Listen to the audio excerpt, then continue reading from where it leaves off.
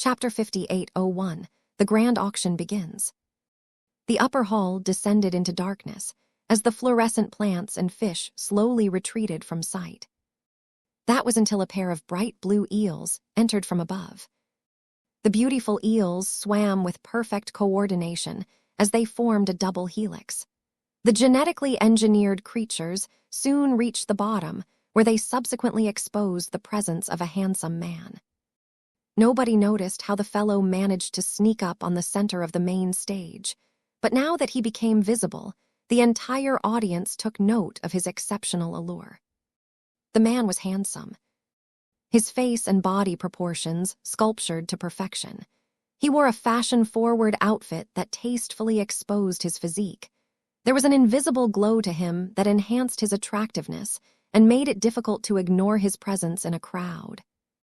Many people present in the upper hall were either high-tier galactic citizens or followers who were accustomed to the presence of powerful figures. However, the auctioneer that captured everyone's attention possessed a substantially greater pull in spite of the fact that he was probably under 100 years old and not that famous. More and more fish that glowed in different colors began to enter the upper hall again. They began to light up the main stage and entrance people's eyes. "Welcome to our humble auction house on Ector V." The unnaturally beautiful man spoke with a voice that sounded like pure magic. "I am Orion Leeds, and I have received the distinct honor of guiding you through our greatest grand auction in the Red Ocean to date. Esteban Leeds is honored to receive several hundred familiar guests, as well as many more first-time participants. We have done our utmost to scale up this grand auction and endeavor to serve everyone's varied needs." As Orion Leeds began to explain the basic rules for the benefit of the newcomers, Vess finally understood why the man appeared so damn attractive. The auctioneer was a cultivator. Not only that, but he did not restrain his extraordinary characteristics like most of his kind. Now that cultivation became public knowledge, it was no longer taboo to show unnatural traits in the open. Vess was not familiar with the cultivation method practiced by Orion Leeds, but he bet that it was a combination between a Kai cultivation and body cultivation method. Blinky's sharp senses collected more information. Orion's domain primarily centered around charisma. Being so damn handsome was the main point of practicing this method. So that was why Orion's appearance reminded him of his kids. As nascent primordial humans, they possessed a similar kind of extraordinary charm, though theirs were a bit more subdued as they were a lot more natural. Orion, on the other hand, practiced a technique that deliberately amplified these traits far beyond any other characteristics. The extreme specialization made Orion weak in every other aspect, but that was not a problem so long as his job matched his acquired talents. Vess started to pay attention again when the auctioneer explained the goods put up on auction. Esteban Leeds has received a glut of items, many of which are rare and desirable enough to be added to our highest list. We have applied stricter criteria than before and filtered out many submissions that have just fallen short of the mark. The goods fall into the following categories. A projection appeared that displayed a straightforward list. Personal equipment, Mechs and Mech parts, starships and starship parts, human cultural items, alien cultural items, living organisms, knowledge repositories, corporate assets, ancient cultivation relics. That was impressively diverse. Practically everyone would be able to find what they needed today. The only question was whether they had enough wealth to place the winning bids. That was anything but certain. Payment was another big topic. There are different currencies in the Red Ocean. Orion continued to explain. The standard unit of value used in our grand auction is face water. That does not mean you literally have to pay with physical quantities of face water. We readily accept MTA credits and CFA credits at the prevailing exchange rates rounded up. If you are short on cash, you may also contact one of our appraisers in private and exchange illiquid assets for liquid currency that you can use to place your bids. Vess winced. The use of face water as the standard currency was a definite sign that this was going to be an extravagantly expensive auction. The market price of face water had skyrocketed in a few years. The Great Severing had worsened the problem as the inability to conquer more territory and the rapidly rising demand for transphasic mechs and starships had made face water more expensive than ever. It hadn't been too long ago where Vess could buy 1 gram of face water for 200 MTA credits. Nowadays, he needed to cough up around 3,650 MTA credits to buy the same quantity of face water. The problem wasn't abating at all. The market price kept rising because people kept building stuff that incorporated a lot of transphasic parts.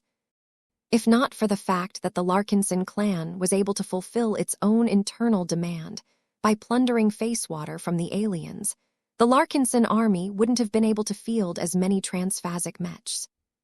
The inflated price level of face water had practically made it unaffordable for most second-class forces.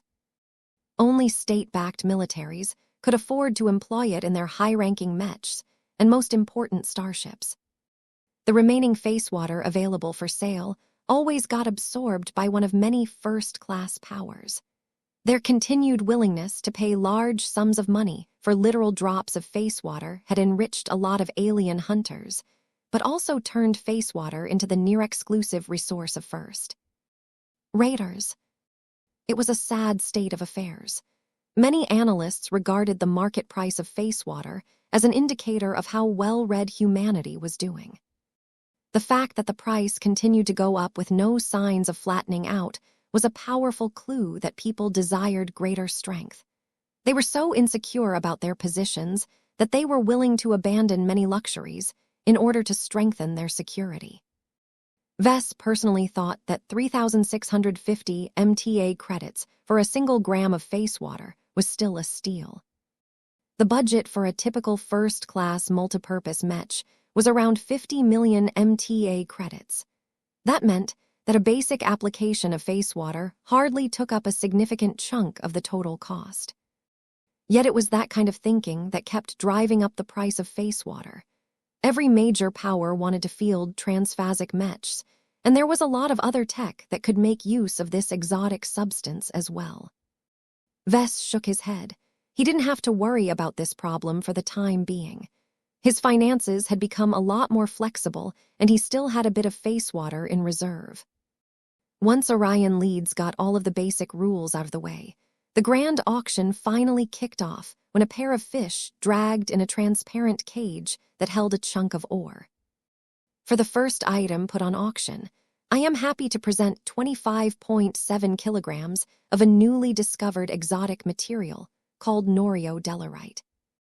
It is an unrefined metallic ore that does not possess remarkable properties in itself, but possesses the distinct ability to harden hypermaterials by a large factor.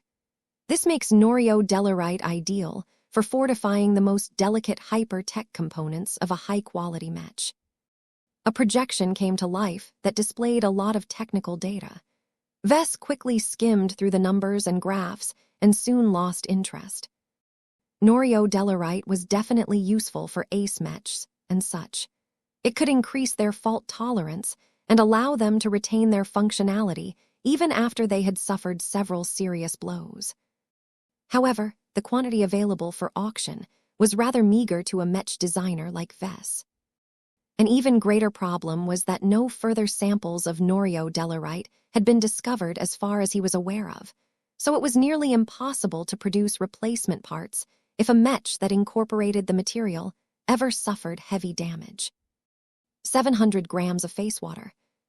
1 kilogram of face water. 1.05 kilograms of face water. 1.20 kilograms of face water. Just as he expected, not many people showed a willingness to place a bid.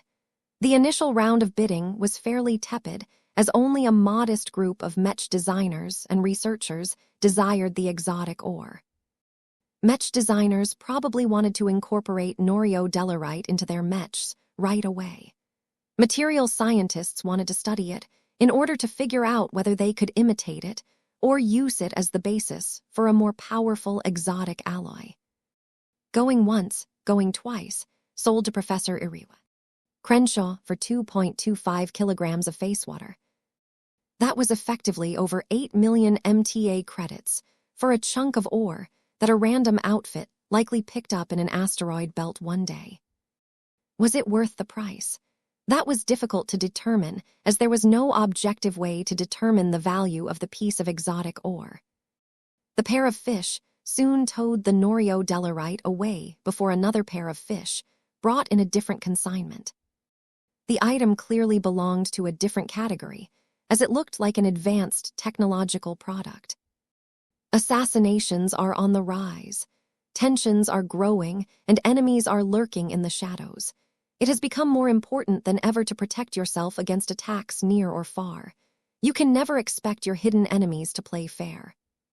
Not only will they strike you when you least expect it, they will not hesitate to employ weapons far beyond what a simple killer on foot can carry. This is why the renowned boutique Arzion and Sons has combined its deep understanding of personal shield generators with hyper-technology and other disciplines to put together their strongest protective device to date. The information panel displayed a lot more interesting information to Vess. He immediately became impressed by how much damage the custom personal shield generator could resist. The masterwork bearing the name of Bubble Storm is capable of projecting 3 layered Azure energy shields around a single human-sized individual. Although each individual layer is slightly weaker than a standard shield generator, the Bubble Storm can be trusted to block multiple powerful attacks in rapid succession. What further makes it unique is that it can be set to release a powerful physical push in any direction upon impact. If teleportation or alternate means of relocation are inadequate, the Bubble Storm can effectively leverage the attacks of your adversaries to launch your protected body in the opposite direction, but only if you wish. These features make the Bubble Storm perfect for evading a myriad of assassination attempts. Vess actually developed a serious interest in the Bubble Storm. Every personal shield generator that he came into contact with only formed a single energy barrier around a person. He never imagined that a small development firm managed to miniaturize one of the characteristic technologies of the native aliens and stuff it inside such a small package. The bidding immediately began after Orion Leeds ended his explanation. 5 kilograms of face water. 7 kilograms of face water. 20 kilograms of face water. Don't bother to flaunt your meager wealth, Taryn. I bid 30 kilograms of face water. Personal safety ranked high in everyone's priorities, so a lot more people participated in the bidding. Vess was so taken aback by the aggressiveness of the bidders that held back from adding his own voice. His demand for personal shield generators was not as great because he could also count on the protection of his true body. While it would be nice for him to acquire additional layers of insurance, Vess would rather save his money for more strategic goods. He briefly thought about making a bid anyway, in case he wanted to gift the Bubble Storm to his wife or one of his children, but he ultimately deemed it to be a wasteful course of action. 5802 Alpha Lifeguard. The Bubble Storm invited a more intense amount of competition from people with more money and resources at their disposal. However, the defensive properties of its Azure energy shields were not comparable to top-tier products. It was only because of its gimmicks and its excellent quality that it became a compelling product for many galactic citizens. Sold to Mr. Terry Zucco for 75 kilograms of face water. That was worth around as much as a top-tier first-class multipurpose Mech. Vess personally did not think the Bubble Storm merited that much money, but he could understand why it was interesting to certain parties. It did not escape his notice that Terry Zucco was apparently a local politician. He could get his hands on plenty of decent personal shield generators, but he lacked access to the more exclusive stuff. It was actually a pretty reasonable decision to pay a premium in this grand auction to ensure he got his hands on a more effective personal shield generator. With that out of the way, the next auction item showed up on the main stage. It soon became clear why the upper hall was so large and spacious, with additional space reserved for the stage. An actual Mech emerged from the side. The first-class multi-purpose Mech clearly wasn't designed for underwater operations, but its excellent construction showed that it had no problem with navigating in a submerged environment.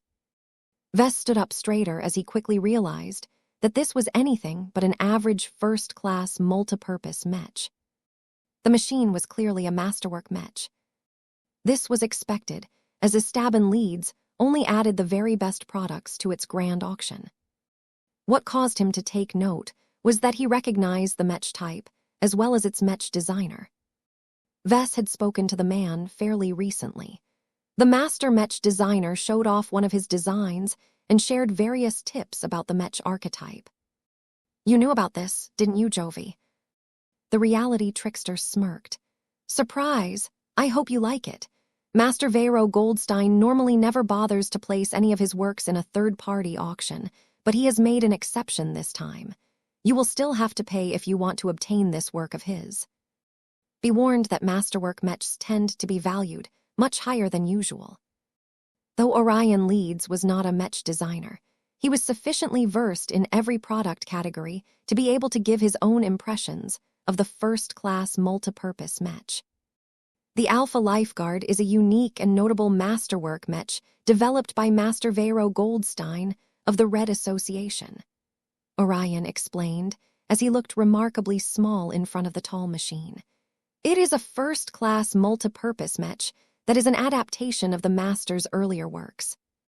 It lacks certain proprietary materials and high technologies that are exclusive to the Red Association. Several weapon systems have also been removed. While that has made the modified design weaker, it has also become much more affordable and easier to maintain. Its controls are also simplified to enable Mech pilots to pilot the support-oriented Mech without requiring as much specialized training. In other words, the Alpha Lifeguard was a clear downgrade from a proper RA first-class multipurpose Mech. On the surface, Alpha Lifeguard is a first-class multipurpose Mech that is characterized with modest offensive and defensive performance. Its mobility is more up to standard, but it will not win any races.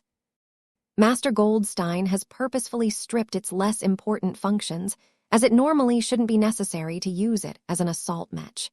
Rest assured that its key support functions are nearly fully preserved. Just because the Alpha Lifeguard did not excel in many areas did not mean that it was a pushover.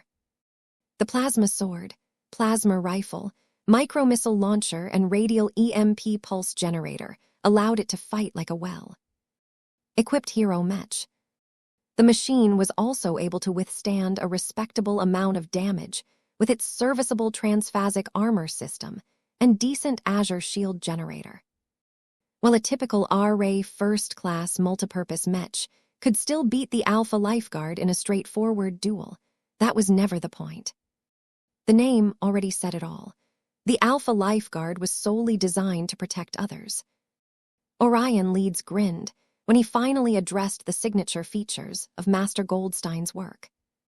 The Alpha Lifeguard is not the best fighter, but it is an excellent supporter. It is outfitted with hardened sensor systems that excel at overcoming strong jamming at short to medium ranges. This is necessary to increase the accuracy of its primary module, the Saren long-ranged one-way Azure shield projector. The view of the Masterwork Mech, changed as a projection, highlighted the external parts of this obvious support module. The Saren is capable of projecting a remote Azure energy shield to a person, shuttle, Mech, or other targets of comparable dimensions at an effective distance of up to 80 kilometers away. While I am obligated to warn you that the strength of the remote Azure energy shield drastically weakens at longer ranges, it still offers significantly superior defenses than any personal shield generator. What? Vess truly became impressed by the Saren at this time. Others were no exception. The Alpha Lifeguard was one of the perfect bodyguards and lifesavers.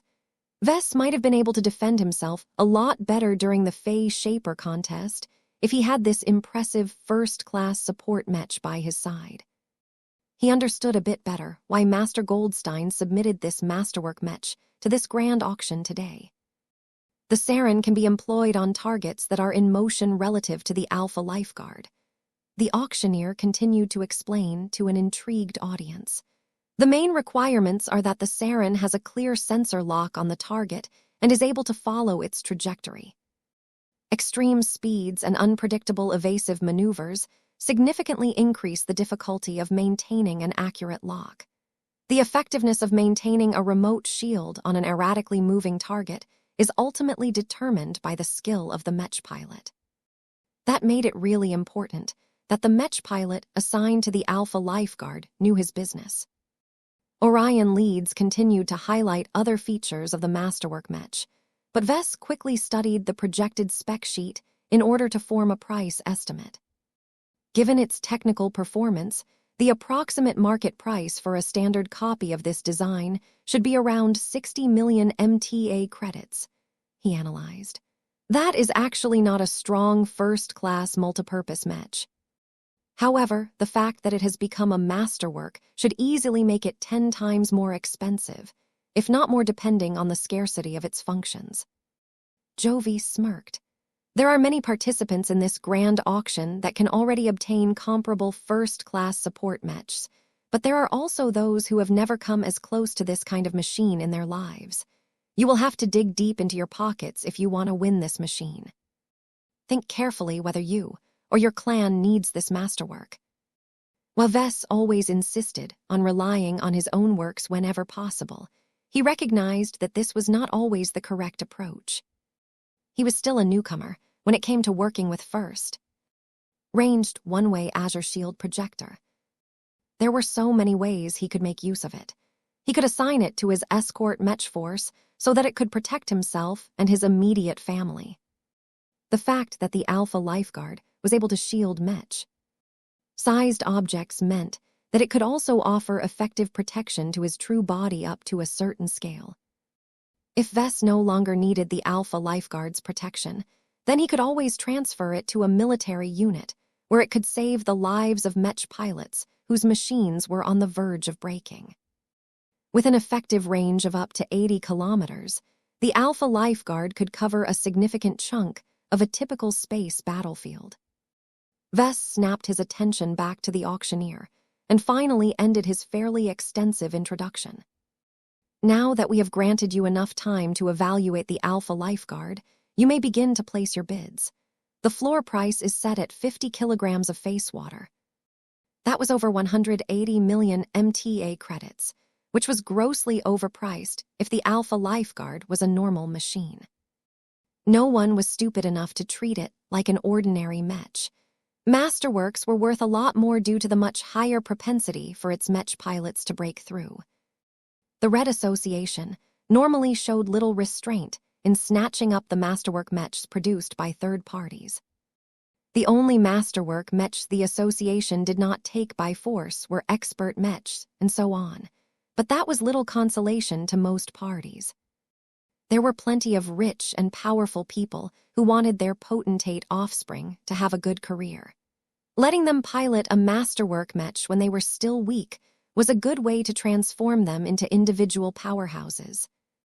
The only fly in the ointment was that the Alpha Lifeguard was largely defensive and supportive in nature, but that was not a deal-breaker.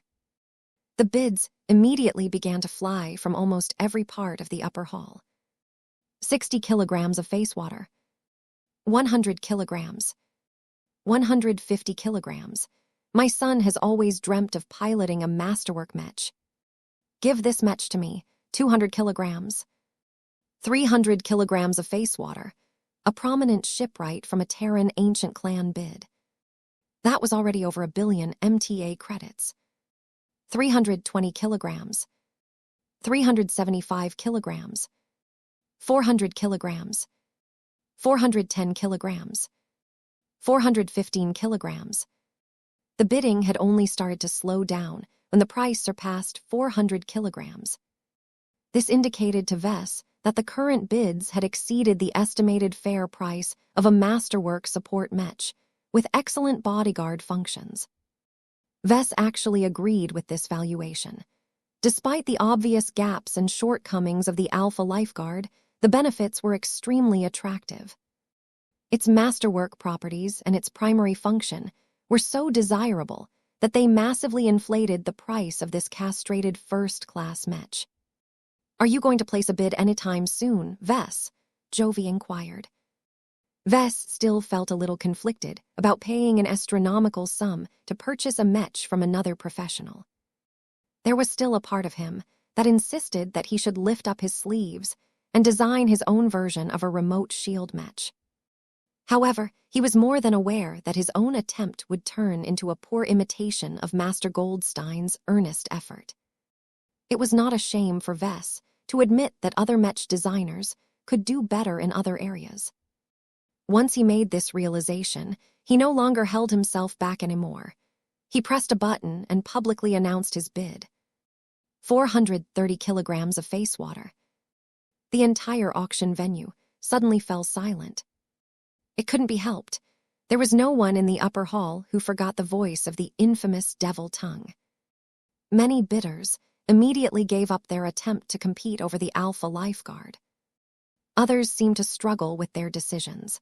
A few of them chose to remain silent, but a handful of them valued their lives so much that they continued to make their own bids. 432 kilograms. 434 kilograms. Vess respected their determination, but he was about to give up either. 440 kilograms. This time, no one spoke anymore. The current price level had already blown past the estimated fair value of the Alpha Lifeguard. Anyone who continued to place higher bids would just get increasingly more ripped off at this point.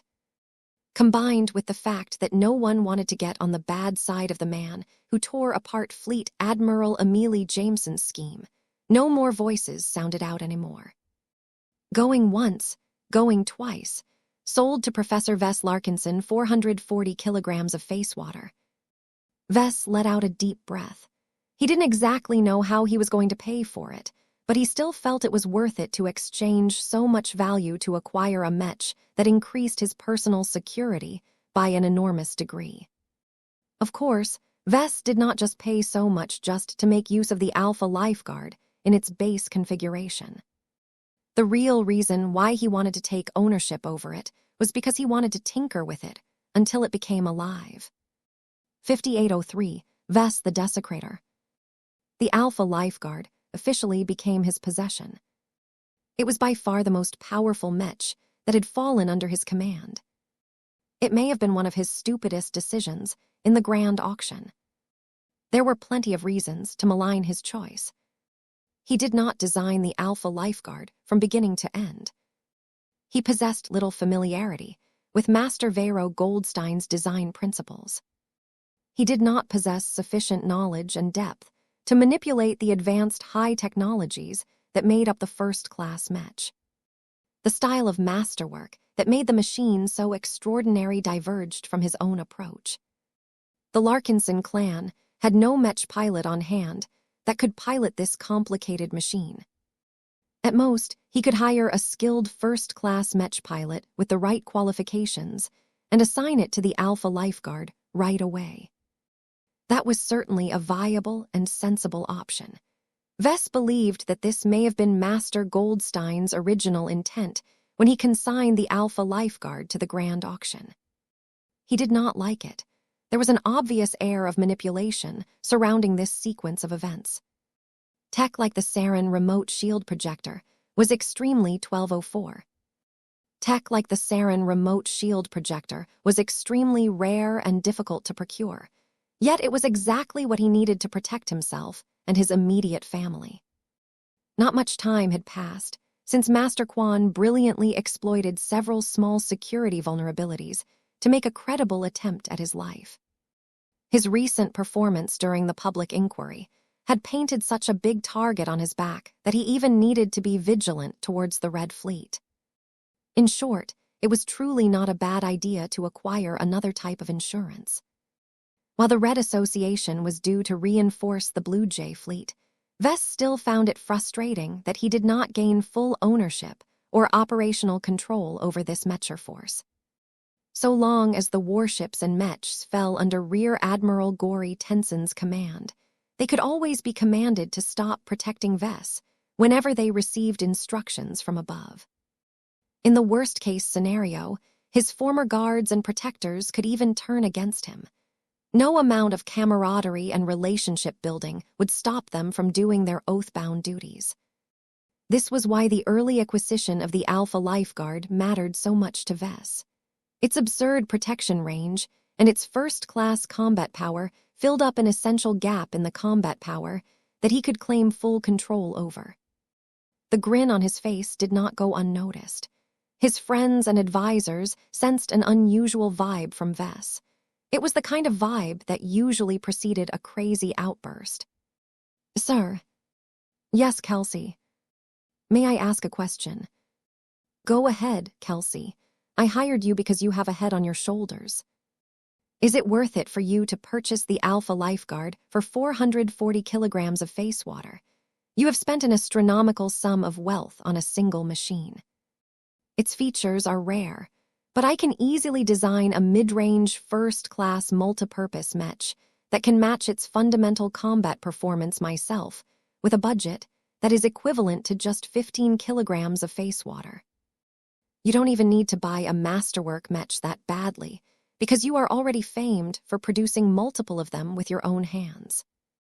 His latest hire raised a lot of good arguments. "Money is not as difficult to obtain for me as before," Vess calmly replied. "I am aware that I incur a sizable opportunity cost by spending money on a single Mech that I could have otherwise spent on building up my clan, but this is not a wasteful expenditure to me. The Alpha Lifeguard does not only present a source of protection to me, but also serves as a good example for me to study a damn good Mech designed by a renowned master in our industry. More than that, it can also serve as an excellent experimentation platform." "Are you thinking of modifying the Alpha Lifeguard?" "Duh, I'm a Mech designer. You are one as well. What did you think I would do? I am not a consumer, I am a producer. We treat Mechs differently." Several people frowned when they heard that statement. "I have not studied the Mech in detail, but I have no confidence that my proficiency in first-class Mech design will allow me to make meaningful improvements to the Alpha Lifeguard," the Rubarthan Mech designer plainly said. "If I cannot do it, you certainly will not be able to. You may have become a senior, but your expertise is primarily based on second-class Mech design. A deep understanding of advanced technologies is essential to maintain the quality and excellence of this masterwork Mech. If you make too many inappropriate changes, you will ruin its quality." That was a serious issue. Vess was an experienced masterwork Mech designer, so he understood quite well that Mech of this quality imposed high demands on maintenance, modifications, and upgrades. It was part of the baggage that came with a Mech that surpassed the extraordinary threshold in terms of quality. While Vess knew his way around with masterwork Mech of his own design, that did not necessarily mean he could manipulate Master Goldstein's masterworks the same way. It was similar to how two genius painters of radically different schools would not be able to replicate each other's exceptional art styles. Vess did not look too concerned, though. "I am not in too much of a hurry. If I can't modify the Alpha Lifeguard without ruining it as a masterwork, then I will keep it in its original state for the time being. Its main purpose is to act as a protector. I can also study it extensively to gain a better understanding of a highly skilled Mech designer's design approach and design solutions. I think I have made enough progress in my design philosophy for me to harvest meaningful gains from studying the earnest work of one of the best masters in the Red Ocean. I think that Goldstein can teach me a lot about the nuances of designing a support Mech. The fact that it was a masterwork Mech turned it into an even better object for study. Every Mech that had reached the second rung of Senfaven's ladder of craftsmanship was already alive in a small sense. even if it was only the equivalent of a weak first-order living Mech. That provided Vess with enough of an opening to connect with the little thing and gain a deeper insight into the essence of the Alpha Lifeguard. Jovi also had a lot of concerns. Master Goldstein is one of the Red Association's foremost authorities on support-oriented mechs. He has accumulated so much experience in this field that all of his serious mech designs are optimized to the point where every piece of material and equipment is utilized to the greatest degree. The high technologies utilized by our association are also the most advanced and therefore difficult to learn. There are good reasons why our mech designers have earned the highest regard in the mech industry. Our mastery of technology has put us ahead of others since the beginning of the rise of mechs. That was a more legitimate concern. Vess did not feel as confident in his ability to meaningfully tinker with all of this super-advanced tech. You are right to point this out, but I am not planning to reinvent the Alpha Lifeguard. I used to start my mech design career with modifying existing mech designs. The difficulty threshold of designing successful variants, especially ones where I am merely attempting to apply my own design philosophy to an existing mech, is not as complicated. I can start out small and slowly work to deepen my influence as time goes by. I have a lot of ambitious ideas in mind for this powerful mech. I am dead set on turning it into a genuine living mech. After that, I plan to deepen its connection with its assigned mech pilot. Kelsey Ampatok did not know what Vess was talking about, but Jovi and Vector were different. Both mechers widened their eyes as they realized what Vess wanted to do with the Alpha Lifeguard. Modifying the Alpha Lifeguard to such a degree is a major undertaking, Jovi said with a frown. You will have to rearrange the configuration of the support mech because every volume of space inside its frame is already optimized to remove any wasted space. It is impossible to redesign a mech as complex and demanding as this without ruining the qualities that made it a masterwork. Vess nodded in agreement. I am aware of this. I did not say that I intend to complete this transformation quickly. I think I will just treat this as a long-term hobby project. I will work on it when I have nothing pressing on my agenda. Anytime I have improved my skills to the point where I can make meaningful changes to the Alpha Lifeguard, I will work on the machine just enough to satisfy my needs. I don't have to do everything in a single continuous sequence. They understood his intentions a bit better after hearing that. It was a more logical approach. If you do this, you will be perverting Master Goldstein's work, Jovi pointed out. Do not forget that the Alpha Lifeguard is a masterwork mech, meaning that he has put genuine care and attention in the design and the creation of this machine. In our industry, it is disrespectful to modify the exemplary examples of the visions of other colleagues. You should at least ask for his permission and input before you go ahead and implement your own plans. He may even offer you guidance on how to best work around the most difficult aspects of his own work. PFF, why do I have to ask permission when the mech is already mine? Vess scoffed and crossed his arms. From the moment I pay for my winning bid, the Alpha Lifeguard is mine to use as I see fit. If I want to drench it in exobest blood or toss it into a black hole, Master Goldstein has no right to stop my actions. He has already transferred ownership from the moment the transaction has been concluded. I have a lot of interesting ideas in mind that I want to try on this exquisite machine. All of his friends looked concerned. Even Lucky did not think that Vess could work on the Alpha Lifeguard before screwing up somehow. The memory of the disastrous elemental lord came to mind. Minutes passed by as Orion leads continued to present one valuable curiosity after another. The Alpha Lifeguard may have sold for an eye-watering sum, but Estabin leads soon brought out other items that sold for even greater sums. The recovered alien dark beam ray gun is sold for 650 kilograms of face water to President Jerzen Wenkler of the Wenkler Development Company. The deed that grants full ownership to the famous Anastasia Hotel on Violet Roman 14B is sold for 800 kilograms of face water to Mr. Ricardo Takimoto of Heelson Holding Group. Of course, only a few items put on auction ended up getting sold for 100 kilograms of face water.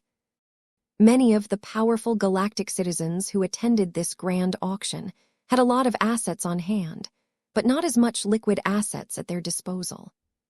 While they always had the option of selling their real estate to a stab in leads in a hurry, this was a stupid measure that was only reserved for the most desperate of occasions.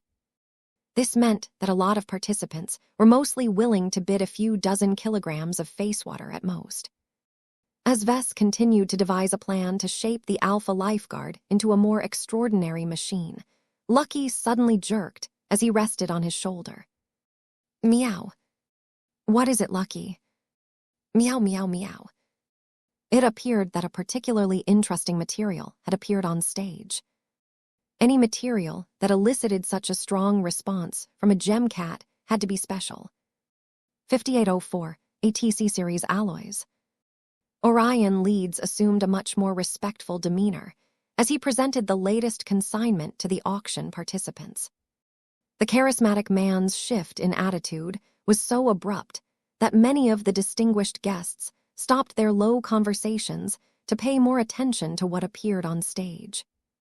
The radiant fish that dragged the transparent box in view did not put in too much effort. The alloy bar that rested in the middle of the container was not large or dense. It definitely was not suitable to be used as the primary material for a powerful Mech component. Even so, Vess did not underestimate it at all. The materials needed to fulfill the Mech designer system's supply missions had already introduced him to transcendent materials that far surpassed the properties of the goods he worked with on a daily basis. Orion Leeds smiled with pride as he presented the latest item. What you see before you is a consignment of the great and generous Resonance Smith.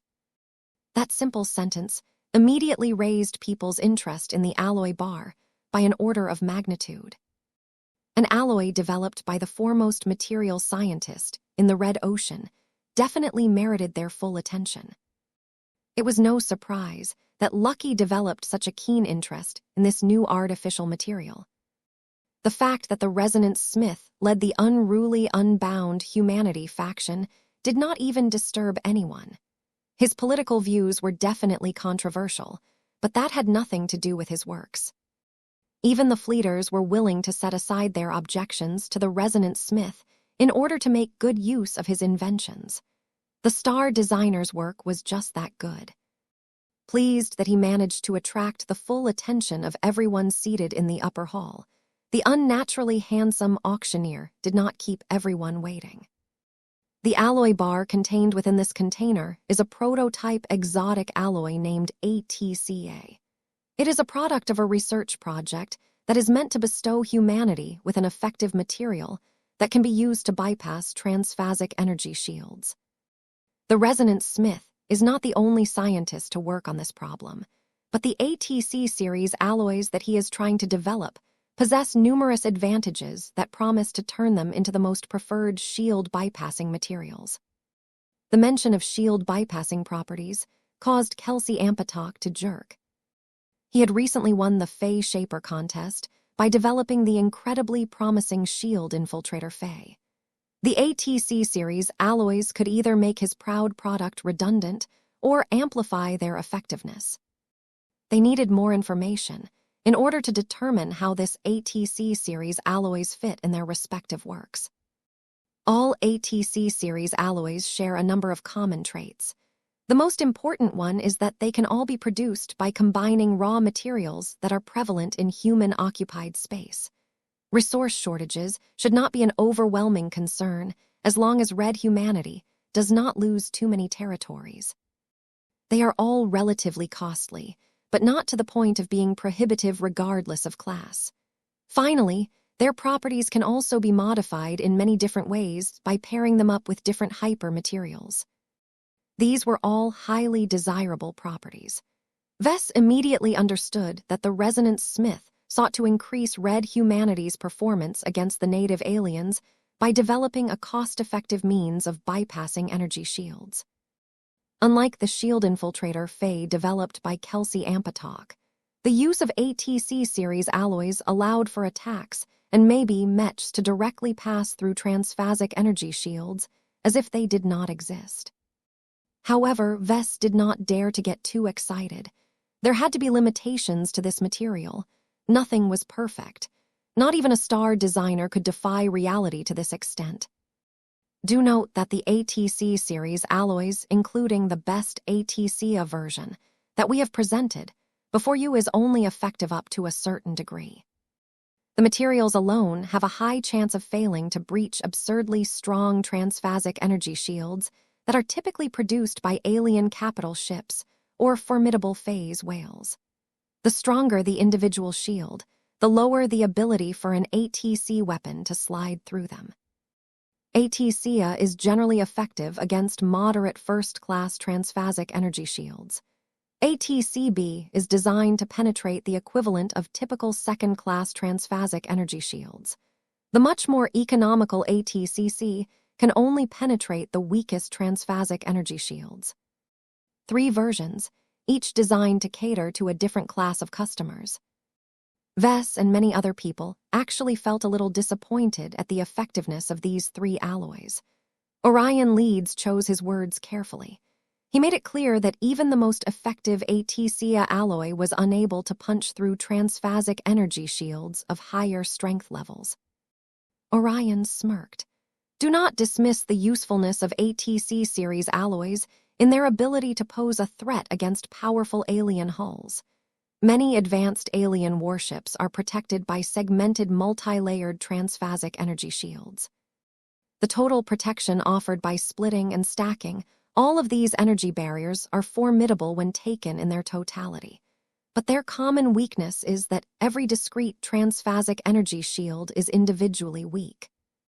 The native aliens have developed their transphasic energy shield technology in a direction that allows them to increase their redundancy and reduce the consequences of failure if any individual shield generator fails. This is a prudent and sensible development strategy, but this has inadvertently made most advanced alien warships vulnerable to ATC weapons. He was right. A lot of people became buoyed at the thought of employing these so-called ATC weapons against the warships employed by the major races of the Red Ocean. Their warships were much harder to fell due to their expansive array of transphasic energy shields. Most of them did not settle for a single layer. They always wrapped themselves up with at least 3 annoyingly difficult layers. Combined with segmenting a whole radial energy shield into dozens of different slices, a lot of alien warships possessed so much redundancy that they became outright invincible if their opponents did not bring enough attack power. It had always been lack of offensive power that held most human forces back from wiping out alien incursion forces with ease. Mechs constantly fought an uphill battle against warships due to the enormous differences in scale.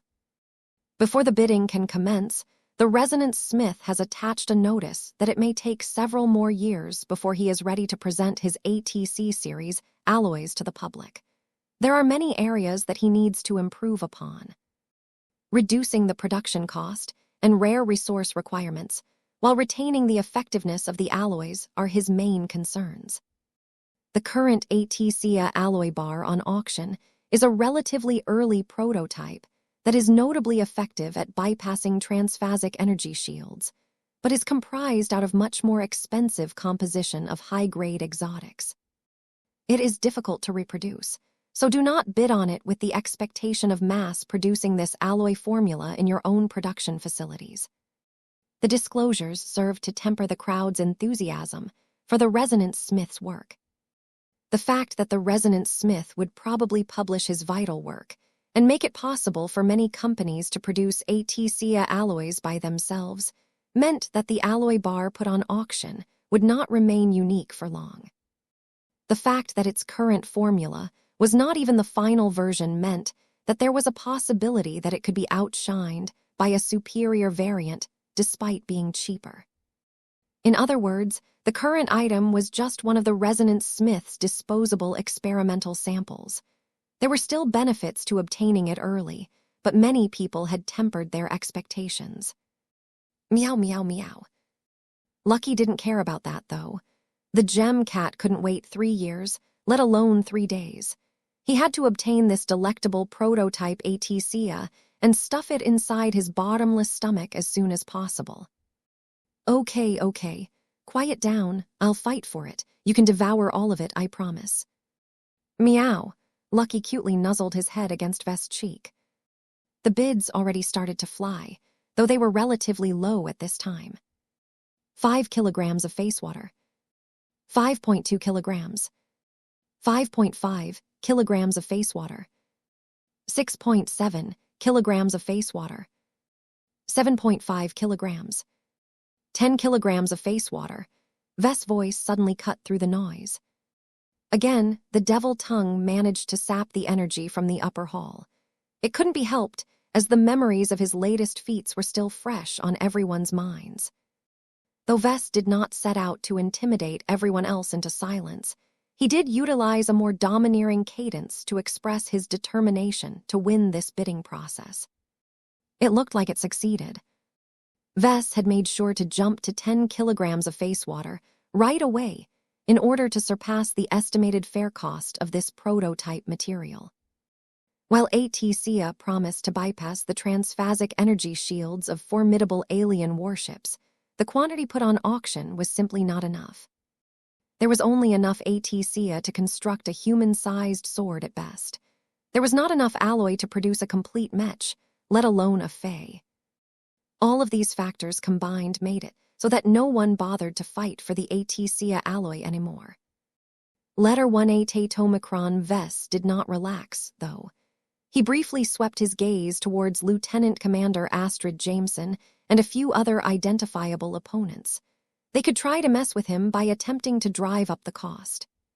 Fortunately, they did not exhibit any intentions on bidding on the item, for the express purpose of forcing him to pay more. They were more clever than that. Their previous gambits had failed. There was no need to exacerbate hostilities at this point. Any dishonorable and objectionable behavior on their part would only tarnish their damaged reputations even further. Going once, going twice. This ATCA alloy bar is sold to Professor Vess Larkinson for 10 kilograms of face water. Vess effectively squandered approximately 30,650,000 MTA credits for this expensive snack. It better be worth it. Lucky would pay if it ended up making no difference. Meow, meow, meow. The gem cat already started to drool as he dreamt about devouring the alloy bar whole. Vess reached out with his hand and patted Lucky's head. Be patient. We won't get the stuff we've won until the grand auction has concluded. Vess was incredibly eager to see whether ATCA would allow Lucky to pass through transphasic energy shields more easily than before. This would remove one of his most restrictive constraints and turn him into a much more effective infiltration unit than before. While a pair of glowing fish dragged Vess' latest prize from the stage, another item took its place. This one looked highly unusual, but elicited many interested reactions from those in the know. Vess was one of them. He could feel the extraordinary power infused within the rather old but well-preserved book. Estaban Leeds is proud to present the first cultivation tome in this grand auction. Orion Leeds said as he strengthened his handsome demeanor. This book is of an indeterminate age, but you can expect it to be at least several thousand years old.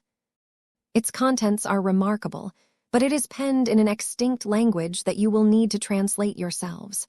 What is special about this tome is that it features a mystical form of copy protection. Its pages appear blank to anyone but the holder. That is not all. Those who read the book cannot recite its contents, whether they use the book's original language or any translations. It works on intent as well as other criteria according to our tests. This ensures that only those who physically possess the book can ever learn from the methods contained within its pages. Secrets were very important to ancient cultivators. They hoarded their precious knowledge and methods to such an extreme extent that cultivators failed to progress as quickly as modern humanity due to forgetting so many nifty solutions upon the death of highly renowned experts. Vess wondered what sort of secrets merited this kind of treatment. 5805, A Terran Delight. People's interest in the cultivation tome peaked as soon as Orion Leeds finally described the method that it purportedly taught. According to multiple experts who have examined the contents of this old book, it is capable of teaching humans who possess at least a moderate affinity to the fire element how to absorb the flames of heaven to refine and temper his mortal body. If a cultivator practices the right techniques and employs adequate support measures, it can transform a practitioner into a superhuman furnace that can potentially survive falling into stars and unleash flames that can burn entire cities. That was an absurdly powerful outcome. Though Vess already lost interest, as he was not exactly short on cultivation methods, he could understand the attractiveness of this particular method. Being able to forge a strong body that possessed as much combat power as a warship used to be a silly dream to most people. Now that red humanity entered the Age of Dawn, it had turned into a plausible option. A lot of people, both young and old, expressed intense desire towards the cultivation tome. Who didn't want to become a superhuman powerhouse? Even Mech designers weren't able to resist the temptation. Vess inwardly shook his head. If the method contained within the book was so great, then its current owner would have never put it up for auction. Just as expected, Orion Leeds mentioned the complications of practicing the method. Be warned that the ancient cultivation method associated with this remarkable book promises great power, but only through great effort. Its demand on talent is not too high, but it will take a practitioner many years to pass through every stage.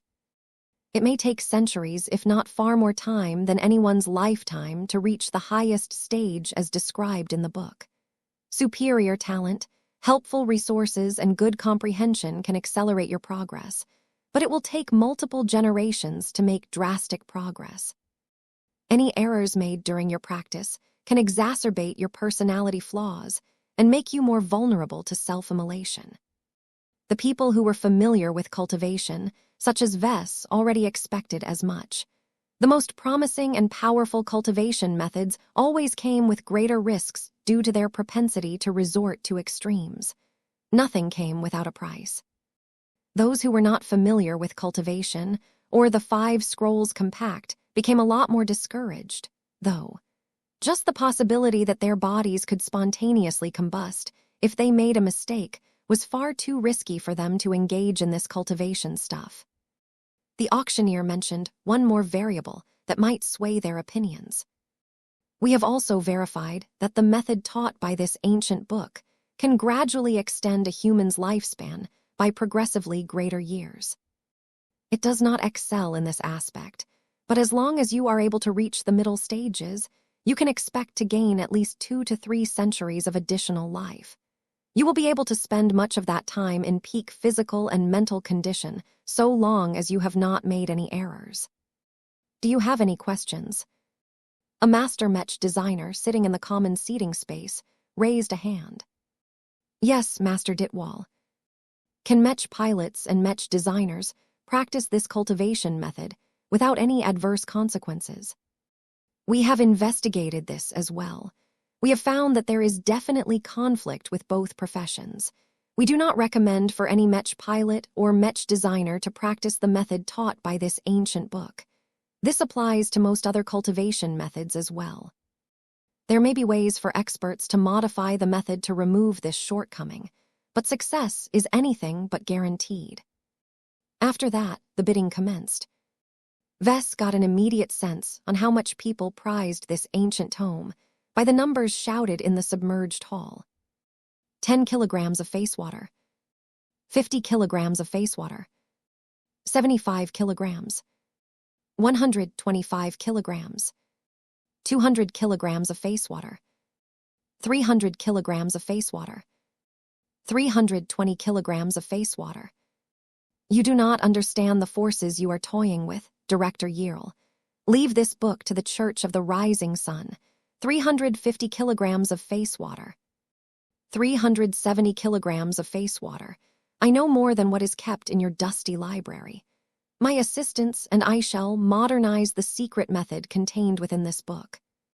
Not a lot of people dared to bid on a cultivation tome they did not understand, so only a small group of more knowledgeable people actively fought for this item.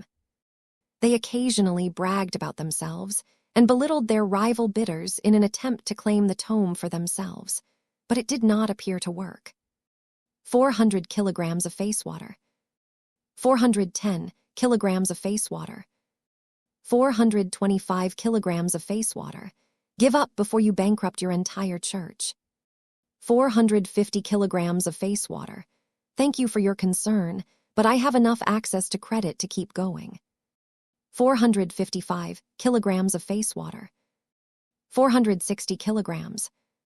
470 kilograms. This exchange went on and on. Vess continued to remain fascinated as he observed several stubborn holdouts trying to push away their rivals without paying an excessive amount of money to secure this prize. "What is your opinion, Vess?" Vector Loban inquired. "You are a known expert in this field. Do you believe that this ancient book is worth as much as a squad of first-class multipurpose mechs?" Vess shrugged. "There is no single answer to this question. It is worth it for norms who have no easy way to extend their lives through other means. It is a possible lifeline for people who are insecure about their chances of survival. It is of great research value for cultivation experts who seek to develop more modern and optimized cultivation methods. I am not willing to pay the equivalent of several hundred kilograms of face water for this single book, but there are plenty of people who have much more money at their disposal." In the end, the man who led a church of all possibilities had won this prize. This ancient cultivation tome is sold for 560 kilograms of face water. Vess thought that was way overpriced, but then again he already had access to a modest collection of cultivation methods, courtesy of his mother. The only issue was that most of them were rather average and basic. That was not necessarily bad, because it made them a lot less dangerous than the one that was probably taught by the auctioned book. Their simplicity also made it easier to use them, as building blocks for the creation of his own composite cultivation methods. However, not everyone possessed the insight and understanding that he possessed. It was therefore worthwhile for people to invest a lot of money into reasonably verified end products. The auction moved on, as Orion Leeds introduced the next item. This is a rare mural that was painted by an Orvan artist over 3 millennia ago. A mercenary fleet managed to retrieve it from the quarters of a high-caste Orvan captain during a raid on a crippled Orvan battleship. The artwork is of great value to the native aliens, but specially the Orvan race, because the artist has actually managed to transform into a phase lord. It is said that he has left behind this mural in order to teach the secrets of his ascension. Many different Orvans have acquired it, but failed to discern any relevant patterns in the brush strokes, the subject matter, or the underlying materials. The Orvans have eventually debunked the rumors, but there are still rumors that its secrets remain undiscovered to this day. What a mysterious treasure. Neither Vess nor Blinky sensed anything special about the aging but well-preserved mural, so the chances were great that it was just a hoax. Many others thought so as well. They did not show any of the enthusiasm they displayed a few minutes earlier. Vess couldn't help but notice that dozens of people briefly looked at his private box. This was not a surprise, as he had recently exposed the fact that he had become a phase lord somehow. If these people wanted to uncover any clues from him, then tough luck. Vess had no intentions of giving away any hints. Once the bidding began, people tepidly began to try their luck. 1 kilogram of face water. 2 kilograms. 4 kilograms. 4.5 kilograms. 5 kilograms. Just as Vess expected, the bidders did not think the story surrounding this old relic was credible. They mostly treated it as a pure alien cultural treasure and adjusted their bidding strategies accordingly. Sold for 18 kilograms of face water. That was approximately 66 million MTA credits. Vess could have used that money to fund a massive expansion of the expeditionary fleet, or a minor addition to the premier branch. Instead, some rich planetary governor squandered much of his disposable budget on an alien artwork that did nothing more than showcase the Orvan race's crooked aesthetic sensibilities. What a waste of money. Vess quietly shook his head in disapproval. Art can sell for higher sums than this, Kelsey Ampatok said. As long as it has a good story and a reputable artist behind it, a work can exceed the value of a first-class fleet carrier. Granted, I have only seen that happen back in the new Rubarth Empire in the old galaxy. The more successful princes have so much wealth at their disposal that they can buy out entire star systems if they want.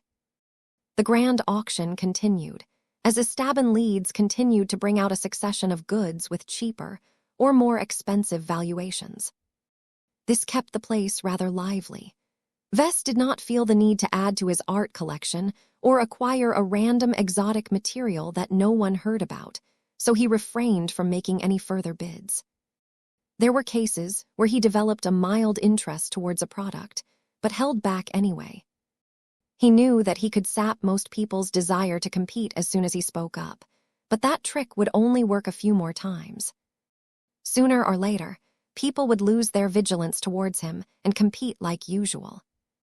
It was better for Vess to save up this superpower until he truly needed it.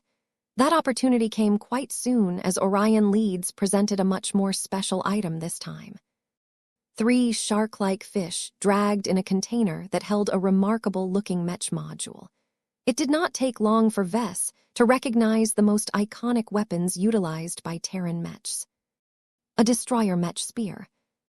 Depending on the concentration of destroyer particles, the spectacular weapon could punch through virtually every sort of material defenses. While destroyer weapons were not compatible with face water technology, they were also quite effective against energy-based defenses, though to a lesser degree. Destroyer weapons were the primary reasons why the Terrans possessed a distinct advantage in melee combat. Their destroyer weapons could only be somewhat effectively be resisted by more expensive destroyer-proof alloys, but few Mech models enjoyed this luxury. This Terran weapon needs no introduction, Orion Leeds proudly said. The shaft of this Mech-scaled spear is made from a resilient alloy that can resist other destroyer weapons up to a limit. The tip of this spear is what truly makes it power. It is infused with enough destroyer particles to raise this weapon to a Tier 3 destroyer weapon. Normally reserved for Terran Junior Ace Mechs, the Dermont Ancient Clan has made the rare decision to consign it to our auction house, along with the right for a single Mech pilot to wield its power. A Mech designer from the Dermont Ancient Clan will accompany this potent weapon until it has been permanently locked to a designated Mech pilot. We highly recommend that only Ace pilots with Ace Mechs harness this weapon, because it will annihilate anyone and anything weaker. A Tier 3 destroyer weapon was so dangerous that it could only be tamed by a powerful will and Mech. Despite the well-known dangers of wielding such a weapon, few people wanted to miss out on the opportunity to acquire it. Vess had a feeling that it would be a lot harder to claim it for himself and his clan this time.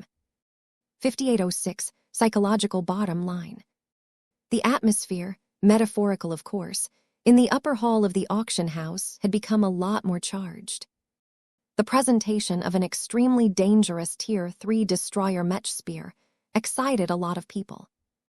Many of the guests were leaders or high officials of major powers. From the leaders of different states to the patriarchs of old family organizations, each of them relied pretty heavily on the strength of their armored forces to project their power and maintain their high standing in society. Now that the Red War exerted an increasingly greater pressure onto Red humanity, the importance of relying on military might as opposed to leaning upon the protection of greater institutions had increased dramatically. It was not as if people had lost faith in the might of the Red Two.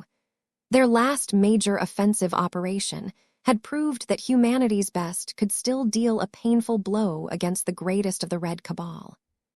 A war that spanned an entire dwarf galaxy was not as simple, though. So many pieces danced across the board that it was normal for the Mechers and Fleeters to overlook a few threats. Plenty of colonists, who had taken the risk to settle in the border regions, personally learned this painful lesson. A lot of forces, therefore, invested a lot more resources into building up the quantity and quality of the Mech forces at their disposal. They not only needed to fortify their key strongholds in order to repel any possible incursions, but they also had to form more offensive units in order to participate in the crucial new elites program. The former served to secure their current gains, while the latter fueled their future ambitions. One of the lessons that many players learned over the course of deploying their Mech forces to the front lines was the importance of fielding expert Mechs and ace Mechs. The opposing aliens experienced great difficulties in defeating these powerful human champions. Many expert Mechs and ace Mechs possessed so much combat power that they could defeat alien warships or even entire fleets by themselves. Their value and strategic importance increased enormously as a result. Relying on high-ranking Mechs was the best and most efficient way to secure plenty of victories while reducing casualties to a more sustainable level. The Red War was already shaping up to become a long and arduous war of attrition. The loss of experienced personnel, valuable Mechs, and irreplaceable starships took a toll on many Mech forces. High-ranking Mech pilots served as the bright spots in this conflict. Their superhuman skills, their condensed willpower, and their amazing machines always enabled them to pull off victories in impossible situations and at least guarantee their survival if the enemy forces proved too much. It became clear to an increasing number of powers that their reliance on high-ranking Mech pilots would only increase as the war dragged on. Not only did they need to produce as many of them as possible, they also had to pair them up with the strongest possible machines. This was why the destroyer weapon put on auction had become such a prized item to many of the gathered high-tier galactic citizens. The Terrans had always used destroyer weapons as a means to emphasize their superiority. It set them apart from other groups who lack the ability to infuse melee weapons with extremely finicky destroyer particles. The Terrans clearly recognized the desirability of their unique weapons, which caused them to employ these rare and coveted armaments for another purpose. Diplomacy. Everyone aside from the Rubarthans desired destroyer weapons. They were the premier melee weapons that could cut through nearly anything. Every other object that managed to withstand the initial blows would not be able to maintain their resistance for long. The Terrans recognized this huge demand. They made the strategic decision to selectively gift or sell their weaker destroyer weapons in order to establish alliances, bribe important leaders, and deprive lucrative business opportunities from other rival first-raters. Of course, the Terrans weren't stupid enough to hand away their most powerful destroyer weapons to outsiders.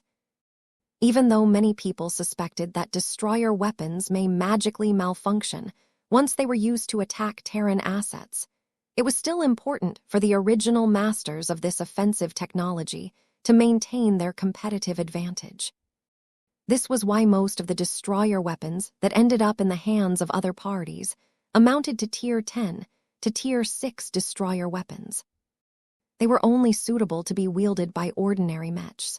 While they conveyed huge advantages to any third-class, second-class, or first-class Mech, handing out these relatively cheaper destroyer weapons did not damage Terran interests. It was much rarer to find destroyer weapons of higher tiers in private hands. They held much greater concentrations of destroyer particles, making them a lot rarer and more difficult to produce. The Terrans almost always kept these weapons in their own possession because they had a lot of high-ranking Mech pilots that could make fantastic use of these weapons themselves. Demand always outpaced supply, especially now that the Red Ocean got cut off from the Milky Way. Letter 1A Tate-Omicron rumors had started to swirl around that the only human left who could produce destroyer particles was a certain cat. Loving God pilot from the Rubarthan Pact, but the Terrans vehemently squashed all talk that came even close in this direction. Whatever the case, The Terrans had almost ceased to give away any of their coveted destroyer weapons since the start of the Age of Dawn. This was why Vess and many other leaders almost couldn't believe that the Dermont ancient clan was willing to give away a Tier 3 destroyer weapon. Even if the weapon came in the form of a spear with a rather small and slender tip that was clearly designed to lower the amount of destroyer particles needed to construct the weapon, it was still the real deal. Combined with the fact that the Terrans rarely auctioned any Tier 3 destroyer weapons during the Age of Mech to begin with, this was probably the only time that outsiders could get their hands on a melee weapon of this caliber. Many parties believed that this may be the only time that they had an opportunity to obtain a coveted Tier 3 destroyer spear in an auction. The Terrans would most certainly cease to part with them for any other reason, because they were so damn difficult to produce. This practically ensured that the upcoming round of bidding would become heated. More and more heated eyes stared at the dangerous weapon. It had been safely encased in a reinforced transparent cage. Its destroyer spear tip occasionally flared with destructive power, but the Terrans safely managed to contain these outbursts to prevent the weapon from killing everyone in the auction hall.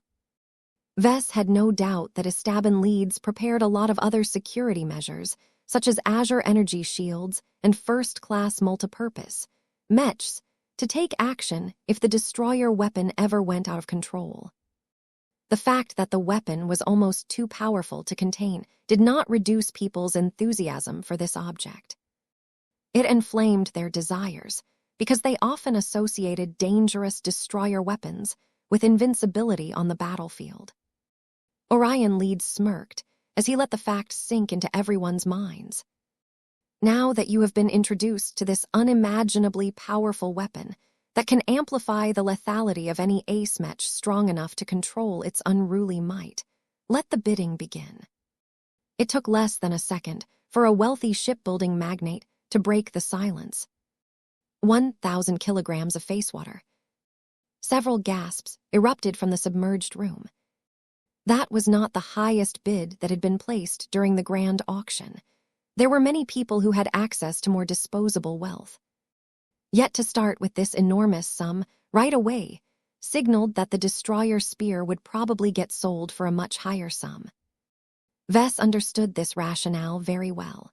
Tier 3 destroyer weapons were only 2 steps removed from the most powerful Tier 1 destroyer weapons that were exclusively wielded by Terran god mechs. It was the best that any third party could obtain. Its value already exceeded that of a first-class fleet carrier as far as many people were concerned. In fact, Vess wouldn't be surprised if it ended up costing more than a first-class ace mech. 1,500 kilograms of face water. Another first-rater announced a bid. 1,700 kilograms of face water. 1,850 kilograms of face water. 1,900 kilograms. Despite his desire to compete for the destroyer spear, Vess hesitated when he heard the astronomical amount of sums. This was far more money than he ever dealt with in the past. Vess truly gained an understanding of the extravagance of a grand auction today. Despite the fact that the bids were already approaching 2,000 kilograms of face water, there were plenty of players that still looked determined to claim the weapon for themselves.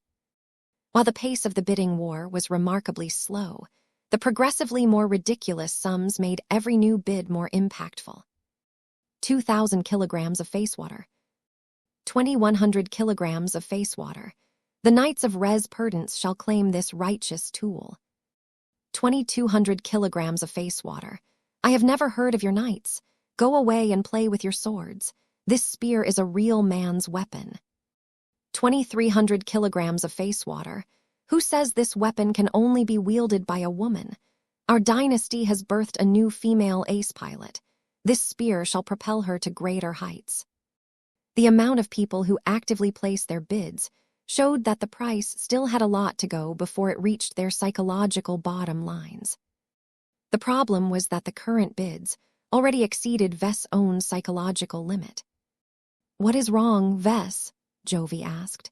You are clearly interested in this spear. Don't you have a high-tier expert pilot who excels at spearmanship? This Tier 3 destroyer spear can serve as the perfect complement to her expert Mech. As long as she manages to break through to ace pilot, she will become unstoppable at closer ranges. Vess grimaced. I know, but is it really worthwhile to invest so much money in a single Mech weapon?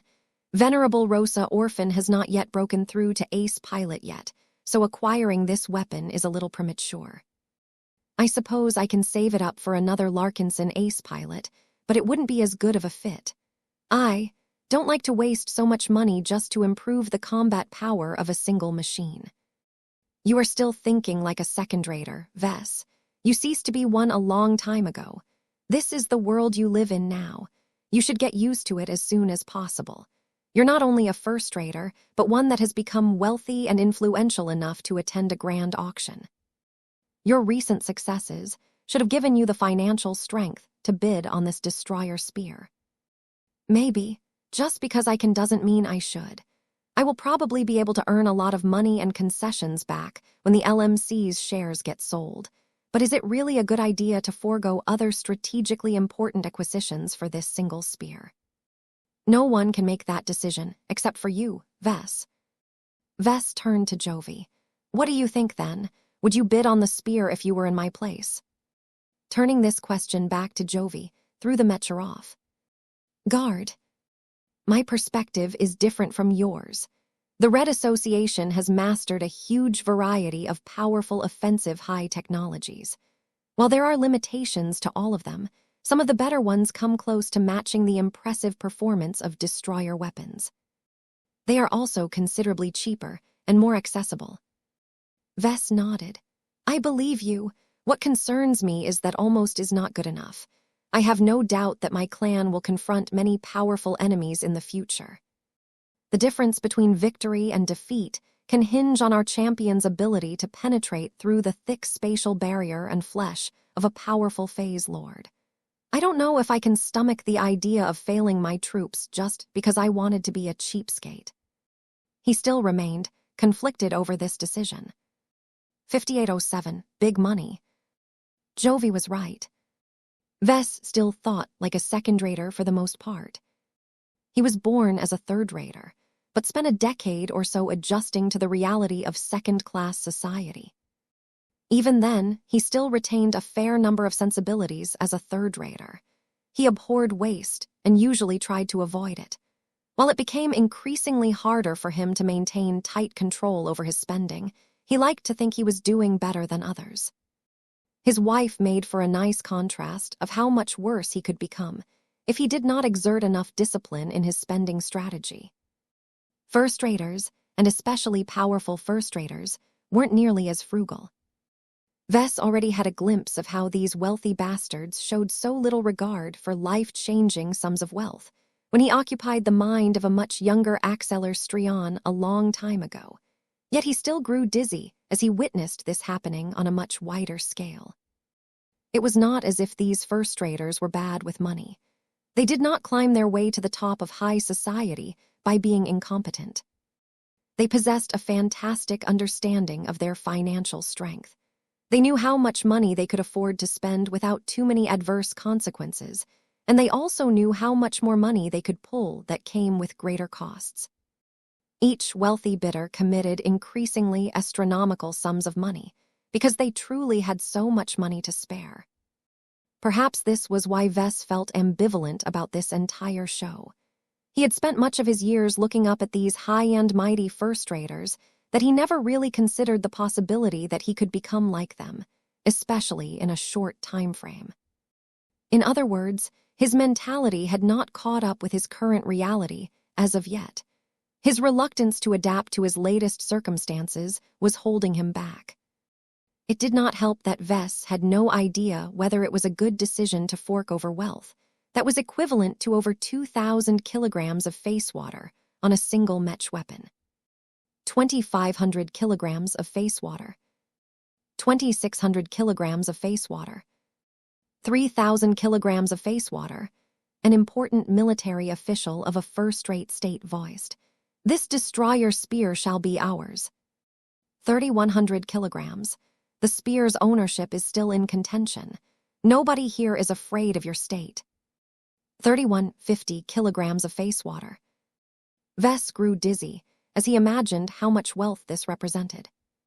In terms of money, he was pretty sure he could buy a basic fleet carrier at vastly inflated prices. In terms of face water, this amount was enough to raise an entire first-class Mech regiment or second-class Mech division. Ugh, Vess let out a frustrated grunt as he still failed to make up his mind. What do you guys think? You can afford it, Jovi said. As much as the Red Association does not like the Terrans for keeping their destroyer technology for themselves, we are not afraid to admit that it is superior in terms of destructiveness. You cannot go wrong with bestowing your clan with this powerful spear. You can hand it over to the first Larkinson ace pilot that breaks through. Kelsey Ampatok shook his head. I can think of more than a dozen alternatives that do not cost nearly as much. The Rubarthan Mech community has always been jealous towards Terran destroyer technology and tried to develop alternatives for a long time. While we have failed to produce an equal or superior weapon, we did not come away empty-handed. There are other options, each of which come with their own pros and cons. The fact that destroyer weapons are not the most efficient solution to employ against transphasic energy shields is important to keep in mind. He was right, but that did not turn destroyer weapons useless against alien warships. Mech just needed to watch the energy defenses of alien vessels a few more times in order to move forward. Destroyer weapons are domineering pieces of Mech equipment according to our studies, Vector Lobin said. What I mean by that is that they are so powerful that they threaten to overpower every other aspect of a Mech. The destroyer particles of a higher-tier destroyer weapon require a lot of active management in order to keep in line. Any Mech pilot that eventually gets to wield a weapon as strong as the one put on auction will acquire more violent and combative tendencies. Even strong-willed pilots are not immune to this effect. They become more effective killing machines at the cost of downplaying any other strengths they possess. That was what Vess really needed to hear. Vess could easily imagine why destroyer weapons had a corrupting effect. It all came down to their destroyer particles.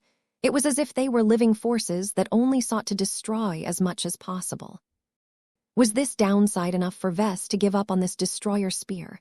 Not quite. It did help to put the destroyer spear into perspective. Vess mentally set a limit and decided to just stop bidding if the price rose above it. Having an all-powerful weapon in his possession was nice, but it would not be the end of the Red Ocean if he let it slip from his grasp. At least he hoped that was the case.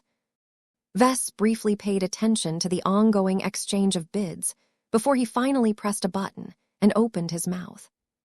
3,500 kilograms of face water. The entire upper hall froze yet again. The momentum of all of the prior bidders had been sapped as soon as Vess made it clear that he was not willing to sit by this time. Unfortunately, the silence did not last for long. 3,600 kilograms of face water. 3,650 kilograms of face water. 3,700 kilograms of face water. 3 different voices spoke up in quick succession.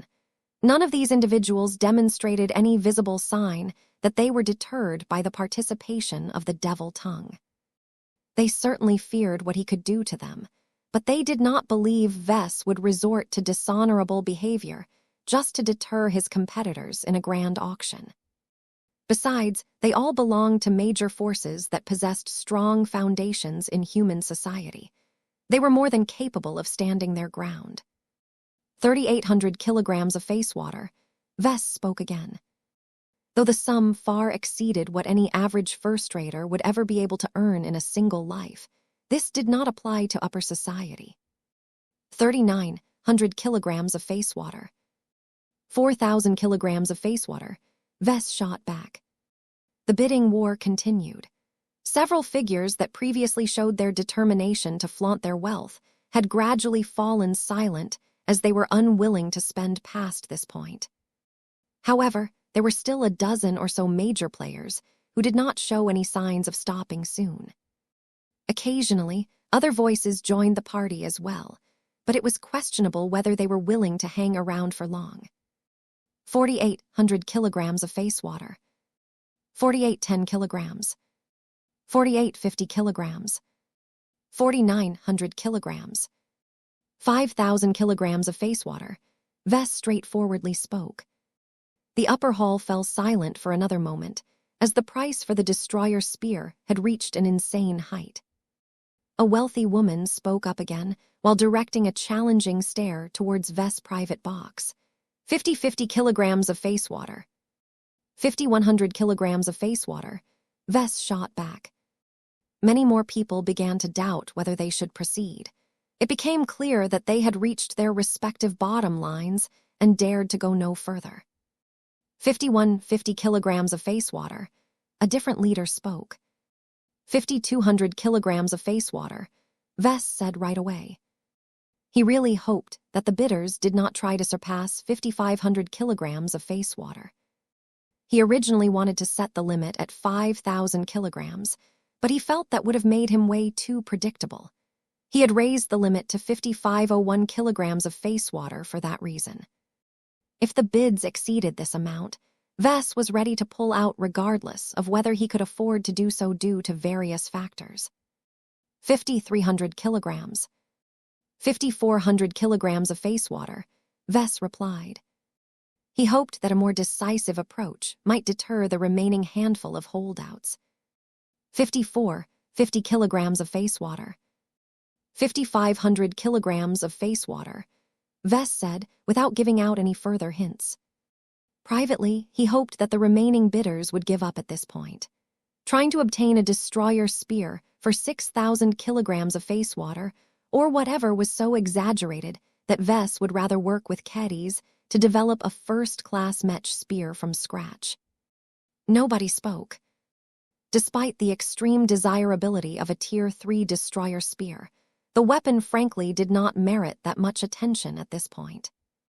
It was unreasonable to hand a powerful Mech weapon to a junior ace Mech that did not cost nearly as much.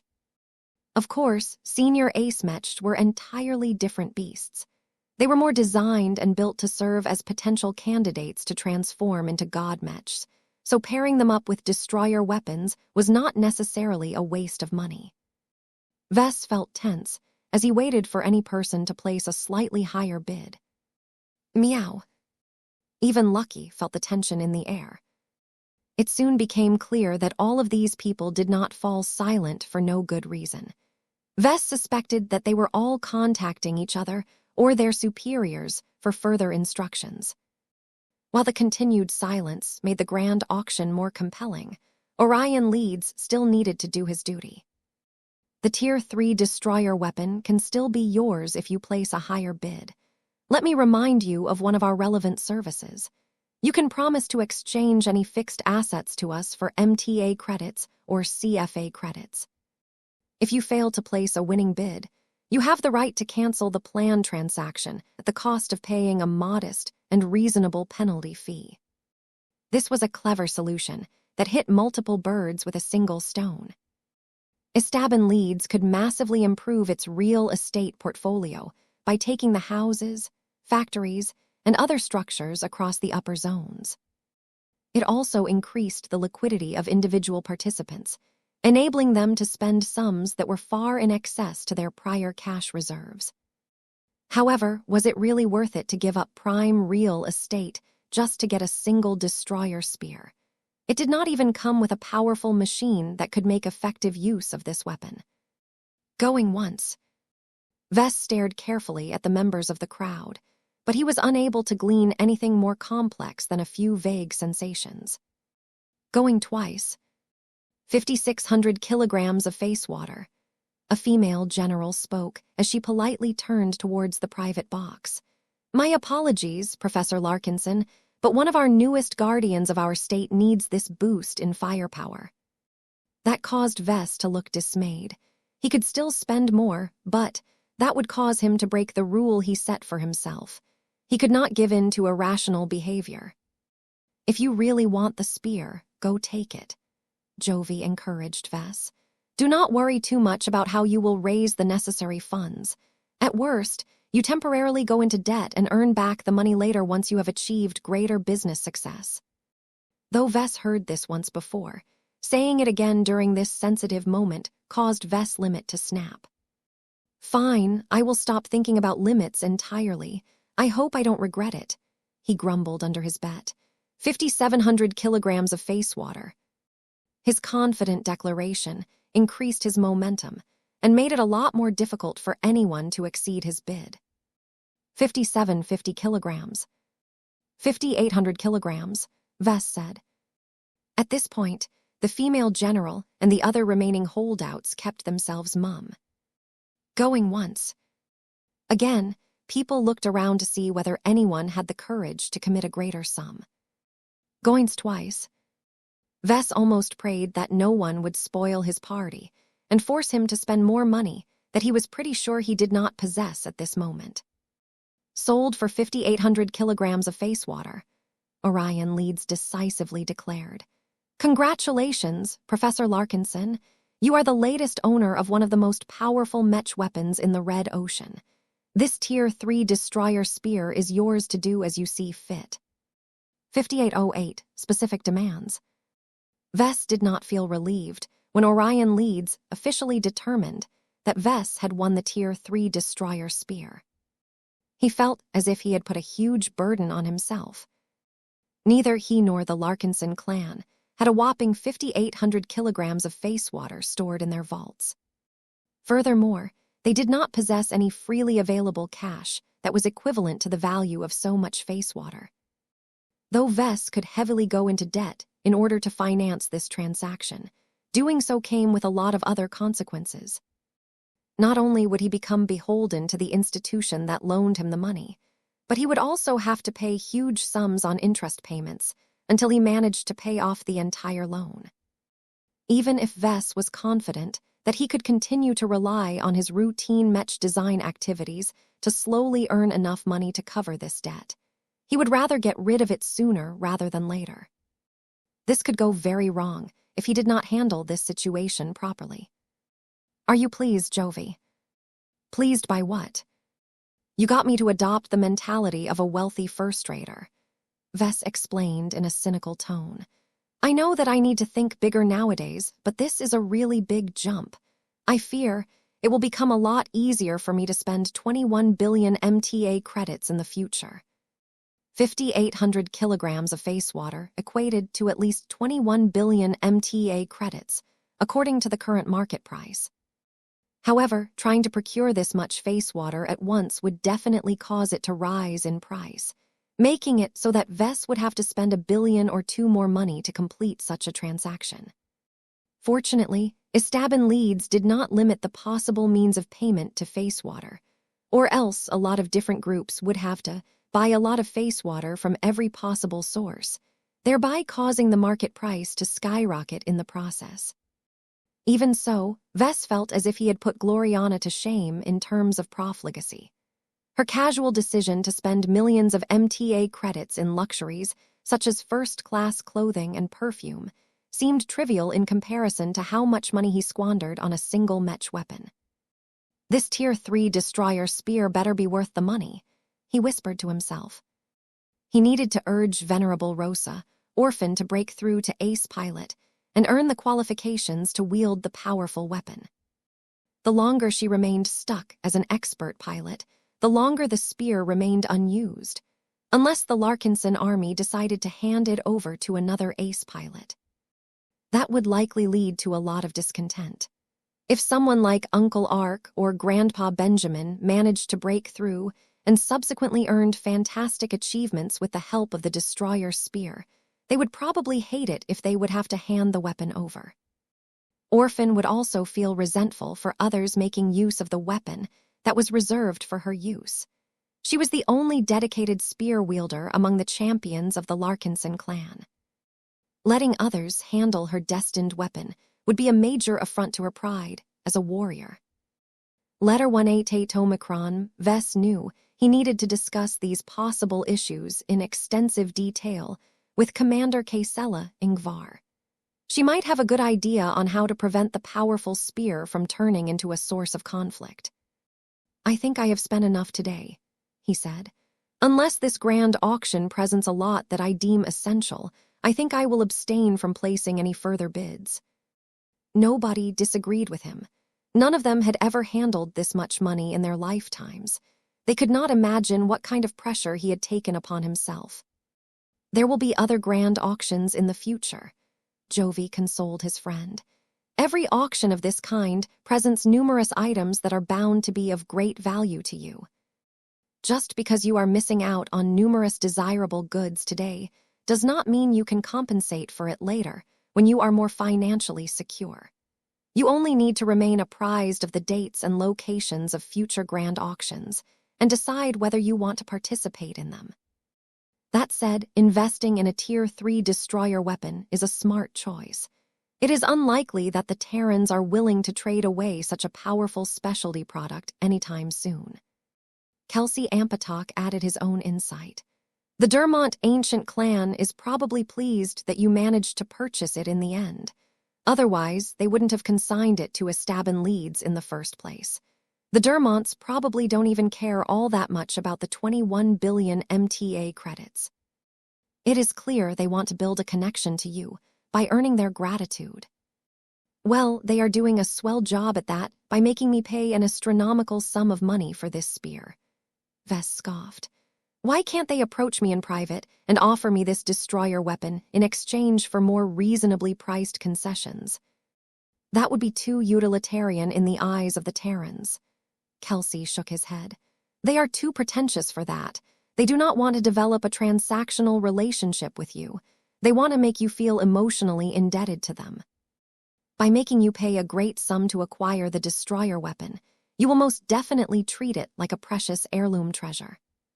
Once your chosen champion puts the famed weapon to good use, each time he or she defeats a powerful opponent, you will feel more grateful that your overpriced weapon is earning back its cost and more. That will also make you look at the Dermont ancient clan in a more favorable light." "I see." It sounded rather convoluted, but Vess could easily accept that the Terrans were willing to engage in this kind of social engineering. "What if I refused to compete any further for this spear?" "Then the Dermonts would just adjust their target to whoever managed to win the destroyer weapon instead. Any party who has the capacity to finance this purchase is worth befriending to an ancient clan that clearly seeks to expand its network." What a clever gambit. Perhaps Vess should employ this strategy as well. Wait, he already intended to employ a similar strategy by auctioning out his shares. The biggest difference was that he was being a lot more blatant about it, as giving others partial ownership in his Mech company turned them into long-term stakeholders. That was the only subject on his mind right now. He no longer expressed as much interest in the other items that appeared in the grand auction. People fought over dozens of expensive goods, each of which promised to enhance the power of an entire group or enrich the lives of those who already lived in splendor. The greater benefit to just standing aside and watching the proceedings was that Vess got a much better sense of what people who occupied the highest layers of society still competed over.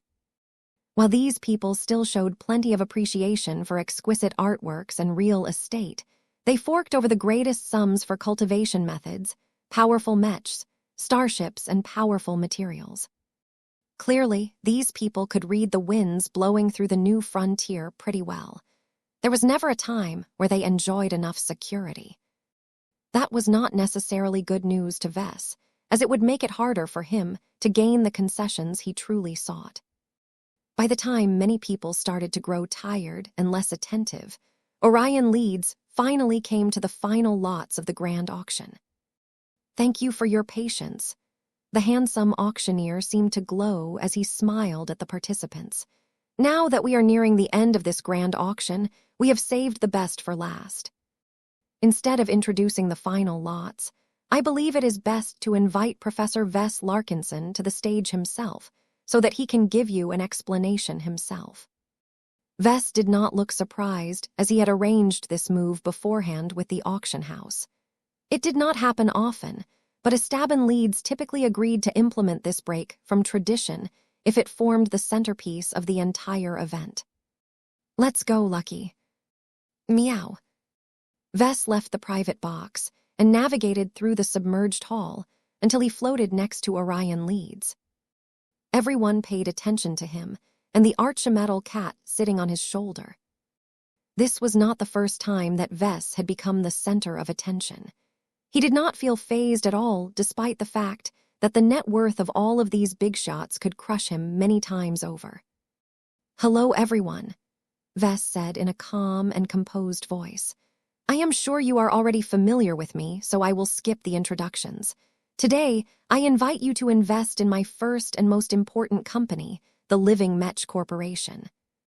I am sure that many of you have already studied it in advance, so I will not bother to explain its profitability, its long-term prospects, or its placement in the Mech market. Your business analysts are probably a lot better than mine." No one laughed, but that was not important. "Let me explain what I seek from auctioning out 25% of all outstanding shares in the LMC. I am not in dire need of cash.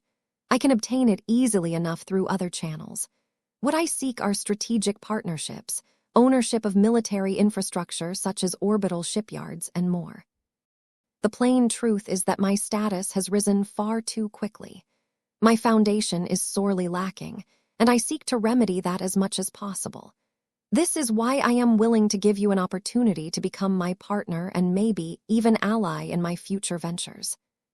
It was not difficult for all of these clever people to figure out the reasons why he was willing to open up the LMC to outside investment, but it was best to make his priorities clear.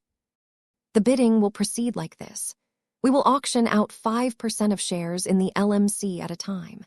We will still use kilograms of face water as a measure of the value of your bid, but I am not interested in getting a huge bag of face water or MTA credits unless I say otherwise.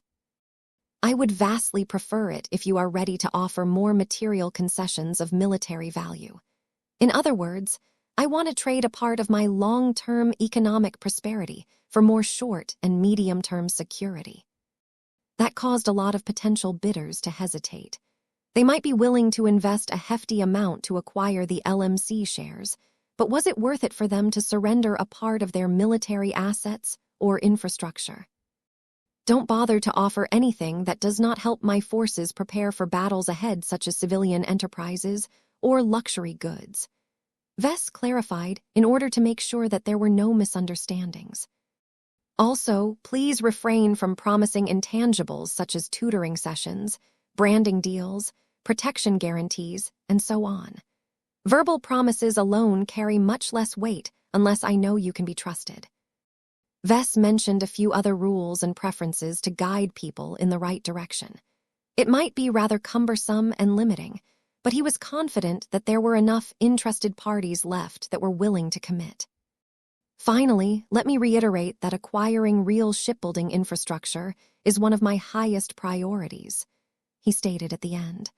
"I will value a first-class orbital shipyard much more than anything else that you can give me. My clan urgently needs it to service our own demand for first-class starships. I do not intend to leave this auction house without becoming the owner of at least one new first-class shipyard.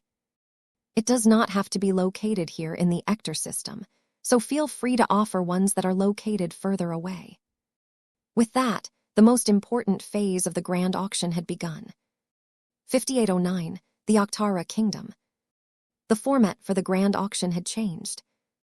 Instead of bidding with cash or face water, the participants needed to offer more substantial concessions in order to obtain what they needed.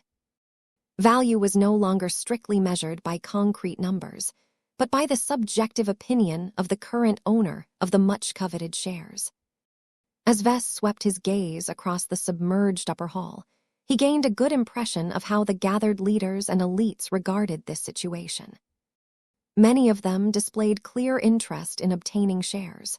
Even if the LMC in its current stage of development did not merit their attention, its future potential was limitless with a highly promising Mech designer like Vess in charge. However, these greedy figures were in the minority. Many more enlightened individuals understood that the point of investing in the LMC was not to earn huge dividends, though it was certainly a nice bonus. Their real motivation was to develop a strong, long-term relationship with the most talented Mech designer of his generation. Given his extraordinary feats and his much more impressive background than anyone previously realized, Vess turned out to be a lot more remarkable and promising than anyone realized. It no longer became crazy talk to consider Vess to be a star designer candidate. His history so far contained so many crazy turns of events that he already experienced far more successes and upheaval in his life than any star designer at his age. Vess did not just match the template of a star designer in the making, he exemplified it, so much so that the betting platforms judged that his probability of advancing to the highest rank was higher than numerous renowned master Mech designers. Who wouldn't want to befriend a Mech designer with such fantastic future prospects? Even if the chance was great that he would stagnate, get assassinated, or otherwise fail to reach his potential, it did not hurt to make a modest investment in exchange for a possible future payout. In other words, the way that many powerful players regarded him was like he was a particularly attractive lottery ticket. It was definitely worthwhile for them to participate in this special auction, so long as the cost of purchasing the lottery ticket did not harm their own strength and financial position too much. The only problem was that far too many players made the same conclusion. The intense competition for ownership stakes in LMC meant that only the wealthiest and most optimistic ones would be able to get away with a solid connection to Vess. Vess smiled as he completed his quick survey. Interest in his shares was great enough for him to decide to push for his main objective anyway. There will be 5 rounds of bidding in total. Each round will allow you to contest the ownership of 5% of all outstanding shares in the Living Mech Corporation that are currently under my name. You may call out a concession and perhaps an official valuation in Facewater, but it will be up to me to accept or deny that your bid has exceeded the value of the previous one. Do note that I am not too rigid with the rules of this special auction. If you happen to offer such a major concession that 5% ownership in the LMC does not cut it anymore, I may agree to increase the share I am willing to transact with you. I have already given you an explanation for what I seek. It is up to you to figure out how you wish to satisfy my needs. He raised a warning finger. Since I am determined to come away with full ownership in at least one orbital shipyard, you may only offer shipbuilding facilities in this inaugural round. I will not accept any other kinds of concessions this time. Leave that for the subsequent rounds of bidding. Vess nodded towards Orion Leeds, who promptly clapped his hands. Let the first round of bidding, as specified by Professor Larkinson, commence. Please speak one at a time, and give time for our consignor to accept or reject your bid. A few seconds of silence ensued, as many people wanted to wait and see. They were not quite clear what Vess wanted to hear. Soon enough, an older and distinguished-looking gentleman rose up from his seat. It is an honor to meet you, Professor Larkinson. I am Elijah von Revis, a first-generation Duke of the Octara Kingdom and its defense minister. The young king has instructed me to invite you to become a royal advisor and hereditary noble in our court. Before you object, let me inform you that we do not demand you to pledge any oath of fealty or submission to His Majesty. We only ask you to befriend us and be honest in your dealings with our kingdom. We are willing to gift you partial but controlling interest in one of our royal shipyards. The strange noble's offer took many people by surprise. Instead of offering a shipyard outright, Duke Elijah von Revis instead tied it into a more elaborate package that clearly sought to bind Vess to the Octara Kingdom. This was a rather clever way of getting more out of a transaction. The Duke's transparent ploy clearly inspired a lot of other potential bidders into cooking up similar offers. Vess curled his lips downwards. He had little interest in burdening himself with useless obligations. While it was best if he and his clan maintained a cordial relationship with the government of the star system, where his new shipyard resided, that did not mean that Vess wanted to become a vassal.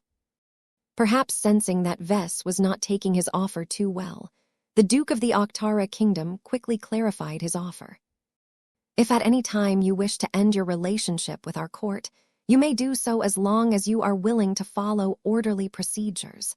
We do have to ask you to relinquish your majority stake in our royal shipyard. I can promise you that you may use our royal shipyard as long as you do not excessively damage or degrade its operational capabilities. We offer you full access to our logistical network, allowing you to source the large quantities of bulk exotics and hypers needed to construct first-class starships under a cost-plus pricing scheme. So long as our Octara kingdom prospers, so shall your royal shipyard, which will always enjoy the protection of our system defense forces. Vess smiled. Now that sounded more to his liking. The Duke was not that stupid after all. Turning his offer into a loose commitment where Vess could pull out at any time did much to bolster the attractiveness of this bid. I accept your bid, Your Grace, Vess calmly spoke. If none of the subsequent bids gives me reason to favor them over yours, I would be happy to accept your terms. Just make sure that the final contract closely matches your description. I do not tolerate deception. The Duke looked scandalized. We would not dare to engage in such dishonesty, Professor. Vess was not so sure about that. He had never heard of the Octara Kingdom before, so he utilized his cranial implant to discreetly look it up on the galactic net. What he managed to read was not impressive. It turned out that the Octara Kingdom did not start out as a serious colony, founded by ambitious pioneers. The origin of this relatively small first-rate state was actually a lot more banal. Back during the age of Mechs, there existed a couple of extremely wealthy leaders. They had a 15-year-old son who behaved a bit like a spoiled brat to the point where he started to slip in his studies. Instead of trying to correct the behavior of their son the normal way, this power couple instead did something extremely outrageous. They formed a powerful pioneering fleet, dumped their son onto the flagship, sent the vessels through the greater Bay Yonder Gate, and commanded the new arrivals to found a kingdom in an upper zone. That was how the Octara Kingdom came to be. The pioneering fleet succeeded in carving out a fairly small but resource-rich chunk of territory in the Viven Upper Zone and started to build up an entire colonial state from scratch.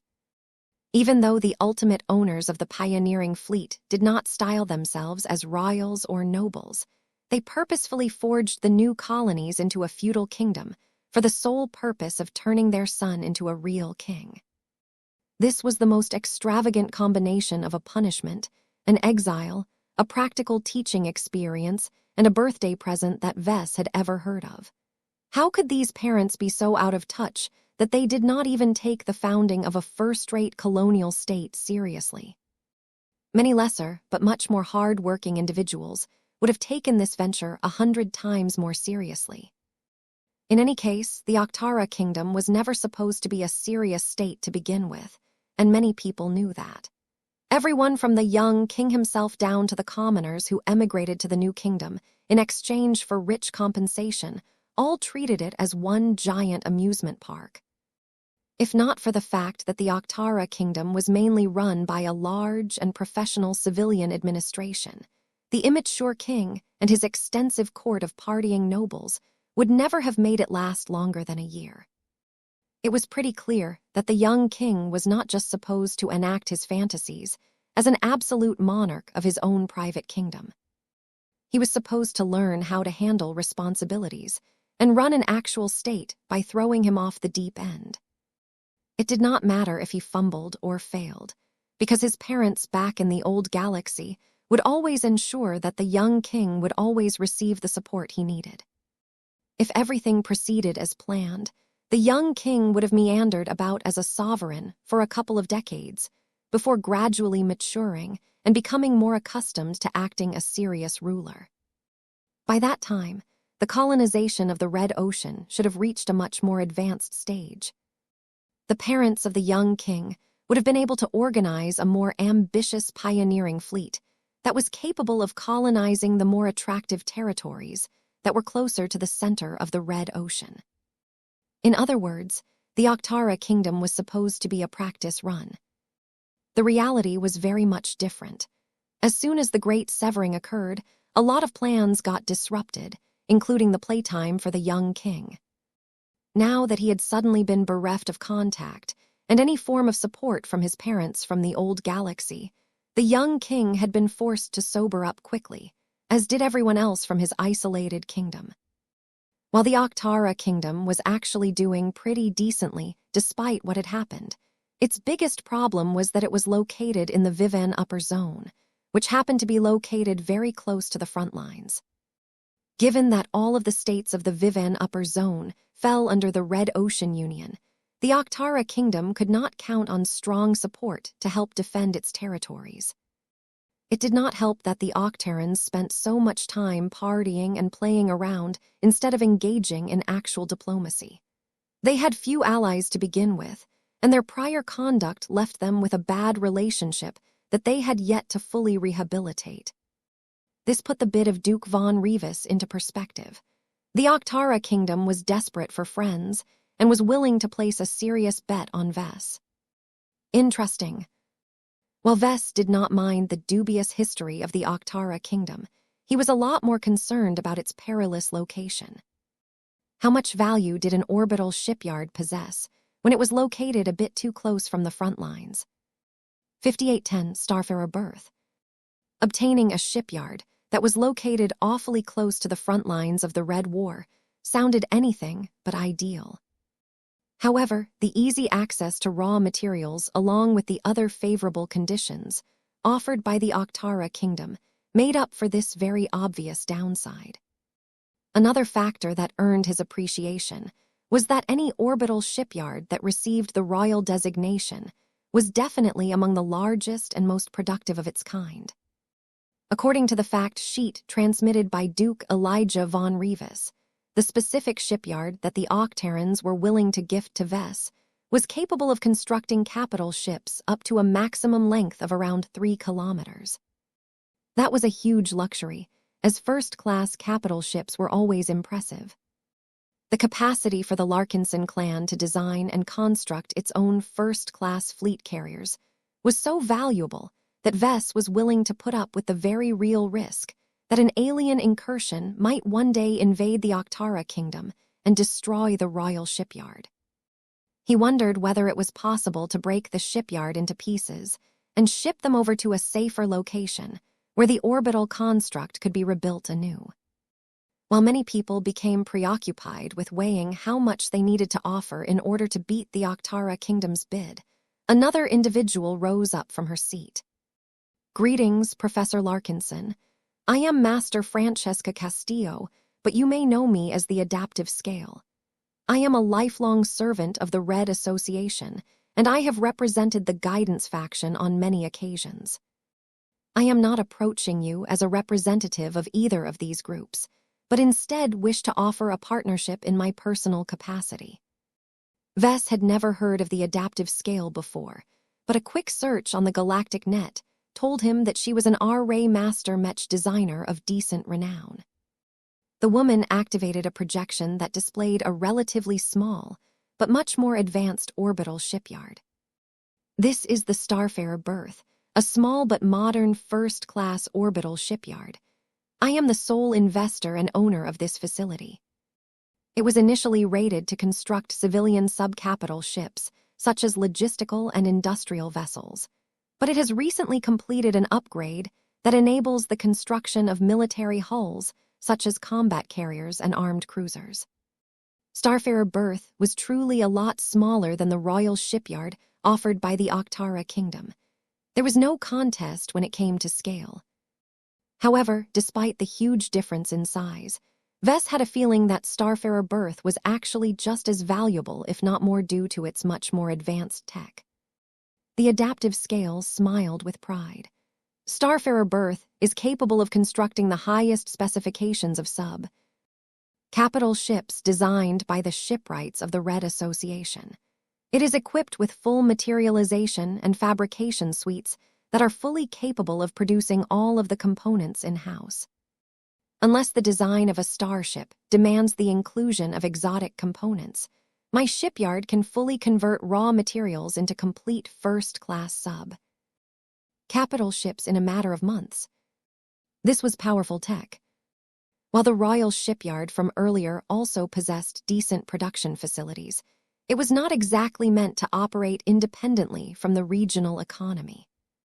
Vess knew that if he wanted to obtain a powerful fleet carrier, the Royal Shipyard would have to place many different orders from a lot of third-party producers in order to obtain specialized high-tech parts such as superdrives and Azure Shield generators. This shouldn't be a problem most of the time, but Vess did not like it that the Royal Shipyard was at the mercy of other people. Granted, Vess should be able to develop friendly relations with these contractors easily enough, especially the Octara Kingdom bestowed him with official positions. Was it really worth it for Vess to play along with this charade, just so that he could guarantee the smooth operation of the Royal Shipyard?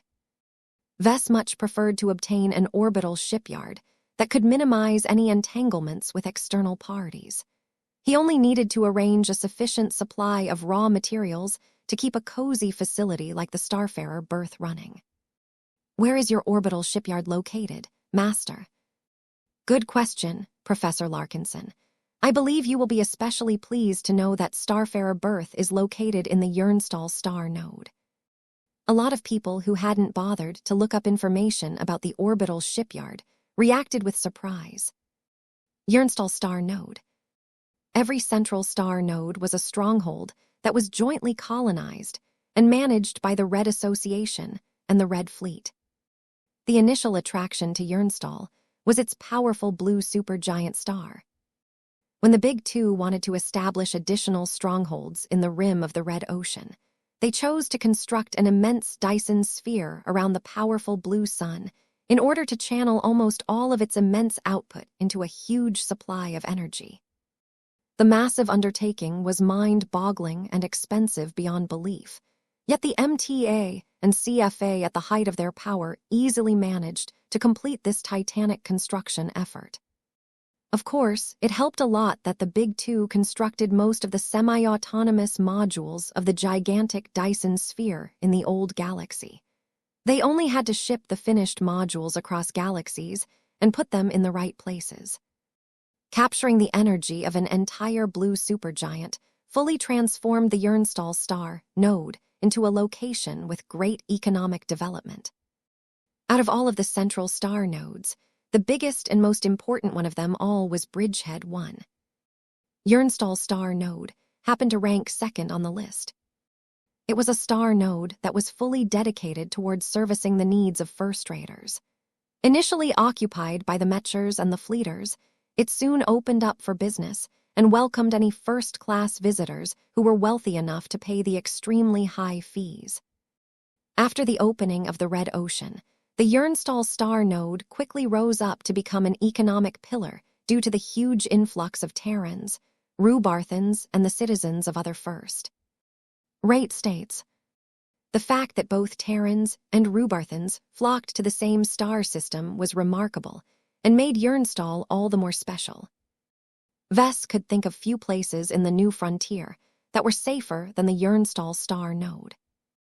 Not only had the Mechers and Fleeters fortified the star system to a nigh-unbreakable stronghold, Yernstal also happened to be located far to the rear of human-occupied space.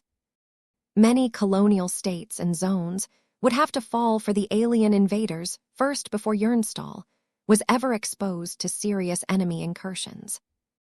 Vess expressed a lot more interest after he learned where the orbital shipyard was located. Master Castillo's bid became a lot more competitive due to this crucial factor. I am offering you an 80% stake in Starfarer berth in exchange for your company shares, the adaptive scale straightforwardly said. Letting me retain the remaining 20% will allow the orbital shipyard to retain its personnel, contracts, permissions, and suppliers. You will be able to take operational control over a hyper-modern shipyard that can produce the most advanced human starships imaginable. It is well-staffed with elite association-trained personnel who value their current employment because it allows them to live in one of the richest and safest star systems in the new frontier. Even if Starfarer Berth was a little small, it was still a dream come true for many shipwrights and naval engineers to work at this orbital shipyard. The Jernstall star node was such a popular and desirable place to live and work that it had put up a lot of barriers. Just like the Violet Central Star node that Vess was familiar with, ordinary visitors had to pay exponentially more money or merits in order to stay in a place that would probably be among the last human strongholds to fall if the Red War turned against human civilization. If nothing else, Starfarer Berth might serve as an emergency fallback point if the Larkinson clan ever suffered a devastating blow throughout the new frontier. In any case, Vess did not have to worry too much about running into personnel shortages or experience any difficulties in hiring qualified personnel. Every job opening probably attracted thousands of applications from people eager to enjoy the best possible protection from the Mechers and the Fleeters. I take it that operating Starfarer Berth must not be cheap. Vess remarked after he thought about how much people complained about the cost of everything in this central star node. The adaptive scale nodded. Jernstall is one of the most developed high-tech hubs in human-occupied space. Its inconvenient location and high price levels makes it difficult to earn a profit by producing low-margin products. Starfarer Berth is still able to maintain its profitability by targeting the upper segment of the first-class starship market. Its speed of production is not high compared to other shipyards, but its quality and technological sophistication ranks close to the top. Only the shipyards operated by the Red Fleet are superior in this regard. Interesting.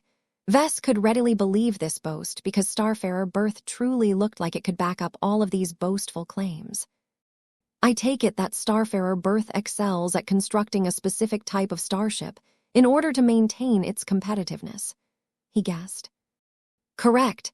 Starfarer Berth is configured to maximize the production of my signature Ripple-energized armor systems. My armor systems excel at becoming more effective at resisting specific damage types that strike at them progressively more. In the most ideal conditions, my best Ripple armor can resist up to 70% more damage from the same weapons. That sounded impressive. You can apply your Ripple armor to both Mechs and starships. That is the case, though I have to warn you that the Ripple-energized armor systems designed for starships are less effective because they are optimized for bulk and economies of scale. Starfarer Berth is the best orbital shipyard to fabricate and install Ripple armor to the hulls of starships.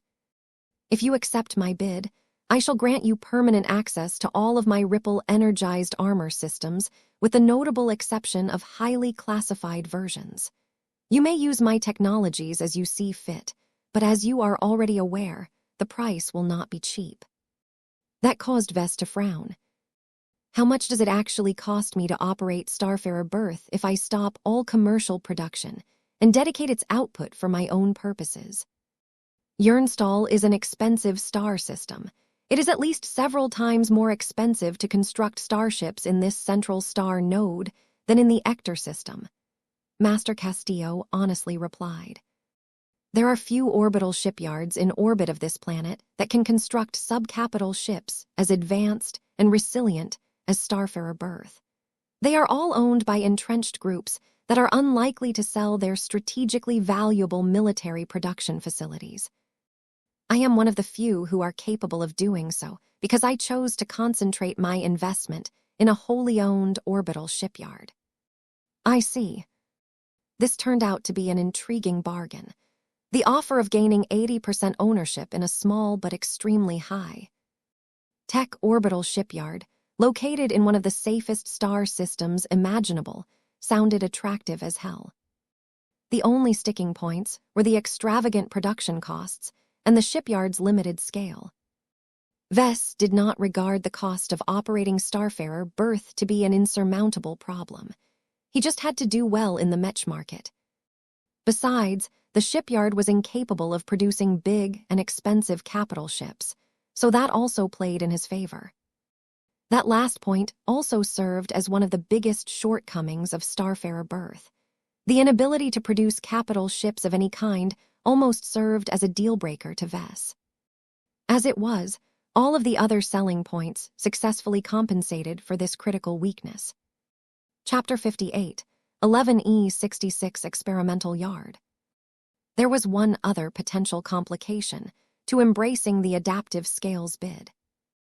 Master Francesca Castillo already made it clear that she was a part of the R-Ray guidance faction. The Guiders were known as meddlesome Mechers, who strongly advocated that the Red Association take over the autonomy of individual states.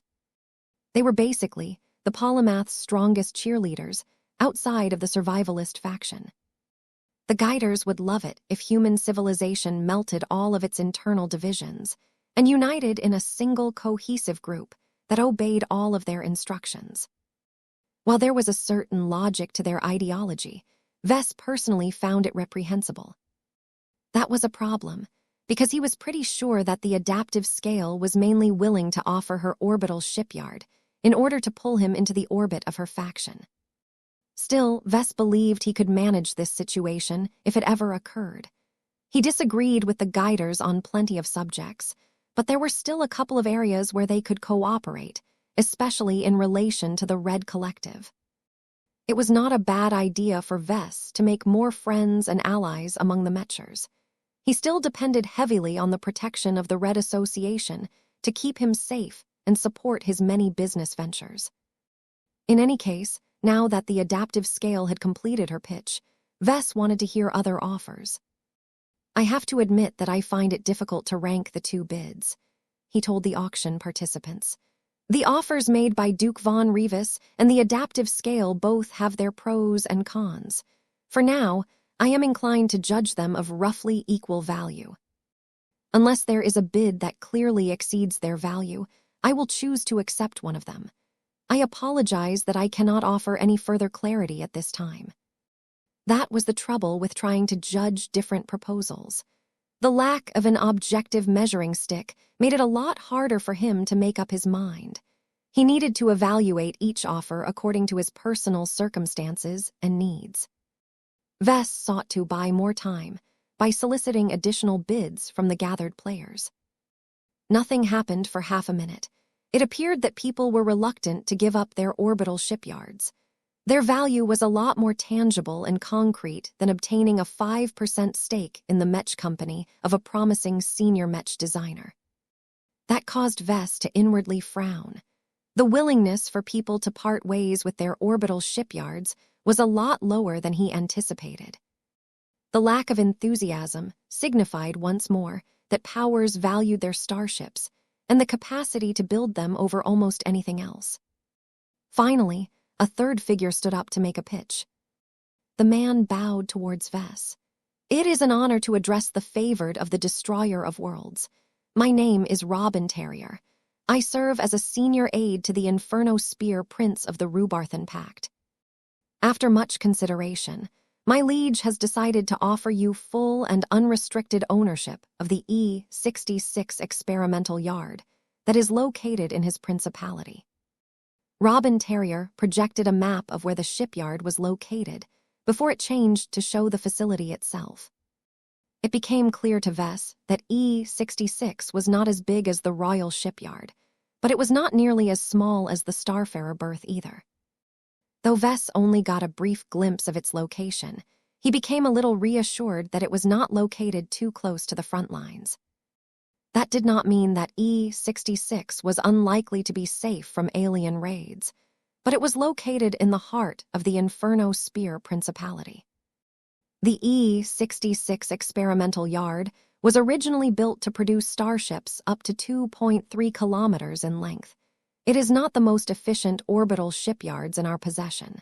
In fact, it is the opposite, as it is not a standard facility.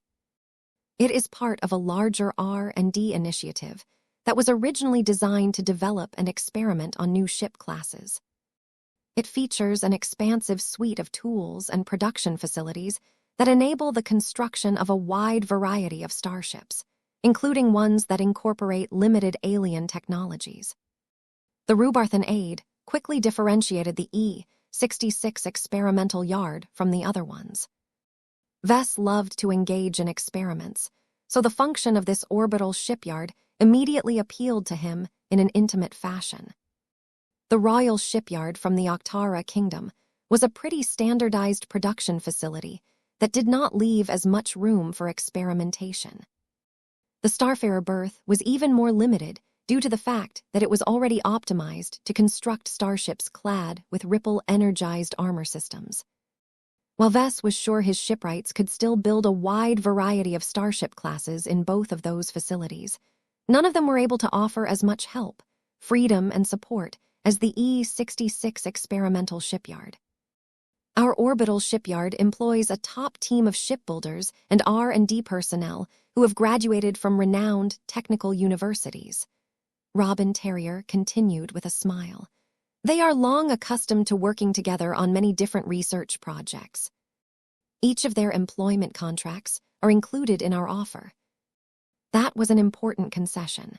The E-66 experimental yard wouldn't be nearly as useful to Vess if he lost the services of all of those top naval researchers.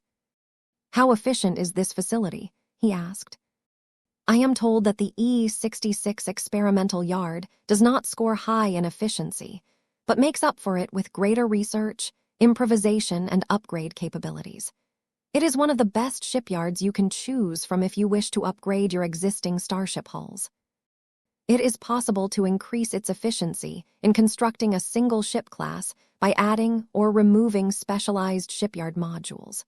Due to frequently changing demands, E-66 possesses a highly modular structure. You can easily add specialized production facilities that can introduce specialized functions that are not available in standardized shipyards." The senior aide to the only ace pilot among the Rubarthan princes in the Red Ocean continued to explain a few more interesting details. For example, the Inferno Spear Principality was willing to give Vess access to all of the material suppliers that were currently supplying the input to the E-66 experimental shipyard. The downside was that he could only pay the going market rates for these raw materials, unless he formed more favorable agreements with the relevant Rubarthan material suppliers. "We are also willing to exempt your shipyard from paying most of the fees and taxes that we subject to our shipyards," Robin Terrier added as an extra incentive. "E-66 already does not pay most of them because it is an indirect possession of Prince Antonius. Granting you these privileges can easily reduce the cost of production by at least 30%. That was generous and substantially made up for the facility's lower efficiency.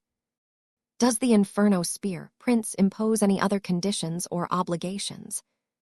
"None aside from the standard ones. His Highness does not like to engage in trickery. When we say that you will gain full and unrestricted possession over the E-66 experimental yard, we mean it.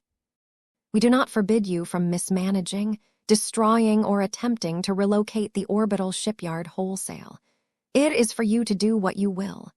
The 2016th Prince hopes that you can still serve as a responsible steward to this facility.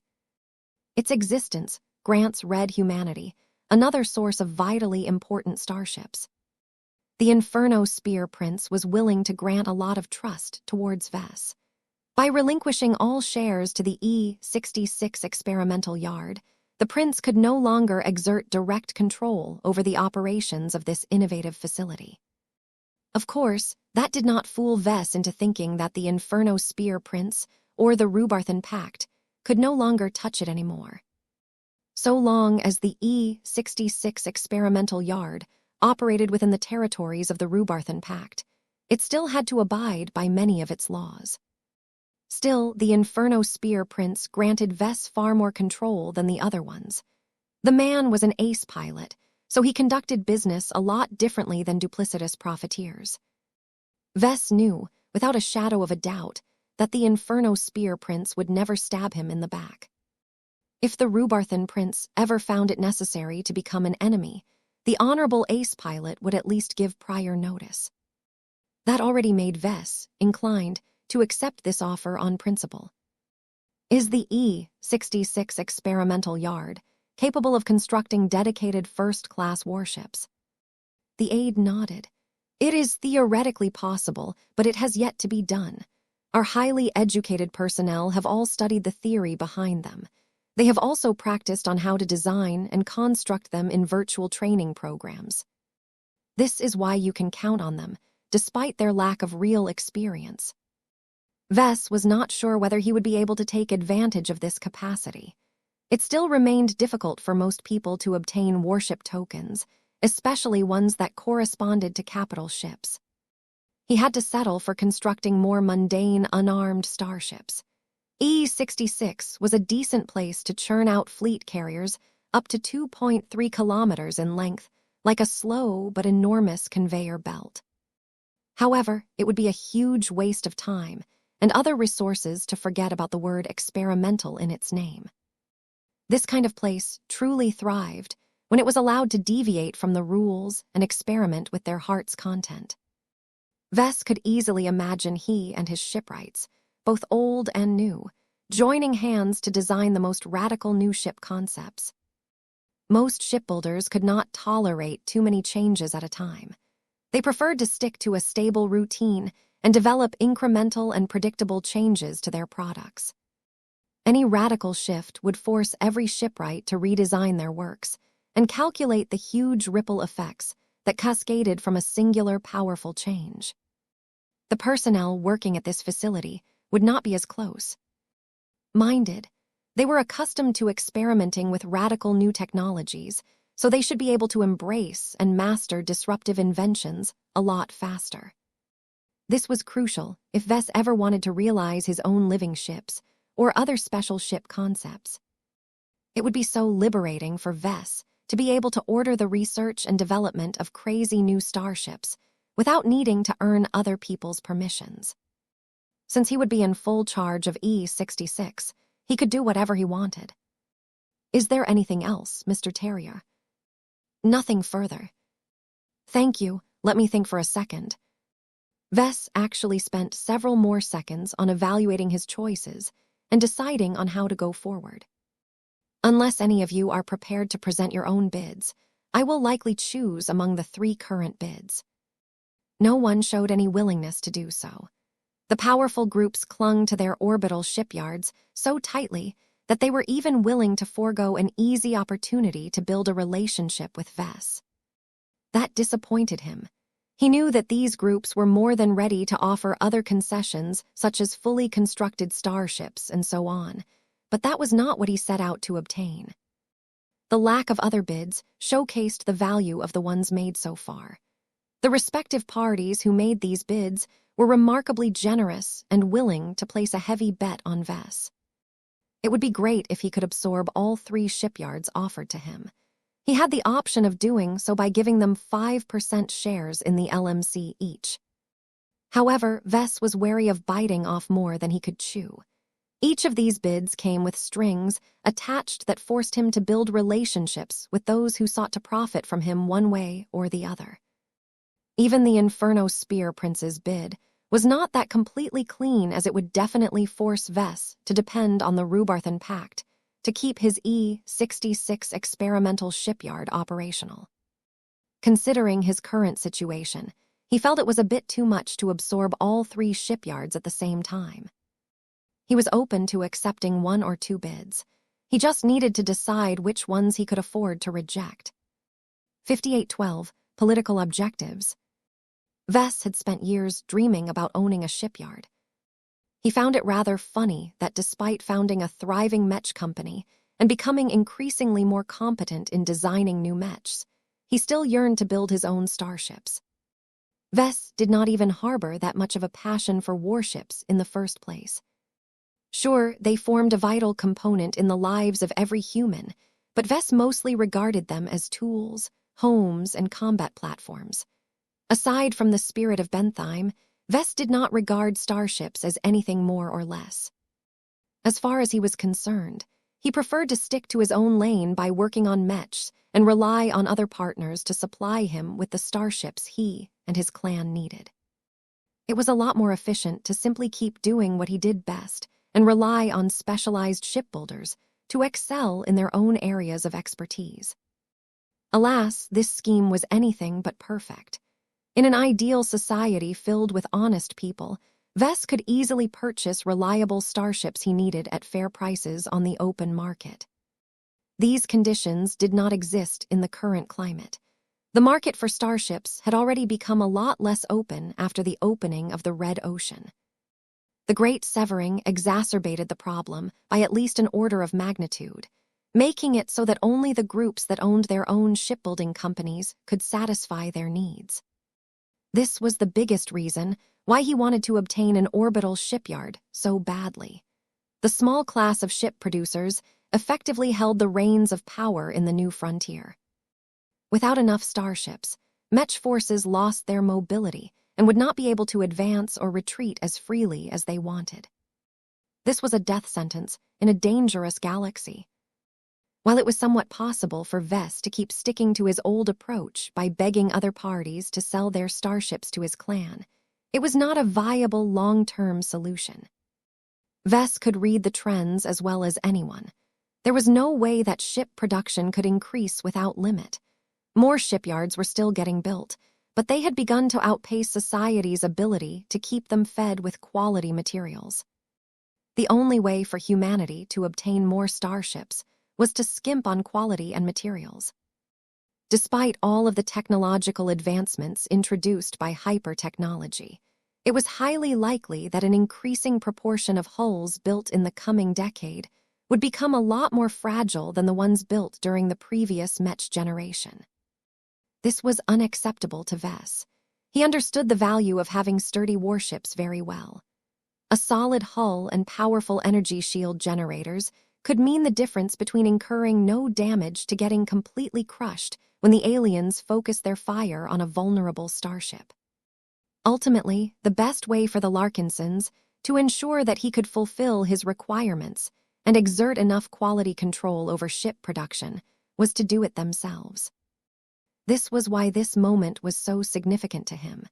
He initially thought it would have been a lot more difficult for him to persuade other parties to sell their strategically valuable shipyards to him. Vess was lucky that he had raised his reputation to the point where 5% ownership of his Mech company could be exchanged for at least a controlling stake of a shipyard. Every offer came with strings attached, but all three of them were pretty nice. Vess glanced as Duke von Revis, the adaptive scale, and Mr. Robin Terrier. They were three completely different people who represented different interests. Though Vess did not look forward to getting entangled in the affairs of other powers, he could not afford to isolate himself either. One of the reasons why he became a lot more willing to sell portions of shares of his Mech company was to forge new alliances with powerful players. Just like with the survivalist faction, the transhumanist faction, and the destroyer of worlds, having friends he could count upon could solve or mitigate a lot of problems in society. From the perspective of forging new alliances that could provide greater cover for Vess and his clan, the choices were pretty clear as far as he was concerned. The E-66 experimental yard did not yield as much improvement to him as the other two deals. It brought him closer to the Inferno Spear Prince, but that was not a massive difference. Vess already built up a good relationship with the Destroyer of Worlds. The Inferno Spear Prince might not be her direct subordinate, but he was practically her chief cheerleader in all but name. Vess was pretty sure he could count on Prince Antonius to have his back and support his ventures, just to make sure he remained in the good books of his favorite god pilot. In contrast, the Royal Shipyard granted him an immediate entry into the aristocracy of the Octara Kingdom. Even though it started out as an extremely expensive puppet show, the new reality forced the Octara Kingdom to turn into a real state. Its playful customs and traditions became a lot more serious as the Octarans desperately sought to strengthen their unity and their ability to withstand adversity. did Vess look forward to becoming a court official or landed noble or anything. Not really. He had no intentions of playing along with the increasingly more serious charade of the Octarans. What he did care about is establishing friendly territory for his clan in an actual first-rate state. By opening the Octara kingdom up for the Larkinsons, his first-class clansmen would be able to operate more freely and even settle their roots within its territories. Sure, the Octara kingdom may be weak relative to other modest first-rate states, but that granted the Larkinson clan a greater opportunity to become a big shot within the local scene. It would be a lot harder for Vess to build up the huge amount of soft power and influence he currently held in the Hex Federation in much wealthier and more powerful first-rate states. Vess believed it would take a long time to have the Octara kingdom eating from the palm of his hand. This was despite the fact it would be easier for him to accomplish this due to the kingdom's weak foundation. Vess did not mind this too much. He was willing to settle in for the long haul. The more powerful he became, the more the young king and his court were inclined to defer to a foreign Mech designer. As for the third orbital shipyard, the Starfarer birth would not allow him to subsume an entire faction. The Guidance faction and the Red Association as a whole were simply too big and powerful for Vess to gain a lot of sway over them. Just the fact that he would have to compete against god pilots and star designers already turned this into a hopeless venture. What Vess did expect to get out of selecting the Starfarer birth was to build a relatively solid alliance with the Guidance faction. Even if Master Francesca Castillo kept the LMC shares to herself, it was impossible to treat her as a neutral and independent entity. She represented the Guidance faction, which was solely led by Kevar Ehrenstein, the Missile Messiah. As far as star designers went, Kevlar Ehrenstein was a bit quirky, but impressive nonetheless. He was really good at creating explosive superweapons, and his missile weapon systems added a lot of punch to his Mech designs. He also happened to be friends with the Destroyer of Worlds, which made it easier for Vess to entertain cooperation with the Missile Messiah. Even if Vess did not agree with most of the goals and principles of the Guidance faction, he did not believe that would pose a serious obstacle as long as they maintained an appropriate degree of separation. The rise of the Red Collective would inevitably weaken the Red Association, but that did not mean that the latter was on the verge of breaking apart. Besides, there was a strong possibility that a lot of guiders would go on to take important positions within the newly founded organization. The Red Collective's principal mandate was to regulate and supervise the practice of cultivation in human society. This was practically a dream job of many ardent members of this faction. In short, Vess believed it was inevitable for him to cooperate more extensively with the guiders going forward. If that was the case, it might be better if he played nice with them and gave them the illusion of control over him. Once they obtained a minority stake in the living Mech Corporation, they could become a permanent fixture in his orbit.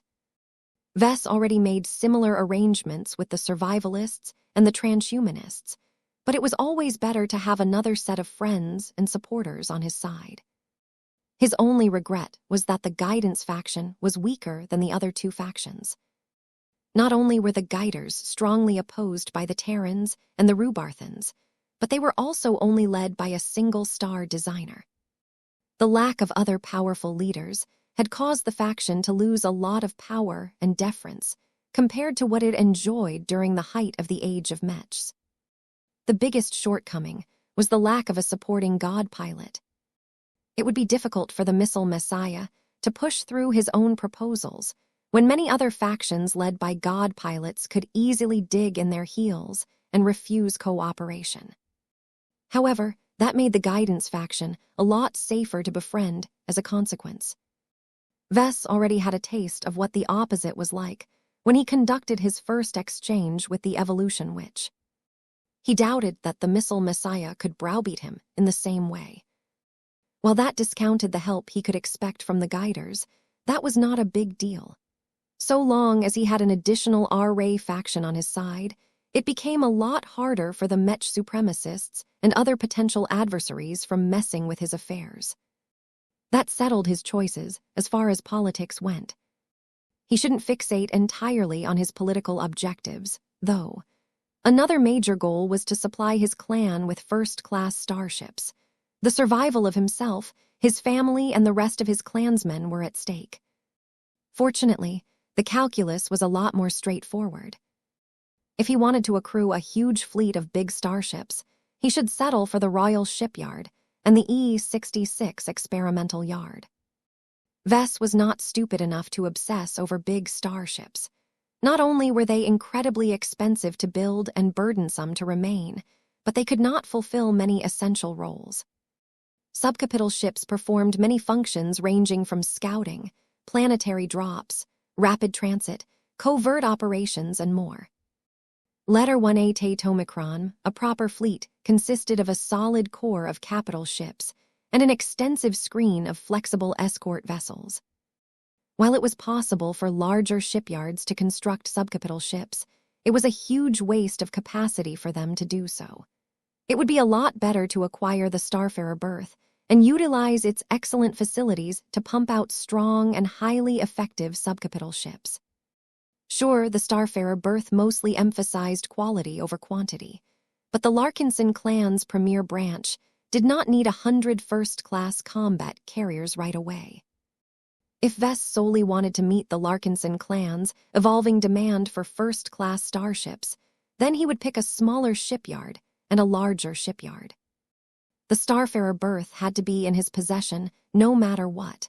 The only difficult choice that remained was which capital-grade orbital shipyard he should add to his possession. Vess furrowed his brows. He had already considered all of the arguments, but that still did not give him a clear direction for him to go forward. The Royal Shipyard was capable of constructing capital ships that were up to 3 kilometers long. While the maximum length was a bit excessive for most purposes, it was still nice to make this option available to him and his clan. The E-66 experimental yard could only construct capital ships up to 2.3 kilometers in length. That did not sound like a major difference, but it was actually incredibly consequential. The upside was that E-66 was a lot better at incorporating new and unfamiliar advanced technologies into starships. This also included alien technologies, which gave Vess the hope that it might be able to construct imitation Archie ships as long as he bought the right hardware modules. 5813, expanding capabilities. Having big capital ships would be really nice. The Royal Shipyard was substantially bigger than the E-66 experimental yard. The former was a fully fledged military production facility. The latter was an oversized R&D facility. That meant that the Royal Shipyard was not only able to construct bigger capital ships, but complete them at a faster rate so long as it remained well supplied. What was also important to note was that the Royal Shipyard's internal construction space was not only longer, but also wider. That meant that it could make thicker and fatter capital ships that offered a lot more internal volume than was normally the case. If Vess wanted cram as many Mech and other stuff inside his hulls, then the Royal Shipyard was the best choice without a doubt.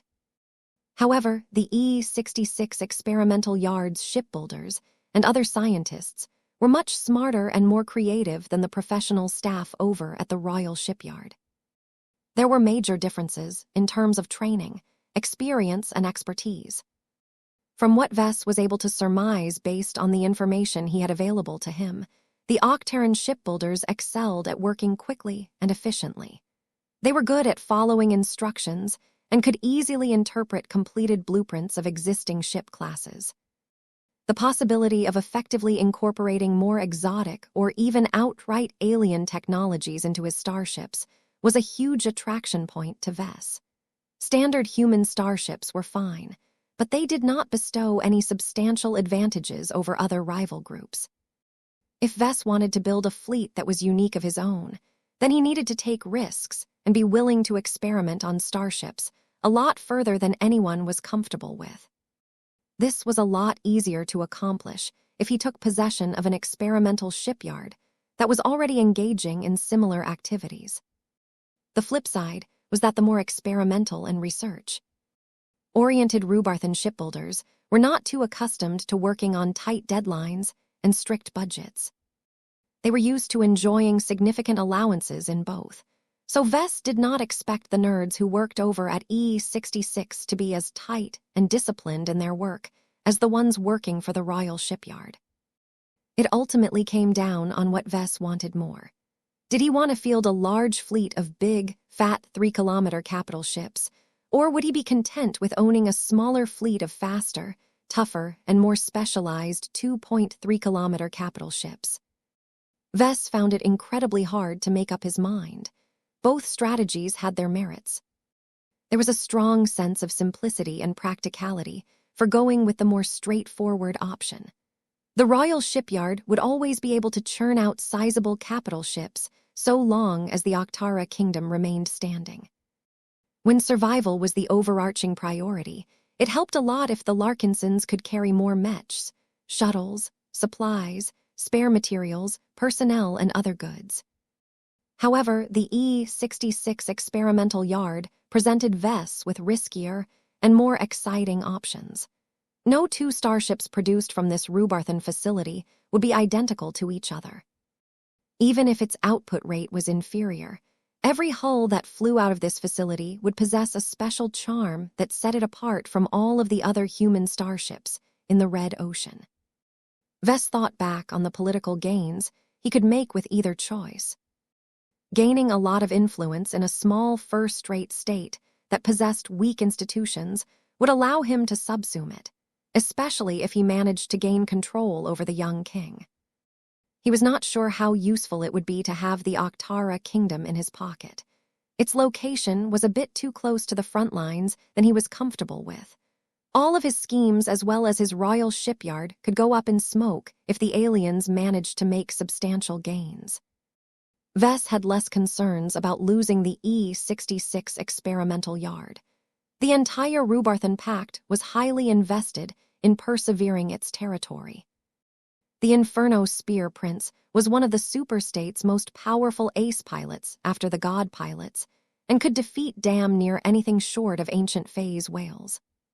While it was nice to be able to lean on the potent protection of the Rubarthans, it would be hard for him to gain more influence over them, because they were already powerful in so many ways. In short, if Vess acquired the E66 experimental yard, he should not expect to make too many diplomatic and political gains. Vess rubbed his hairless chin in thought. The entire upper hall had descended into silence as they wanted for him to make up his choice. In an ideal situation, he would have preferred to throw this problem to his analysts and have them calculate every possible factor that they could imagine. It would be a lot easier for him to make up his choice if he had detailed data and recommendations in his hands. The downside of conducting these transactions in an auction house of all places was that many decisions had to be made on the spot. It was part of the experience. Vess needed to make up his mind quickly. Since that was the case, he primarily needed to make a decision with his gut rather than with his mind. His lips curled into a smile. "Thank you for your patience. I am ready to announce my choices. Earlier, I announced slight changes in the bidding process. The 3 bids offered for my company shares are all compelling enough to earn serious consideration. After I have carefully weighed every choice, I have chosen to embrace 2 of them, thereby rejecting the remaining bid." He turned towards Duke Elijah von Revis of the Octara Kingdom and made a slight bow. "I am honored by your kingdom's trust and willingness to cooperate with me, but I am afraid that your offer does not entirely align with my priorities. I must regretfully inform you that my clan and I are unable to cooperate with the Octara Kingdom to the extent that you have proposed. My clan is unable to undertake the burden of managing a 3rd shipyard, and a big one at that, at this time." The Duke did not display any strong reaction to this response. He merely dipped his head in understanding. "That is regretful to hear. We are more than willing to keep our royal shipyard in reserve until your clan's conditions have improved to the point where it is able to accept our original offer. The young king is a great admirer of your spirit and wishes to be your friend as well as ally." Vess smiled back. "We may just take you on your offer in a few years. It depends on how the future will unfold. Let us exchange contact information so that we can remain in touch." Once Vess handled the representative of the Octara kingdom in a gracious manner, he turned to the other representatives, who looked a lot happier that their bids got accepted. "Master Castillo, Mr. Terrier, I have decided to accept your respective bids. I have judged that the Starfarer berth and the E66 experimental yard will both serve my clan well in the coming years. I would be happy to take ownership of your shipyards in exchange for minority stakes in the LMC." Neither the adaptive scale nor the Rubarthan senior aide made any attempts to pull out at this junction. The two would have to pay a huge penalty if they placed bids that turned out to be fraudulent, but it was always possible for people to second-guess themselves. That did not take place this time. The Inferno Spear Prince does not take action without fully committing to it, Robin Terrier assured Vess. "We have every intention of concluding this transaction without delay. Our staff have already begun to draft the relevant contracts under the supervision of the lawyers working for Estaban Leeds. Full operational control of the E66 experimental yard can be transferred within 3 months at the earliest. It must still complete its remaining secret project and make preparations for a transfer in ownership. I have no objections to that. Please give my compliments to the Inferno Spear Prince for his cooperation. I would like to speak to him after this grand auction to discuss further cooperation in relation to the E66 experimental yard." "That can be arranged. The 2016th Prince has informed me that he is able to speak at a time at your convenience for the remainder of the day." Vess nodded and turned to the adaptive scale. "Master Castillo, how soon will I be able to gain effective control over the Starfarer berth?" "My shipyard is also working on an ongoing order, but it will only take 20 days to complete it. If you have no objections to keeping on its original staff, then the Starfarer berth can quickly begin production of a subcapital ship based on one of the many ship classes on archive. If you are not satisfied with our existing range of ship classes, you can task our shipwrights to design or modify other ship classes, but it may take months to complete the work depending on the nature of your requests." That made sense. Vess was not sure whether he was willing to stick to producing standard combat carriers with little flavor to them other than their special hull plating. He wasn't sure whether he could afford to incur delays just because he insisted on pushing through changes. He would have to make that determination later. "I would like to know more about your staff and speak to them if possible." "That will not be a problem." The adaptive scale smiled. "Do not hesitate to request technologies and features that are exclusive to the Red Association. As an honorary member as well as a Tier 3 galactic citizen, you have extensive access to our exclusive ship-based solutions. If we have a capability that you currently do not have access to, then you always have the option of spending large amounts of MTA merits to unlock permissions to have Starfarer berth, include the relevant tech in your future starships." That was actually really useful. Vess had been accumulating a lot of MTA merits, but was reluctant to spend them because he had already grown to the point where he could spend MTA credits to obtain much of what he needed. However, Vess could not spend money to gain access to a lot of perks offered by the Red Association. He would have to make actual contributions in order to gain access to much better tech. "Does this include access to support link technology?" "Yes," the adaptive scale smiled. "It is a standard feature on many starships built for the Red Association. Do keep in mind that the modules are expensive and impose a serious burden on the power generators and energy infrastructure of any vessel. The smaller the starship, the greater the relative strain. A typical first-class combat carrier will not be able to support the operation of as many Azure Shield generators. First-class starships are not exempt from limitations." That was an important factor to keep in mind. It made sense that support link technology would drain a lot of energy. It was not easy to transfer so much stuff across larger distances in space. Vess was incredibly glad that he was finally on the cusp of building up a first-class fleet that was able to employ shield link technology. The inclusion of this high technology alone would definitely increase the survival of his people and assets to a massive degree. Vess did not even consider first-class fleets or Mech forces that lacked the benefit of shield link technology to be all that strong. This was a clear indication of the importance of the signature works of the webmistress. Her efforts to improve and popularize support link technology had saved more lived and delivered more victories than almost any other singular high technology. 5814, sweetening the offer. Vess let out a deep breath. The future of the Larkinson clan had changed forever.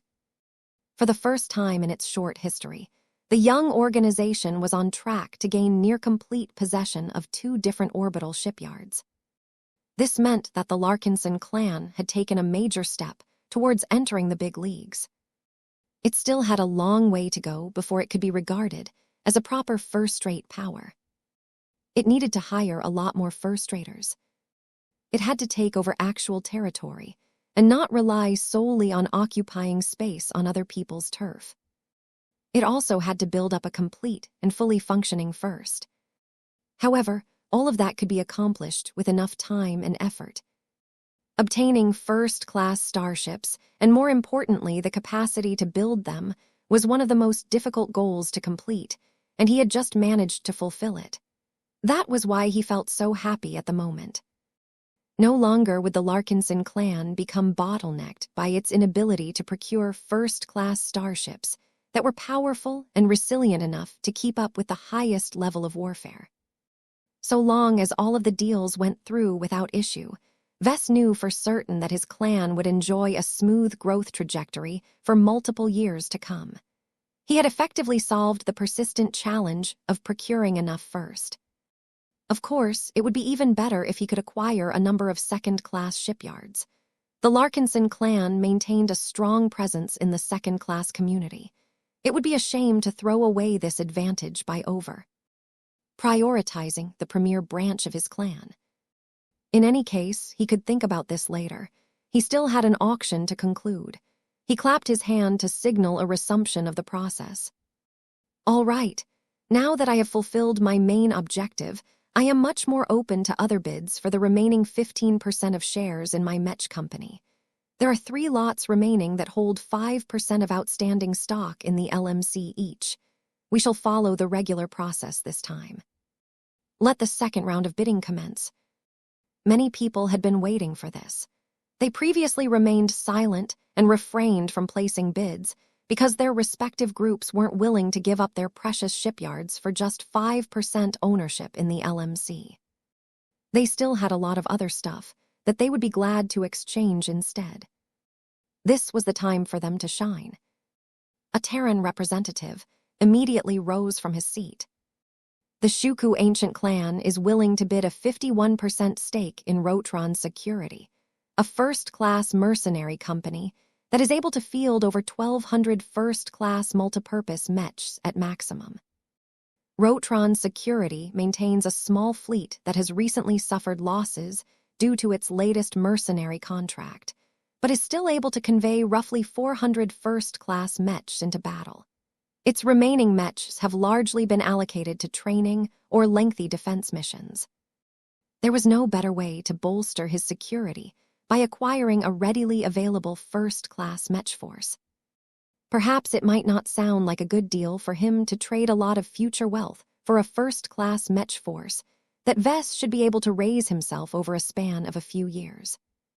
The question was whether he would remain safe enough for the foreseeable future. Vess did not dare to make too many assumptions about how much of a danger he was in right now. The Blue Jay fleet was already powerful enough and would become even more capable of fending off threats after reinforcements had arrived. Whether that was enough for him to fend of every threat remained uncertain, but Vess did not feel inclined to accept this bid. Not enough, he shook his head. 51% ownership is nice, but that still leaves a large voice in the company. We are willing to raise our bid to 75%. That sounds better, but it is barely acceptable in my opinion. Move over, Shuku. Your defeated and demoralized mercenaries are no good in battle at the moment. A woman interrupted. The nailed ancient clan is ready to offer an entire planet within our territory in the Caesarian upper zone. We have an ample number of unoccupied planets within the region of space that we have claimed for ourselves. We are willing to grant you the privilege of choosing any planet from any star system that has not yet been developed by our ancient clan and partners. You may do as you wish and build any kind of base or settlement as you would like. We will also include discounted access to terraforming and colony development services on top of an interest-free loan of 1 trillion MTA credits to our offer. Vess blinked. He was not sure what to make of it. He already expected that someone would offer him an entire planet, but he did not think it would happen straight away. Still, he needed to offer a proper response to this remarkable bid. Rejected, Vess said. Even if I started off as a pioneer when I entered the Red Ocean, I am not too keen on investing huge amounts of funding and resources into building an entire colony settlement from scratch. I am aware of how lucrative this can be, as there are enough resource-rich planets available in the upper zones. But I have just accepted 2 different bids that entail taking possession of 2 expensive orbital shipyards. I cannot in good conscience accept any further bids that will impose even greater strain to my clan's finances.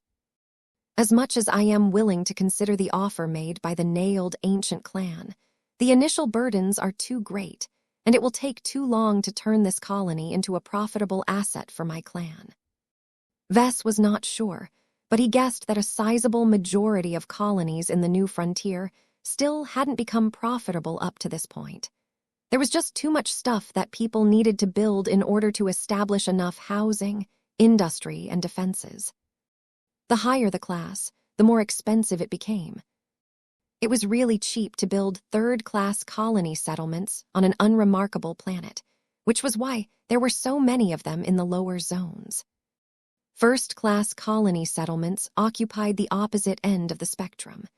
Their capital requirements were so enormous that only the larger players of the old galaxy could fund them on a wider scale. Vess had a strong suspicion that the dividends earned from isthmus manufacturing would not allow him to cover the enormous cost of building a proper first-class colony in an upper zone. The only way to make this viable was to dedicate the Starfarer berth and the E-66 experimental yard to commercial production and to go deep into debt. While Vess might have considered this approach if red humanity was relatively secure, he could not go through with this course during a time of war. Besides, the Caesarian upper zone is not exactly secure from what I have heard. Vess added in order to offer more clarification.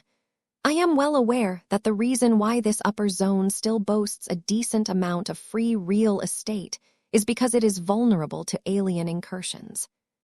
Unlike the risky zone's Rubarthan Pact, which at least enjoys the protection of 2 god pilots, the border regions of the Terran Alliance can only count on the light of Sol. A lot of Terrans did not like it when Vess openly exposed this vulnerability. That did not make it any less true. The cold, hard reality was that the Terran Alliance was arguably the weakest of the 4 big human powers.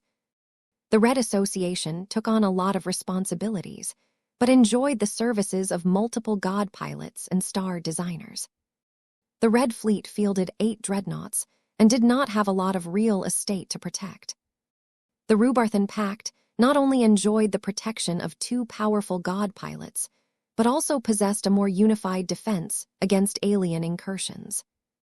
Unlike the Terran Alliance, which largely inherited the decentralized nature of the Greater Terran United Confederation, the Rubarthan Pact was supposed to be ruled by a single star emperor. Just because the Rubarthans in the Red Ocean had become leaderless due to the Great Severing did not mean that their centralized institutions fell apart. Despite the ongoing struggle between the Rubarthan princes, They weren't stupid enough to splinter their colonial superstate apart even further. Their military Mech armies still maintained their cohesion and coordinated extensively with each other in order to fulfill their common objectives. All of this caused the Rubarthan Pact to suffer comparably less losses than the Terran Alliance up to this point. As nice as it was for the Terrans to reject the notion of taking orders from a single tyrant, the age-old rivalries between their ancient clans had always caused them to be responsible for their own defenses. That was good news for the ancient clans that fielded larger Mech armies or occupied more secure territories. It was a pity that the nailed ancient clan was not in a secure position. Its circumstances were comparable to that of the DeVos ancient clan, which also worried about whether a strong enemy offensive might sweep away its vulnerable star systems. In short, taking over an entire planet to do as he wished did not sound as attractive as it appeared on the surface. The huge interest-free loan certainly made it a lot more economical to found a decent first-class colony on an empty planet, but it was a giant decoy as far as Vess was concerned. He had to admit that he was a little tempted to accept the offer anyway. Interest-free loans pretty much translated to free money because they implicitly did not come with the expectation of ever paying back the entire principal. If neither Vess nor the nailed ancient clan kicked up a fuss, they could just remain silent and pretend that it didn't exist in the first place. This happened so often in these kinds of circles that even he knew about these shady arrangements. In case Vess and the nailed ancient clan ever fell out and became enemies for whatever reason, he could always default on the loan, though he would incur a large hit to his reputation and credibility if he went through with this decision. He shook his head. This was inconsequential because he did not intend to found an expensive first-class colony on a planet that was located close enough to the front lines to become vulnerable to alien incursions. The representative of the nailed ancient clan frowned for a time, but did not sit down. She was probably communicating with a more senior nailed leader. We would like to revise our offer. Our ancient clan maintains the prior terms, but you may gain ownership of an entire star system within our territory as long as no other party has occupied it in a permanent capacity. Furthermore, our ancient clan is also ready to offer you 1.5 trillion MTA credits in the form of an interest-free loan. This is the highest that we can go. You will also be able to call on our local patrols to pass by your star system more often for the ensuing 5 years. These were powerful sweeteners. The Naileds had shown a lot of sincerity by making its terms a lot more attractive. The Terrans were really clever. They had made their bid so much more attractive that Vess could not readily dismiss it anymore. Vess furrowed his brows. Owning an entire star system was a welcome step up from owning a single planet. The larger interest-free loan meant that he would not have to burden the finances of his clan to build an expensive colony. Additional patrols from the armed forces of the Terran Alliance should hopefully reduce the risk of suffering catastrophic losses due to incidental alien raids. In short, the cost and risks associated with building a genuine first-class colony for the Larkinson clan had fallen within a range that Vess could tolerate. Even if he did not have a strong need to build such a colony, Vess would be a fool to turn down such a profitable offer. I find your bid acceptable. 58-15, killing many birds with a single stone. Nobody was stupid enough to throw away an astronomical sum of 1.5 trillion credits. Even if the nailed ancient clan of the Terran Alliance had a lot of spare cash in reserve, it would have been smarter to invest all of that cash into its own civilian or military infrastructure. Why did the Naileds insist on giving Vess a huge bag of cash and an invitation of founding an entire first-class colony within their territory? He knew that people who operated at this exceedingly high level rarely made their intentions clear on the surface. They also had a habit of killing a lot of birds with a single stone. The more birds they managed to fell with a single toss, the more profit they harvested at the end. This was how winners separated themselves from the losers. The groups that tended to be more successful than others had merely gotten really good at translating modest effort into massive gains. This was exactly the mode of operation that the Terran ancient clans excelled at. Many of them were so old and ancient that they managed to maintain direct continuity dating back to the age of stars and before. For organizations to be able to weather so many storms, survive so many setbacks, and remain at the top of their society took a lot of practice and intelligence. It was impossible to see this invitation to colonize a star system as a simple transaction. Vess already figured out that the main reason why the Terrans bid so aggressively this time was because they needed to counterbalance the Inferno Spear Prince's moves. The Rubarthans had managed to sink another teeth into Vess by persuading them to exchange his company's shares for the E-66 experimental yard. So long as the orbital shipyard remained in Rubarthan space, Vess and his clan would always have to cooperate with the locals on a frequent basis. It was impossible for the facility to operate in complete isolation with the regional economy, after all. The frequent transactions and interactions would allow the Rubarthans to develop stronger relations with the Larkinsons over time. The Terrans clearly recognized this ploy and sought to exceed it by stepping up.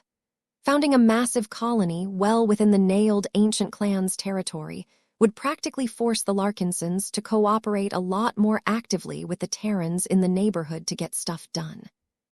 Compared to constructing a single starship every few months, building up an entire first-class colony settlement from scratch happened on a much bigger scale. This was a much more effective way to push the Larkinson clan into developing more solid relationships with the Terran Alliance. It might even lead to the partial integration of the Larkinson clan, or at least the relevant branches, into the first-rate colonial superstate. All of these potential gains made it a lot easier to stomach the cost of 1.5 trillion MTA credits. It was not as if the nailed ancient clan gained nothing in return for this massive investment. First, Vess suspected that the Naileds were not operating by themselves. The entire Terran Alliance had a vested interest in pulling him closer to their orbit. It would not be surprising if the other Terran ancient clans each pitched in a few billion MTA credits to sweeten the deal to this extent. Second, the Larkinson clan needed to spend all of that money somewhere in order to build a colony. The clan could not build up a complete colony from scratch. It did not have the manpower, resources, and other assets required to do so. This was why the clan needed to spend that 1.5 trillion MTA credits on a lot of raw materials and high-tech construction machines in order to get started. The Larkinsons clearly could not do all of this work alone. They would definitely have to recruit a lot of first-raters who could do many of the essential jobs required to build a complete settlement in a matter of years. Even then, it would never be enough. It was impossible to make a colony settlement completely self-sufficient. Before the Larkinsons ever made landfall on a chosen planet, they needed to hire a lot of employees, contract a lot of construction companies, and invite a lot of entrepreneurs to set up their business in a newly settled star system. Additionally, the Larkinson clan needed to form a huge amount of supply agreements to keep the rapidly growing colony settlements supplied of food, construction materials, advanced machinery, system-locked spaceships, and more. Where would his clan purchase all of these goods and services? It did not make any economic sense for Vess to acquire them far away from Terran space. Not only was it prohibitively expensive to purchase a lot of bulk hardware from the Rubarthan Pact and ship them all the way to the territory claimed by the nailed ancient clan, the political storm ignited by this insulting move was not worth all of the hassle. The most logical choice for the Larkinson clan was to spend much of the allowance it gained from this deal right inside Terran space. In fact, a lot of shipping costs and delays could be delayed if the Larkinsons simply purchased what they required from the businesses operating under nailed ancient clan itself. From that perspective, the 1.5 trillion MTA credit interest-free loan did not seem so absurd anymore.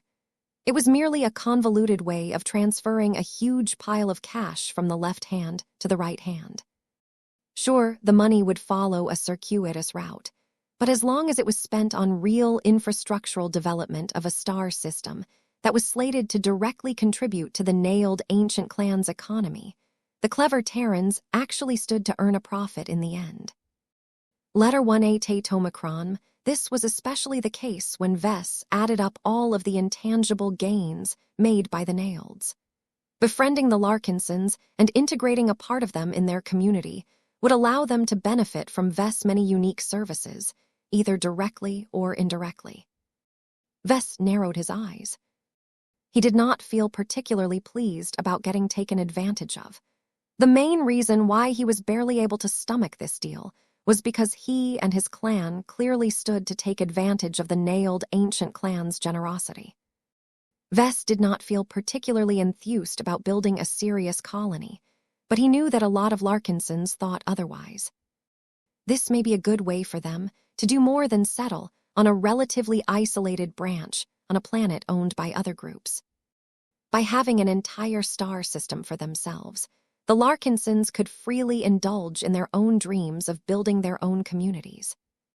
Of course, doing so also came with the obligation to defend the colony when it came under threat. This was a burden that Vess was least enthusiastic about. It was one of the main reasons why he always refrained from colonizing a planet in the past. Although his stance had softened due to the Larkinson clan's prolific habit of setting up a lot of planetary branches, the level of commitment expected from him was much greater this time. The Caesarian upper zone might fall under the protection of the Terran Alliance, but the fact that it was rather close to the front lines did not bode well for every colony. Vess clearly sensed that one of the reasons the Naileds wanted to pull the Larkinson clan into their orbit so badly was to gain his friendship and benefit from his protection. They had made a good calculation as far as he was concerned. Vess always tried to do right by his friends and allies, but the premise of that was that they showed enough sincerity towards him. It was not so easy to earn his true friendship. Though Vess had no particular reason to trust the Naileds, he was willing to give them a chance on account of the generous terms of their offer. When Vess had announced his verdict, numerous people looked surprised. It was no secret that he had tried to evade the act of founding his own colony in the past, so the unexpected break from his established pattern invalidated a lot of people's calculations. Tough luck. Vess had already grown sick and tired of people like the polymath who thought that they could anticipate everything by crunching a lot of numbers. He couldn't help but admit that he took a vindictive amount of satisfaction in breaking the predictions of others. The moment people figured him out was the moment he lost his touch. There should never be a time where Vess lost the ability to exceed or circumvent people's expectations. Is there anyone here that is willing to override the bid made by the nailed ancient clan? Orion Leeds spoke up when no one took the initiative to speak out anymore. The silence was understandable. It was hard to cough up 1.5 trillion MTA credits in capital, even if much of it would gradually flow back into the regional economy. However, only the wealthiest powers could match or exceed the benefits offered by the nailed ancient clan. Only other Terran ancient clans possessed this capacity, but they had little reason to do so. The current bid was already sufficient to pull the Larkinson clan closer to their superstate. There was no need for the Terrans to compete against themselves. Going once, going twice. When no one displayed any intention of supplanting the current bid, the auctioneer closed the current round. Sold, I congratulate the nailed ancient clan for exchanging a subsidized colonization opportunity with a 5% stake in the living Mech Corporation. This concludes the second round of bidding. Of the shares that Professor Larkinson has made available, 15% have already been committed to numerous transactions. There are only 2 more opportunities left to buy a stake in the future of the most prominent Mech designer of his generation. so advise you to make your offers before it is too late. A lot more people looked sharper after Orion leads reminded them of the stakes. A lot of players had held back during the last round because they intelligently recognized that the Terrans demanded an opportunity to catch up to the Rubarthans. Now that Terran alliance satisfied its needs, it was finally time for the remaining groups to compete for the remaining 2 lots. Let the 3rd round of bidding commence. A government official immediately rose to his feet. On behalf of the Chromo Republic of the Liebhart Upper Zone, I have been empowered to convey an offer to grant the Larkinson clan full control over an entire province of one of our newer, but settled planets. This is an excellent location to build up a large industrial agglomeration that can not only satisfy the demand for goods from the Chromo Republic, as well as the surrounding first-rate colonial states, but also fulfill the highly lucrative orders from the nearby Jernstall star node. Vess looked impressed at this offer. While the Chromo Republic did not offer the entire planet or star system at this time, prime real estate in the rear of human-occupied space was already worth a huge premium. Unlike the previous offer from the nailed ancient clan, the one offered by the Chromo Republic was not as risky as the native aliens would have to overrun a lot of zones before Liebhart ever became subjected to serious threats. However, Vess was not sure whether the Larkinson clan could still muster enough money to invest in building up a serious industrial complex in one of the most expensive regional economies in the new frontier. The prior commitments already imposed a huge burden on the clan's finances and operations. Still, the Larkinsons could always decide to take it slow. The rather basic offer did not mention any deadlines. Since that was the case, there shouldn't be much harm in saying yes. I find your bid acceptable. Vess nodded to the representative of the Chromo Republic. 5816 a big stick. The offer made by the Chromo Republic sounded quite attractive, as it gave the Larkinson a huge fallback point. Setting up in a star system that was located a stone's throw away from the Jernstall Central Star node was almost as good as establishing a presence directly in one of the centers of human civilization. Vess easily understood the overall benefits. The Chromo Republic functioned like a really high-end version of Cloudy Curtain to Jernstall, which took on the role of a much wealthier version of Bentheim. The positioning was nearly perfect.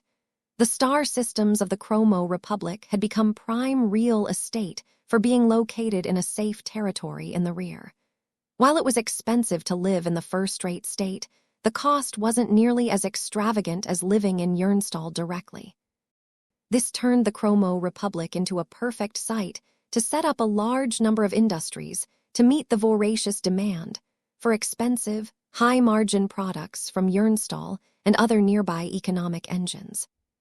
The competition was high, but the huge profit potential made it worth it for the Larkinson clan to establish a strong industrial presence in the hinterland of human space. Vess also did not overlook the fact that setting up a lot of industrial works in the Chromo Republic could facilitate the operations of the recently acquired Starfarer berth, and vice versa. There was a natural synergy between the two that promised to strengthen the Larkinson clan's foundation in this critically important region of space. He smiled. Although the amount of land that the Chromo Republic was willing to bequeath to the Larkinson clan was rather minuscule compared to the previous bid, there was no way for him to expect anything better. The land prices in the rear of human space had skyrocketed to such an extent that Vess would not be surprised if the total value of this land concession already exceeded 1 trillion MTA credits. The huge disparity truly put the impact of the Red War into perspective. Any territories that were close enough to front lines became so undesirable that groups such as the nailed ancient clan had to offer subsidies in order to encourage pioneers to develop their territories. In contrast, even a small factory-sized plot in the rear of human space could already bankrupt typical pioneers many times over.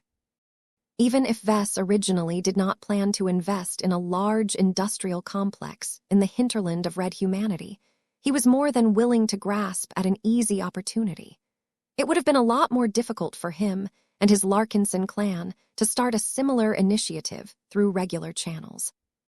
There was only one issue with the Chromo Republic's bid that he was dissatisfied with.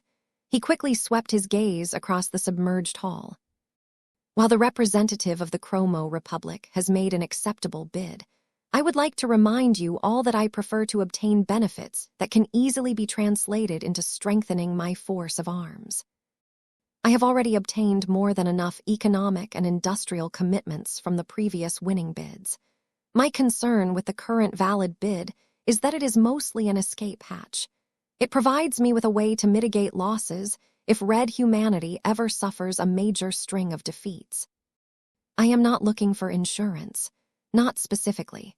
What I am actually looking for is a means to defeat more powerful opponents, secure greater victories, and increase our survival in a dwarf galaxy that is spiraling into total war. The expressions of a few faces grew severe after they heard that.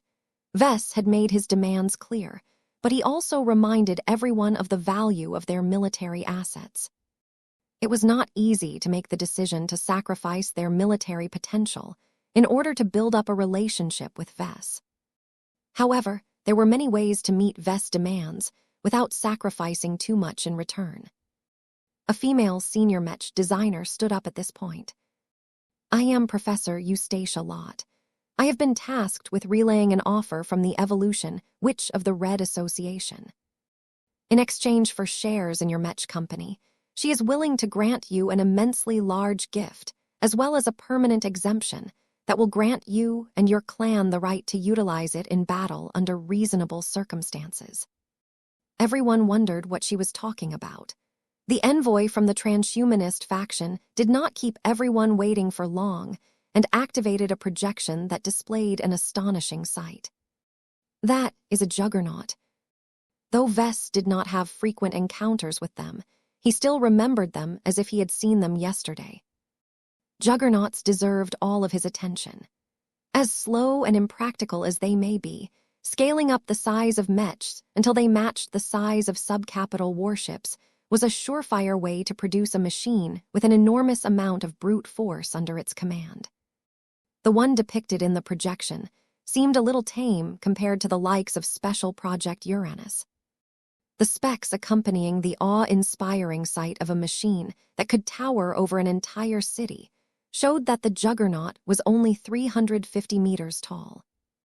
Its immense mechanical construction made it clear that its designers sought to reduce a few of the well-known disadvantages of juggernauts by slimming them down.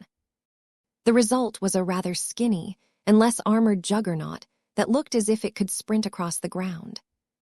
Its defenses had clearly taken a backseat, which granted it a lower fault margin.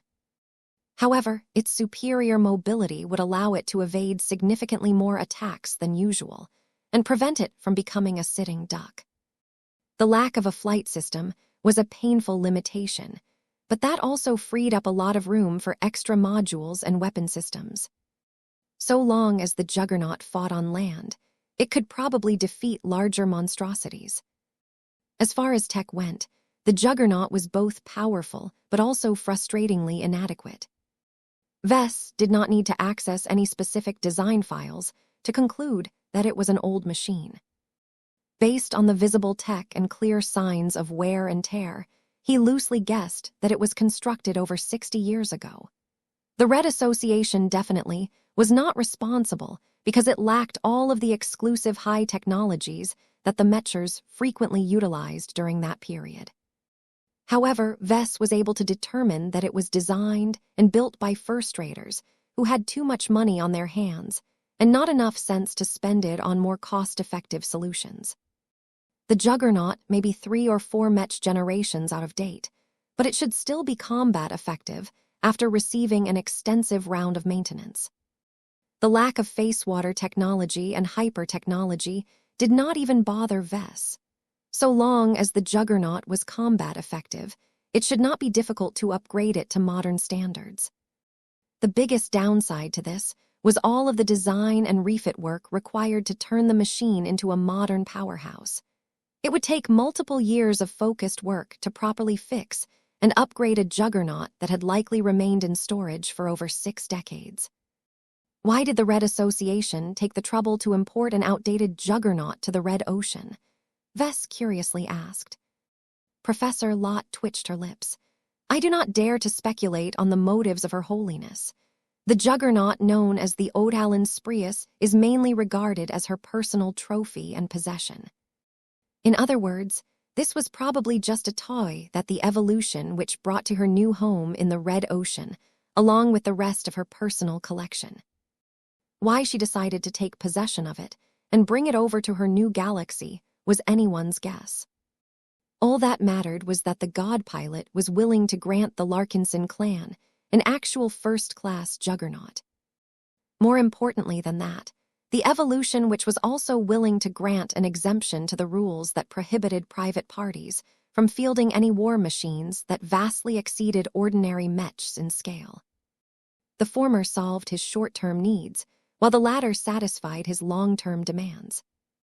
Vess could immediately ship the strangely named Odhallan Sprius over to the newly acquired territorial holding in the Caesarian Upper Zone. Once the juggernaut dropped onto the planet that the Larkinson clan intended to colonize, the Odhallan Sprius would be able to offer a huge amount of protection and deterrence while it remained stationed on the surface. Its warship-grade cannons should easily pose a serious threat to any enemy vessels in orbit. Not even the main cannons of the Ultimatums or the Transcendent Punishers could match the raw firepower of the Juggernaut's enormous first-class weapon systems. Once the newly established colony started to acquire enough defenses to fend off most threats on its own, Vess planned to start an extensive upgrade process that would make it multiple times deadlier than before. Facewater technology, hyper-technology, luminar crystal technology, e-technology, support link technology. All of these technologies combined, and more should turn a fairly average juggernaut for its size into a top powerhouse that should probably be able to overpower ace mechs in raw firepower. Of course, that did not mean that the Odhallan Sprius would be able to beat an actual ace mech. The latter possessed a lot of other advantages that could not be matched through mechanical means. That was fine. Ace pilots did not grow on trees, and there were certain measures that even ace mechs were unable to match. Size mattered. As much as the more rational part of Vess recognized that maintaining and fielding such an enormous first-class juggernaut would impose a huge drain on the Larkinson clan's resources. The temptation of owning a big stick in the form of a genuine juggernaut in his possession was too much for Vess to resist. Vess instantly forgot about the Chromo Republic's offer. How could a bunch of factories in the rear of human space compete against a real juggernaut? Even if the outdated Odhallan Sprius came with a host of problems that made it difficult or impractical to pilot, there were always solutions for everything. The mech designer in his heart strongly urged him to obtain it as soon as possible and explore it so that he could fix it up himself. It would be an affront to his pride as a mech designer if he did not seriously work on at least one actual juggernaut in his lifetime. His only regret was that the juggernaut was 150 meters too short to satisfy all his desires. The Uranus had made an unforgettable impression earlier in his career.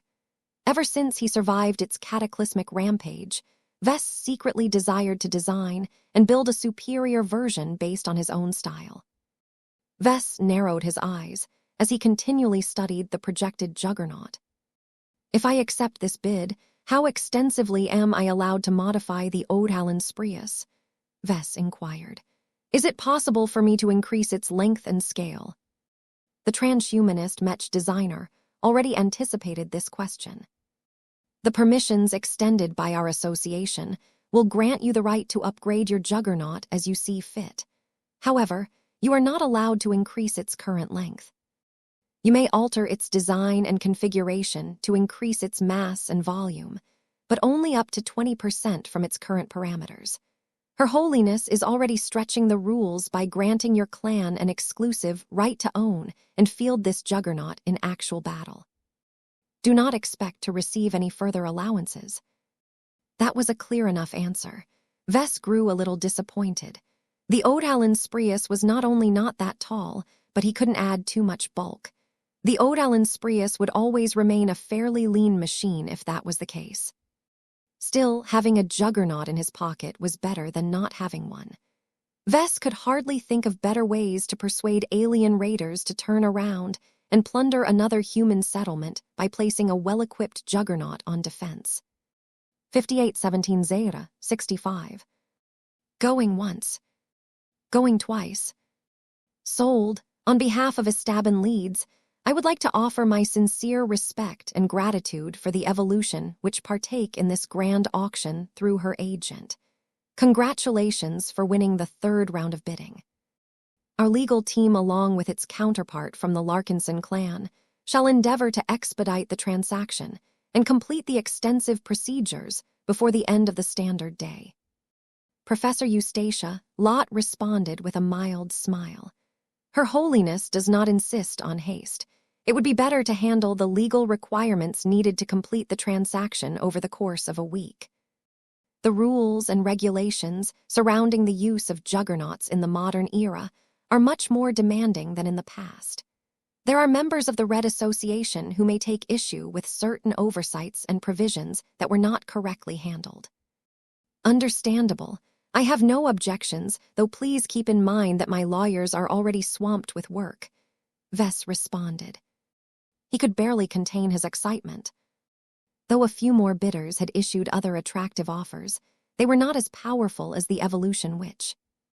Only a Tier 1 galactic citizen could get away with bestowing an actual juggernaut of all things to Vess. Even though the practical value of a juggernaut might not be 1209. As much as a warship to most people, Vess did not care. Even though the practical value of a juggernaut might not be as much as a warship to most people, Vess did not care. It was a juggernaut. It was a mech that was scaled up to such an exaggerated degree that it fought like a warship with limbs more than a more nimble mech. But who cared? Vess could do so much fun stuff with a juggernaut as a platform that his mind was already brimming with ideas. If not for the fact that he already bought the Alpha Lifeguard, he would have dedicated much of his available free time on upgrading the Odalin Sprius in the next half-decade. Of course, just because he had become unreasonably fixated on the juggernaut did not mean he lost all of his perspective. Just like the previous deals, this one came with a lot of strings attached. The Evolution which had already betrayed her nature as an intelligent schemer who was not hesitant about taking advantage of his vulnerabilities. Vess was pretty sure that the Evolution which wanted him to build up a lot more experience in working with juggernauts. These titanic mechanical monstrosities were so immensely big and heavy that they operated on substantially different rules than more reasonably sized machines. Theory alone was not enough for him to master all of these nuances. What happened after Vess gained a much better understanding of how juggernauts worked? Would the Evolution which issue a directive for him to design living juggernauts? That sounded rather dangerous to Vess, especially if the ambitious god pilot insisted on implementing experimental and untested technologies in the design.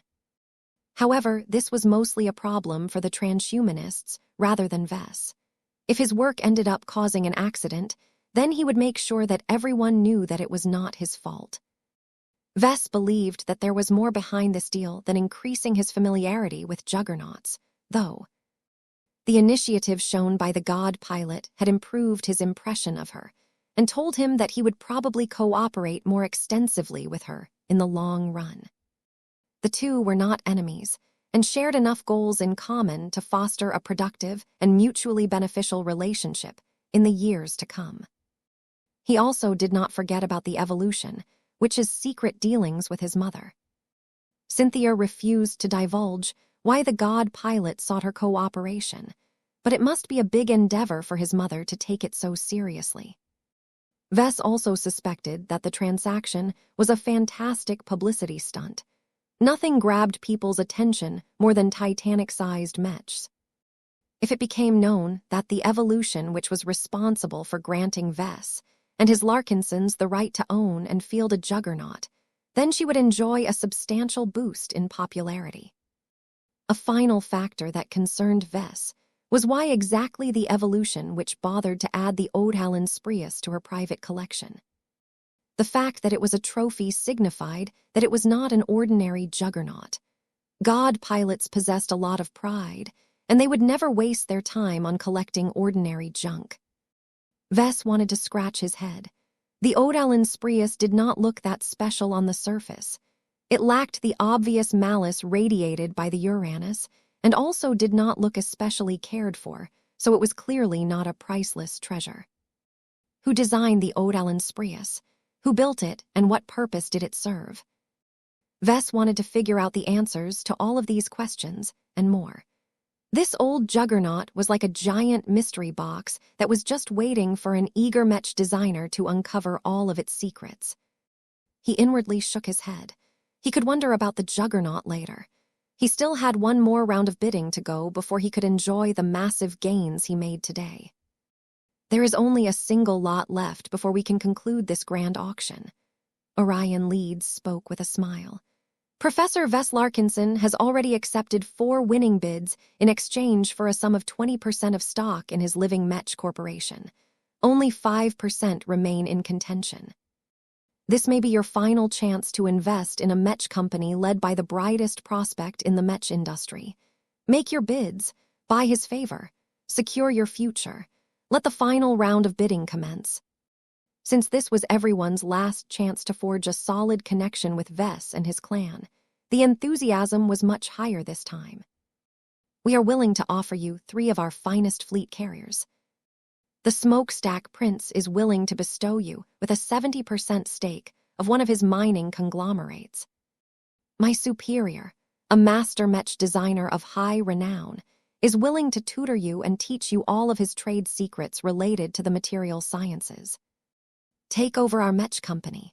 We are more than willing to fold our headquarters and factories into your living Mech Corporation in exchange for a modest proportion of shares. Commodore Pritchard Vaudeville of the 2nd Main Fleet owns a mansion in the Yernstall Central Star Node. It is located in one of the most expensive residential districts in one of the safest star systems in human-occupied space. There is no better home for you and your family to ride out the Red War.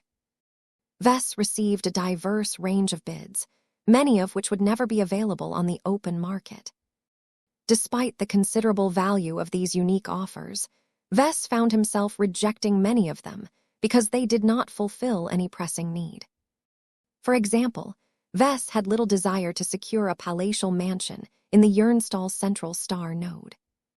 While it would definitely be nice for him to live in one of the greatest centers of human civilization, Yernstall was so damn safe and prosperous that Vess feared it would cause him to grow too comfortable in his own skin. The Red War turned into a very distant affair if Vess remained too far from the conflict. It would be so easy for him to ignore the harsh realities of the ongoing struggle. Vess already recognized that he had started to grow out of touch with his own customers. The last thing he needed was to compound this problem and move even further away from the front lines. As a professional Mech designer, he felt it was his duty to continue to remain a bit closer to the action. Occasional visits to port systems, where a lot of Mech forces operated from, would allow him to directly appraise the Mechs and the circumstances surrounding the Mech forces that fought the good fight. It would be a lot harder if Vess had to make this trip when he resided in the rear of human space most of the time. In fact, it would actually be more ideal if Vess lived in a place that was a bit closer to the front lines, such as a new colony settlement located within the Caesarian upper zone. So long as he had a fully upgraded juggernaut within the vicinity, Vess believed he could cope with the idea of living on a planet that would never be too far removed from the Red War. My compliments to Commodore Vaudeville, but I am afraid that I have to reject your bid. Vess responded to the RREF officer who spoke up last. I am not lacking in homes. I am more interested in strengthening my defenses by any means possible. No amount of homes have any value if I do not possess the means to protect them against my enemies. It took a minute of entertaining a couple of weak and irrelevant bids before Vess finally received a more compelling offer. A Mech designer, wearing the uniform of the Red Association, rose up from his seat. Our association has recently developed a defensive countermeasure that may be of interest in you, especially given your renewed enthusiasm for colonization. The Polymath, in cooperation with the Spacelock, has jointly developed an improved version of a warp interdiction module. They have named their work the Zeta-65 Warp Interdictor. It not only incorporates hyper-technology to a far-reaching degree, but also benefits from a range of other technological innovations developed by the Polymath. Vess understood the importance of warp interdictors. They ensured that hostile alien fleets did not try to escape a losing battle. They also suppressed the powerful abilities of phase leaders to an extent. For the Polymath and the Spacelock to team up to develop a new take on warp interdictors was serious business. As much as he disliked the ideological and political beliefs of the Polymath, he never once saw reason to disparage her technical work. Her brilliance in her main field of expertise was undeniable, and there were good reasons why everyone praised her diverse inventions. Please explain what distinguishes the new Zeta-65 from older warp interdictors. Her Excellency specifically devoted time in this project in order to arm Red humanity with a more effective means of suppressing phase whales without relying on the power of high-ranking Mech pilots. The Mecher explained. She has persuaded the Spacelock to contribute to this cause in exchange for giving him a small share of the profits and other rights. Together, they have applied an extensive range of improvements with the express goal of making them more effective. The Mecher activated a projection that displayed a range of different Zeta-65 variants. They mostly differed by size and power. The Zeta-65 models are much stronger than other warp interdictors. The largest model is rated to inhibit the warp travel of the most powerful alien warships, as well as adult phase whales and greater phase lords. In other words, only ancient phase whales possess the raw strength to overpower the Zeta-65 warp interdictors. What is the effective range? It is 2,000 kilometers for the largest model. The smaller ones are much less effective, but can more easily be mounted on smaller starships. Please take note that every Zeta-65 warp interdictor is expensive to build. They will need to integrate at least 40 kilograms of face water for the smallest model and 200 kilograms of face water for the largest model. They also require a strong, dedicated power source in order to operate at their highest settings. Vess almost choked when he heard how much face water it took to build these warp interdictors. The Polymath truly went all out in prioritizing strength over cost-effectiveness. I see, Vess said. So what does this offer entail? Will my clan gain a license to build the Zeta-65 warp interdictors? The Mecher shook his head. That is not possible. The Zeta-65 can only be produced in a specialized production facility due to the use of special technologies. The Red Association is willing to grant you the unrestricted right to purchase and utilize the Zeta-65 warp interdictors and any updates to their models. Vess frowned at that. He could certainly recognize the value of the Zeta-65, but he was questioning whether it was worth trading 5% of his company's shares just to gain purchasing rights. What else was special about the Zeta-65 warp interdictor that could persuade him into accepting this bid? 58.18 The real functions. Offers rarely seem what they appeared on the surface. Everyone who attended the grand auction was clever enough to estimate the value of their own bids. Vess seriously doubted that the Mecher who rose up from his seat and presented the Zeta-65 warp interdictor was stupid to misjudge its value. This was especially the case given that he was not making this offer on behalf of himself, but rather two very powerful figures. Vess did not have a problem with the spacelock. The aristocratic god pilot was not exactly the most approachable sort, but he could always be counted upon to remain professional in his interactions with others. One point in the spacelock's favor was that he had joined most of the other god pilots in supporting the establishment of the Red Collective. Perhaps what happened a few days ago may have given him a reason to favor greater cooperation. If I agree to obtain the right to buy and utilize the new Zeta 65 warp interdictors, who will receive my company shares? Vess asked. The polymath and the spacelock have already agreed to a profit-sharing arrangement. Her Excellency is entitled 4.5%. His Holiness shall receive the remaining 0.5%. The man readily answered. Interesting. And concerning.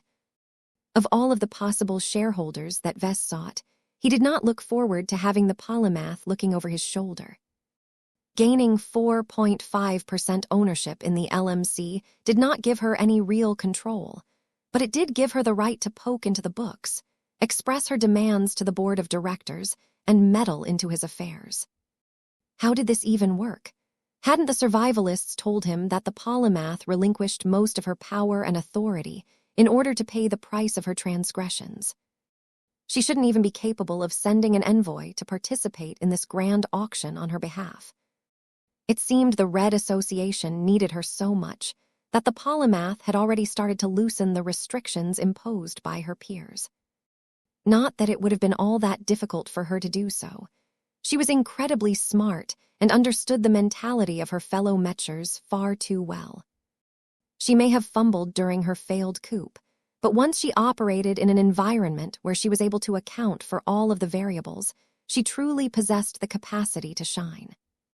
If Vess had to make a choice, he would rather develop a closer relationship with the spacelock. He was much more comfortable dealing with god pilots. They all possessed a willful and maybe even tyrannical streak, but they were also honest and straightforward. So long as he understood them well enough, he could predict their responses and behavior, thereby making it easier to stay in their good graces. There was no way for him to do the same for star designers like the polymath.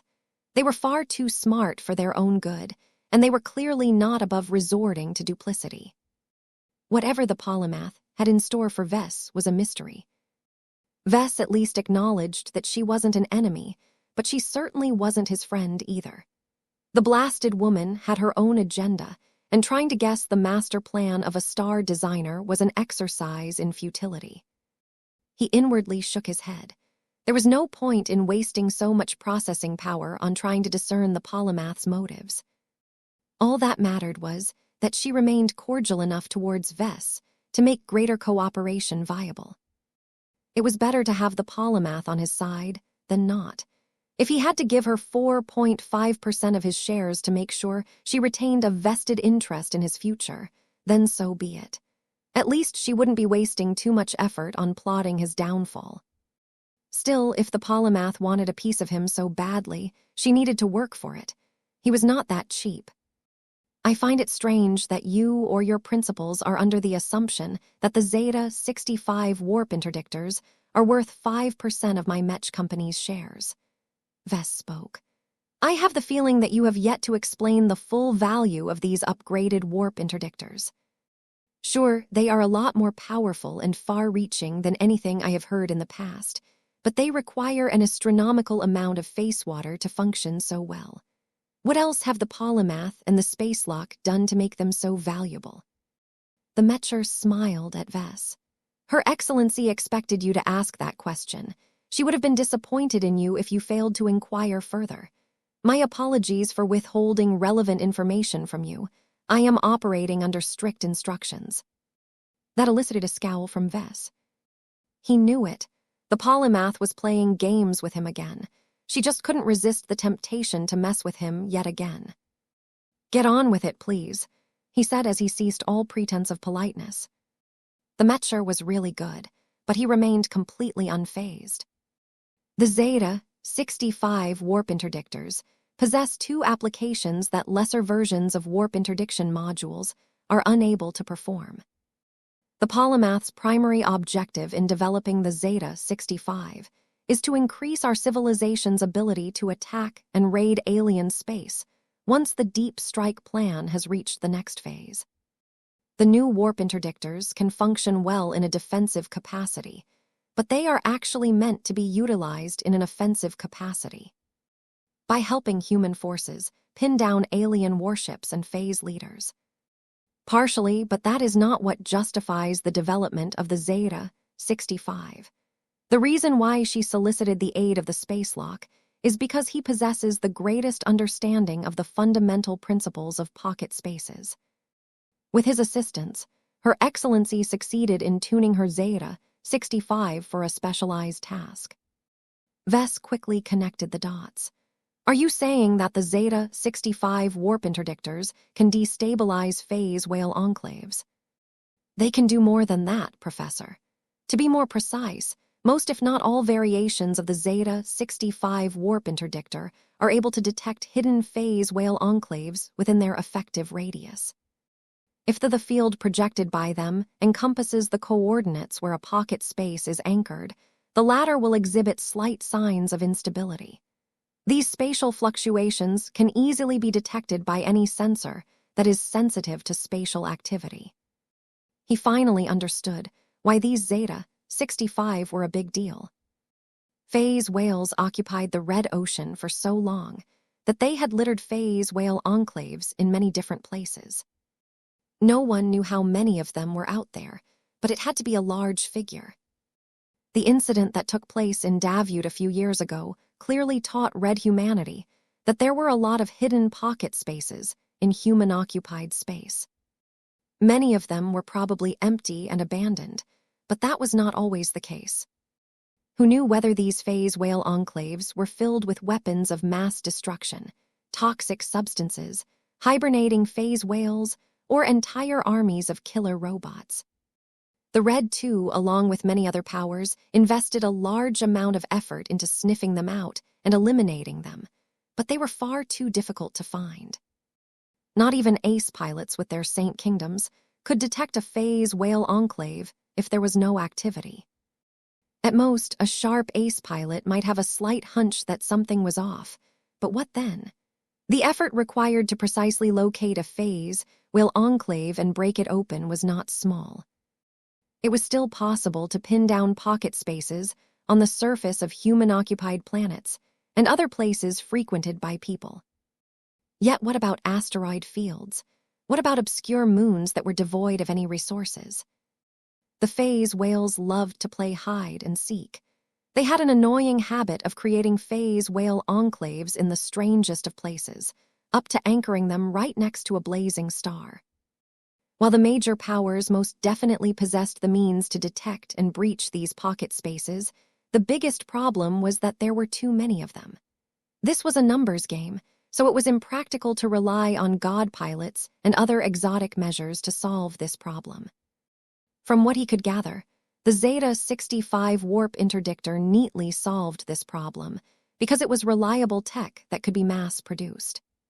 Sure, the amount of face water required to build them was a bit prohibitive, but that would not stop the likes of the Mechers and the Rubarthans from mass-producing these fancy new modules and making full use of their main function.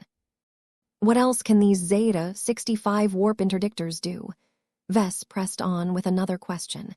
Can they actually destroy a pocket space? Not unless the pocket space in question has already deteriorated to a point where it is only a handful steps away from collapsing. The Mecher shook his head. The phase whales are known to be thorough in their work. Their pocket spaces are highly robust. We suspect they put in great effort into making their spaces enduring, because they want to rely on their work for thousands, if not millions of years, without any concerns about stability. The fact that the phase whales often reside in their own pocket spaces gives them a strong incentive to strengthen their stability. That made sense. So there is no way for the Zeta-65 warp interdictors to break a pocket space, no matter how many of them are active. That is not an absolute, Professor. If you can truly bring an excessive number of Zeta-65 to bear on a single pocket space at closer ranges, then it is theoretically possible to destabilize a pocket space to the point where it unfolds back into real space, thereby violently disgorging everything that used to be hidden out of sight. However, it is not necessary to go this far unless you wish to eliminate a potential security risk. What do you mean by that? Vess raised his eyebrow. As long as the Zeta-65 effect is strong enough, it can forcibly induce a phase whale enclave to open a passage. This will allow anyone outside to send in their forces. It will also allow anyone hidden inside to exit the pocket space. This is the second main function of the new warp interdictors. We expect that many important star systems held by the aliens may have hidden their most important facilities inside pocket spaces created by phase whales many years ago.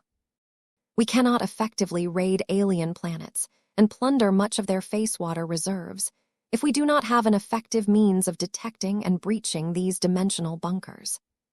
It was only now that Vess understood the true significance of the Zeta-65 warp interdictors.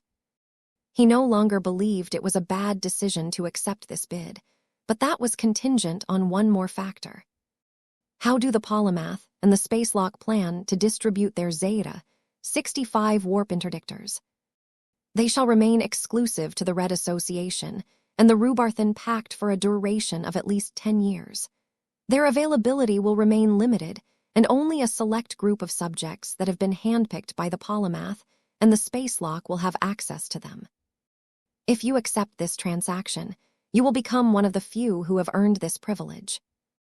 After a decade has passed, the initial versions of the Zeta-65 warp interdictors will become more widely available, but it will cost third parties at least double the amount of face water needed to construct them to obtain their own copies.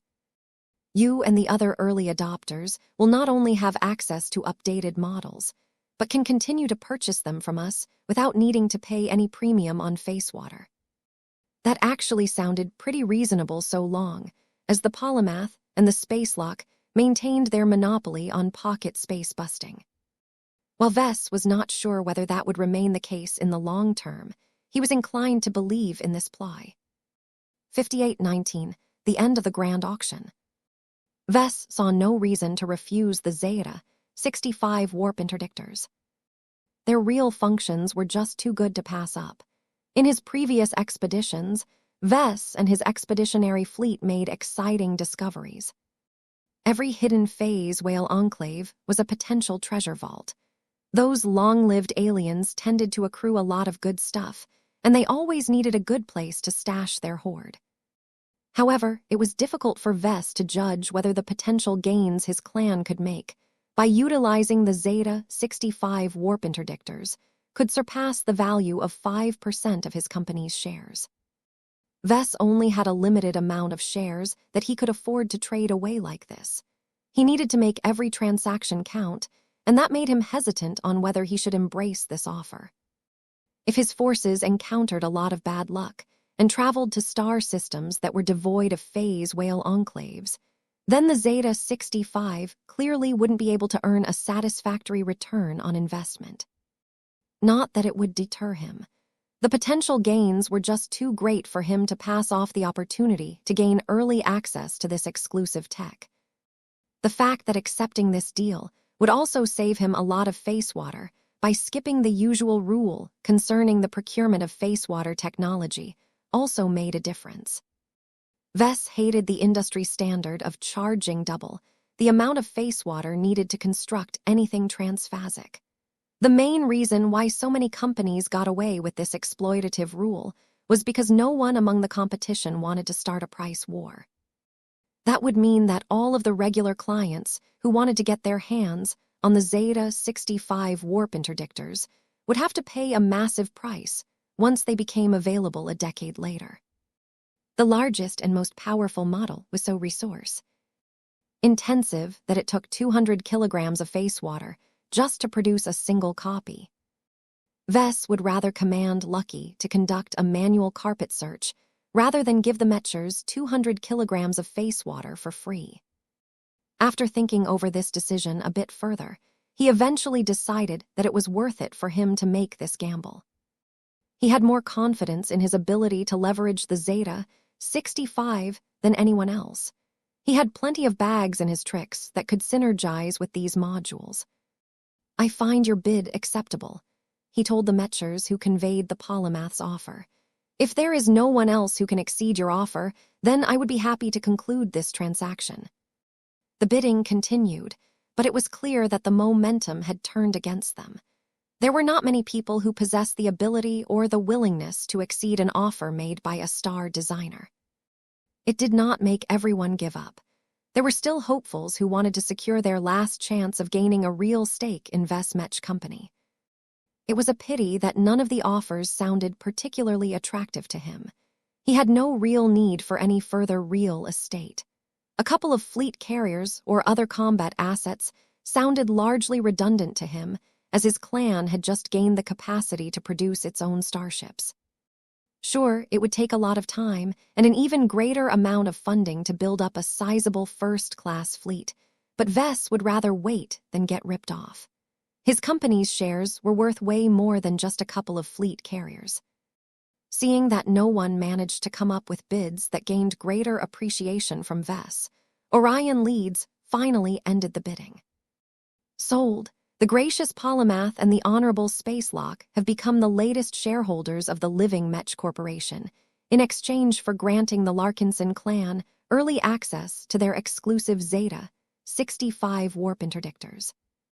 This concludes the final round of bidding and signifies the end of our grand auction.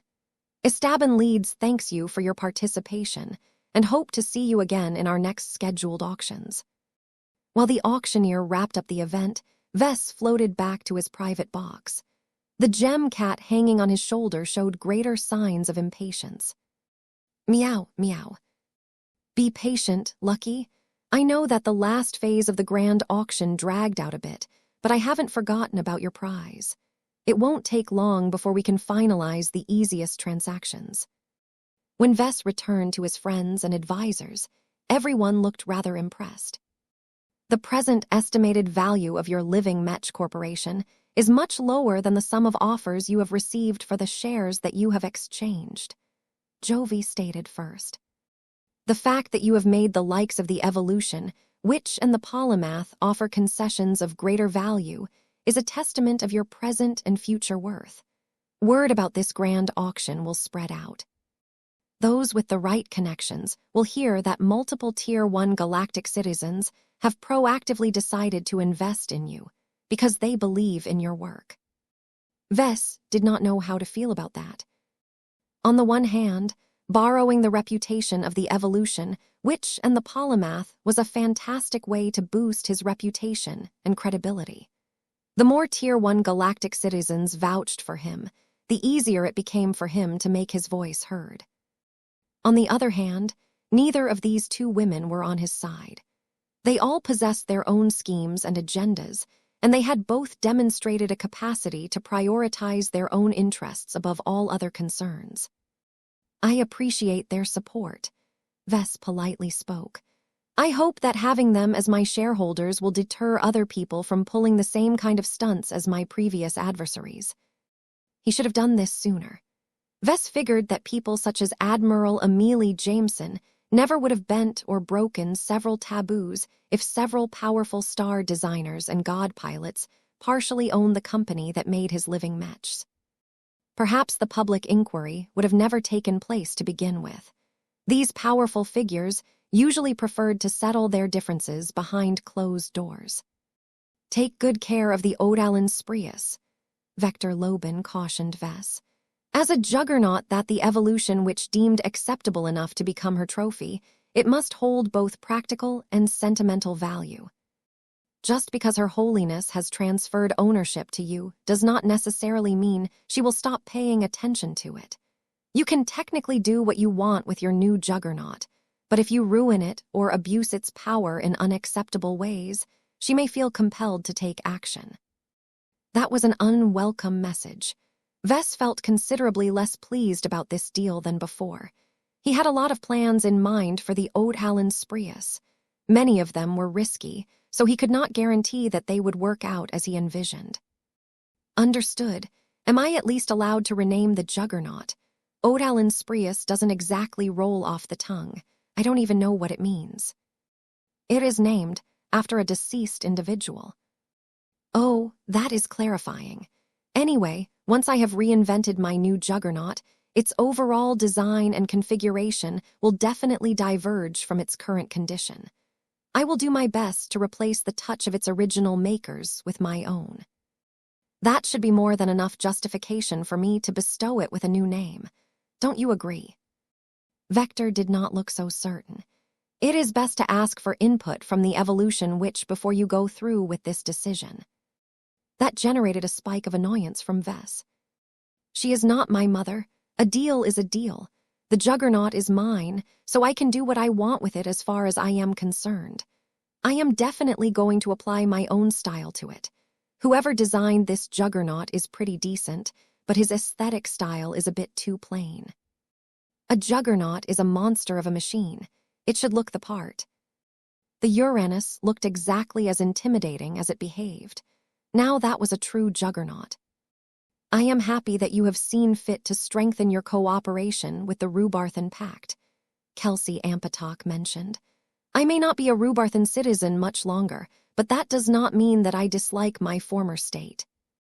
Obtaining a shipyard that is located in the heart of the Inferno Spear Principality will strengthen your ties with Prince Antonius. It may cause you to become more embroiled in the current succession crisis, but this will grant greater benefits if he has defeated the other princes. I do not intend to meddle in this silly battle for the throne, Vess disapprovingly said. I am too busy to waste my time on this. Whoever ascends the throne is unlikely to sever cooperation with me, especially given that I am bound to become an instrumental part of the Red Collective. That did not mean that there were no consequences. The Smokestack Prince and the Inferno Spear Prince were so radically different that they had very different plans in mind. You may be right, Kelsey said in realization. Although small, the last round of bidding bestows 0.5% of your Mech company to the Spacelock. Do you understand what this means?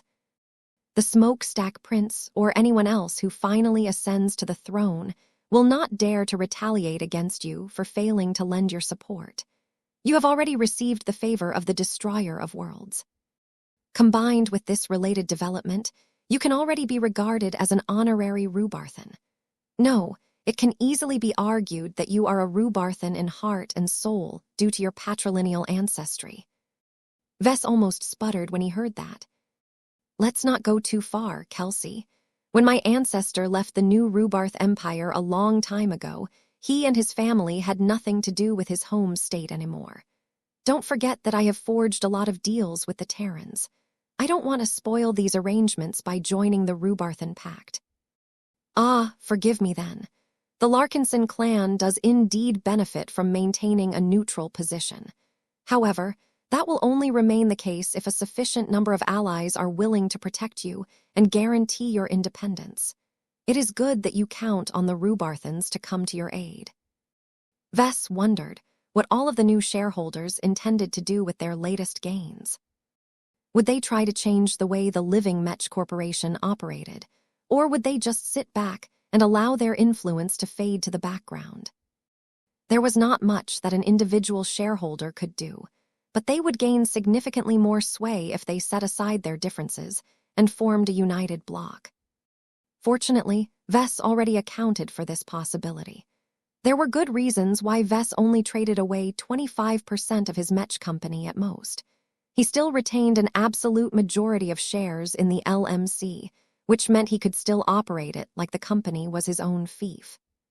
The change that worried him the most was that all of the laws and regulations imposed by the Red Association granted several rights and privileges to the new shareholders.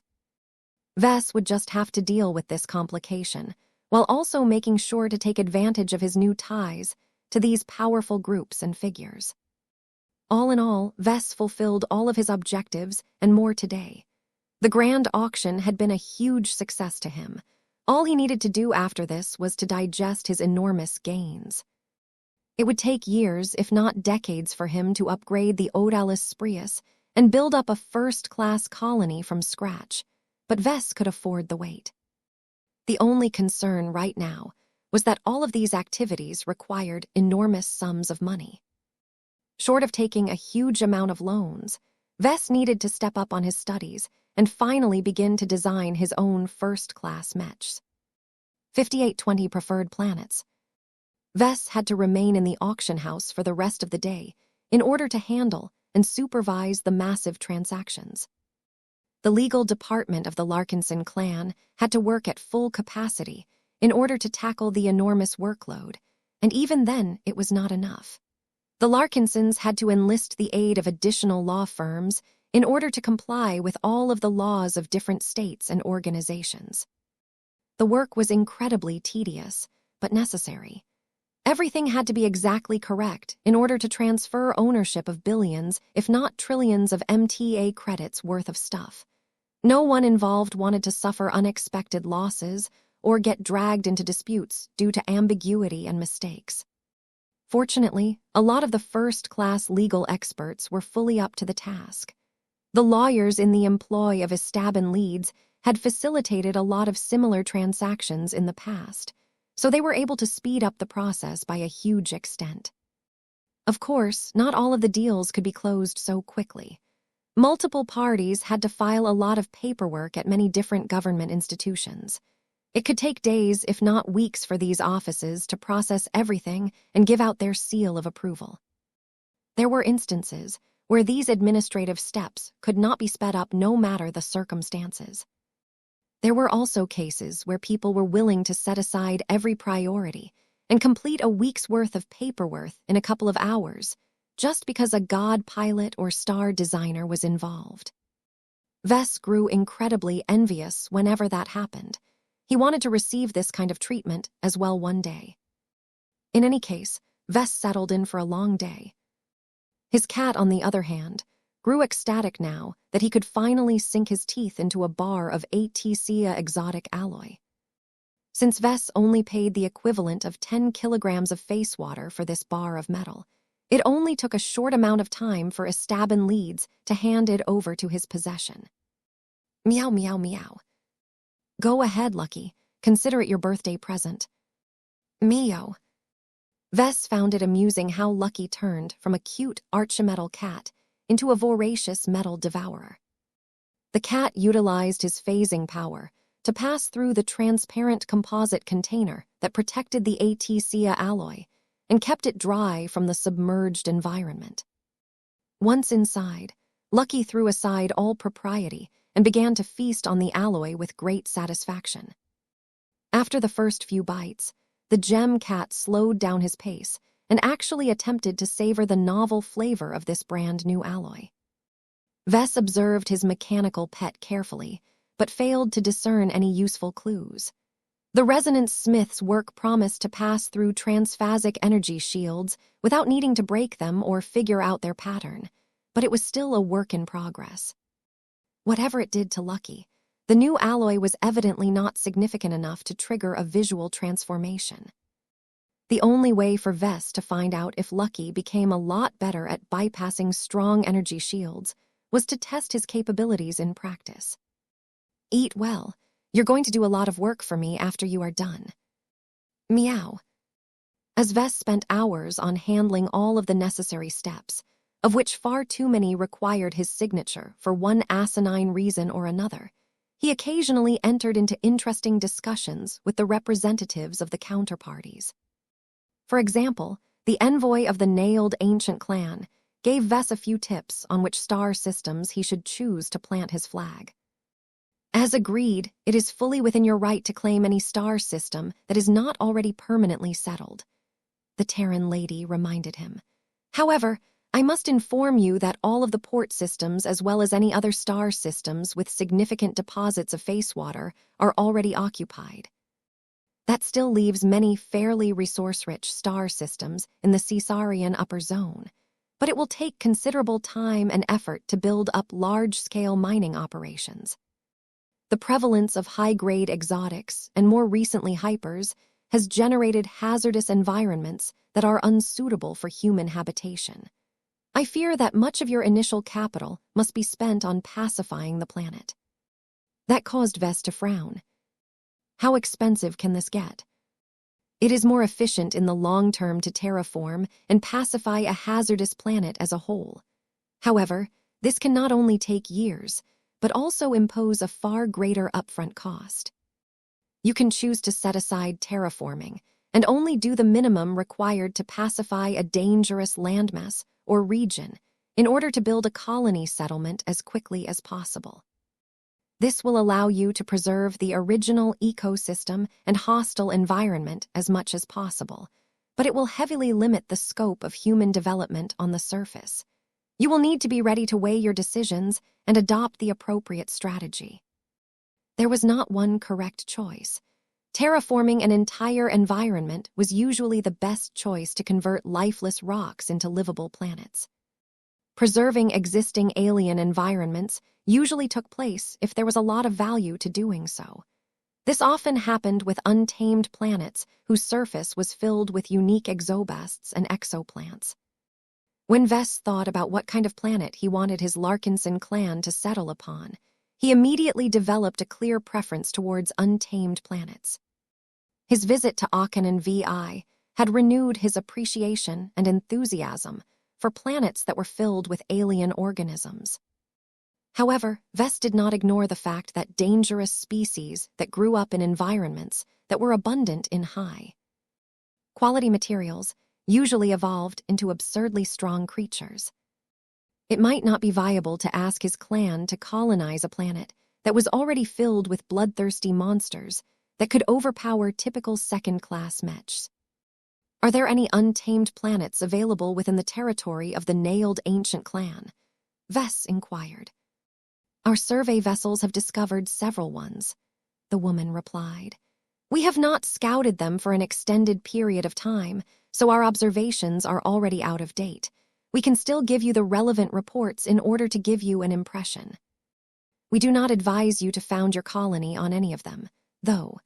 The risk that your colony will continually provoke attacks from the local exofauna is too great.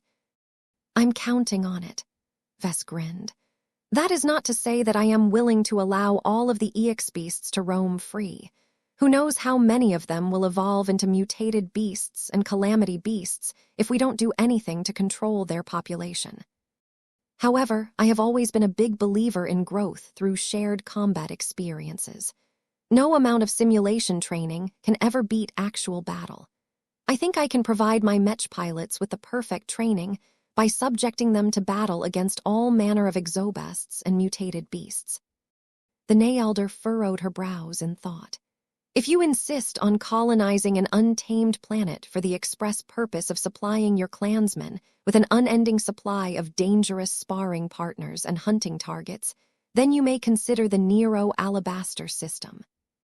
A projection appeared that displayed an old snapshot of the star system. It was a binary star system, centered around the dance between a yellow dwarf star and a white dwarf star. The white dwarf was one of the odder stars in the cosmos. It was not a real star per se, just the core of one that had already died.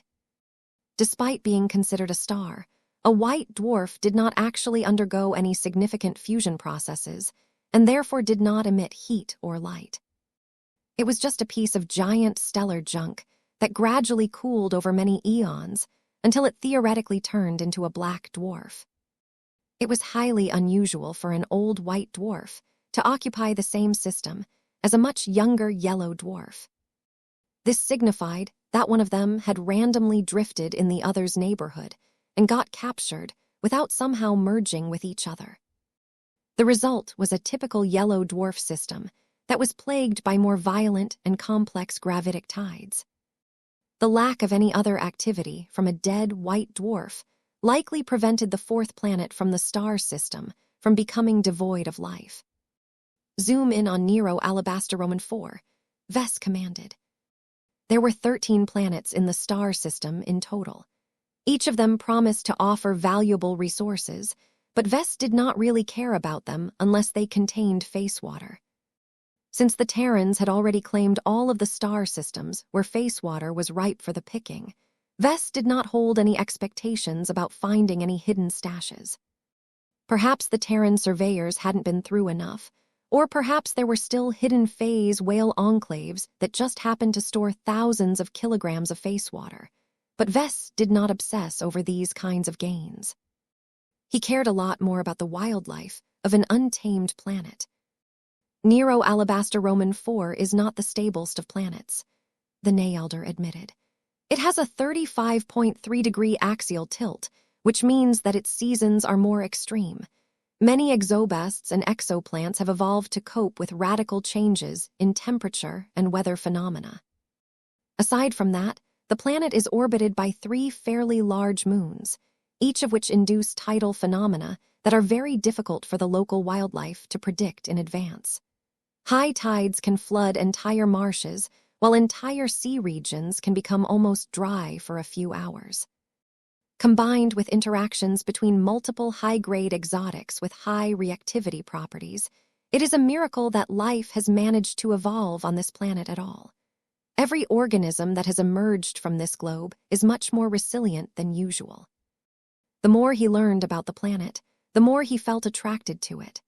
That did not mean he refused to consider other possible candidates, but he couldn't help but feel that the Nayelder had intelligently picked a star system that just happened to fulfill his strongest desires. What are the dominant organisms on this planet? Vess asked. That depends on your definition of dominant. The most prevalent large terrestrial exobast species that can be found in a wide variety of landmasses is the Zurian. It is a species of quadruped-scaled reptiles that are noteworthy for their strong mineral-rich scales.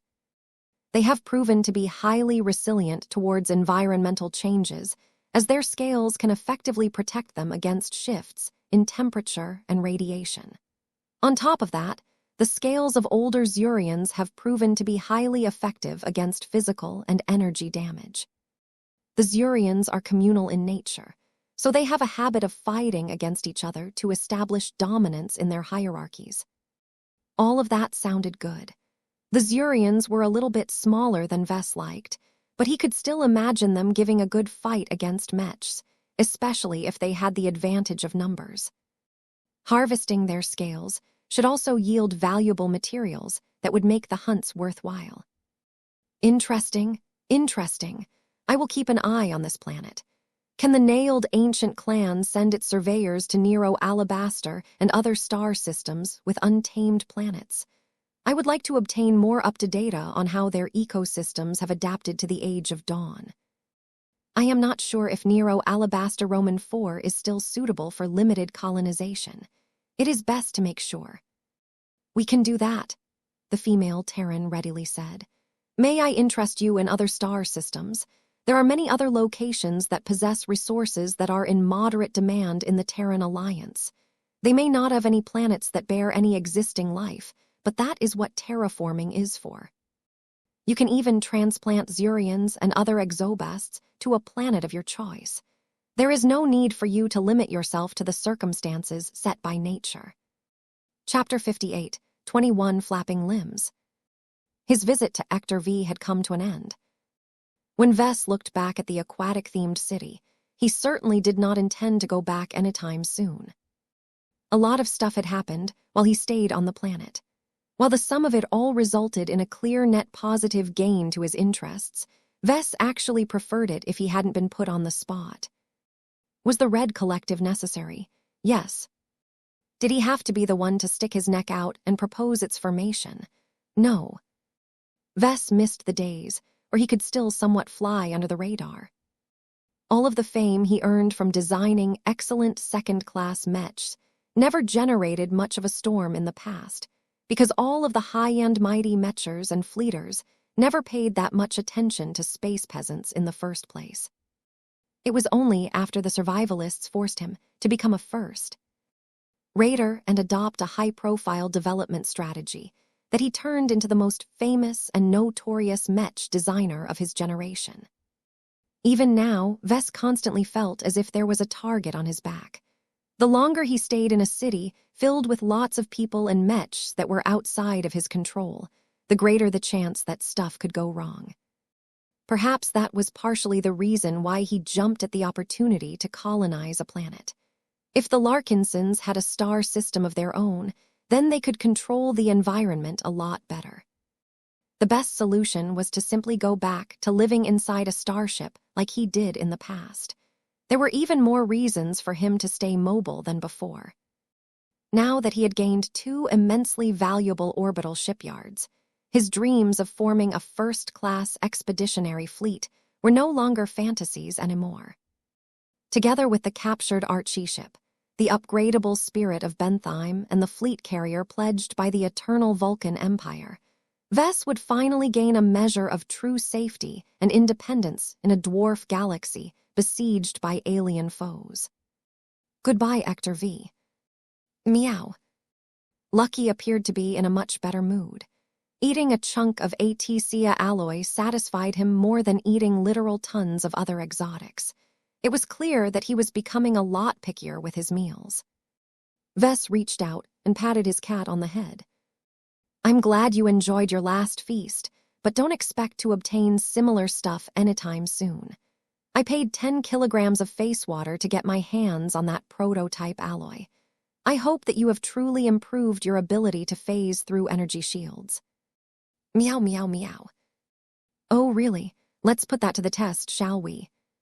He utilized his phase lord powers to project a simple spatial barrier in front of him.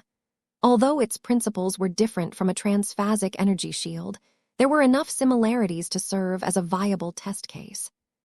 Meow. Lucky arrogantly lifted his head before he tried to phase through the spatial barrier. The good news was that he did not crash into the spatial barrier. The bad news was that he somehow got stuck midway. Meow. The cat looked incredibly pathetic, as he somehow got tangled up between folded dimensions to the point where he couldn't squirm his way out anymore. His limbs ineffectually slapped around, as if that would help him gain more purchase. It looks like your new ability either needs a lot more work, or you haven't eaten enough ATCA to upgrade your entire body. Meow. Vess reduced the strength of his spatial barrier until Lucky finally managed to push his body all the way through. The gem cat looked both defiant and embarrassed. His tail squirmed as if he would rather never boast about his new abilities in the first place. What do you have to say for yourself? Meow, meow, meow. Meow, meow, meow. I will test you again in a month. If you claim to be able to fully master your new capabilities by then you should be able to pass through my spatial barrier. I am not sure how strong it is, but I am sure that it is at least comparable to a segmented transphasic energy shield of a typical alien warship. If Lucky couldn't get past his spatial barrier, then he sure as hell wouldn't be able to infiltrate an alien warship that had fully activated her energy shields. An alert sounded. Vess braced his body even though it was not necessary, and soon found himself and his cat teleported to the flagship of the Blue Jay fleet. Welcome back to the Terresk, Jovi Armelin greeted. We are ready to begin our departure. How are the new reinforcements? They have joined up with our fleet without issue. 3 additional light cruisers will give us more punch while also allowing us to scout further. The 2 combat carriers are very welcome. Each of them carry 20 first-class multipurpose mechs based on combat-tested models that are renowned for their versatility and customizability.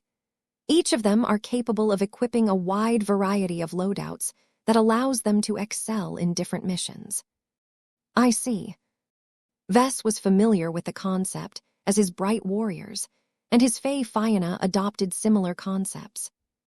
The new R-Ray mechs probably did not excel in any mission, but their amazing versatility meant that they could fare well against any enemy, regardless of whether they were human mechs, alien warships, or phase whales. I'd like to take a look at them myself if possible, he requested. I have no intention of spoiling the work of other mech designers. I just want to get a better understanding of how the Red Association approaches its own mechs. I also want to know what sort of machines I am entrusting my life to.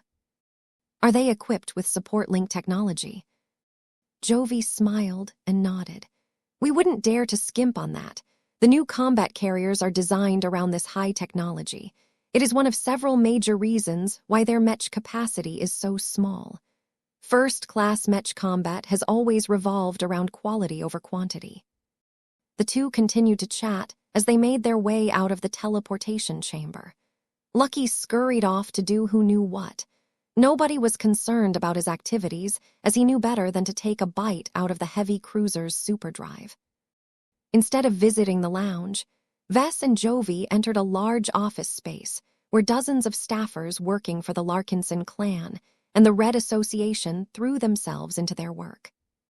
The latest acquisitions came with so much paperwork that it would take months to handle all of the administration.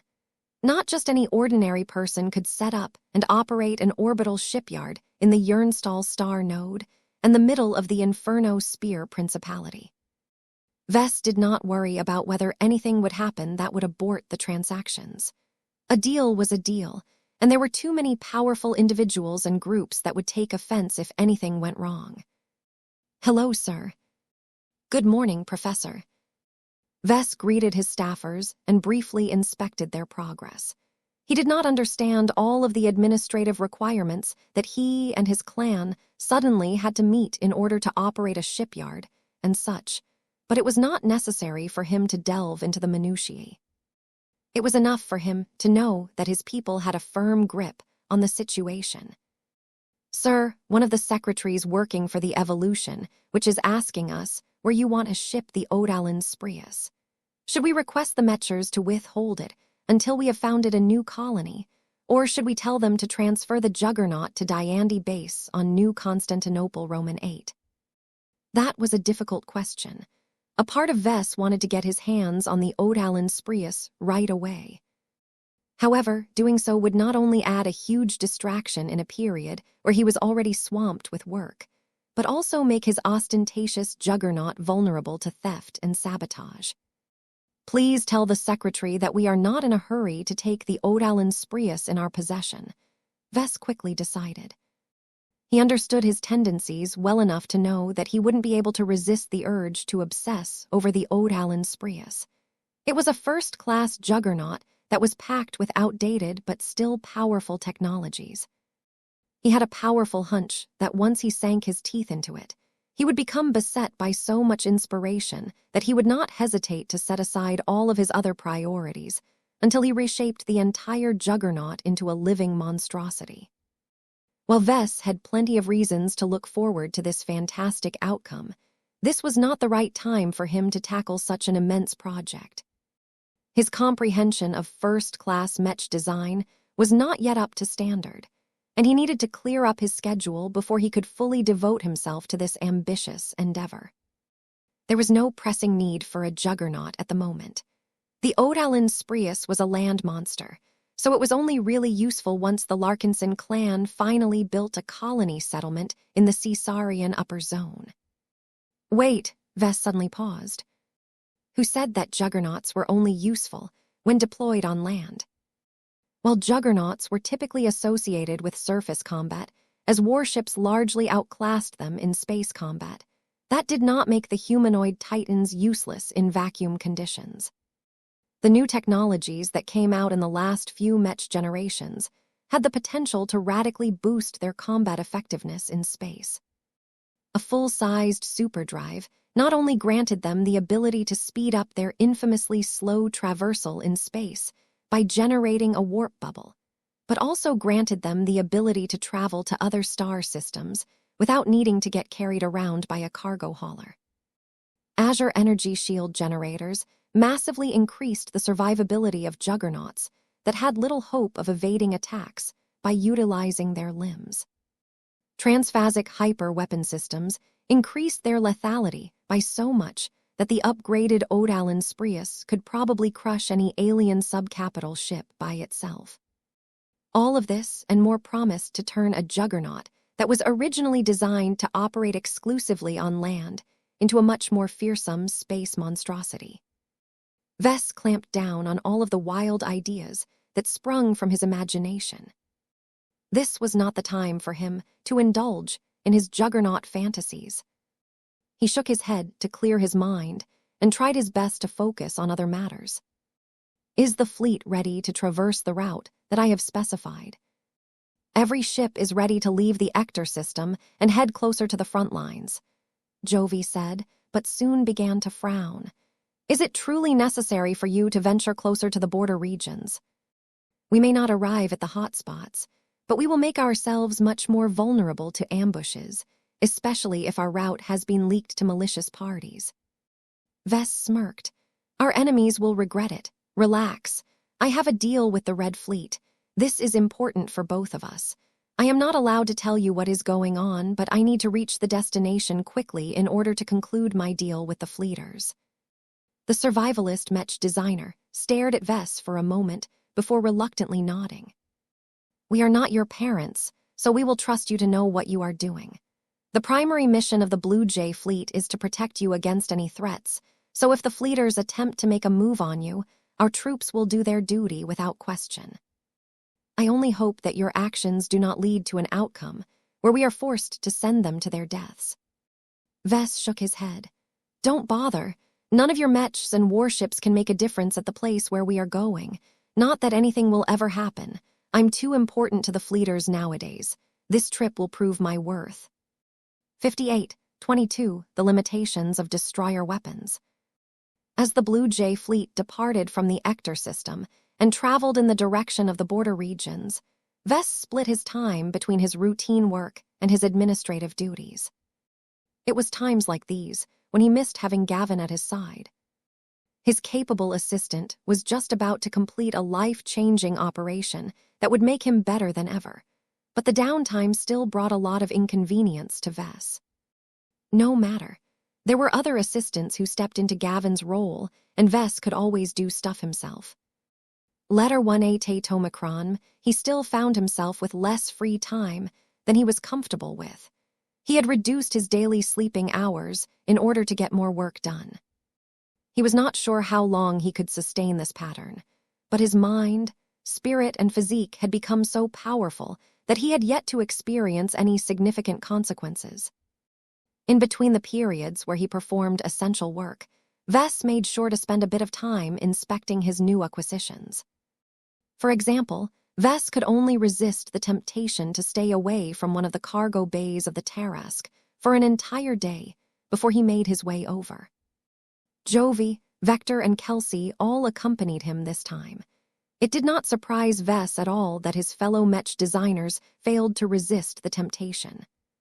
Did you already take a look at it? Vess asked.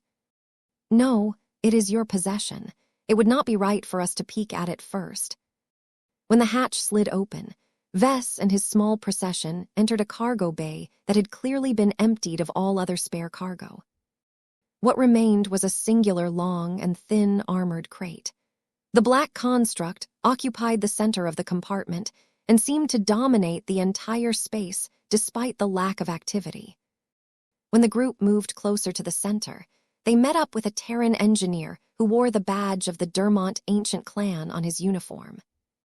Professor Larkinson, the engineer made a formal bow while holding a secure datapad. I expected you to come sooner. Are you here to inspect your new Mech weapon? I am. Is it safe to crack open this container and take a look at the Tier 3 destroyer spear? That is highly inadvisable. The Dermonter immediately shot down that idea. It is clear that you still lack a proper understanding of destroyer weapons, and especially those of the higher tiers. A Tier 3 destroyer weapon is a force of destruction that has been compressed in the form of a weapon. Its concentration of destroyer particles is so high that it has a compulsive need to destroy everything around it. If not for the fact that we have enclosed it in a specialized destroyer container that is expressly designed to suppress its activity, it would have already eaten its way through the deck.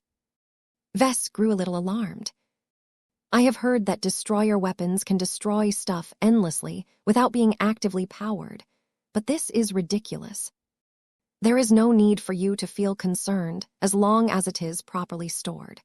The destroyer container is not cheap, and it can only resist the weapon's activity up to a limit, but it can safely contain the spear as long as it is not being actively stimulated. How? The primary function of the destroyer container is not to resist the damage it can inflict. It is primarily designed to blind the concentrated destroyer particles so that they are under the impression that they are surrounded by empty vacuum. These particles have an overriding urge to destroy matter. Fooling them into thinking that there is nothing for them to work on is a good way to reduce their activity to a state of relative dormancy. That caused Vess to look both impressed and puzzled. You are talking about destroyer particles as if they are alive. They are not alive, the Terran engineer emphatically stated. The simplest analogy that I can use is a virus. Destroyer particles exhibit a handful of traits that can also be found on living organisms, but they also lack other traits that make up true life. Perhaps it is better if you can take a look at them yourself, since you are an authority in this field. Is it truly possible to look at the weapon without inducing it to destroy the cargo bay? The engineer smiled with pride. Our advanced containers can turn semi-transparent without giving the destroyer particles any ideas. The man unlocked a few settings on his datapad before activating the most important command. Just as promised, the black container became partially see-through, though the view was not great. Vess and his fellow Mech designers all gasped as they laid their eyes on the first Tier 3 destroyer weapon that they managed to see up close. So this is one of the trump cards of the Terran people, Kelsey whistled.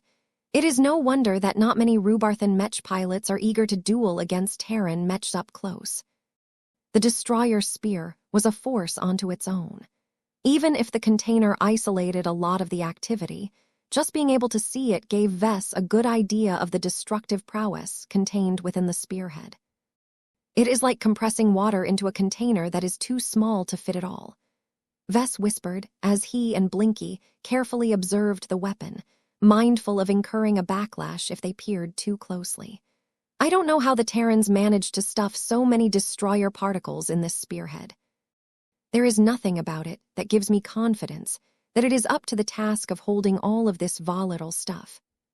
That is an astute observation, Professor Larkinson.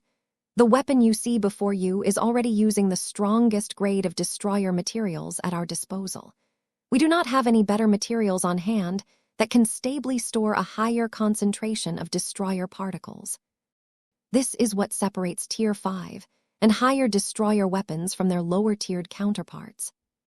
So this instability is a feature, rather than a flow. More or less, Tier 6 destroyer weapons and lower can safely contain their destroyer particles, so they are safe enough to be utilized by standard mechs. Once the concentration grows higher, the particles cannot be fully contained anymore, hence their spontaneous destructive manifestations.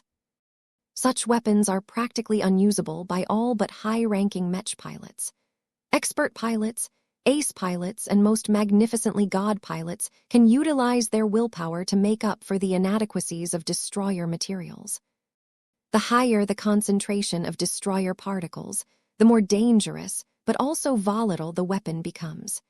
It takes a much stronger will to channel all of the concentrated power so that it only harms enemies. These were useful insights, especially to an owner of a power destroyer weapon. Vess never knew that the materials the Terrans used to contain their destroyer particles weren't actually that good. Their limitations had been reached a long time ago, so the only way to make the weapons substantially more powerful was to exceed safety limits and go over the edge. When he observed the destroyer spear, he could clearly feel now that it was a few steps away from exploding and engulfing the entire area with concentrated death and destruction.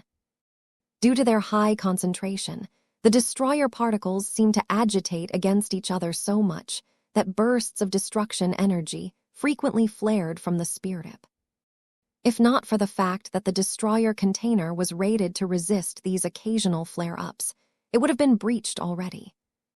Vess found it rather fascinating that the destroyer particles truly gave the illusion that they were alive.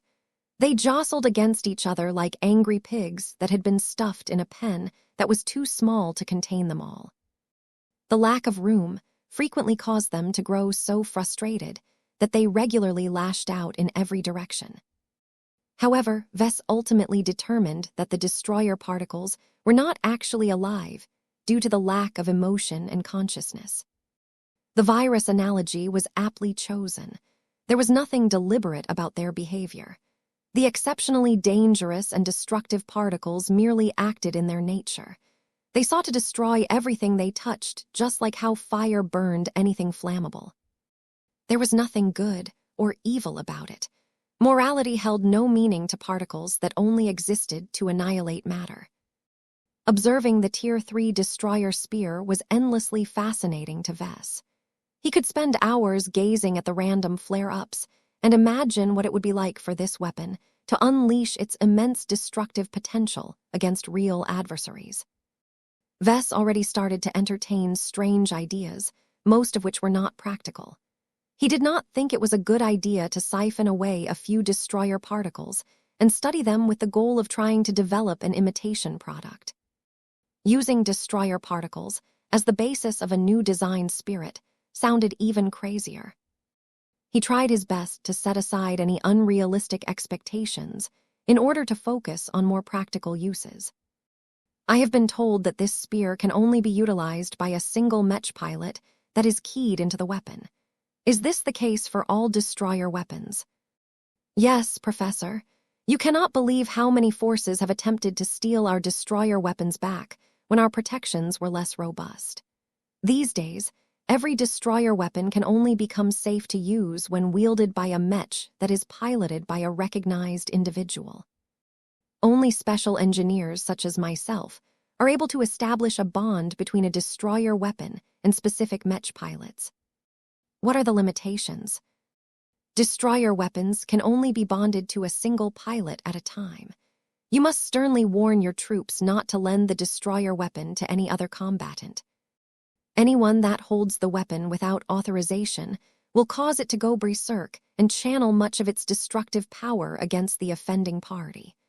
The weapon can only be made safe to use by another Mech pilot by establishing a new bond. Do note that this is not part of your agreement with the Dermont ancient clan. You must negotiate a separate agreement to formally transfer usage rights to another Mech pilot of your choosing. Vess frowned at that. This was a lot more restrictive than he expected. What if the original bonded Mech pilot has become incapacitated in battle? Are we just supposed to allow the volatile destroyer spear to float around without any way to bring it back? It would be best if you bring out this container and put the spear back inside. The Terran engineer pointed his thumb behind his back. If that is not possible, then you can utilize gravitic modules or other forms of exerting physical force that do not require proximity contact. Though be warned that the destroyer particles are partially resistant to such measures. There are even cases where Mechs have fired kinetic rounds at loose destroyer weapons in order to move them in the right direction. That sounded incredibly troublesome. The point of the story was that the wielder of the destroyer spear better not falter during a battle. Understood. I will be sure to pass on these warnings, Vess said in a serious tone. If the weapon ever becomes damaged for whatever reason, can we repair it in-house, or do we have to take it back to you guys? The guest aboard the Tarrasque actually laughed at that. Ha ha ha! Destroyer weapons are built to resist some of the most destructive forces that our civilization can command. If their integrity has been compromised, it is highly unlikely that they shall remain in one piece for long. The destroyer particles are voracious. If they detect any vulnerability, they will take advantage of it and escape their vessel. You do not want to be nearby when that happens. The more Vess learned about destroyer weapons, the more he regarded them as weapons of mass destruction that were barely contained in their metallic shells. Anyone who had the privilege of wielding them gained power beyond measure, but always had to pay attention whether the destructive particles did not turn against their own wielder. 58-23 Workforce issues. As much as Vess wanted to drool over the destroyer spear, it remained completely useless so long as there was no ace pilot to wield it in battle. Vess did not have a candidate in mind at the moment. The Larkinson clan had yet to welcome its first ace pilot. Though venerable Rosa Orphan was his most favored choice to wield this powerful spear, who knew how long it would take for her to break through her bottleneck, especially when she was piloting an expert Mech that had fallen behind the times. The only other way he could make immediate use of the destroyer spear was to spare it with one of the ace pilots loaned by the Hex Federation. However, it would be a considerable waste to pair the weapon up with the likes of Saintess Ulrika Vraken or any other Hexer ace pilot. Vess did not promise to pay the equivalent of 5,800 kilograms of face water just to benefit the Hexers. Thinking about the massive sum of money that he owed for this impulsive auction acquisition gave him a headache. Money did not grow on trees. The only reason why Estaban Leeds authorized the exchange, despite all of the burdens that Vess took on, was because the Yemtar Trade and Commerce Bank fully vouched for his clan's ability to service the humongous debts. Even so, it was rather reckless for him to take on a huge amount of loans without even presenting a proper plan on how to pay them all back. Part of the reason why his staff had become so busy all of a sudden was because they needed to satisfy the demands of the bank.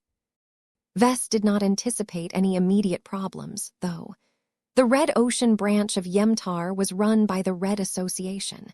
The debt wouldn't pose a serious problem unless he fell out with the Mechers.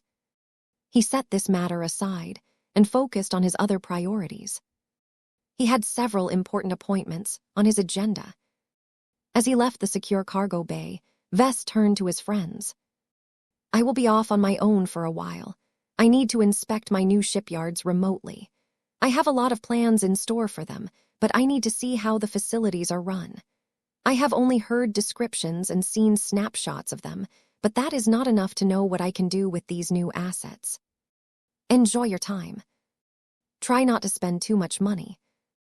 Vess ventured to a private office compartment and waited for the right time. A remote connection eventually formed.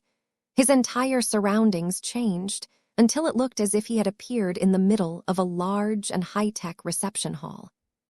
"Please welcome our new owner." Thousands of employees raised their fists at once. "Welcome to Starfarer Bay." The entire personnel base of the small but highly advanced orbital shipyard had presented themselves to Vess. The sight was impressive and immediately caused him to develop a sense of appreciation towards his new employees. Although the transfer of ownership was not yet official due to administrative hurdles, it was already set in stone. The shipbuilders might as well treat Vess as their new boss right away. Once this brief spectacle had served its purpose, many of the workers went back to their shifts if they had any. Meanwhile, a small group of executives approached the physical projection of Vess and introduced themselves. Though Vess politely shook their hands and registered their names, he immediately threw this information to the back of his cranial implant. At his level, there was no need for him to know any of these people on an intimate basis. It was the responsibility of the individual in charge of this facility to do all of that work. Vess merely needed to get along with this fellow in order to effectively control Starfarer Birth. "So you are the man who is ultimately responsible for the success and failure of shipbuilding projects around here," Vess said in a deliberately casual tone. He was not a first-rater born from a privileged background and never made any pretenses about being anything else. He couldn't stand all of the formal customs and ceremonies that made people sound more sophisticated. Fortunately, no one minded his tone. Being a Tier 3 galactic citizen had its privileges. The man with a distinguished and neatly groomed white beard bowed in respect. "Eric Podrin, I am the Chief Executive Officer of this fine shipyard. I have worked as a shipwright for 2 centuries before the adaptive scale selected me to lead the operations of Starfarer Bay. Under my leadership, our shipwrights, naval engineers, and other specialists have quickly mastered the use of our state-of-the-art production facilities. We have access to some of the best instruments, but their learning curves are steep." Our hiring policies have ensured that all of our essential positions are filled by the most qualified workers that we can find. We have also hired interns and rising talents who not only look at starships from different perspectives, but have also mastered emerging new developments in face-water technology and hyper-technology. Starfarer Birth had the capacity to build some of the most advanced subcapital ships of the Red Association. Vess would have been disappointed if the personnel was less than stellar. My new shipyard has an unusually large number of people under its employ. Shouldn't a modern facility like this rely a lot more on automation? The chief executive gently shook his head. Our workforce is divided into multiple shifts that rotate on a daily basis. Only a third of them are usually active at a time. Automation is vital, but many high technologies are so delicate and demanding that they require manual oversight by qualified experts. The Red Association has developed many exclusive high technologies that should not be entrusted to exploitable machines. A fifth of our regular workforce are comprised of RA contractors, who are only here because they possess the right permissions to work on support link technology and Master Castillo's exclusive Ripple-energized armor systems. Vess looked surprised. I would have thought that an orbital shipyard that is owned by an RA master Mech designer and is operating deep inside the Yernstall star node is completely run by Mechers. That is not the case, sir, Eric Podrin denied. The Red Association maintains a firm separation between its own activities and operations conducted by its members outside of any official mandate. You will have to ask a lawyer to obtain a proper explanation, but the summary is that Starfarer Bay is a private venture that just happens to be owned by an upstanding member of the association. This is also why the adaptive scale was able to put it up for auction. If it was a more integral part of the association, then she would not have been able to transfer 80% of it to you. The fact that she retains 20% ownership allows us to continue our current arrangements with all of our external specialists. The legal considerations surrounding the use of advanced technologies were more complicated than Vess thought. So does that mean that Starfarer Birth cannot operate without all of these Mechers in my facility? The CEO gave Vess a helpless smile. It is possible to operate Starfarer Birth without RA assistance, but that will deprive us of the right and the ability to implement many proprietary technologies that set our starships above those produced by lesser shipyards. I do not advise you to reject shield link technology. It is such a force multiplier that it is much easier to hire experienced and qualified spacers for starships that are equipped with this high technology. That made sense. Starships that could transfer energy shields between each other always lasted longer in the field. I get it, Vess let out a sigh. I will not ask you to push away the Mechers. That still leaves me with a lot of concerns about their trustworthiness. I do not like it when outsiders have intimate access to the starships that will form a part of an important new fleet for the Larkinson clan. Do you have any suggestions on how to minimize their ability to sabotage or infiltrate the systems of my new vessels? The former shipwright frowned in thought. Aside from practicing stricter information security, it is not possible to rule out any possibility of such actions. All of the proprietary tech that I have referred to earlier are not isolated. They are all connected to the vessel herself. To isolate them completely is to cripple the powerful modules, thereby depriving us their use. This is counterproductive. The only other solution is to build starships that do not contain any of this potentially dangerous tech at all, much to the detriment of their performance. It became clear that Starfarer Bay had no good solution against this problem. The Red Association had an incredibly annoying habit of planting bugs and listening devices everywhere. The Mechers had most definitely infiltrated all of his starships to hell and back. They listened to every conversation and collected every scrap of sensor data to keep track of what Vess and his Larkinsons were doing at all times. Vess was tired of having his privacy violated all of the time, so he expected to be able to produce clean starships from his new shipyards. It turned out that he was too naive. Whether deliberately or coincidentally, Starfarer Birth was locked in a state where it had to invite Mechers to work on proprietary tech. "What about the workers on our payroll?" Vess inquired. "Are they Mechers or directly related to them in any way?" "Part of our workforce consists of a mix of naval engineering experts who have grown up among the Mechers but decided to enter the private sector," Podrin confirmed. "They are not officially Mechers, but they grew up in the same community." "I see. What about the remainder?" "Starfarer Birth hires highly qualified shipwrights and engineers from every upper zone in the Red Ocean Union. We do not hire anyone with Terran or Rubarthan backgrounds, but those who have grown up in more typical first-rate states are more than adequate enough to work in our shipyard." These were the workers that Vess held the highest expectations towards. "I am not sure what you have heard about the Larkinson clan, but we have a policy of entrusting any important responsibilities to people who have joined it.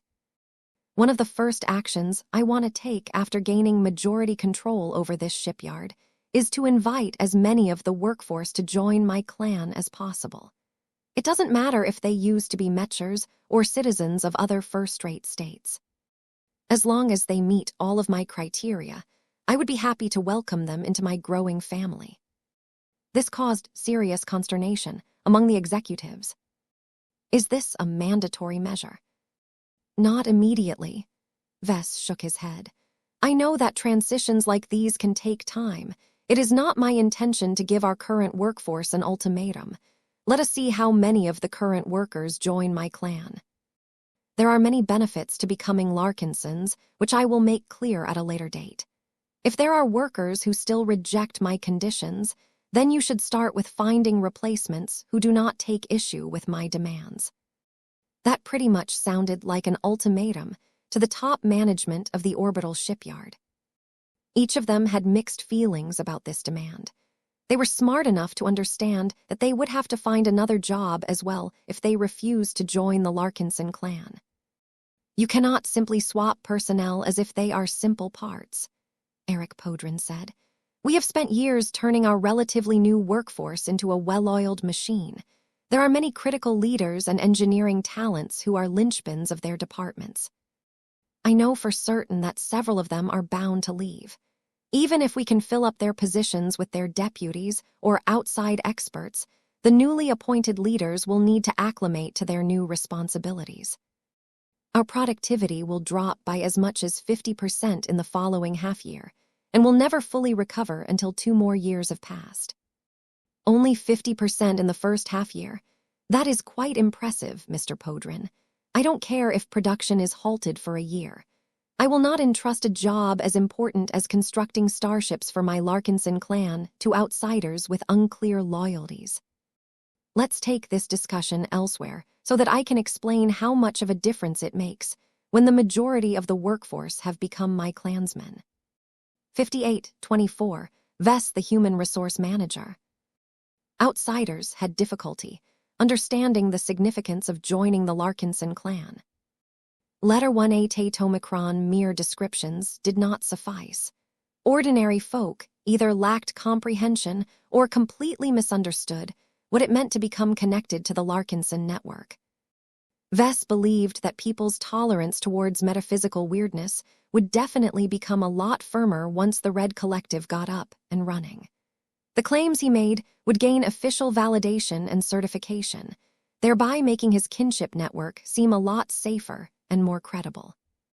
Until then, Vess had to live with the fact that he could never fully convey his meaning to those who had spent all of their lives in a society where science and technology dominated their understanding of reality. At least the members of the Mech community were already accustomed to a certain degree of metaphysical oddities. Their exposure to Mechs that did more of the sum of their parts and god pilots who flat-out defied the laws of physics caused them to already become primed to even more extraordinary phenomena. As Vess continued to speak to Eric Podrin, he gained a good understanding of the overall mindset of the shipwrights and naval engineers who worked at Starfarer Bay. Materialistic, that was the best word that described their perspectives. They had grown up their entire lives studying the sciences and applying what they learned in various ways. While that did not sound so much different from the perspective of a Mech designer, what distinguished the two was that shipwrights were not only a lot less self-centered, but also more focused on keeping their work grounded in the known sciences. It should not be a surprise why this was the case. Starships were much harder and more laborious to design and build. No single individual could do all of this work by themselves, no matter how much they relied on automation. Due to the exponentially greater amount of parts and people involved, it became critically important for everyone to share a common understanding of the language, the sciences, and the direction of a shipbuilding project. Misunderstandings and differences in opinion could easily lead to errors and mistakes. Even if modern starships were designed with plenty of redundancy in mind, the reality was that a few critical errors could cause faulty vessels to crash, fail, or otherwise malfunction when they incurred damage that the ships should have been able to shrug off under other circumstances. Too much was at stake to allow for any sloppiness and spontaneity. As Vess quietly utilized his spirituality to perceive the overall mood among the executive and workers of the orbital shipyard, he gained the impression that everyone had been carefully forged into a clockwork machine of notable complexity. Even if Starfarer Berth was only capable of producing sub-capital ships at best, their technological complexity was so close to the peak of what human civilization could produce that their intricacy was incredibly high. The orbital shipyard truly did not hire more core specialists than was necessary. Every single shipwright and engineer played an essential role in the lengthy and complicated production processes of different high-tech starships, especially when they were commissioned by the Red Association. Seeing how well the management had forged all of these clever engineers into a highly organized and unified workforce, Vess greatly appreciated Eric Podrin for accomplishing this in just a couple of years. He was a far better management talent than any other leader he encountered. Although his leadership style and policies had stifled a lot of the creativity and individuality of his more inventive engineers, that was not a big deal, as Starfarer Berth clearly was not set up for research and experimentation. The chief executive officer clearly understood that his orbital shipyard was only expected to produce high-quality starships at a consistent and reliable rate. The adaptive scale had chosen well. Starfarer Berth was already operating at close to peak efficiency. If Vess did nothing aside from claiming all of the output for his clan, then nothing much would change as far as the workers were concerned. Sure, Starfarer Berth gained a new owner, but as long as their pay, their work assignments, and their colleagues remained the same, then these first-raters would hardly notice the difference. Changing a single link in the chain could easily ruin this perfect arrangement, though. This was why Eric Podrin persistently tried to convince Vess to ease off on implementing any disruptive changes. I understand your need to exercise your rights as an owner, but Starfarer Berth is much more delicate than you think. The CEO carefully told the physical projection of his new boss. The greater the change, the greater the disruption. I sincerely do not understand why you insist on such haste. We can easily implement your proposed changes over the span of a decade, rather than a year or less. If you would allow me to dictate the pace of your proposed reforms, I can ensure that any change in personnel or rules will happen gradually enough to preserve the optimal structure and workflow of our fine shipyard. The man made a valid argument, but he did not know nearly as much about the true state of the Red Ocean than Vess. The CEO devoted much of his life to understanding starships and what went on inside shipbuilding facilities. He only possessed surface-level understanding of politics and conflicts on a galactic scale. Vess shook his head in rejection. I understand your argument, but I am afraid that we do not have the luxury of time. I cannot explain why, but take it from me that it is better to get stuff like this done sooner than later. While I do not want to override your good sense and decisions, it is important for Starfarer Berth to complete its reforms as quickly as possible. The Larkinson clan might not have a strong shipbuilding tradition, but it possesses a lot of unique and powerful insights in hyper-technology and e-technology. In addition to that, only Larkinsons understand our needs the best. I will not allow the starships reserved for clansmen to be built by outsiders when I have a better option available. Seeing that rapid change was inevitable, Eric Podrin looked dismayed. You are the boss, the man plainly admitted. It is up to you to do with Starfarer Birth as you will. I do hope that you will defer more to the expertise of those who understand how shipyards actually work. Vess smiled. My clan shall dispatch a group of Larkinsons to the Yernstall Star node in order to plan and implement the reforms that I have in mind. I hope that you will cooperate with them to the best of your abilities. Starfarer Birth is still your hive. You understand the current personnel and conditions the best, so you can provide valuable input that can ensure that the changes are constructive rather than destructive. I will help you and your Larkinsons to the best of my ability. If I find that they intend to change Starfarer Birth beyond recognition, I am not sure I can keep working here. I love this orbital shipyard. I love working in one of the richest star systems in the Red Ocean. However, I cannot maintain my professionalism if the shipyard that I have shaped through my own efforts is changed beyond recognition. The two gained an understanding of each other. Both cared a lot about Starfarer Birth, but they both possessed different visions on how it should operate. Whether Eric Podrin would stick around remained to be seen. He had already made it clear that a lot of workers would not be able to accept all of the requirements imposed by the Larkinsons. You better start hiring more personnel right away, Vess advised. Don't wait my Larkinsons to arrive. You need to hire additional engineers that can fill in the shoes of those who are too stubborn or stodgy to accept my terms. I will put you into contact with my recruiters, who will help you hire the right sort of people. Understood. I will do my best to prevent our shipyard from suffering a shortfall in essential workers, the former shipwright said. Our budget is rather tight, especially if you do not intend to sell our output to clients such as the Red Association. I do not know whether you understand this, but the cost of employment in Yernstall is much higher than elsewhere due to the fact we have to arrange permanent housing and permits for every worker. We also tend to hire 35.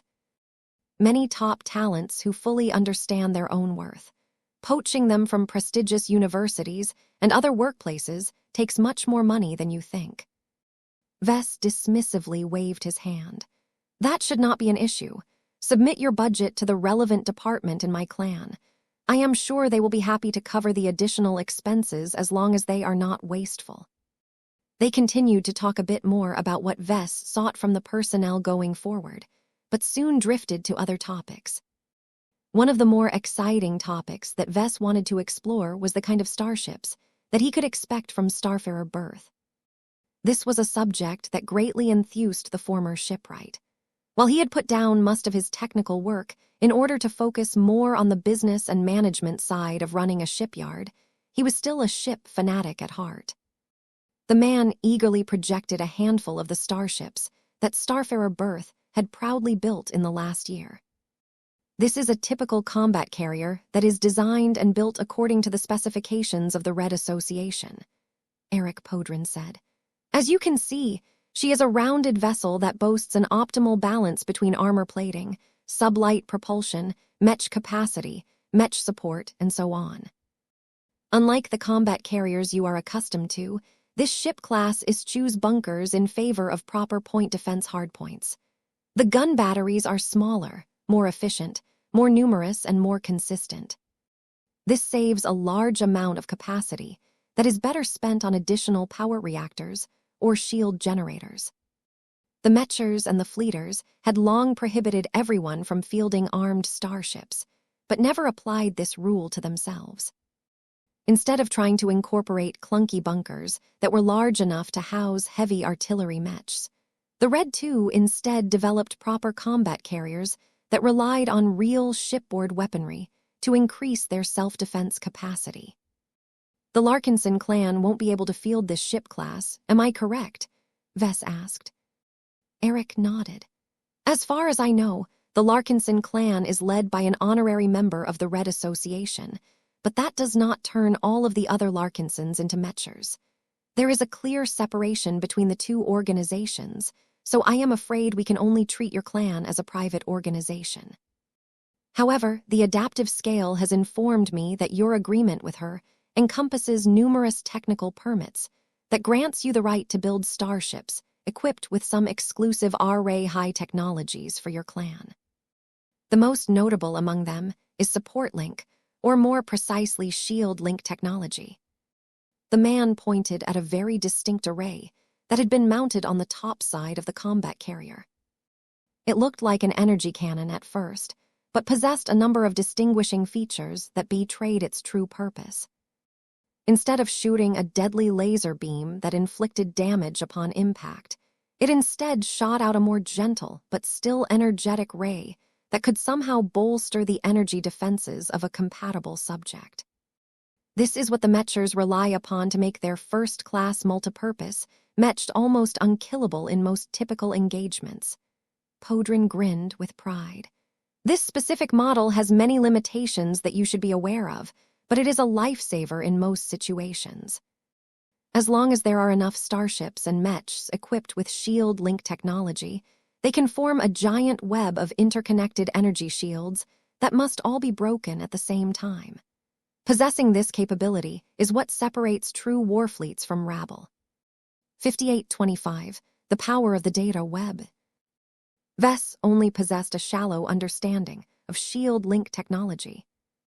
Eric Podrin was different because he designed plenty of warships equipped with this powerful tech. Many laymen assume that a Mech fleet that is equipped with shield link technology will always be able to perfectly combine the energy shields of every asset until it forms into a gigantic Gestalt defense. The reality is that this is rarely possible. There are many constraints to establishing so many links across so many separate elements. There are factors such as lag, combat damage, battlefield interference, and range that can reduce the effectiveness of a link or outright break it.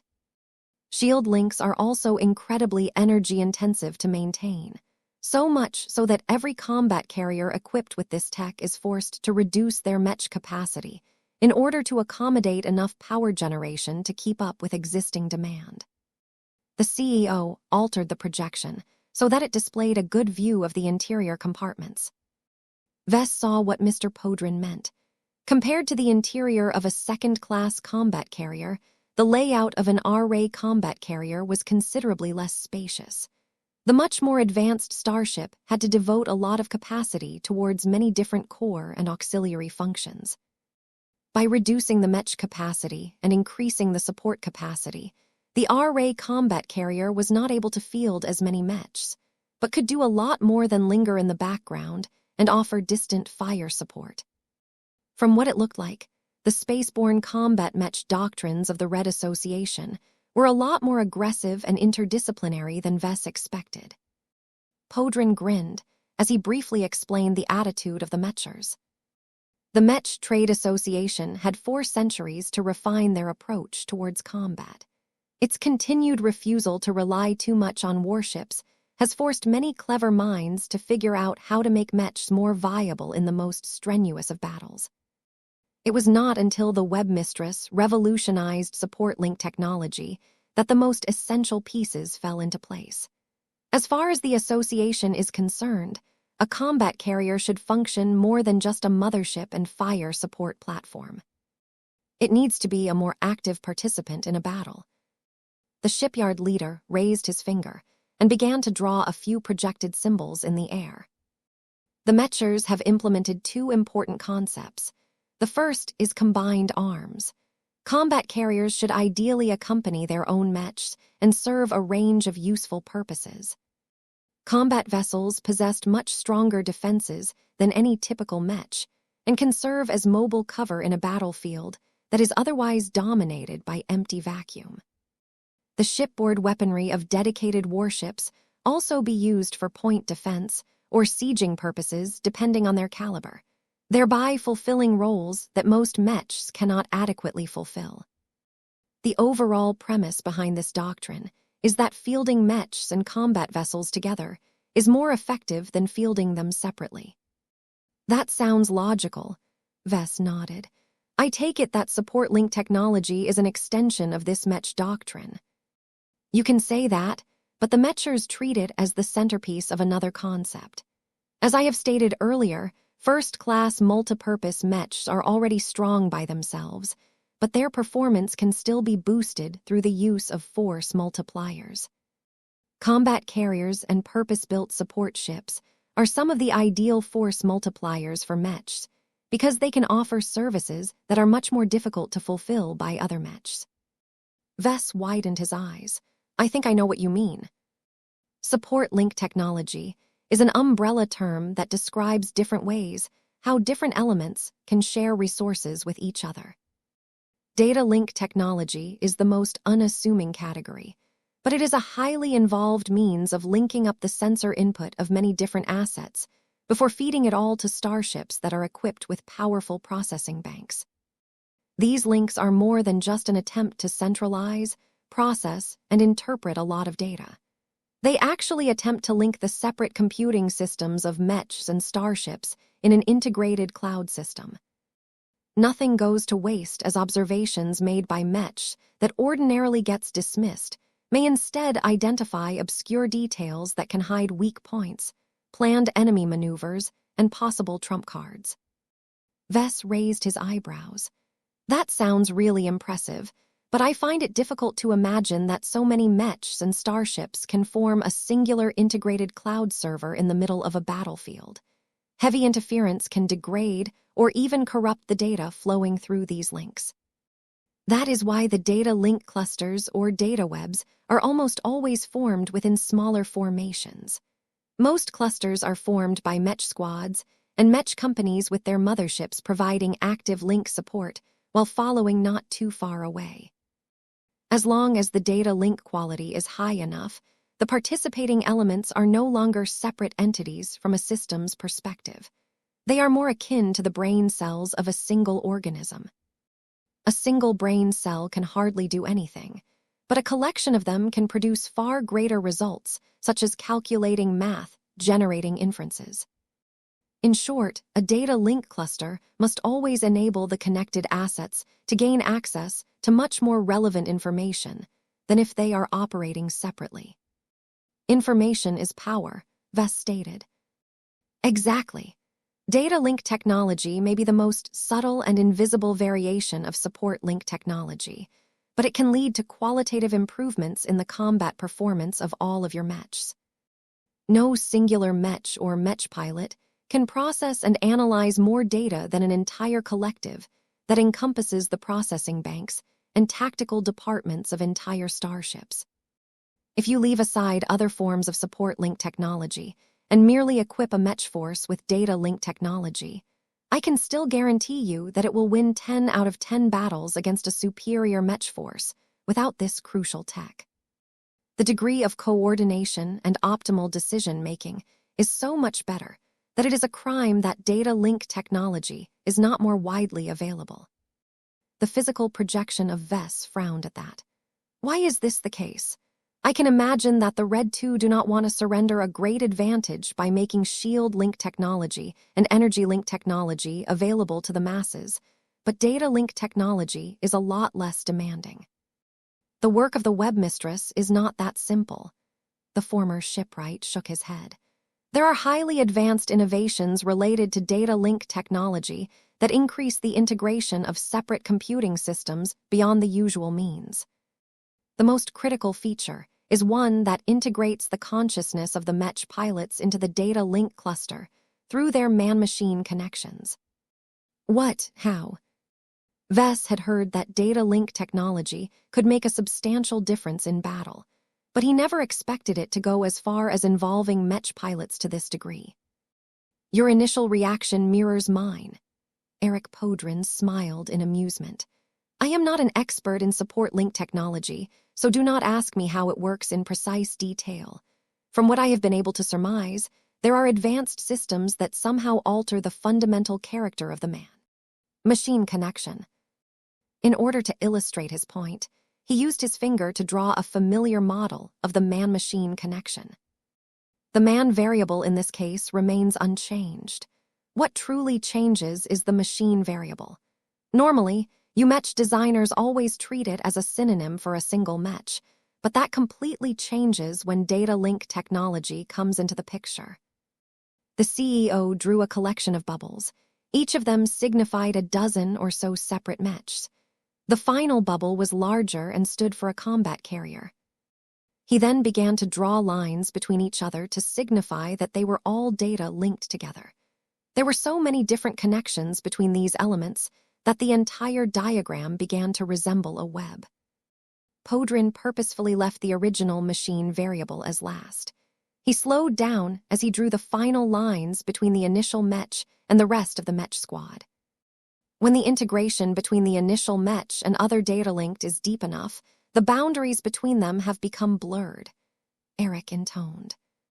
Many Mech designers have theorized that it is possible to expand the definition of machine in this model, but only the web mistress has successfully made this possible. This is the product of her genius. Podrin began to draw a large circle around all of the Mechs, as well as the combat carrier. He deliberately included the initial Mech. The circle encompassed a complete data link cluster. Every single Mech alongside their mothership had linked their computing systems with each other. What was important was that the data link cluster was strong enough to form a unified superentity from the perspective of the Mech pilot. This resulted in a massive change to the man-machine connection. The machine in this expanded theoretical model did not stand for a solitary Mech, but an entire data link cluster. This realization completely blew Vess' mind. It was a level of data integration that exceeded his imagination. The fact that a Mech pilot could effectively connect to a collective superentity without bursting his brain was a miracle. The web mistress must have fiddled a lot with the neural interfaces, the software and the hardware of every related system to make it safe and practical to use on a wider scale. Now that Vess understood the basic principles of data link technology, he developed a much greater appreciation towards it. Transferring data sounded a lot less exciting than transferring energy shields, but it could make a huge difference without imposing heavy burdens on the Mechs and starships equipped with this game-changing tech. Wait, Vess suddenly made a realization. If a Mech pilot connected to this expansive web can access the collective data analysis and processing power of all of these Mechs, can they also link their minds with the minds of the Mech pilots in the same cluster? No, I asked that question myself when I first came into contact with this high technology, but data link technology explicitly does not attempt to do this. It is too dangerous. Linking the minds of living beings more directly with each other is fraught with peril. It is a distraction at best, and can induce brain damage or even total ego death. A dangerous and volatile battlefield is the worst place to conduct these kinds of experiments. Trying to expand data link technology in this direction is therefore taboo.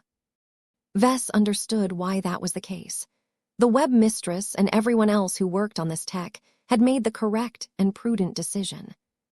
That did not stop Vess from wondering whether he could succeed where everyone else failed. He distinctly thought about Master Tokwemen Huron's specialization. The man might not have access to data link technology, but his characteristic neural networks had the potential to plug this remaining gap in data link technology. Though Vess was not an expert in neural networks, he developed his own bootleg version in the form of spiritual networks. Battle networks were particularly interesting, as they united the minds and spiritualities of Mech pilots with each other under the direction of a powerful design spirit. Vess suddenly had a dangerous hunch that it might be possible to merge a data link cluster with a battle network. The problem was that he had no idea what would happen when these two separate linking concepts activated at the same time. The results could either be explosively effective or result in more literal explosions that left no survivors. He inwardly shook his head. These were dangerous ideas. Vess had no pressing need to squeeze more performance out of data link technology. His forces needed to gain access to the standard version first and gain a lot of practice in using it in battle. Only after his troops had reached the limit of what they could squeeze out of data link technology would they be ready to take it a step further. 26 Energy and Shield Link Technologies. Vess already began to imagine all of the ways that data link technology could boost the combat performance of his first. The data link-compatible systems were not cheap. They required powerful as well as specialized hardware in order to connect with each other as seamlessly as possible. Lag and signal degradation easily affected the integrity of a data link cluster. Trying to minimize their impact was much of the reason why data link technology only remained viable for first-class mechs. There is an important complication to utilizing data link technology that you should know about, Eric Podrin said, pulling Vess away from his ambitious ideas about deploying this tech. Please explain. The CEO pointed his finger at the vast data link cluster generated by interlinking a dozen mechs as well as a combat carrier. The key word is data. Can you see how intricate this data web has become at this scale? This is one of the simpler implementations of data link technology, but it already causes the amount of data being transferred and processed across the entire unit to be multiplied by at least several times. Data is the blood that sustains this virtual superentity. Its complexity grows exponentially larger with every mech or starship added to the web. Optimization and selective link pruning can reduce the load that every additional element added to the web, but that can only go so far. In order for all of this effort to make a positive difference on the battlefield, it is essential for every participant to transmit, receive, and process more data. Vess thought about the first sentence. When he looked at the dazzling web where every machine was connected to every other machine, he almost grew dizzy at the thought of trying to keep track of it all. Computing systems might be able to keep up with the exponential rise in complexity as long as the hardware was powerful enough. But he suddenly fixated on the man variable in the projected diagram. Unlike machines that could easily improve their data processing capabilities by installing stronger hardware, it was a lot harder for mech pilots to do the same. I understand, Vess said as clarity filled his eyes. All of these data transfer and data processing activities can produce useful and relevant insights, but only if the mech pilot can act on it. Humans are not machines. They can keep up with the data processed by their mechs to a degree, but they have clear limits that are not easy to raise. If the data link cluster has grown big and complex enough, then it may not be possible for mech pilots to experience any significant gains in performance anymore. Exactly, sir. The Web Mistress and the Red Association has developed many incremental improvements to increase the tolerance of the mech pilot and the optimization of the data web. It is highly recommended that mech pilots install cranial implants that excel in data storage and processing capabilities, but that can only help up to a degree. There is another factor that can make a greater difference in how effectively a mech pilot can derive gains from an active data link cluster.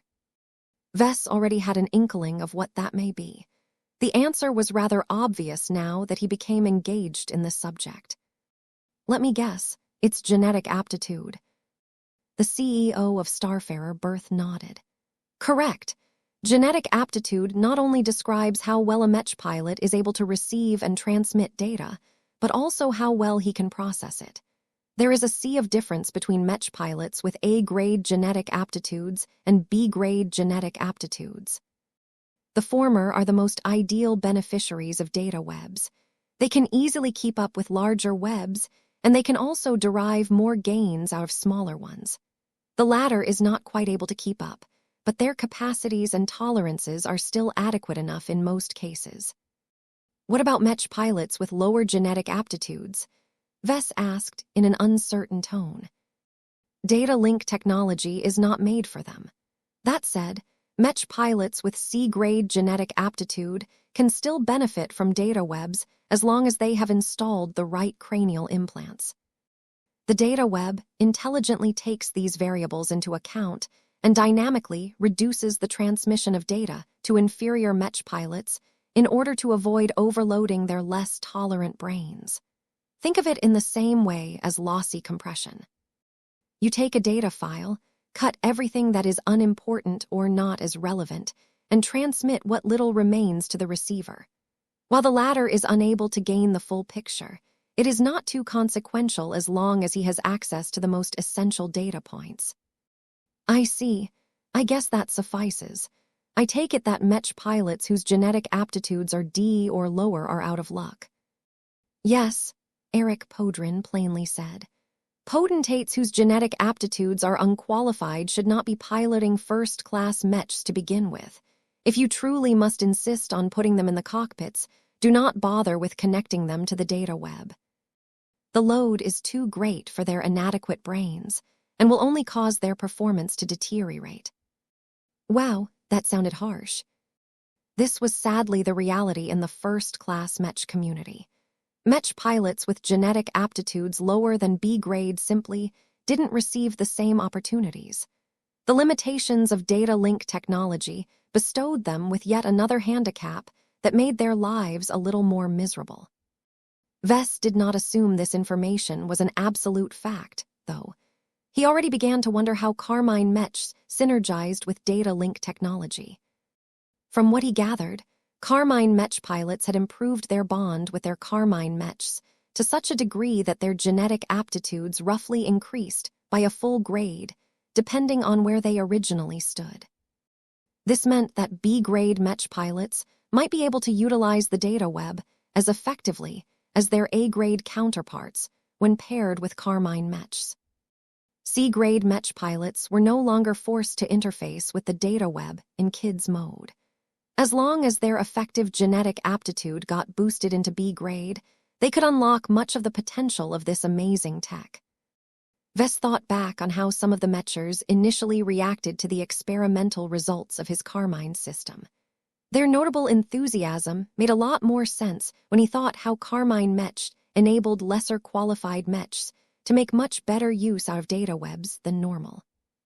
However, as much as data link technology promised to improve the coordination and optimize the performance of Mechs working in unison, it did not actually improve their hard performance. There were other variations of support link technology that could massively improve the offensive and defensive performance of Mechs.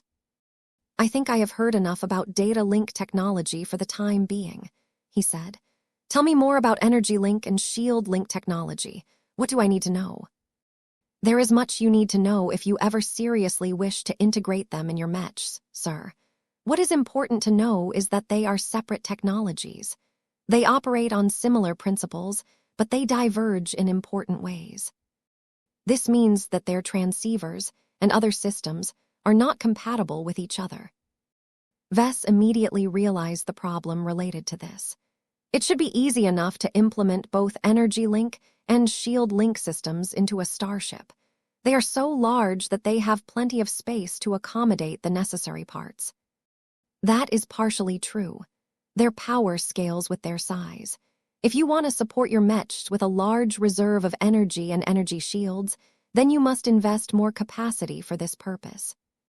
The amount of space needed to enable and strengthen all of these support link systems can easily take the place of multiple Mechs. This is another reason why first-class combat carriers generally cannot accommodate as many machines. Podrin clarified. If starships already have this problem, then what about Mechs? You will need to make compromises. You can either choose one or the other. Most Mech designers usually opt for shield link modules, but an argument can be made for energy link modules for pure range defensive Mechs. The other general solution is to increase the budget for your Mechs. If you are willing to make your Mechs twice or thrice as expensive, it is possible to integrate miniaturized support link modules into their designs. You should know that the miniaturized Mech parts can only be built by utilizing scarce high-grade exotics. Their limited availability heavily limits how extensively this can be done. Only the most elite mechs can afford this treatment. Every other machine defaults to using data link and shield link technologies due to practical considerations. I understand. Keeping mechs alive with the help of shield link technology is not purely a defensive move. It can preserve the functionality of powerful mechs armed with plenty of powerful weapon modules. Letting these machines attack for a longer period of time will ultimately result in greater offensive gains. It also helps to prolong the survival of expensive first-class multipurpose mechs, as well as their high genetic aptitude mech pilots. Neither of the two are easy to replace on a larger scale.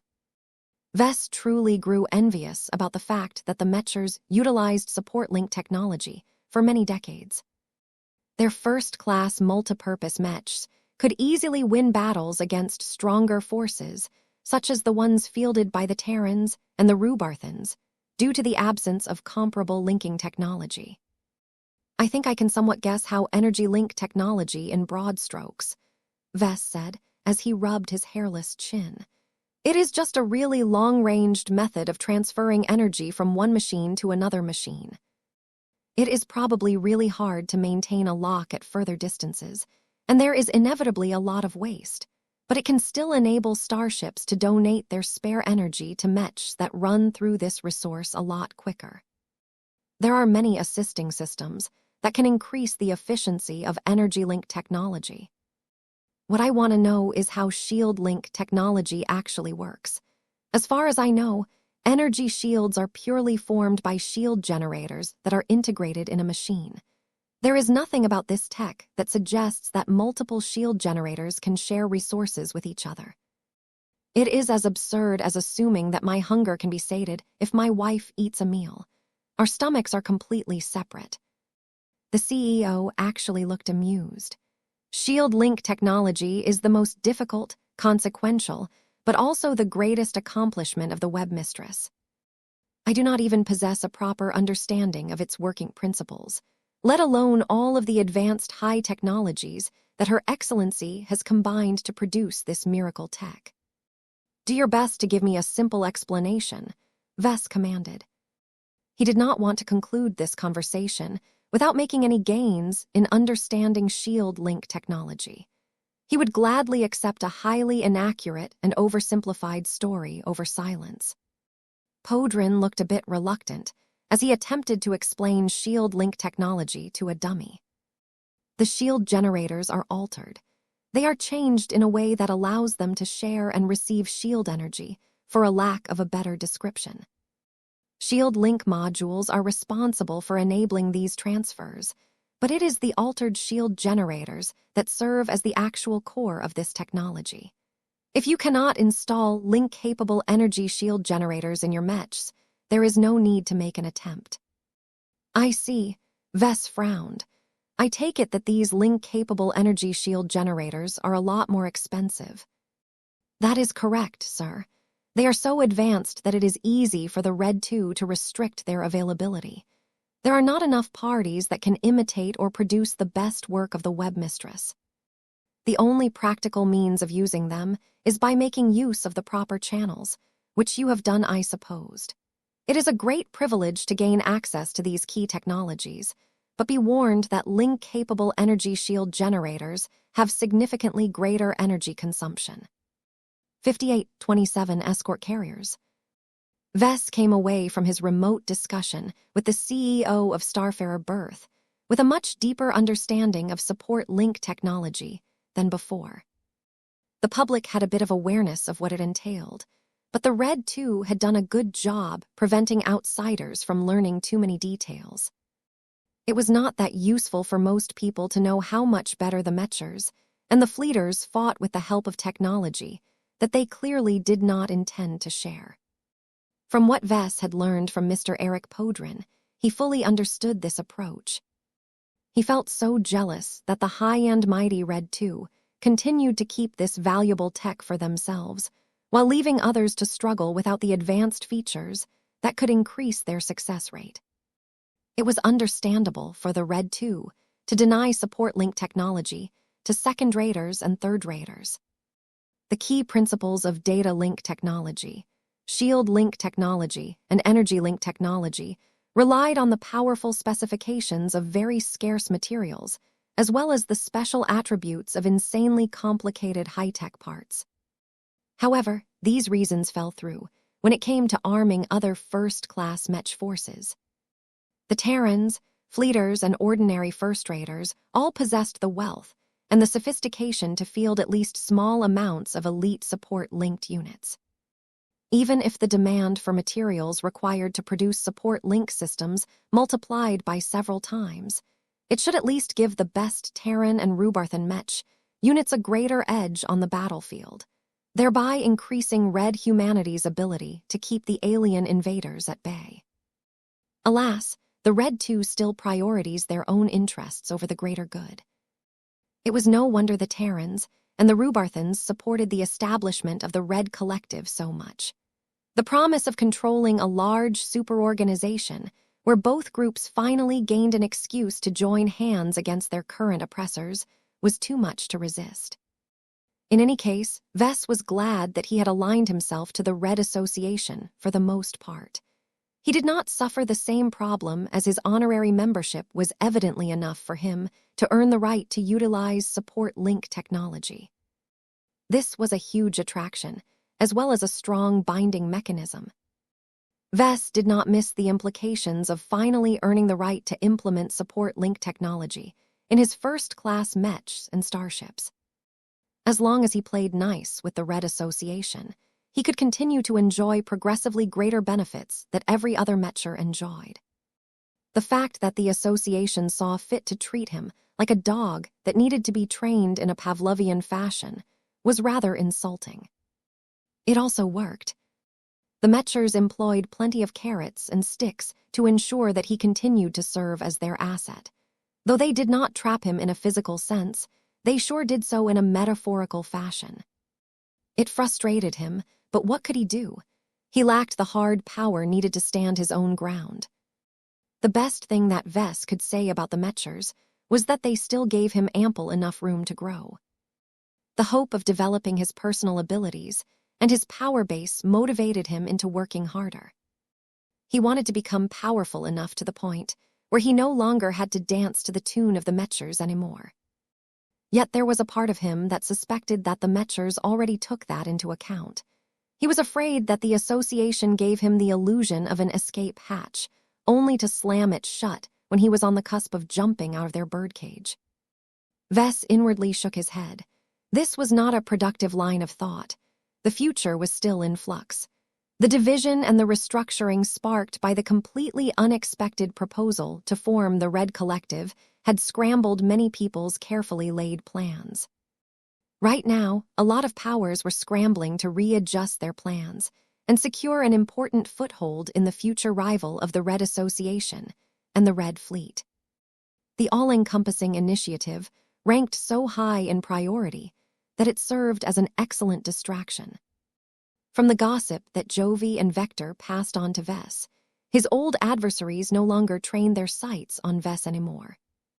Not only had he proven to be an incredibly annoying individual who had a proven habit of spoiling people's schemes, his list of backers had grown since the public inquiry. Even though Vess had to forge new pacts and give away a chunk of his company shares, the sacrifices were worthwhile so long as it kept the likes of Fleet Admiral Amelie Jameson off his back for the foreseeable future. As the Blue Jay fleet continued to venture closer to the border regions, Vess held another virtual meeting with the leader of the E-66 experimental shipyard. Different from Starfarer Bay, the much larger shipyard was anything but a well-oiled machine. The contrast between the two shipyards was too great. Starfarer Bay, under the leadership of CEO Eric Podrin, ran like clockwork. Every piece and every process was so well planned and optimized that there was very little waste. This mattered a lot when the subcapital shipyard operated in one of the most expensive star systems in human-occupied space. The profit margins of high-end starships may be generous, but the shipyard's massive costs could easily drag it down if everyone started to take it easy.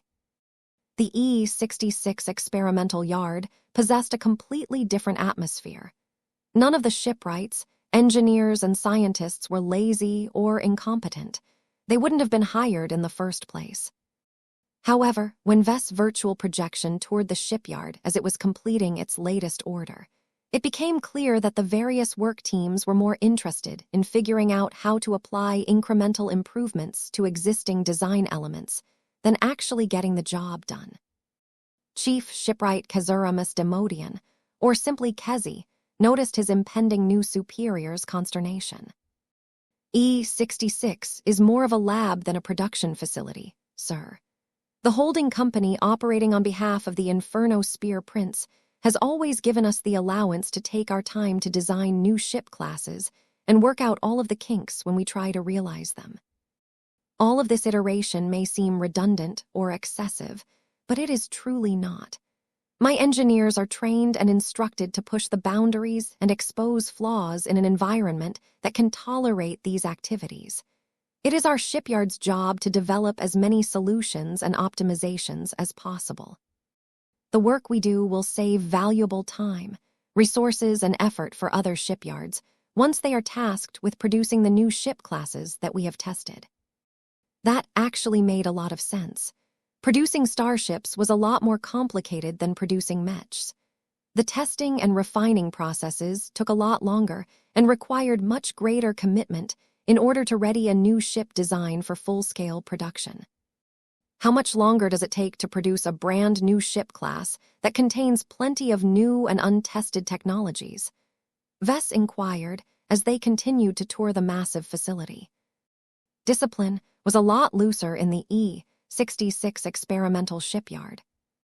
While the workers on shift over at Starfarer Berth always kept their minds on their immediate jobs, the Rubarthan's engineers and scientists often went off track and debated about all kinds of wild and obscure technological principles that might not even make a difference in their current assignments.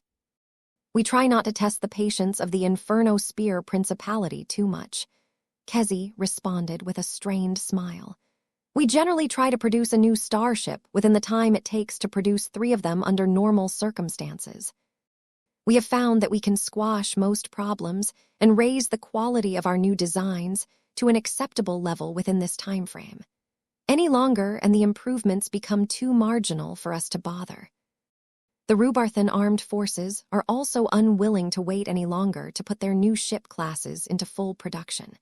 You cannot imagine how busy we have been in the months just after the Great Severing. We had to work with extreme haste in order to explore the many possible applications of hyper-technology in starships. Those days were mostly over now. More than a year had passed since then.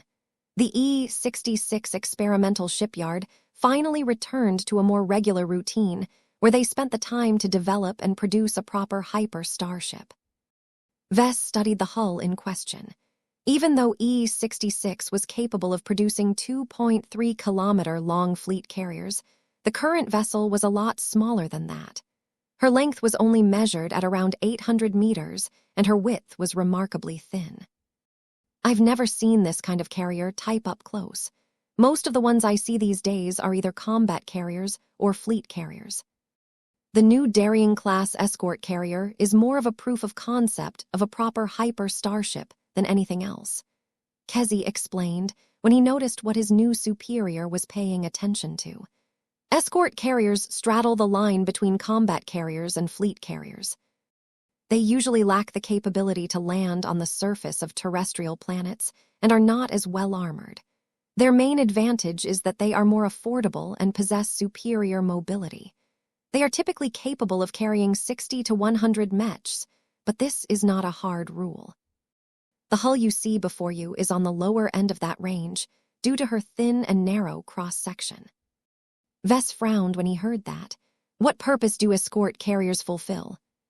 The chief shipwright sighed. Economics. Combat carriers are tough and hardy.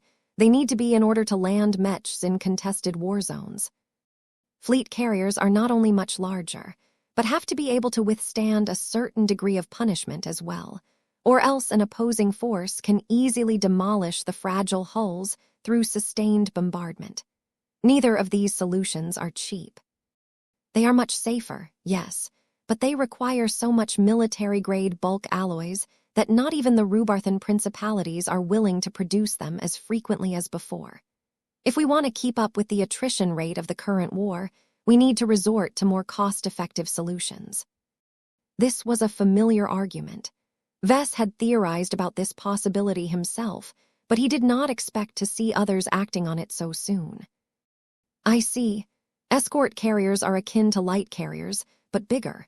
They are more like cargo vessels that just happen to be specialized in transporting mechs from point A to point B. They hardly have any additional frills that seem like non-essential luxuries in this day and age. Precisely, sir. Escort carriers are emphatically not designed to function as anything other than a mothership in a space battle.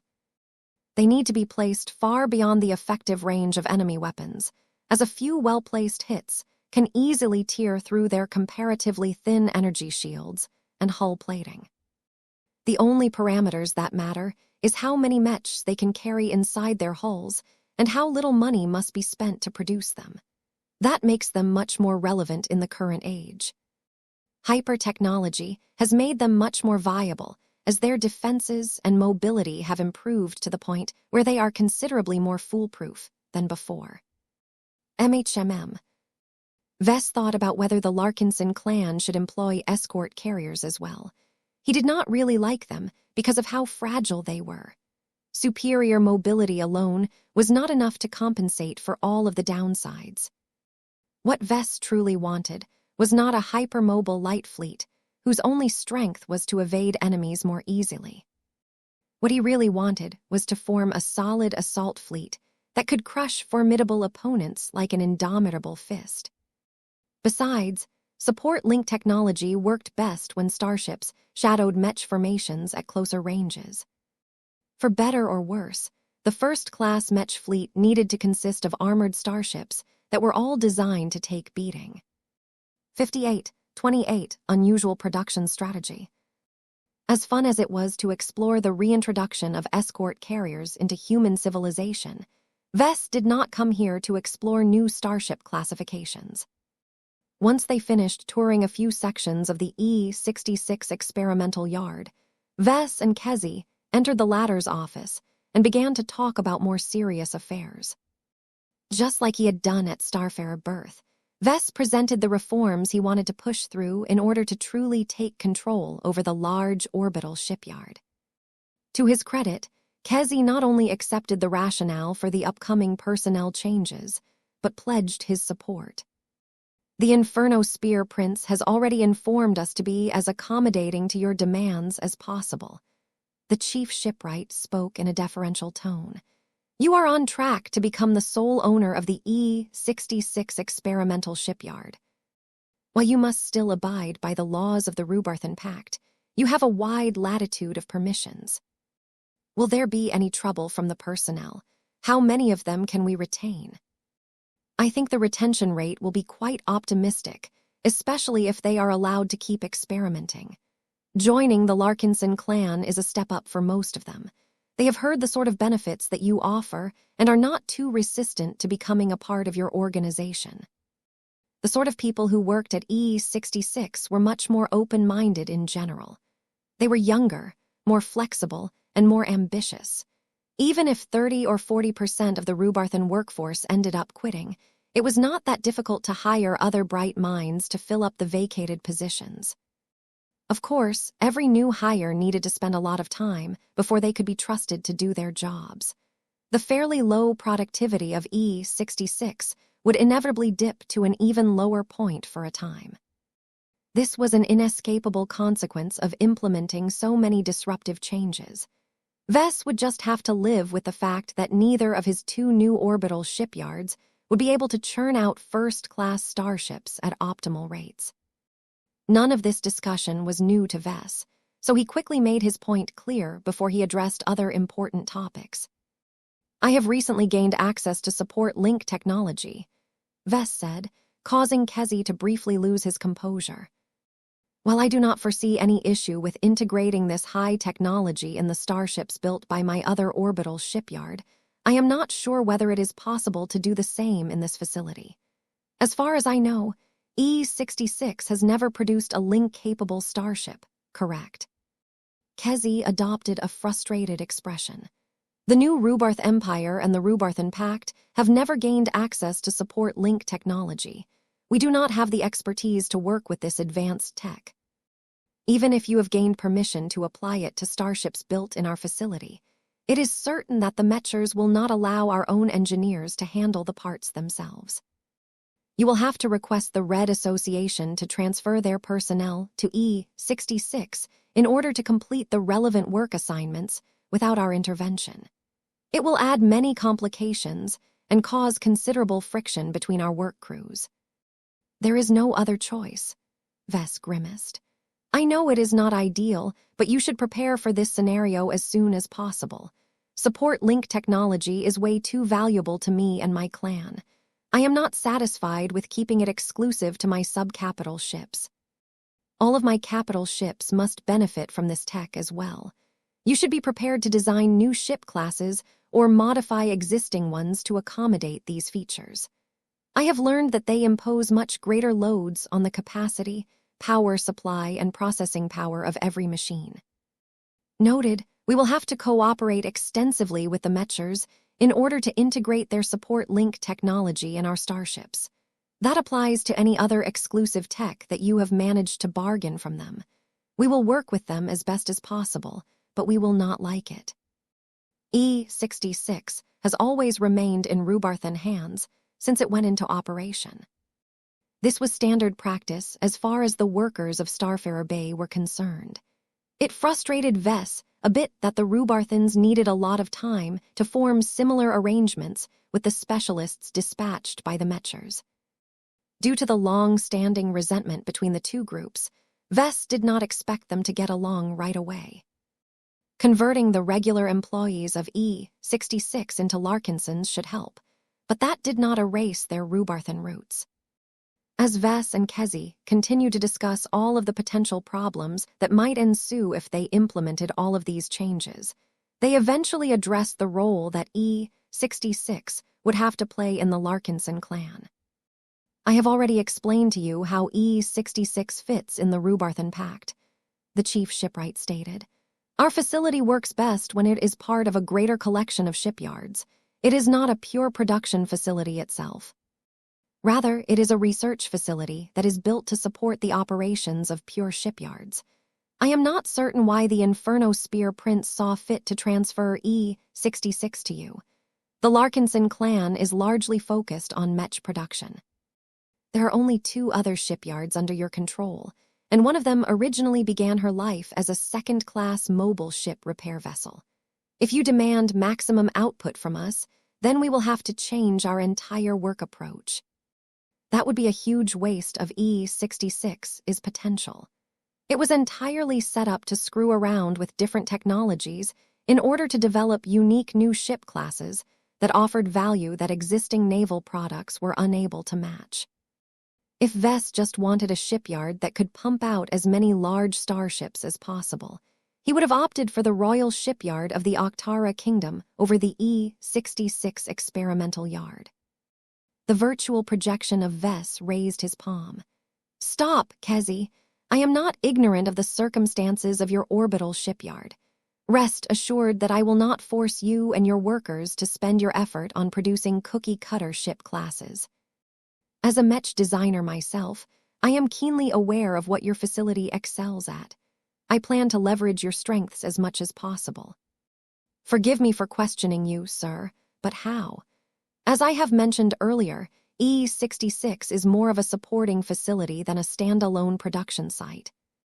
The physical projection of Vess grinned while leaning closer.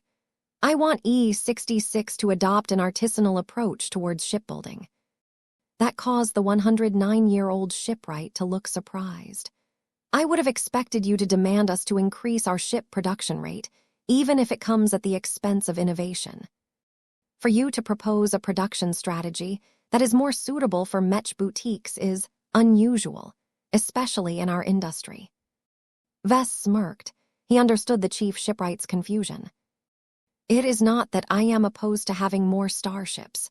Under normal circumstances, I would gladly take 2 mediocre fleet carriers in the place of a single good one.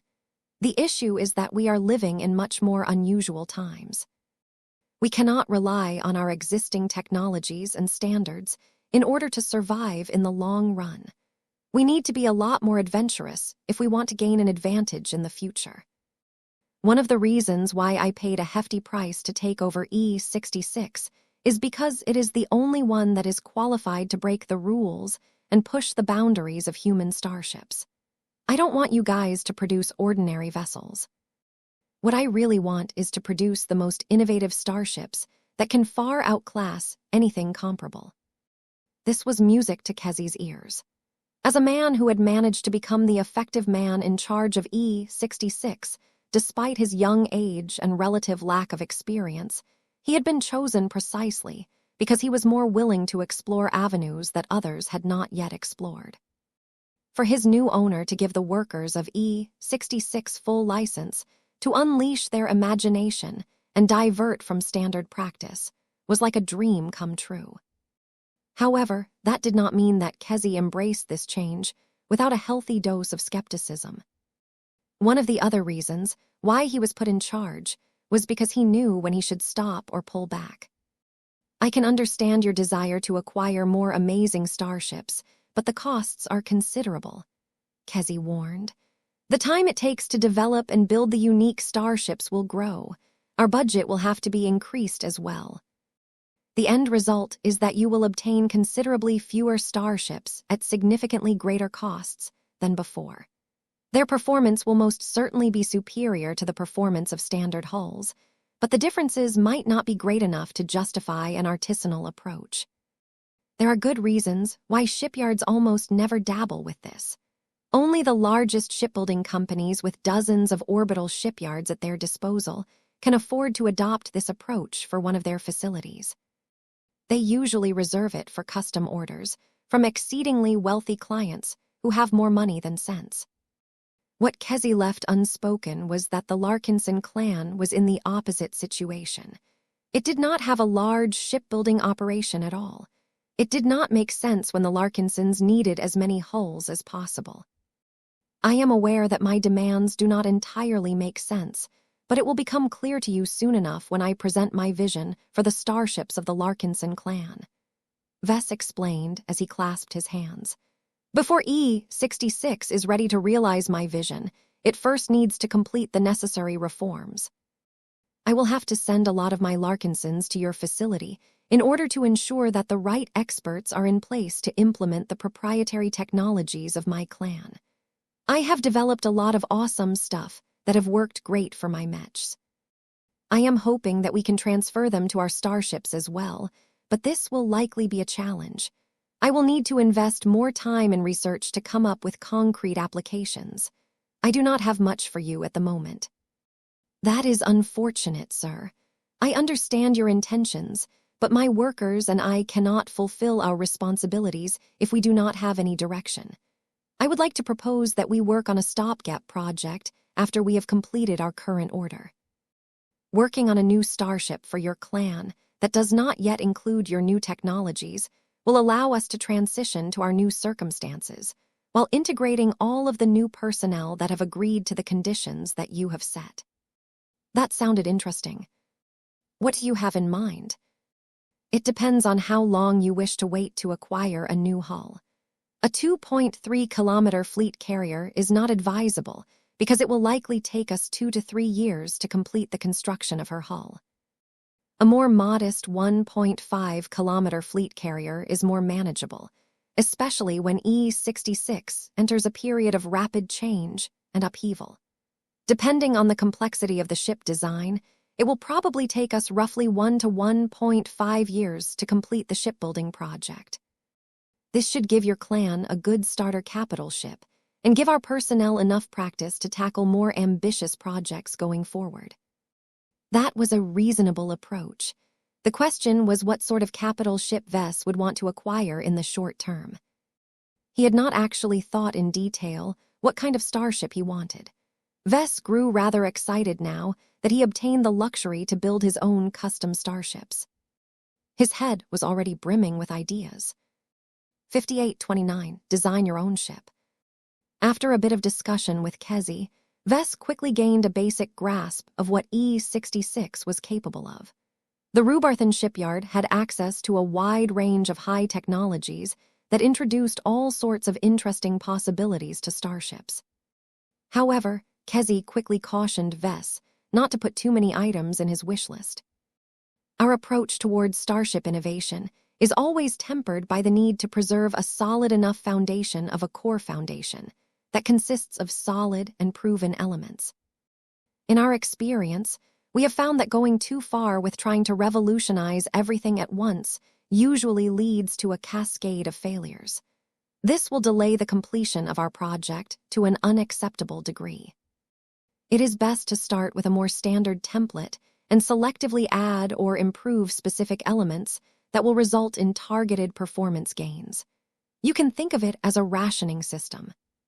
By limiting the degree of innovation for every shipbuilding project, we can guarantee that the end product can be trusted enough to not collapse and explode when the vessel Inquisition undergoes her first trials. The man's explanation made a lot of sense. It was a common approach in Mech design, though Vess all too often exceeded the recommended boundaries set by the Mech industry. The disastrous Elemental Lord was the archetypical example of how a design project could drastically go wrong when he completely went off the rails. Vess had no intentions of repeating this feat in the form of a starship, so he prudently abided by Kezi's recommendations. It was best to start with a more practical and less ambitious ship design. The chief shipwright activated his desk terminal and opened up a design suite that was geared towards his profession. He loaded half a dozen recent ship design templates and presented them to Vess. These are examples of modern starships that we should readily be able to produce in our shipyard, the man said. Before we select a template to build upon, it helps if you can give me a list of objectives and requirements. What does your clan require the most? Must you insist on ordering a new fleet carrier, or is it acceptable to produce a non-combat vessel instead?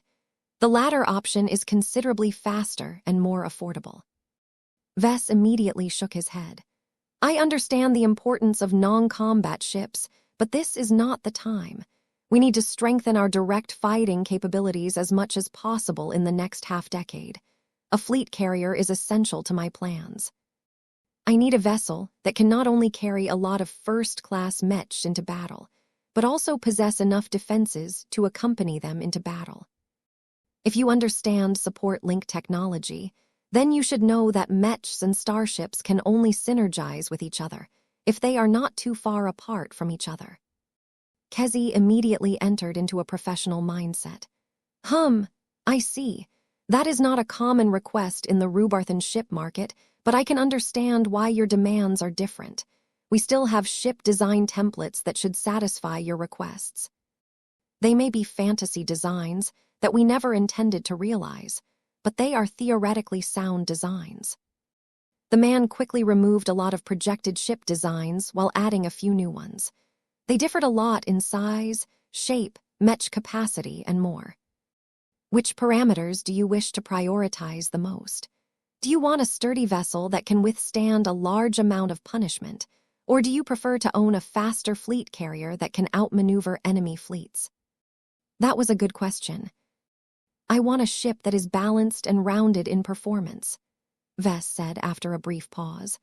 I may have a need for fleet carriers with more pronounced strengths and weaknesses, but my initial first-class fleet won't be big. I need a ship that is versatile enough to adapt to different circumstances. It also has to be self-sufficient enough to take care of herself when operating behind enemy lines. You are asking for much, sir. I hope you understand the consequences of trying to fulfill so many different objectives. Vess smiled back at Kezi. I am not stupid or indecisive. I am willing to skimp on mech capacity and other areas. What I cannot accept is a fleet carrier that is too fragile to withstand enemy warship fire or too slow to outrun determined enemy pursuit. I am looking for a fleet carrier that can survive all of the ordeals of a future deep strike operation. While I expect the fleet carrier to operate alongside other first-class starships, it is best to assume that there will not be a lot of external support available. The more self-sufficient the starship, the better. The two spent several minutes on refining what Vess had in mind. The more he explained his demands, the more Kezi was able to hone in on an acceptable ship design template. The chief shipwright finally settled for a fairly narrow but well-armored fleet carrier of the right length. The unimaginably named Exemplar class should fit most of your requirements, the Rubarthan said as he magnified the only ship design that remained. Take a look. One of my ship design teams worked to develop a fleet carrier that was particularly suited for both solo operations and lengthy expeditions.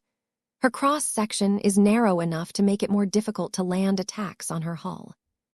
Her hull is decently thick in every direction, but her prow is notably more stacked with alloy layers in order to serve as a plentiful damage buffer. Due to her fairly narrow hull and large thrusters, her acceleration is fairly high for her length, allowing her to catch up to fleeing enemy vessels or outrun them with greater ease. This was quite a nice ship design. The overall concept immediately resonated with Vess, though there were still a few areas that seemed dubious. How much is her Mech capacity? Only 300 Mechs, Kezi mentioned. That is below average when it comes to fleet carriers of this length, but there are good reasons why this is the case. The Exemplar class can properly service her Mechs with the help of her internal workshops and production facilities. She also has enough spare room for the modules required to integrate support link technology in her hull. Her power supply should be adequate enough to satisfy the increased demand for energy. That sounded acceptable to him. He already knew that first. Considering how strong first-class Mechs tended to be, being able to field 300 of them while also providing adequate support was already amazing enough. There was no need for Vess to get too hung up over the numbers. As he studied the specifications of this ship class further, he soon began to frown. What is the matter, sir? I am satisfied with the mobility of this vessel, but I do not think her defenses are sufficient enough, Vess eventually said. I am not sure what kind of combat scenarios that your shipwrights have envisioned when they came up with this design, but in my experience, space battles are often short but incredibly punishing. It is not uncommon for starships under fire to lose their energy shields fairly quickly before incurring a lot of damage to their hulls. The biggest downside of the Exemplar is that all of her sides aside from her front are not designed to withstand focused fire from multiple warships. The Exemplar is meant to utilize her superior mobility to rotate her hull and spread out the damage as much as possible if that happens, Kezi explained. The fleet carrier should ideally orient her prow in the direction where the heaviest attacks come from. It is stacked with as many layers of transphasic armor plating as possible in order to turn it into a wall that can soak up a large amount of firepower. That sounds expensive. Not as much as you think. We are relying on quantity instead of quality.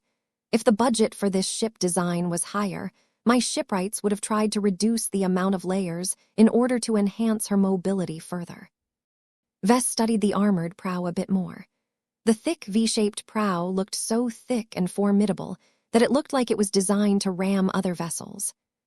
Of course, that was not the case. The prow was merely designed to keep the vessel alive as long as possible when she actively participated in an offensive operation. This is not enough. Vess shook his head when he thought about how it would fare in an actual operation. I am sure that this fleet carrier will fare fine under normal circumstances, but what I am worried about is that she will falter when subjected to more extreme conditions. I have learned the hard way that reality rarely matches our expectations. Imagine a scenario where the Exemplar is operating all alone well behind enemy lines. Imagine that this ship must traverse a huge distance in order to get to the nearest safe harbor. Imagine that she is being actively hunted by the surrounding aliens all this time. Her superior mobility may allow her to evade and sidestep a lot of enemy pursuit forces, but she will eventually run out of luck from time to time. She may possess the defenses to withstand the first few attacks, but what about subsequent engagements? Kezi began to frown as he considered these conditions. I admit that your scenario is much harsher than what my design teams normally consider. We are accustomed to developing starships for the armed forces of the Rubarthan Pact. None of the carrier vessels we have worked upon are meant to operate alone and far away from any support services. They only have to survive a handful of battles at most before they can be brought back to a repair yard, where they can easily be restored before her systems deteriorate any further. That meant that the Exemplar class was not so suitable for lengthy expeditions and deep strike operations at all. They would have to apply targeted modifications to the design in order to increase her fault tolerance. Vess suddenly thought of a good idea. When he thought back on how his expeditionary fleet managed to fare in past engagements, he focused on one unusual capital ship in particular. He retrieved the design files from his cranial implant and projected them in front of Kezi. Sir, this is a second-class ship design. Yes, take a look. The Graveyard is an inventive ship class that is designed to tank a lot of damage by cladding her hull with disposable armor plating. What is special about her is that she can constantly renew her hull plating by sourcing them from salvaged wrecks. If this is possible with second-class starships, why can't we do the same with first-class starships? Kezi grew more and more impressed with the Graveyard. That is an unorthodox idea. I can easily identify more than 100 different problems with this ship concept, but there is no reason why it should not work when applied to the Exemplar class. I will have to make a large amount of changes and additions to the template. Give me a moment. Vess and Kezi spent the next hour on trying to work out how they would add the Graveyard's signature capability to the Exemplar class fleet carrier. It was not that simple to utilize salvaged materials to clad the hull of the Exemplar. First-class materials were much stronger and more difficult to process. Trying to convert them into starship hull plating took so much time that it was too dangerous to resort to conventional means. The trouble about operating behind enemy lines was that starships constantly needed to be on the move. They needed to finish whatever they needed to do before fleeing the star system. They eventually decided to implement a powerful technological application that could literally crush broken wrecks into the armored prow of the Exemplar by relying on overpowering gravitic force. Out of all of the options available, it was exceptionally fast and convenient to the point where the fleet carrier could readily replenish her defenses in mid-battle. The only downside was that the new system was so demanding that it could only be applied to the bow of the capital ship. Vess considered it to be a worthwhile trade-off, as the Exemplar would be virtually unstoppable as long as she wasn't flanked. Vess and Kezi decided to call this modified ship design the Grave Exemplar. 5830 Rubarthan Dream. The new ship design needed to undergo a lot of refinement before the E-66 experimental yard could begin construction. That was fine, as the facility still needed to complete the escort carrier in her main yard. The shipwrights and other planners would be eager to cut their teeth into a brand new challenge.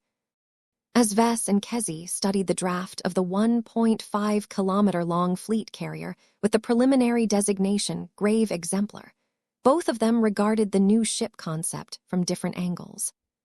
To Chief Shipwright Kezuramus Demodian, the vessel was a significant departure from Rubarthan naval doctrine. The inclusion of support link technology that demanded the inclusion of Mech consultants significantly changed the role of the armored fleet carrier. Though she was not armed with actual gun batteries like the carriers of the Red Association, her amazing support functions transformed her into a powerful force multiplier, but only if she accompanied her mechs at a closer proximity than normal. The configuration of the base Exemplar design needed to be extensively redesigned in order to support her much more arduous goals. The new gravitic crusher that was supposed to thicken the prow armor by using literal salvage, as input was insanely demanding. It was an incredible technical challenge to make it work on a consistent basis under the most difficult circumstances. Kezi grew excited at the idea.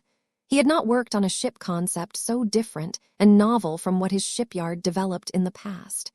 The Larkinson clan clearly had different ideas on how to wage warfare. That became obvious when Vess demanded that the Grave Exemplar still leave enough open space for future upgrades and refits. The ship needed to be built in a way that allowed her to be converted to a full Larkinson-style fleet carrier at a future date. What exactly Larkinson-style even meant was anyone's guess. Not even Vess could supply a well-defined definition of what he had in mind. This was mainly because Vess had not yet explored what was possible with starships in the Age of Dawn. Ordinary hyperships did not cut it anymore. Everyone believed that slapping hyper-technology onto modern human starships was enough to unlock their full potential, but Vess was of a different mind.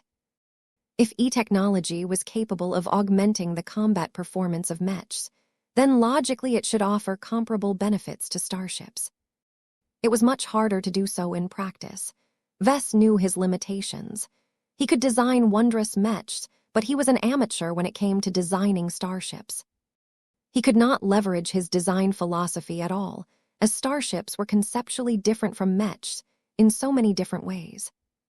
Vess could only come up with a limited number of ways he could make the starship alive, but none of them had been put to the test. Starships were much more intricate than mechs. There were so many moving parts that were interdependent from each other that there was always a slight chance that small errors could cascade into catastrophic consequences. What this meant was that Vess had to limit his proposals and rein in his desire to make his mark on the Grave Exemplar design. He at least needed to wait until he tested his ideas to ensure they were safe and effective to use on a starship. This was why he insisted that the Grave Exemplar retained enough room for future modifications.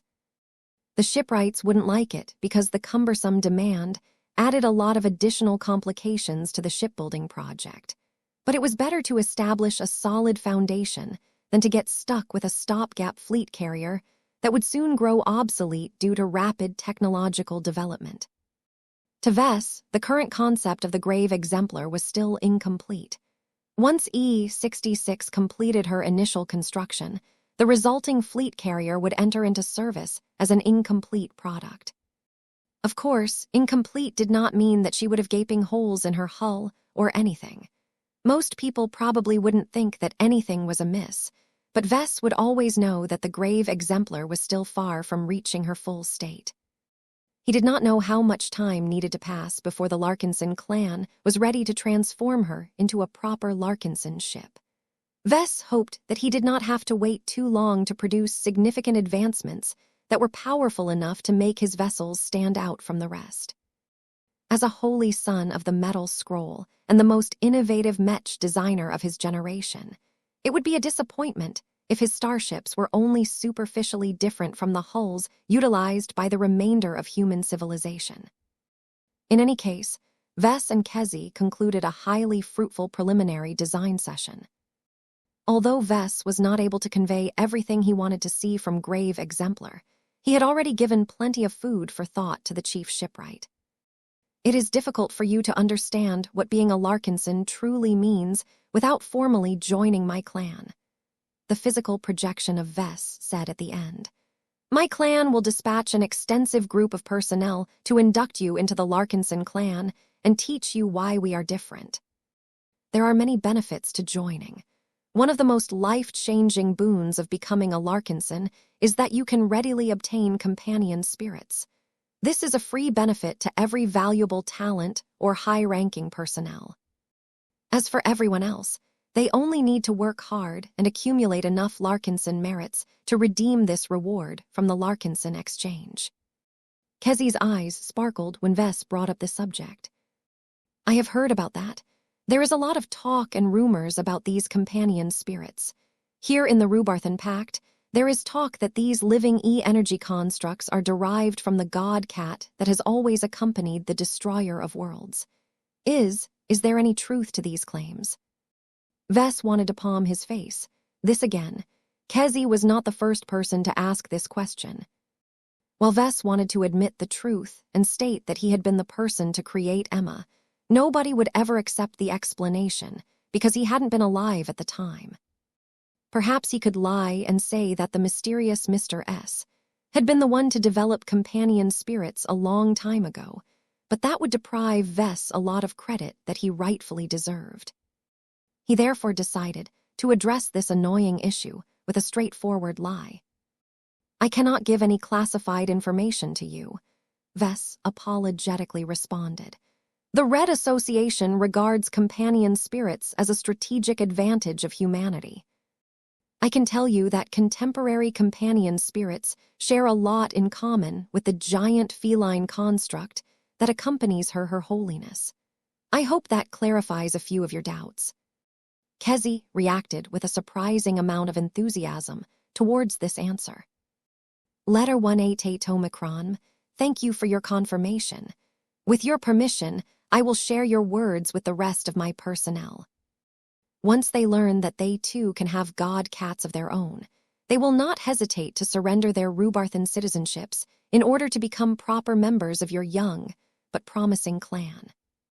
Vess raised his hand. Whoa, there, don't be in such a hurry. I applaud your enthusiasm, but do not make any unreasonable assumptions. Companion spirits all have the potential to evolve into incredibly powerful entities, but that depends heavily on the strength of their principles and their chosen development trajectory.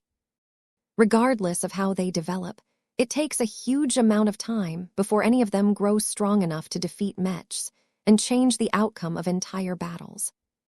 That successfully tempered Kezi's unreasonable expectations. Ah, you are right, sir. This is much more realistic. It is too much to hope that obtaining companion spirits would allow me to gain the power of a god. There is still hope for you, Vess placated the chief shipwright. Actually, you have 2 chances to transcend into a higher life form. You can start to cultivate by yourself once the Red Collective gets up and running. You can also rely on your upcoming companion spirit to grow stronger, either on a passive or active basis. I know you don't quite understand what I am saying, but everything will become clear soon enough. This reminded Vess that the Larkinson clan had yet to develop and distribute formal cultivation methods to its members. He should really get around to tackling this issue, but he was a bit reluctant to do so before the Red Collective had finished a set of rules that every cultivator had to abide by. One of the principal mandates of this future organization was to regulate cultivators and their weird methods. This was an issue for later. The evolution, which had already scheduled the first virtual meeting of the much-hyped Interim Leadership Council.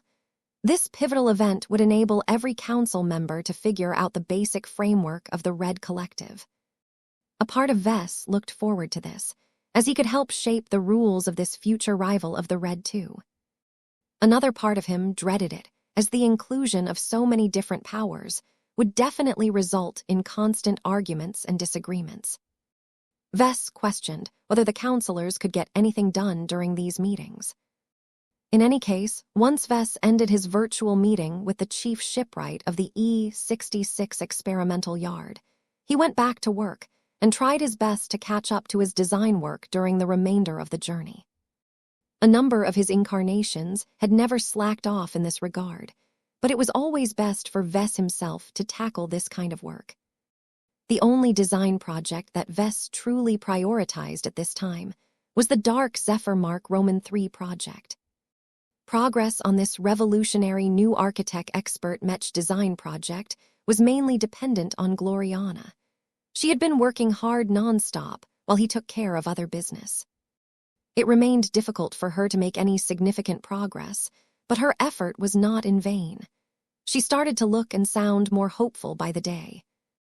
There is a secret to architect that my mentors have yet to grasp, she claimed to Vess one day. It surprises me that the Mech designers who received direct instruction from the xenotechnician have yet to grasp this key insight. Maybe it is an illusion, but I do not think it is the case. The more I study and work with Architect, the closer I am getting to an answer. I think this may be the breakthrough that I am waiting for. Once I have learned this crucial secret, I anticipate that there will be no obstacles to the development of our first proper Archimetal Mech. Vess did not know what to make of her claims. A part of him felt deeply skeptical that Gloriana discovered a hidden aspect of Architect that the entire Mech industry, including the xenotechnician, had managed to overlook. Another part of him recalled all of the times where Gloriana had given him the benefit of the doubt when he acted on his own feelings and hunches. The least he could do was give his wife the same level of support. I hope you succeed in finding out whatever it is you are chasing, honey. Just keep our schedule and our timeline into account. We cannot stall our planned updates for all of our existing expert mechs for too long. They need to be brought into the age of dawn. If you haven't made any progress in months, then it may be better to put Architect aside until you have developed a deeper grasp of the technology. Gloriana vehemently rejected this approach. No, you are wrong. This is the opposite of what I should do. I am increasingly developing the impression that everyone has fundamentally misunderstood what Architect means and how it is supposed to work. Every interpretation of this alien tech base is flawed from the beginning because humans such as ourselves are incapable of approaching it from the perspective of the race who invented it in the first place. I think we need to overturn our entire approach towards deciphering Architect. I already have an idea on how we can make this happen. Vess was taken aback by her strong response. How? I need to understand the Archie like I understand Mech pilots. I can think of no better way to do so than to interface my mind with a living member of this alien species. It's perfect. What? Chapter 58:31 Reasonable Vess. When Gloriana proposed to connect her brain to that of an Archie, Vess strongly disapproved of this notion.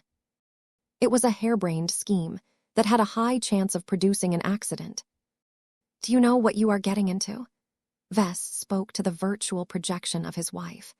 Interfacing with the minds of other humans has always been dangerous, even with all of the advancements that have been made in neural interface technology during the age of mechs.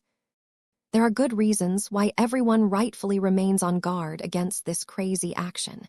Even in the best of conditions, there is still an unavoidable chance of accidents.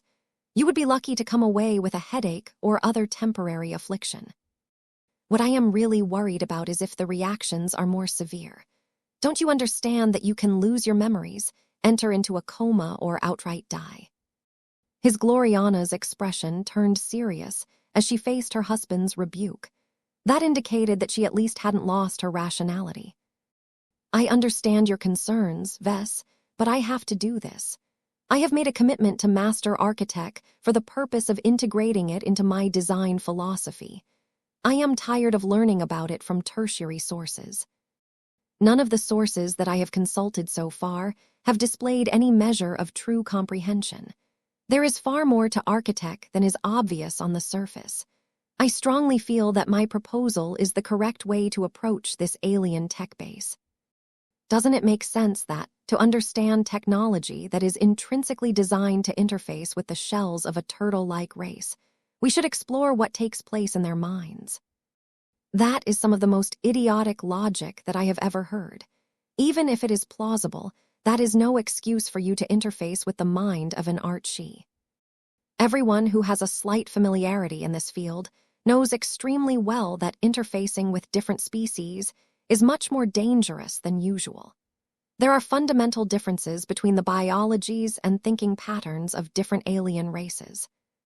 On top of that, newly discovered alien races are usually a lot less understood than the ones our biotech researchers have dissected for thousands of years. Not a lot of time has passed since humanity first discovered the Archie. I seriously doubt that anyone understands them well enough to reduce the danger factor of interfacing with their minds.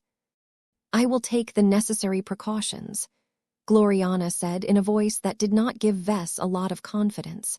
I am not as reckless as you. I know how to conduct a proper experiment. I will invite experts from the Larkinson Biotech Institute and the Red Association to assist and supervise my attempt to peer into the mind of an Archie.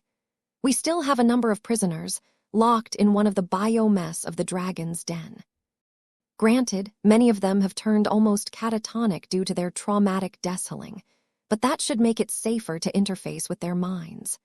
As long as my initial attempts have concluded without any serious issue, I will look into repeating this experiment on a more healthy Archie specimen. I need to borrow your MTA merits to redeem a healthy Archie from the Mechers. Absolutely not. You are crazy, Gloriana. The two argued for several more minutes. Vess found it deeply disturbing that their roles had been reversed this time. It was usually his wife that acted as the voice of reason, and she frequently raised her voice in order to drill through his stubborn mindset. The fact that he was resorting to the same methods as his wife right now was deeply ironic. Alas, just as how his Gloriana often failed to persuade her stubborn husband to change his mind, this time Vess failed to get his wife to change her mind. I need to go, Vess. There is so much that needs to be done before I can make my first interfacing tech. We cannot fully understand Architect unless we understand the species who created it. One way or another, the secrets of Architect shall be laid bare. Do you know how arrogant you sound? Vess frustratingly asked. Alien technology of this complexity can never be figured out in a matter of months. I have been working with Luminar crystal technology for years, but I still don't understand all of its fundamental principles. You are crazy if you think you can solve this issue by poking into the minds of a few aliens. If Architect truly has obscure principles, then the xenotechnician would have discovered it by now. He is much smarter and more capable of getting to the bottom of this issue than a journeyman Mech designer like yourself. His wife shook her head. I am disappointed in you, Vess. Every star designer is amazing. I have no doubt about that. They are anything but infallible, though.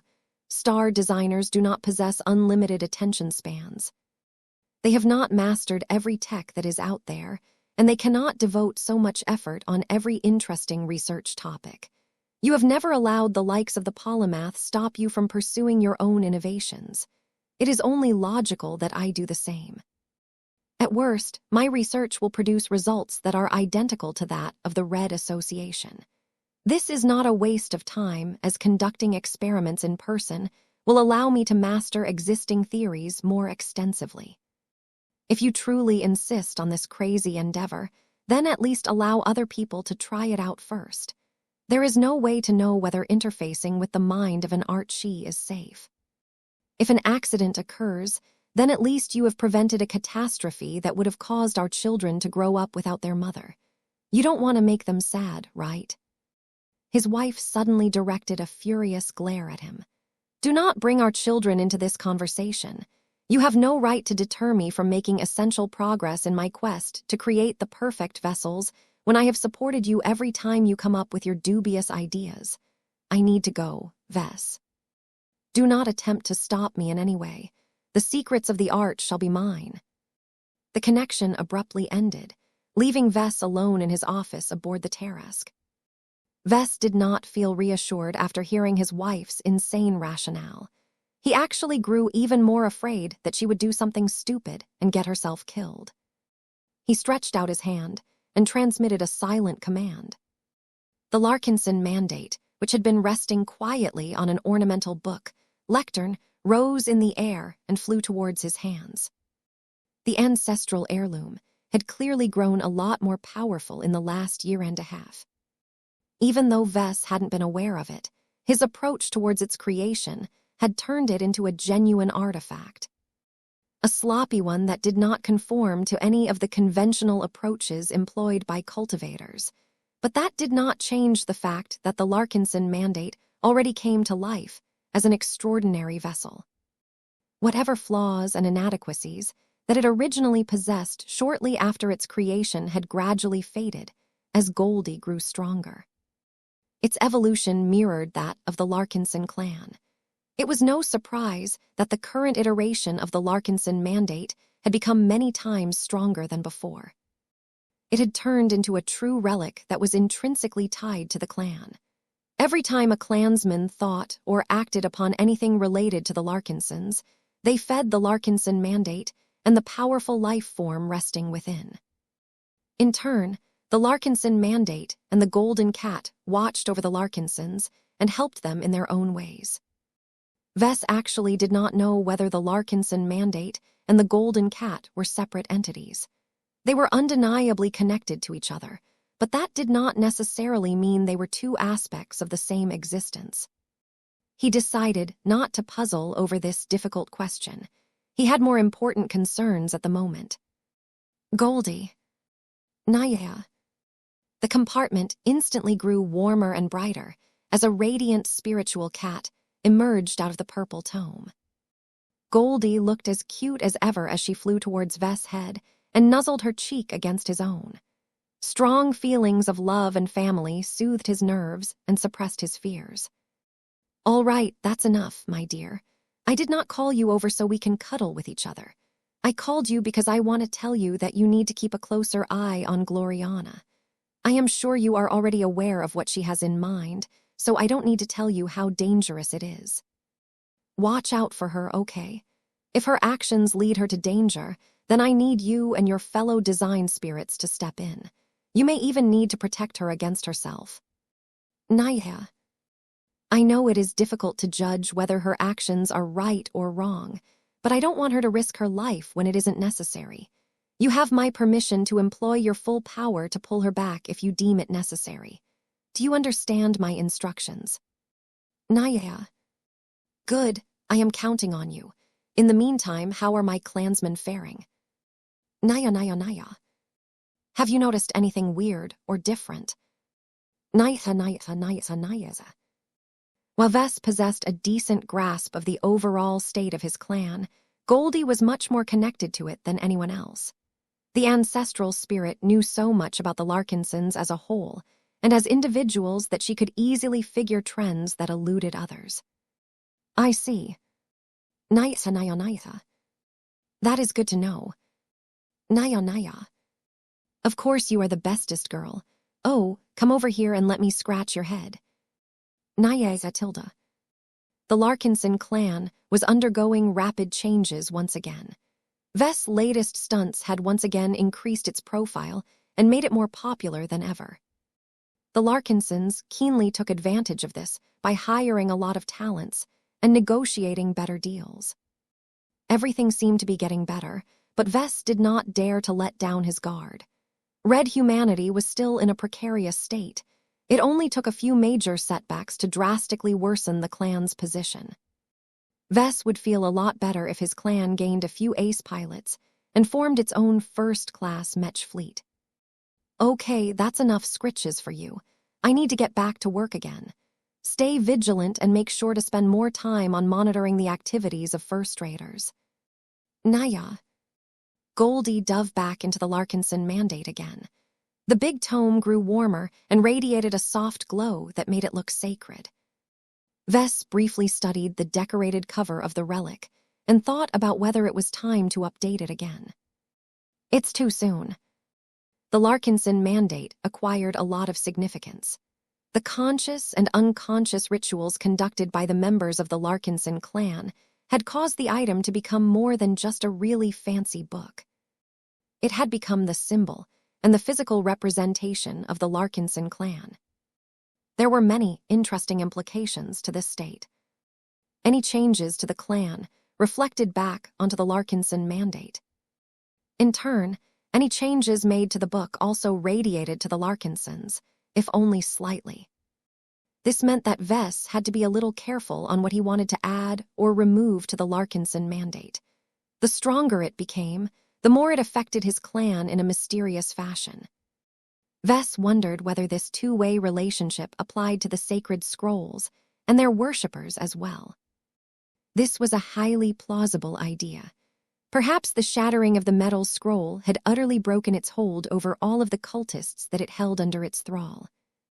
Interesting theory. 50/32, she's too big. The Blue Jay fleet finally arrived at its destination. The trip did not take that long.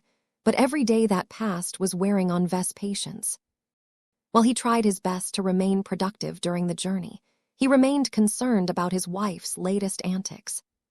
He also worried whether he would leave this star system empty-handed. This was a serious possibility, given that he agreed to conduct an experiment that was unprecedented in many ways. When the warships of the Red Association entered the star system, it was clear that they were not the big boys in this location. That honor went to the warships of the Red Fleet. A massive war fleet had clearly settled into the star system for a few days.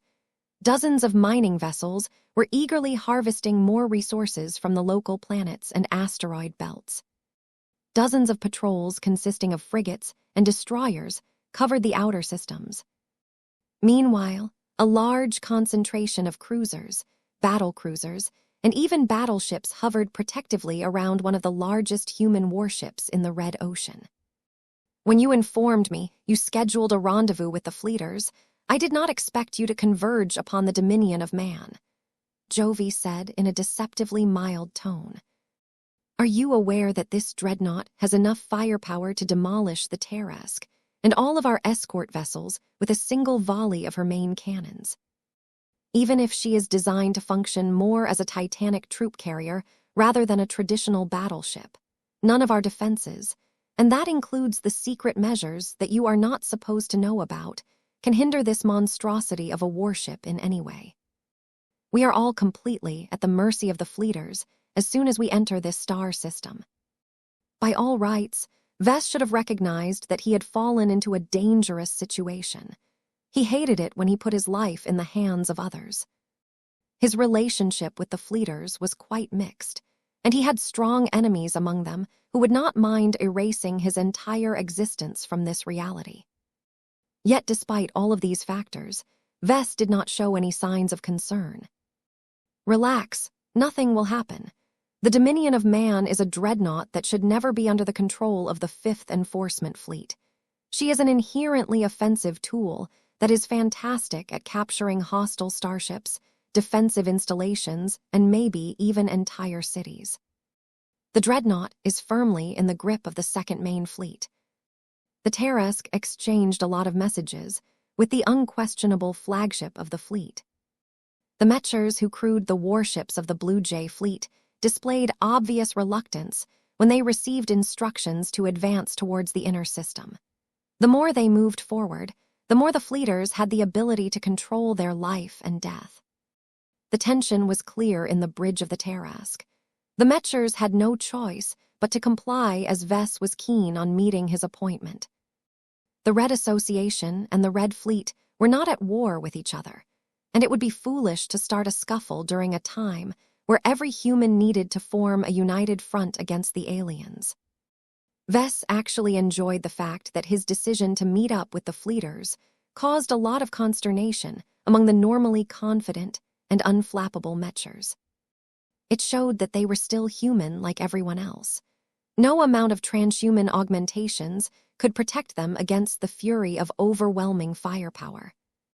While the Blue Jay fleet cautiously closed the distance to the dreadnought that had played a pivotal role in capturing an intact tide station during Operation Night Jazz, Vess manipulated a projected screen and sought out one warship in particular. There she is, Vess grinned. The Babylon excavator was easy to overlook since there were so many other cruisers in the neighborhood, but the reconnaissance cruiser was clearly a lot different from every other RF vessel in the star system. Knowing that Sigrund would be around to guide him while he visited one of the most powerful assets of the fleeters, Vess relaxed and waited for the trip to finish. Hours passed by. Before the Blue Jay fleet was able to come any closer, the fleeters commanded it to a stop. A fast frigate flew alongside the Terrask and commanded Vess to transfer aboard. "This is the end of the line for our ships," Rear Admiral Gory Tenson announced from his command seat. "None of us are permitted to proceed any further. The fleeters have given us stern warnings of what might happen if one of us crosses the line. Professor Larkinson, we have readied a shuttle for you. We will not lower our anti-teleportation safeguards just to make the transfer more convenient. You will have to transfer to their vessel through conventional means." Vess shrugged. That's okay, can I take Lucky along? The fleeters have made it clear that they will only permit a single person. No pets allowed. Damn, no wonder those guys are so stiff and serious all the time, Vess grumbled.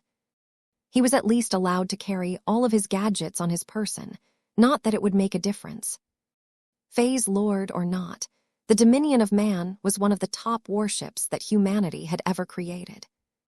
Although the Common Fleet Alliance eventually deemed its dreadnoughts to be failures, that was just because the arrogant bastards were aiming way too high.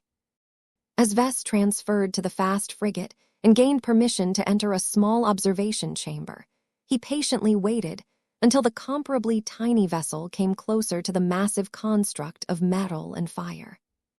Amazing.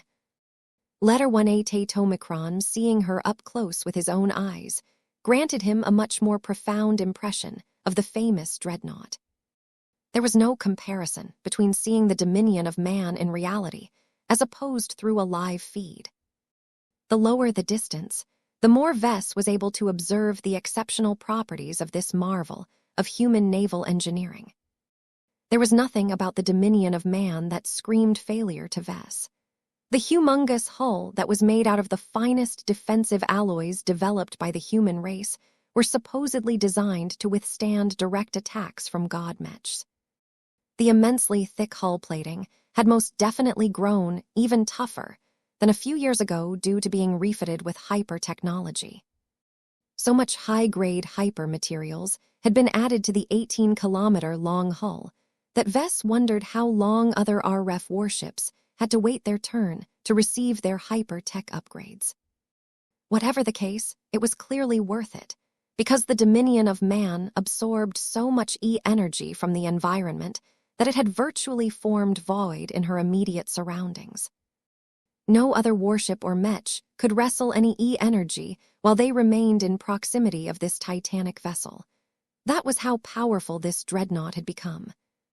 As the fast frigate deliberately slowed down in order to give Vess a scenic tour of the exterior of the pride and joy of the Red Fleet, Vess gazed down at the massive letters that proudly proclaimed the name of the dreadnought. Dominion of Man.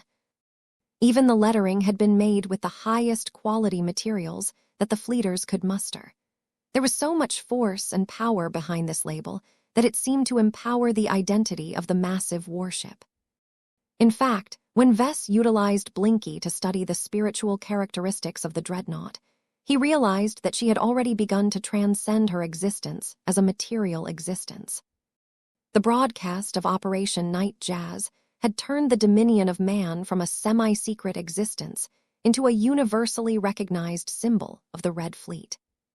Even if the Dominion of Man had to share the attention of the public with 7 other massive hulls, there were still billions, if not trillions, of humans that regularly hoped that the most powerful troop ship in human hands would protect them all from the threat of the native aliens.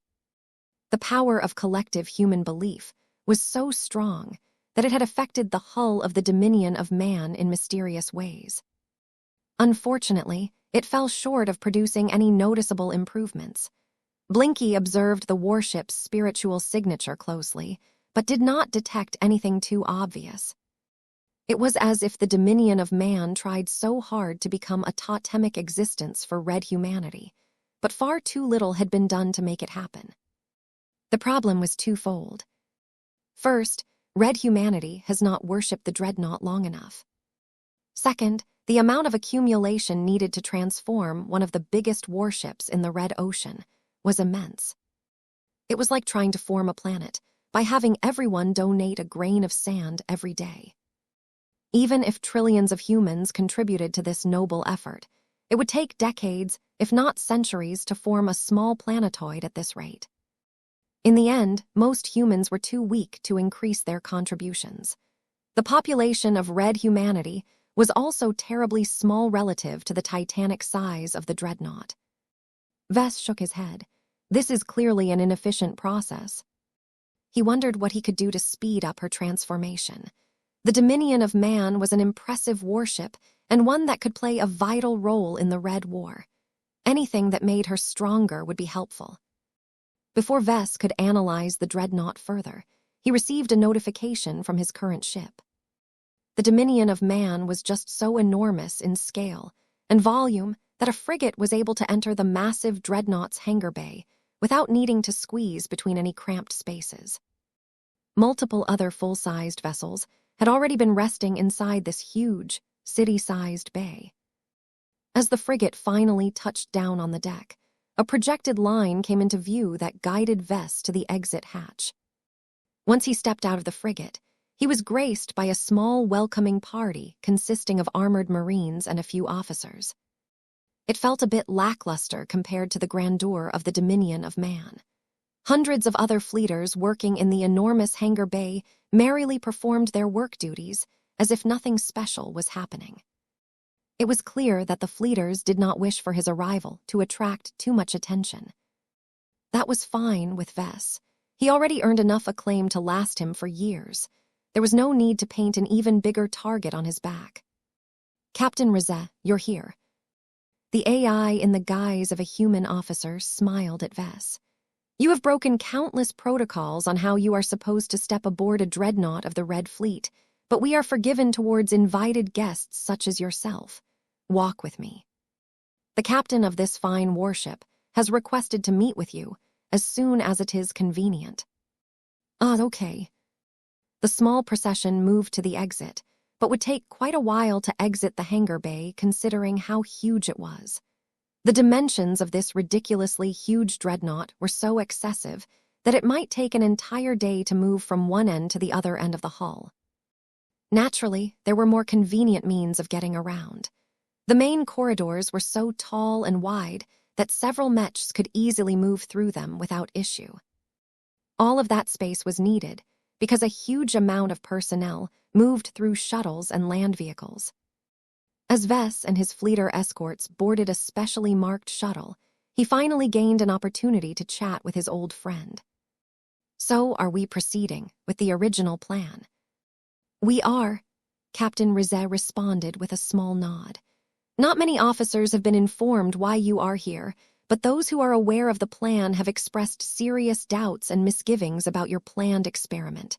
Do not be concerned.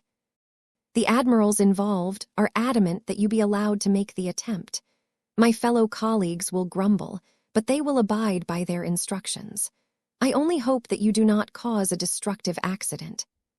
Any significant damage you produce that compromises the performance of the Dominion of Man is a grave crime." Okay. I will make sure to be careful." 5833, the pride of the Red Fleet. The Dominion of Man was one of the prides of the Red Fleet. From the beginning of her conception, the fleeters envisioned the dreadnought to function as a flagship of an entire galactic naval armada. Almost no expense had been spared in her construction and incremental upgrades, and it showed. The massive passageways, of which even the secondary ones were wide enough to fit entire Mechs, were all reinforced with the toughest first-class alloys that were commonly used to clad first-class multipurpose Mechs. The fleeters did not merely invest in purely practical measures.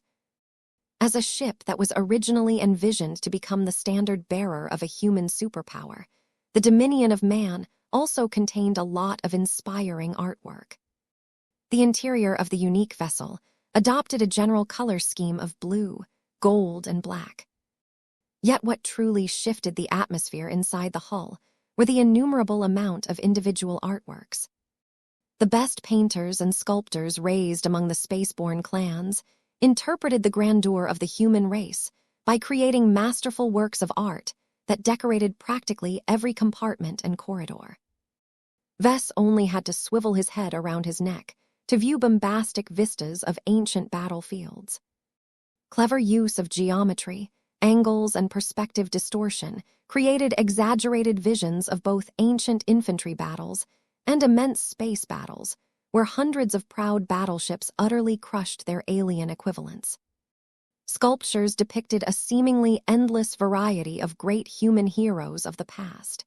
Each of them contributed to the rise of the human race in one way or another, though Vess distinctly noticed the lack of Mechers and compact cultists among the honored chosen. The immense interval volume of the dominion of man, which was the equivalent of dozens of cities stacked on top of each other, meant that millions, if not billions, of individual art pieces decorated the spaces of the dreadnought.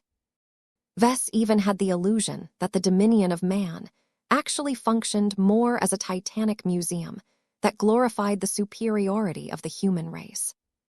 The effort was worth it in his opinion. Each and every crew member that passed through the halls felt uplifted by all of the inspiring and heroic sights. None of the sculptures and paintings depicted anything negative. Defeats and difficult philosophical dilemmas were entirely absent. The artworks were all geared towards making the fleeters who crewed the dreadnought feel as righteous and confident as possible. It made them all feel special. Not only did their pride swell the longer they served on the dreadnought, they also started to form a clique of their own that set themselves apart from the rest of the Red Fleet. The most notable fleeters who carried themselves with obvious confidence, discipline, dedication, and above all pride were the famous Dread Marines. Nobody knew how many of them served within the seemingly endless bowels of the dominion of man. Armchair theorists generally speculated that the Titanic vessel was able to field 200,000 to 3 million Dread Marines at any time. No matter the quantity, Vess had little doubt that the dominion of man had enough infantry forces at its disposal to capture entire war fleets with plenty of soldiers to spare. It was not just the quantity of Dread Marines that made the vessel so formidable. It was the impressive individual combat power of each elite soldier that donned the iconic armors developed by some of the brightest minds among the fleeters.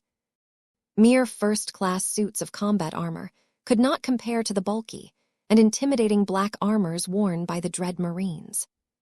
Even if they were not deployed in the field, the large number of Dread Marines stomping through the corridors radiated such menace and danger that it made sense why so many passageways were built so large. The Dread Marines needed the space. While their individual configurations varied a lot, they generally came in 3 overall sizes. The light Dread Marines were already a little taller and bulkier than regular infantry soldiers who donned suits of heavy combat armor. The former were only light in the sense that they were the weakest of their kind.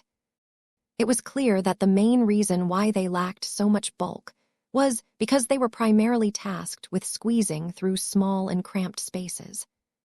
There was no chance that the light Dread Marines could navigate through the interior of a Pulmer warship, but they should be able to navigate through other small vessels without too much issue, especially considering that their armor was highly modular. Medium Dread Marines were probably the mainstays of the Marine force attached to the dreadnought. They were noticeably larger and a lot bulkier than their lighter counterparts. That allowed them to carry a lot more modular weapons and equipment, thereby making them stronger in almost every way. There weren't as many heavy Dread Marines stomping around, but each one was a sight to behold. They were so much larger than their medium cousins that they practically reached a size that was commonly associated with demi-mechs. Anyone else would have classified these enormous humanoid metal constructs as vehicles or even mechs, but the fleeters clearly rejected this truth.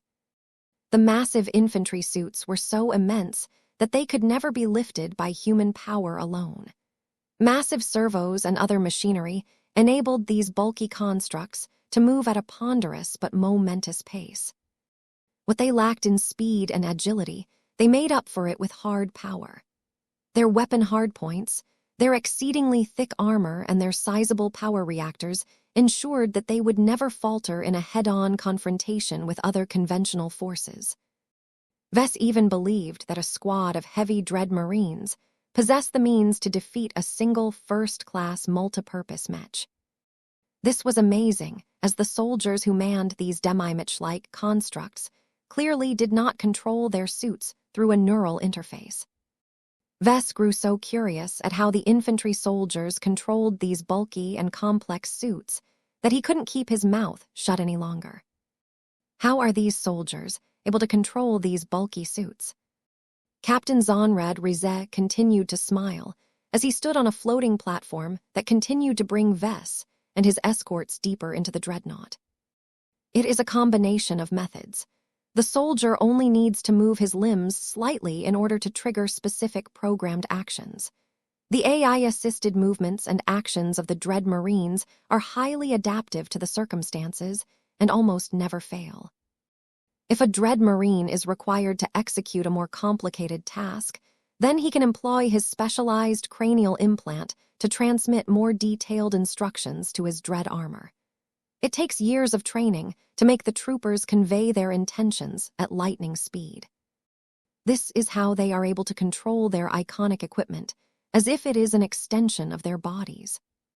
While the efforts of the fleeters clearly enabled the Dread Marines to close the gap with Mechs, there was still a small but perceptible difference in fluency and control. The differences may be small, but they could make a critical difference in the heat of battle. This was why Vess judged that demi-Mechs should readily be able to outduel heavy Dread Marines in equal confrontations.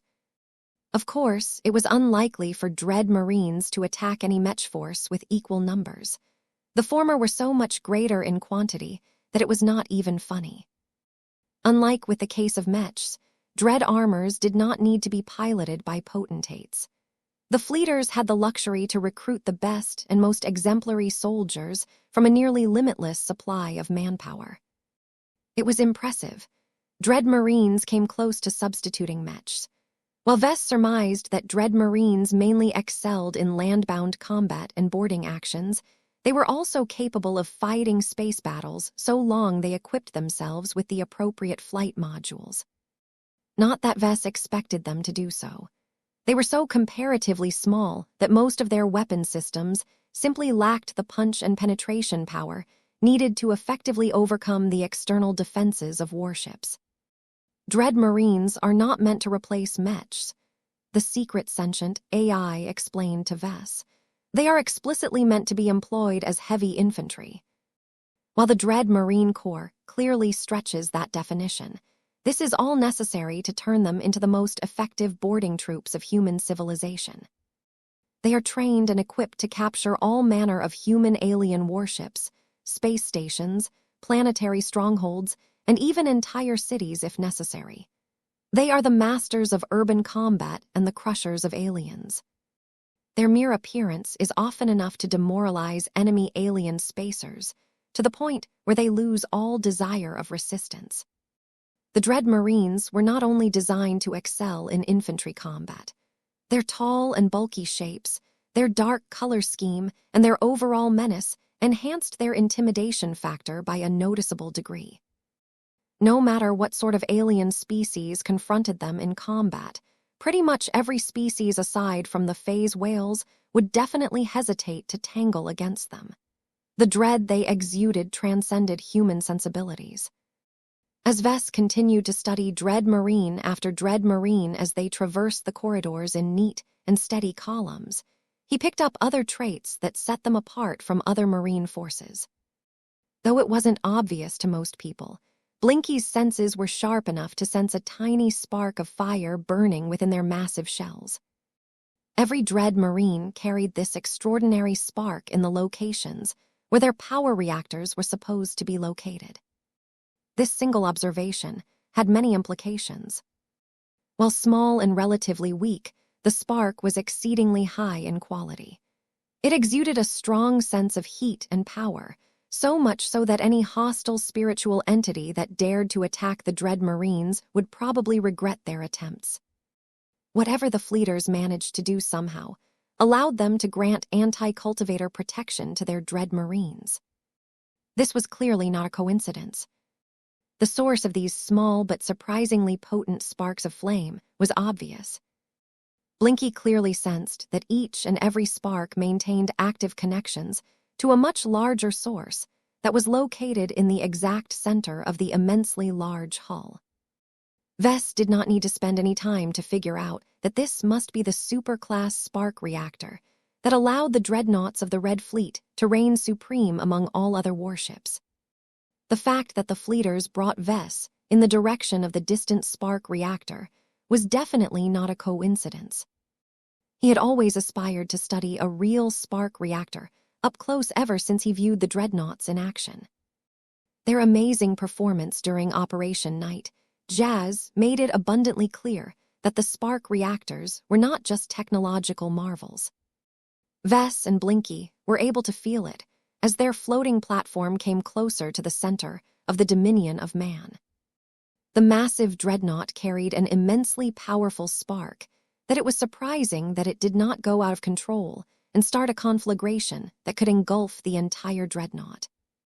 While Vess had encountered a lot of different extraordinary phenomena, he had never experienced anything comparable to what he was able to sense from a distance. The lower the distance, the more Blinky felt threatened by the massive and practically divine spark of heat and flame. The companion's spirit instinctively felt that his death was all but certain if he happened to touch it directly. The Star Cat certainly did not dare to siphon even the tiniest mote of spark energy, or whatever it was called. The spark would probably ignite everything and start an unstoppable blaze that could burn down the entire Blinkiverse. Damn. Pardon, Professor. Oh, it's nothing, Captain. I am just thinking about how awesome these dread Marines are. My passion lies with Mechs, but that does not stop me from appreciating how devastating they can be when put into action. Captain Rizes smiled with pride. The Dread Captain will be pleased to hear your compliment. The Dread Marines are only a part of what makes the dominion of man so effective. The Rubicon Spatial Transfer System is the main delivery vehicle that is responsible for inserting them directly inside warships and other sensitive areas. If you are lucky enough, you may be given a tour of this vital system. 5834, the Dominion of Man. The lengthy journey from the primary hangar bay to the interior of the Dominion of Man did not end at the compartment that held the legendary spark reactor. Much to Vess' disappointment, the floater platform stopped and lowered itself to the deck just before an incredibly expansive command center. He seriously doubted that the massive compartment, where hundreds of officers and specialists manned different stations, served as the main bridge. Regardless, the space clearly served as a vital control center that monitored and directed a lot of different functions of the huge dreadnought. The commander center was not only notable for its size. The grand artworks that decorated the tall bulkheads also captured his attention. The masterwork did not depict an armada of warships. It did not show the portraits of the Grand Admirals who founded the Common Fleet Alliance. It displayed no violence of any kind. Instead, the fleeters had brought together the absolute best painters, sculptors and gemstone cutters that they were able to muster, and tasked them to work together to create a magnificent vista of hope and inspiration. The centerpiece consisted of a family of humans wearing the most exquisite garments. None of the figures wore any fleeters' uniforms or possessed any military bearings, but each of them clearly exemplified different aspects of the human race. The father was tall, athletic, and unquestionably masculine. The way he looked forward with his broad chin and his unwavering eyes made it seem as if he was driven by endless ambition. The mother looked incredibly beautiful and matronly. She exemplified the feminine and more gentle side of humanity. Her expression conveyed a fantastic balance between thoughtfulness and affection. The two children that stood before their parents conveyed a strong sense of progress and potential. The boy still possessed the immaturity of youth, yet his age did not prevent him from taking pride in his species. He looked ready to step into the footsteps of his father and continue his dream once he could go no further. The younger daughter possessed a precocious appearance that emphasized her youth. She looked so cute and adorable that no doll ever created could exceed her cuteness. Her innocence was so striking that she was able to evoke the protective instincts of any human individual. Together, this model of a human family stood on a piece of idyllic land that displayed farms, grasslands, cattle, and crops. Nothing looked out of place. Everything looked just right no matter the subject. Each and every element was carefully designed to fit into an aesthetic masterpiece that somehow made everything fit together. This included what lay below the lands. Hidden from the sight of the humans standing above the ground, a huge amount of decaying corpses and broken skeletons of many different alien species rested down at the bottom. Many of the species happened to be recognizable. The 7 apex races, along with the 13 major races of the Red Ocean, all featured prominently among the dead and buried bodies. The huge phase whale skeleton looked especially prominent among all of the smaller remains. All in all, the artwork conveyed a very clear meaning and theme. There were many subtle touches that Vess could spend days on analyzing, but on the surface, the inspirational piece exemplified the values of human superiority. Nobody who saw this magnificent work would fail to come away with a renewed drive to expand human space and defeat the aliens that sought to engineer the downfall of human civilization. Even though there was not an explicit spiritual component to this magnificent artwork, a part of Vess couldn't help but resonate with the overall message and aspirations conveyed by the artists. What is it called? The Dominion of Man. A firm male voice sounded from behind. Vess turned around and faced one of the most decorated fleeter officers he had ever seen. The gilded uniform not only looked highly ceremonial, but was also cut in a way to convey absolute authority over the hull. Nobody would be able to mistake him as anyone less than the master of one of humanity's dreadnoughts. The tall and broad-shouldered man looked like he was in the prime of his life. That was an illusion, as Vess could clearly sense plenty of signs that he had lived for at least a couple of centuries. Regardless, the man truly looked as if he did his exalted position justice. He wore his uniform like he was born to it. He held his arms behind his back in a posture that looked as if he was always ready and composed for anything. The only feature that looked off-putting was the very obvious external module attached to the side of his skull. A part of his neatly groomed brown hair had to be shaved away in order to accommodate this sizable expansion to his undoubtedly powerful cranial implant.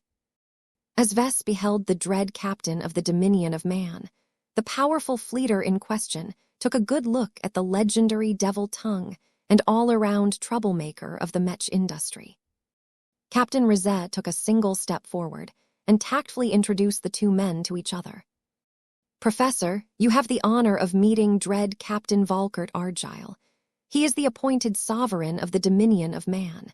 He is the first-born son of Fleet Admiral Stanley Argyle. He is also an elder of the Argyle Spaceborne clan. Having witnessed over 280 standard years, he has continually refused further promotions that would have propelled him into flag rank in order to excel in all aspects related to single warship command. The fleet has recognized his unending dedication and granted him the privilege of commanding one of its eminent dreadnoughts." Well, that was definitely an imposing introduction. Vess did not know what sort of protocol he should follow, so he defaulted to making a short bow. "I am pleased to meet you, dread Captain Argyle. Your warship is the most magnificent spacefaring construct that I ever had the pleasure to board. I am grateful for the opportunity to witness some of the best that the Red Fleet has made. This dreadnought is a priceless asset that will definitely help to cement our civilization's dominance in the Red Ocean." The dread captain liked what he heard. He demonstrated that he wasn't a stuck-up bastard by slightly relaxing his posture while showing the barest hint of a smile. "Introductions are not necessary on your part. I know who you are, or as much as the Red Fleet knows of you. I am aware that your interactions with our current and predecessor organizations have not been universally positive. Let me reassure you that we have invited you to one of our crown jewels in good faith. I will not tolerate any instances of provocation or impropriety from our crew towards our guests. I hope that you have not seen any cause to issue any complaints during your brief stay aboard our dreadnought up to this point. Your crew has been a model of professionalism. I do not feel unwelcome in the slightest. That was mostly because every spacer and dread marine was preoccupied with their own tasks. They hardly had the time to gawk at the visitor, who clearly wore a different outfit from the other fleeters. The dread captain gestured Vess to follow before turning around. As much as I wish to explore your opinions on the Red Collective and other integral subjects, time is at a premium. Let us head inside one of my offices. They crossed the huge command center and entered a large and exceedingly opulent office compartment. The dread captain had definitely personalized it to his taste. Paintings of past and present Argyle flag offices hung on the bulkheads. Hunting trophies of fierce and deadly mutated beasts were spread out here and there. Exquisitely crafted scale models of all of the warships that Volkert Argyle had the privilege of commanding proudly occupied an entire display case. It was a pity that Vess hardly had any time to admire all of the pieces. He and Sigrund sat on one end of a large and thick wooden desk, while the dread captain sat on the other side. The master of the Dominion of Man soon retrieved a secure data pad and slid it over towards Vess. Captain Zonrad Rizet of the Babylon Excavator has already signed the confidentiality agreements, but you have yet to do so. Please read through the documents and sign them as promptly as possible. Our discussion cannot proceed any further unless you agree to all of the terms. Vess picked up the data pad and rapidly scanned through all of the NDAs. While the punishment of violating the agreements were harsh, the terms were pretty normal otherwise. The fleeters just wanted to make sure that he remained silent on the secrets that made the Dominion of Man so powerful. Once he signed the contracts, Dread Captain Argyle did not delay in explaining why the Red Fleet invited Vess to this dreadnought. "We need your assistance." Vess blinked at that. "Really? My apologies for being direct. But from what I have seen, the Dominion of Man is a warship that has been designed and built to near perfection. She is the most powerful vessel that I have stepped aboard, and nothing that I have seen suggests that anything is less than optimal." The exalted captain smiled with pride when he heard that. "We have indeed gone above and beyond to ensure the Dominion of Man deserves to be regarded as a pillar of red humanity. It is regrettable that my dreadnought is being tormented by unexpected issues that debilitate her performance. We have tried our best to compensate for these complications, but I am afraid our best scientists and engineers have failed to adequately solve the problems that affect the very root of my ship." This was a much bigger deal than Vess expected. He found it difficult to believe that the fleeters struggled to handle their own creation. The Dominion of Man was one of their finest creations. Surely they had the knowledge and the competence to bring the Dominion of Man back in line. However, given that dread Captain Argyle did not hesitate to make a humiliation admission in front of a Mech designer, it was clear that the issues that plagued the Dominion of Man fell outside the Red Fleet's expertise. Vess had a few ideas why the fleeters looked forward to his visit. Perhaps this was why it had been easier than expected for Vess to negotiate a deal with the Red Fleet. If not for the Dominion of Man's predicament, it would have been a lot harder for Vess to visit one of the most valuable warships in the Red Fleet's possession. "I am not opposed to lending you my expertise, Captain," Vess carefully said. "However, I cannot promise that I can solve your problems. We are aware that you are subject to limitations. We do not ask you to do the impossible. We only ask you to do your best, Professor." "Letter 1A Tomicron, I will try." Vess responded with a smile that did not look all that confident. "Can you tell me the nature of your dreadnought's problems?" "It is best if I show you first. The agreements that you have just made with us should permit you to view the center of our concerns." Everyone rose to their feet and left the office. They all boarded a much more ornate floater platform and rode it for a time. They passed through several checkpoints, each of which grew successfully stronger and better defended. Once they passed through the final set of blast doors, they entered a space that was not too far from the incredibly powerful spark reactor. The place looked like an immense data processing chamber at first. The fleeters installed so many crystalline processing banks that Vess could almost feel the sheer force of their calculations. Yet the potent processors paled in comparison to the immense force of calculation that took place inside a Mech. Sized sphere of solid metal, This was more than just a processor array or an amazingly powerful AI core. It radiated extraordinary power that felt both familiar but also disturbingly mutated in many ways. A squad of dread Marines standing before the huge sphere manually enacted the process of creating an opening. Once a gate slid open, the dread captain gestured for Vess to follow him inside. "Be careful and do not make any special actions. Just look and see." As Vess, Sigrund, and Volkert Argyle passed through the gate, they all stopped and looked around the hollow interior. What they saw caused the expressions of the two visitors to grow pale and shocked. "Are those brains in vats?" Vess asked in shock as he temporarily lost all decorum. "No, wait, these aren't normal human brains. I've seen so many of them that I can distinguish a few of their characteristics. None of them are cloned. I don't think any of them are less than a century old. What is more, their ability to receive, process, and transmit data is clearly way above the norm." His eyes suddenly widened as he made a shocking conclusion. "Have you guessed the truth, Professor?" Dread Captain Argyle asked. "These brains are taken from potentates. What are their genetic aptitudes?" "A and higher. We only employ the best for our experimental organic AI core array." 5835, Unforeseen Circumstances. The AI core array that governed the operation of many of the essential systems of the dominion of man was more horrifying than Vess imagined. He was already aware that the Fleeters tended to invest heavily in AI core research. The Common Fleet Alliance never made it a secret that they had been trying to chase after the holy grail of sentient artificial intelligences. Due to this unreasonable obsession, the researchers who dedicated their lives and careers to this goal tended to get really creative.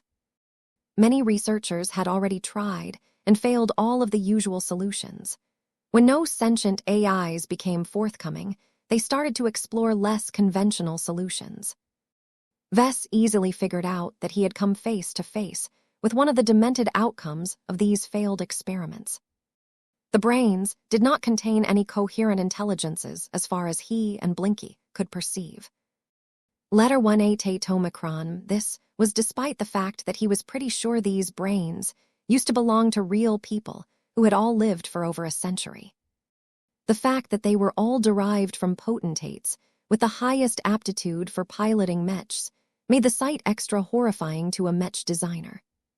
Where did these brains come from? What did the Fleeters do to convert them into organic AI cores? How did their performance diverge from conventional computing cores? Vess had so many questions in his mind that he did not know where to begin. Captain Zonred Rizet meanwhile looked just as taken aback, but for different reasons.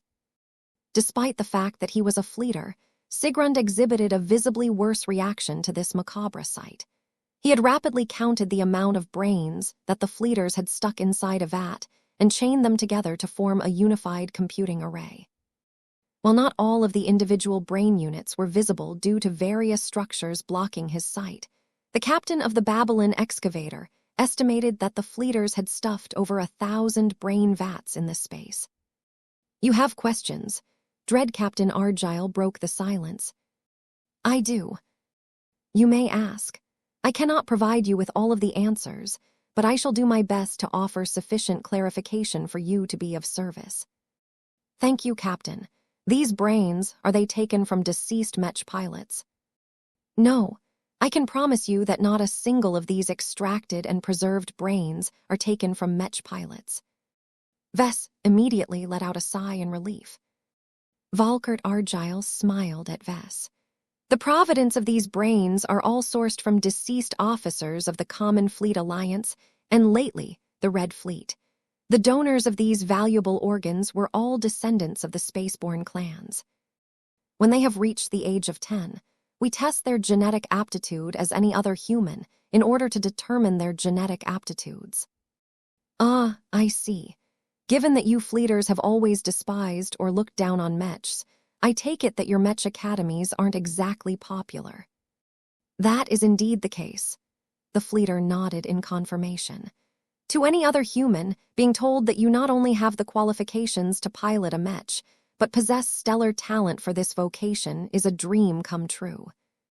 Every year, many newly identified potentates feel as if they have won the lottery and go on to throw themselves into Mechs as if they are gods in the making. I find it pitiful that so many young and ignorant children feel the need to throw aside their humanity and turn themselves into inhuman gods, while completely overlooking the abysmally low success rate of advancing to the highest rank. Vess tried his best not to comment on dread Captain Argyle's obvious inhuman appearance. After all, not everyone chose to massively boost the capabilities of their cranial implant by installing an external add-on that covered a part of their skull with a metal device. So there are fleeters who resist the temptation of starting glorious careers as Mech pilots and go on to enter naval academies.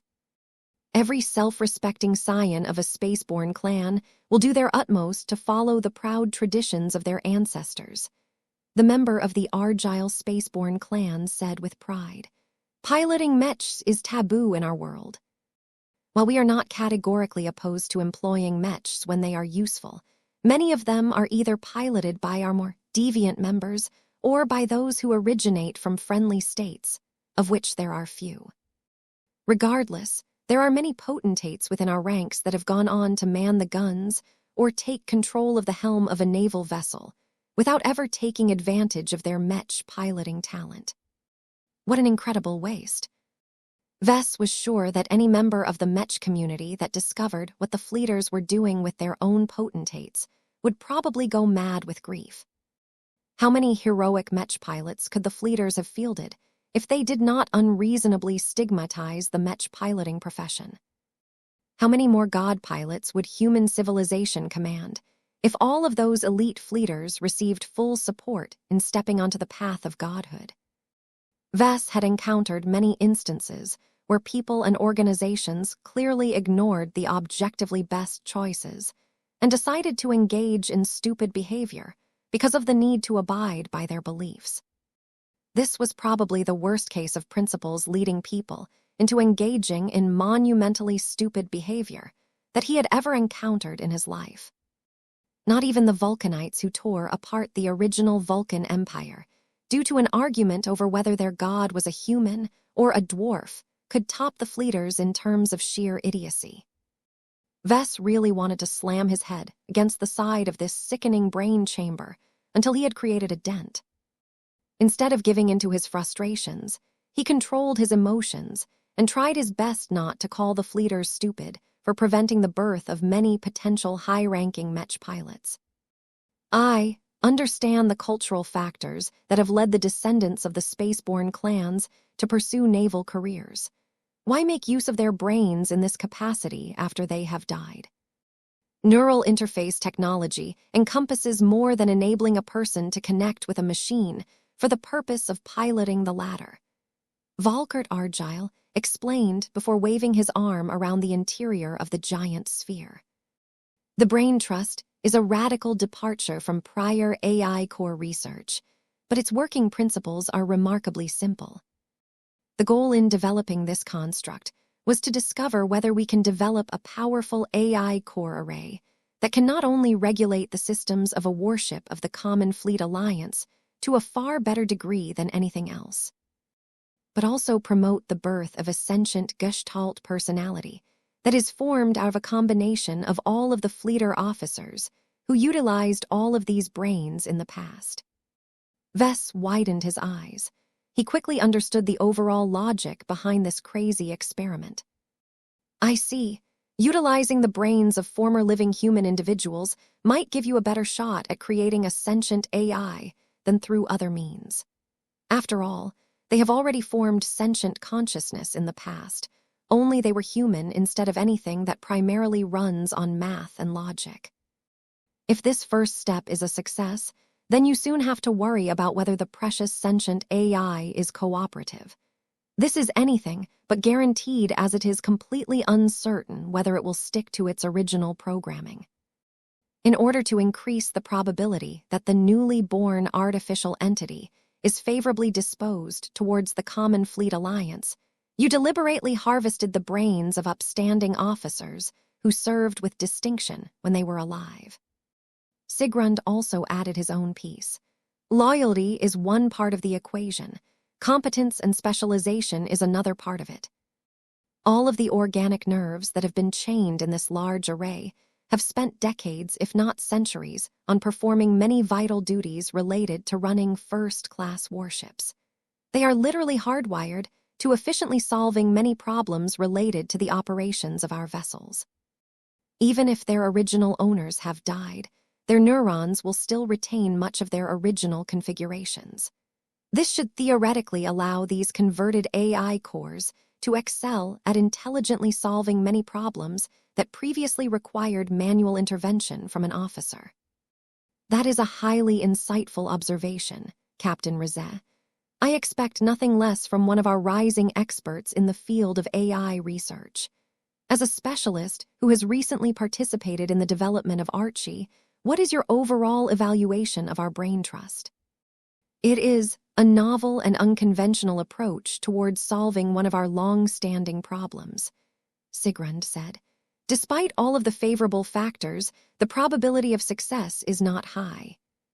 Human brains are not only geared towards spawning natural human sapience, but they have already completed their work after their owners have reached the end of their lifespans. Trying to salvage more use out of them by converting them into AI cores is an inventive idea. But I am afraid that all of the bioengineering that took place after their extraction has damaged the very factors that are capable of generating true sapience. Dread Captain Argyle nodded. That has been our finding as well. Do you have anything to add, Professor? I am not sure whether these organic AI cores are fully up to the task of running a ship as large and complex as the Dominion of Man. Vess voiced his doubts.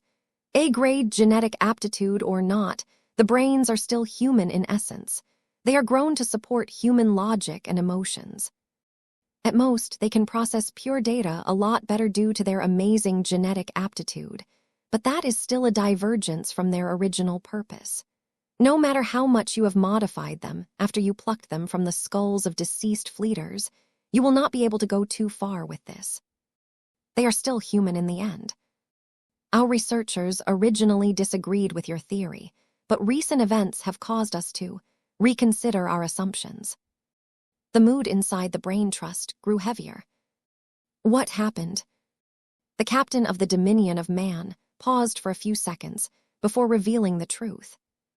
The organic AI cores may appear calm and docile at the moment, but that is not always the case. Ever since Red Cabal has plunged us into the Age of Dawn, many of our systems have experienced progressively stronger changes and mutations. Much to our relief, many of them have turned out to be neutral, negligible, or benign. Our spark reactor has grown the most after the Great Severing has occurred. Our brain trust, on the other hand, has grown less reliable. What's the problem? The organic AI cores have a tendency to grow sentient. Wait, isn't that a good thing? The Dominion of Man will gain a powerful sentient AI that will be able to optimize her systems far better than one that can only simulate human thought patterns. The powerful captain shook his head. The reality is different from what you have imagined, Professor. Constant exposure to E-energy radiation is causing each individual organic AI core to restore portions of the original personalities of their prior incarnations. That is not to say that our deceased officers are being raised from the dead. Instead, completely new personalities are coming to life that have inherited random traits of our eminent officers. This might not necessarily be a problem, but what is troubling us is that the sentient eyes not only emerge randomly, but cannot work together in any fashion. When multiple of them begin to interact with each other as human-like personalities as opposed to pure processors, they quickly conflict with each other. The greater the quantity of spawned personalities, the more our brain trust begins to glitch. That sounded incredibly freaky to Vess. How come this brain trust hasn't already transformed into a madhouse of the living dead? We regularly reset and mind-wipe the corrupted organic AI cores. The brain trust is designed so that we can remove a small portion of them without affecting the overall performance of the AI core array. But this is only a stopgap measure. We cannot keep wiping these valuable organic AI cores. Not only will each reset inflict permanent damage to the neurons, but they are becoming better at spawning new rogue personalities. The brain trust is rapidly turning into a liability at this rate. So that was why the Fleeters needed help. Their crazy experiment had screwed them over. 5836 Uncomfortable Truths. The Fleeters had worked themselves into a predicament. The brain trust, their unique and experimental organic AI core array, was starting to transform into a liability. Due to the unexpected new variables that had come into play, the precious brains taken from a large variety of Fleeter officers spontaneously began to spawn new and fractured intelligences. If this took place back in the old galaxy and during the age of Mechs, the researchers working for the Common Fleet Alliance would have celebrated this occasion with great enthusiasm. This was because their dream was coming true. Even if the brain trust as a whole was not designed to accommodate multiple different personalities at once, the fact that just one of these brains in a vat had spawned something akin to an artificial intelligence represented a massive breakthrough in their ambition to develop true sentient AIs. Unfortunately, the brain trust was no longer part of an active research project anymore. Instead of occupying a well-equipped lab where the Fleeters could control almost every variable, it had been integrated into the heart of a strategically important dreadnought. Dread Captain Volkert Argyle explained the truth without any obfuscation. As much as it shamed him to admit this grievous error to an outsider, the Red Fleet needed all the help they could get at this point. The shipwrights responsible for selecting the brain trust as the primary control system of the Dominion of Man did so with the assumption that it was a failed experiment. The research team that had worked on this organic AI core array has tried long and hard to generate sentience in these preserved brains, to no avail. The researchers must be regretting the fact that they have all chosen to remain behind in the old galaxy. Their lifelong dream is coming true before them, yet they are too far away to witness this transformation. Vess raised his eyebrow. Shouldn't the Red Fleet have plenty of other researchers who would be glad to restart this research project? The old captain shook his head. The Dominion of Man is one of the most important bulwarks of the Red Fleet. The brain trust may have failed to generate a sentient AI, but it can still function as an excellent organic AI core array despite the fact that it is deemed a failure. That is not to say it is entirely irreplaceable. Our dreadnought has incorporated many redundant AI cores throughout the entire length of her hull. If the brain trust is compromised in any fashion, our proud vessel will still be able to fight with only a slight decrease in combat effectiveness. We can even replace the brain trust with a more conventional AI core array if necessary. The obvious question to that was why the Fleeters hadn't done that already. Vess was not stupid. There were more layers to this deal than he expected. His eyes narrowed in suspicion. He already picked up a few clues that told a different story than what was obvious on the surface. I think you have not been entirely forthcoming with me, Dread Captain. He spoke as he swept his gaze around the interior of the spherical brain trust once again. Any sane shipwright would never choose to install a failed experimental product that essentially consists of a daisy chain of over 1,000 salvaged brains of deceased CFA officers into one of the largest human warships ever built. Its reliability is dubious, and there is no telling how the brains will change over time. I bet that there is a really critical reason why the original designers of the Dominion of Man opted for a solution as crazy as the brain trust over a more solid solution that is based on plain old inorganic circuits. The only logical reason why you haven't already disconnected this malfunctioning set of brains is because it provides essential value to your dreadnought. What does it do that makes you reluctant to label it as a lost cause? Mentioning the fact that the Dominion of Man wouldn't suddenly lose control or shut down if she lost access to the brain trust, was a calculated move. Letter 1A Tate Omicron Volkert Argyle likely wanted to reduce Vest's bargaining position by making it sound as if the Red Fleet still had alternatives. However, the move backfired because Vest was not as naive as he looked. He had become involved in way too many convoluted plots and schemes to stop at the surface level. He looked pointedly at the master of the dominion of man and started to connect several different threads. "I have a theory," Vest spoke. "Let's see whether I got this right. The Dominion of Man is one of the most important warships of the Red Fleet. This is a fact.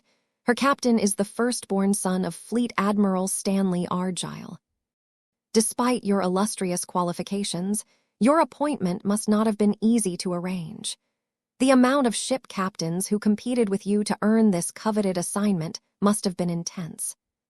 Even now, there are still a lot of rivals and enemies who would like nothing more to dislodge you from your post, but they have never succeeded because you managed to run this dreadnought in an impeccable manner. Am I correct so far, Captain? I am pleased to hear that you think highly of my captaincy. Well, I am sure that maintaining a record that is close to spotless is vital to maintaining your grip on the dominion of man. I am sure that your current position also aligns with the interests of the Second Main Fleet, Fleet Admiral Argyle, and possibly the Argyle Spaceborne clan. All of that will become threatened as soon as your enemies have obtained an opening that allows them to question your position. I can imagine that the failure of a critical control system such as the Brain Trust may turn your position shaky, especially when it plays a vital role in the functioning of other important systems. If the Brain Trust falls, you may fall with it. This will not only add a shameful mark on your record that might end your chances of succeeding your father one day, but also weaken the grip of the Argyles in the Red Fleet. This single incident had massive implications. There were so many powerful interests tied to the resolution of this problem that it could change the balance of power of Red humanity. Though Dread Captain Argyle did not exhibit any behavior that Vess was on the mark, that was a suspicious sign in itself. "Admit it," Vess spoke as he took a step forward. "Your career is on the line. More importantly, your father's reputation and prestige is at risk. If his son somehow bungles his responsibilities, I bet that Fleet Admiral Amelie Jameson and her toadies will not hesitate to take advantage of your misfortune. The need to prevent this outcome is why I am here. For whatever reason, your people believe I may have a way of preserving the Brain Trust so that it will no longer present a liability to the dominion of man. As long as the Dreadnought's performance remains the same or improves, your career and your father's interests will remain secure." The two fleeter captains remained silent for a time. Eventually, Sigrun chose to betray the much more senior officer. "I warned you that Professor Larkinson is wiser than he appears," Captain Zonrad Rizet said. "It is part of the reason why he is the right candidate. I advise you to be honest with him. So what if he becomes aware of how important it is for the Brain Trust to function as intended? The price you have to pay to him is trivial compared to the price of failure. You should set your priorities straight." Vess smirked. Sigrun's sure came through this time. Both of them looked at Dread Captain Argyle in expectation. Even though it was the most logical course of action, it was still difficult for the Argyle to bring himself to admit the truth. It went against his instincts as a fleeter to spill uncomfortable truths to an outsider. The old man eventually made the necessary choice. "Very well. You are more accurate in your predictions than I anticipated. I will not bore you with explaining the intricate alliances and competing interests in our Red Fleet. It is indeed true that my captaincy will come under serious question if the Brain Trust has deteriorated to the point where it must be replaced. All of the replacements that we have prepared in case this scenario occurs are inferior. The reason why that is the case is that the Brain Trust is able to manage the difficult calculations and inferences needed to operate the Rubicon spatial transport system." Vess widened his eyes. Isn't that the critical system responsible for precision, teleporting dread marines across vast distances and inserting them directly inside the hulls of enemy warships? It is also the unique system that relies on EE-343F-00334R to amplify its teleportation capabilities. Sigrund confirmed.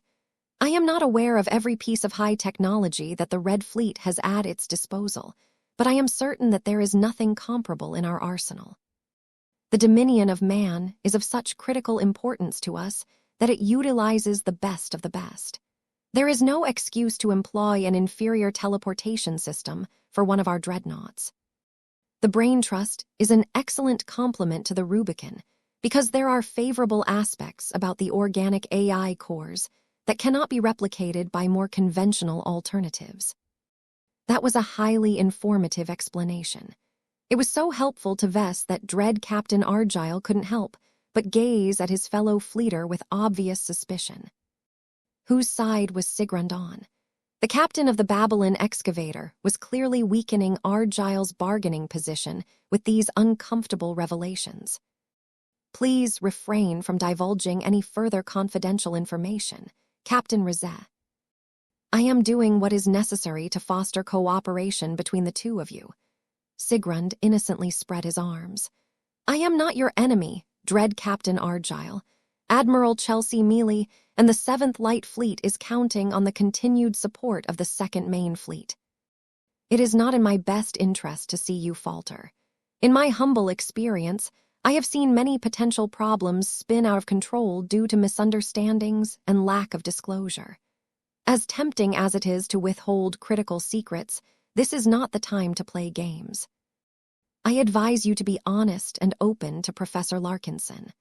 According to his record and an analysis of his past behavior, he has always been more receptive to those who are transparent in their goals and intentions. Dread Captain Argyle clearly agreed with Sigrund in a fashion, because he did not call his guards to drag the insolent officer of the 7th Light Fleet away. I understand now why you have been permitted to participate in this sensitive meeting.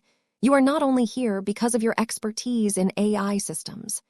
The older man remarked before he turned back to Vess. My apologies, Professor. I shall be more forthcoming now that it has come to this.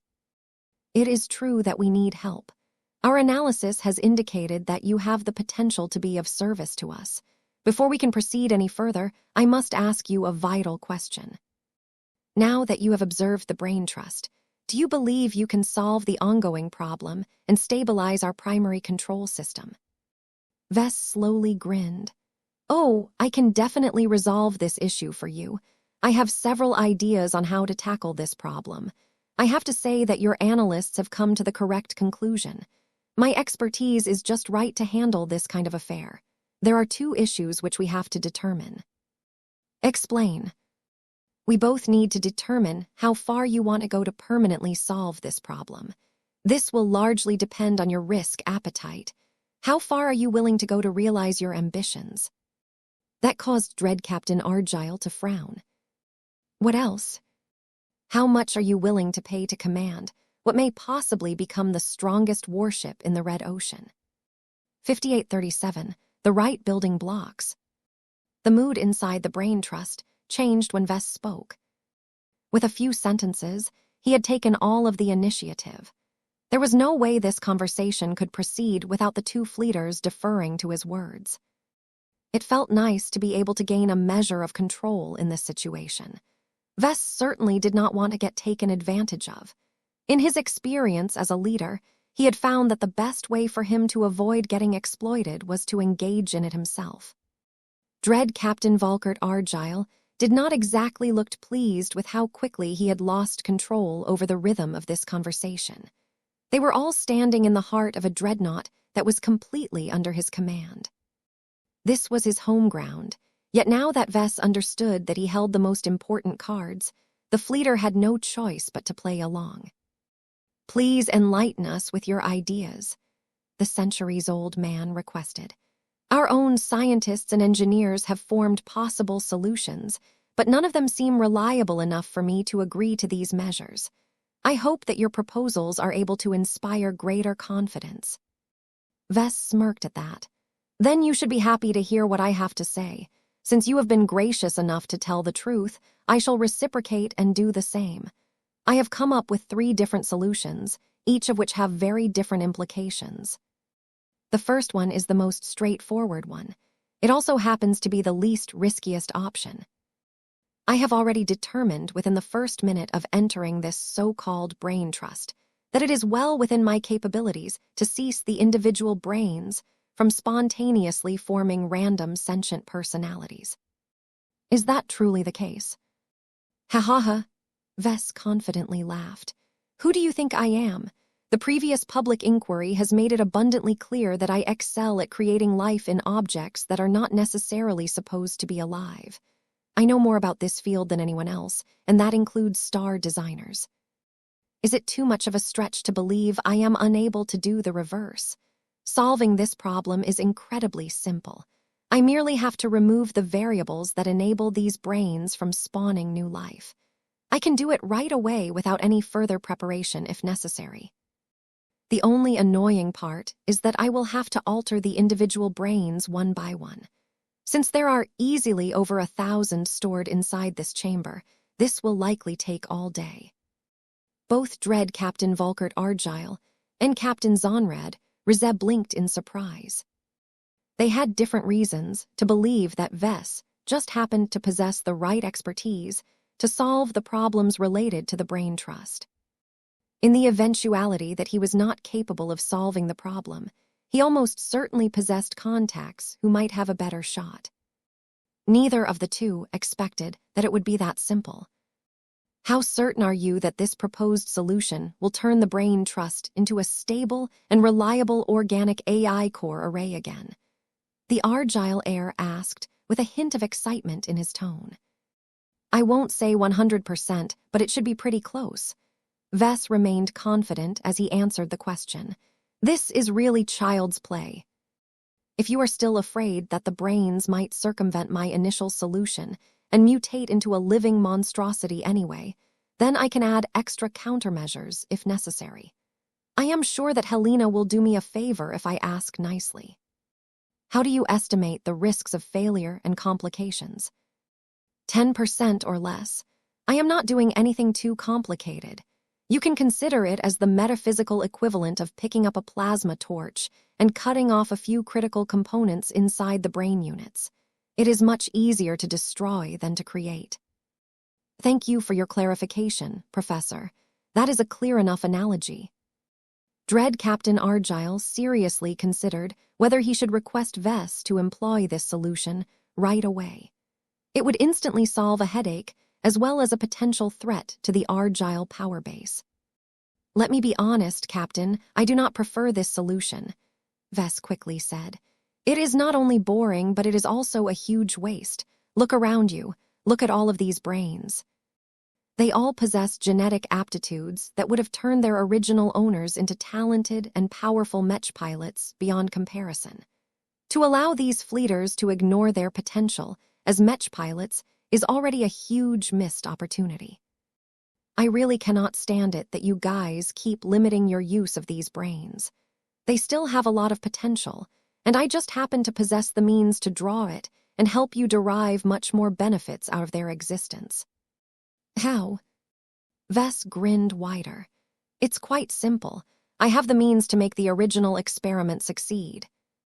If I understand correctly, you fleeters originally wanted to combine the brainpower of all of these organic AI cores and form a powerful sentient AI that can run gigantic warships like the Dominion of Man a lot better than conventional AIs. If that was your original goal, then I can realize it by applying my expertise. I will probably need Captain Rizez's help to modify the programming of the brain units in order to account for the possible changes. But I believe I can definitely merge all of the life potential of these brain units into a single cohesive entity. If my idea works out as expected, I will be able to create the first true living warship. That was a bold claim. Neither Argyle nor Sigrund believed in it easily, but Vess expressed so much confidence that they had to take the possibility seriously. Risk factor. Moderate, Vess honestly replied, as if he was talking to a client who was looking to commission a custom Mech. This goes beyond my first proposal. Instead of trying to sever the possibility that life can form, I will do the opposite and promote it as much as possible. All of the brains here must contribute to this great effort. The most difficult challenge is to coordinate and unite their collective transformation. I have never done anything like this before, but I believe it is possible in theory to unify them in a way that causes them to form as different elements of the same whole. If I can make this happen, it becomes possible to create a single coherent shipboard AI that is both sentient and controllable. It was difficult for the fleeters to determine whether Vess had what it took to make this happen, without any complications. So the main source of your confidence is that you believe it may work in theory. Vess nodded. I have never done anything like this before, so I have no past cases to draw lessons from. However, I am fairly confident that I can turn the brain trust into the control system that it was always meant to be. What I am uncertain about is whether you can expand it after I am done.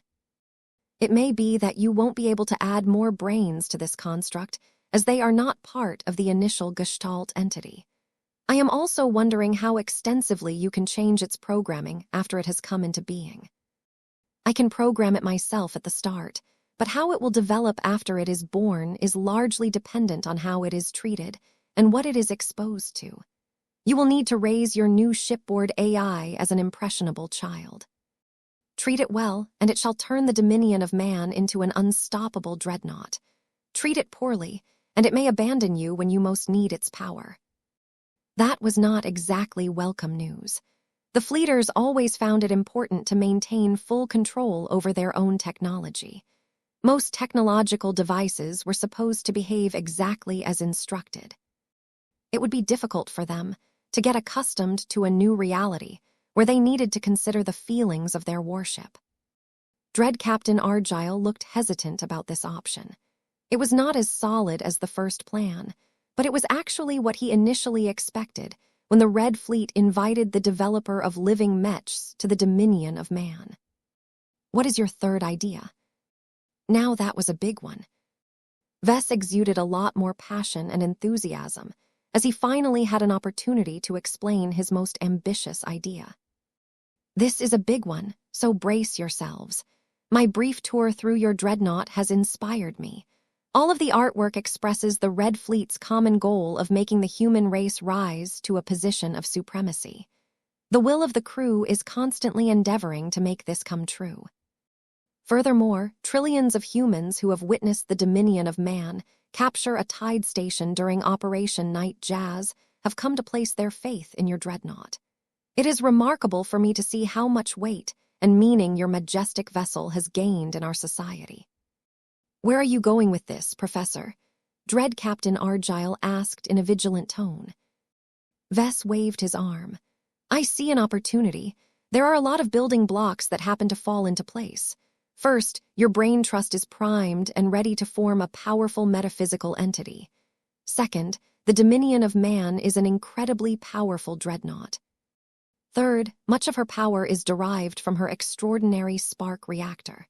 Fourth, the dominion of man is slowly turning into a totemic existence as she is gathering the spiritual feedback of an innumerable amount of humans. Fifth, your dreadnought's name and mode of operation is intrinsically tied to the concept of human supremacy. Sixth, I am the only person who can combine the preceding factors together and produce a result that has the potential to strengthen Red humanity to a notable degree. Of the two captains, Sigrund was more familiar with Vess and his unusual work. He figured it out first. Are you being serious, Larkinson? You will be dealing with forces beyond your power and understanding. You are talking about creating a god that embodies the spirit of human supremacy. Is that true, Professor?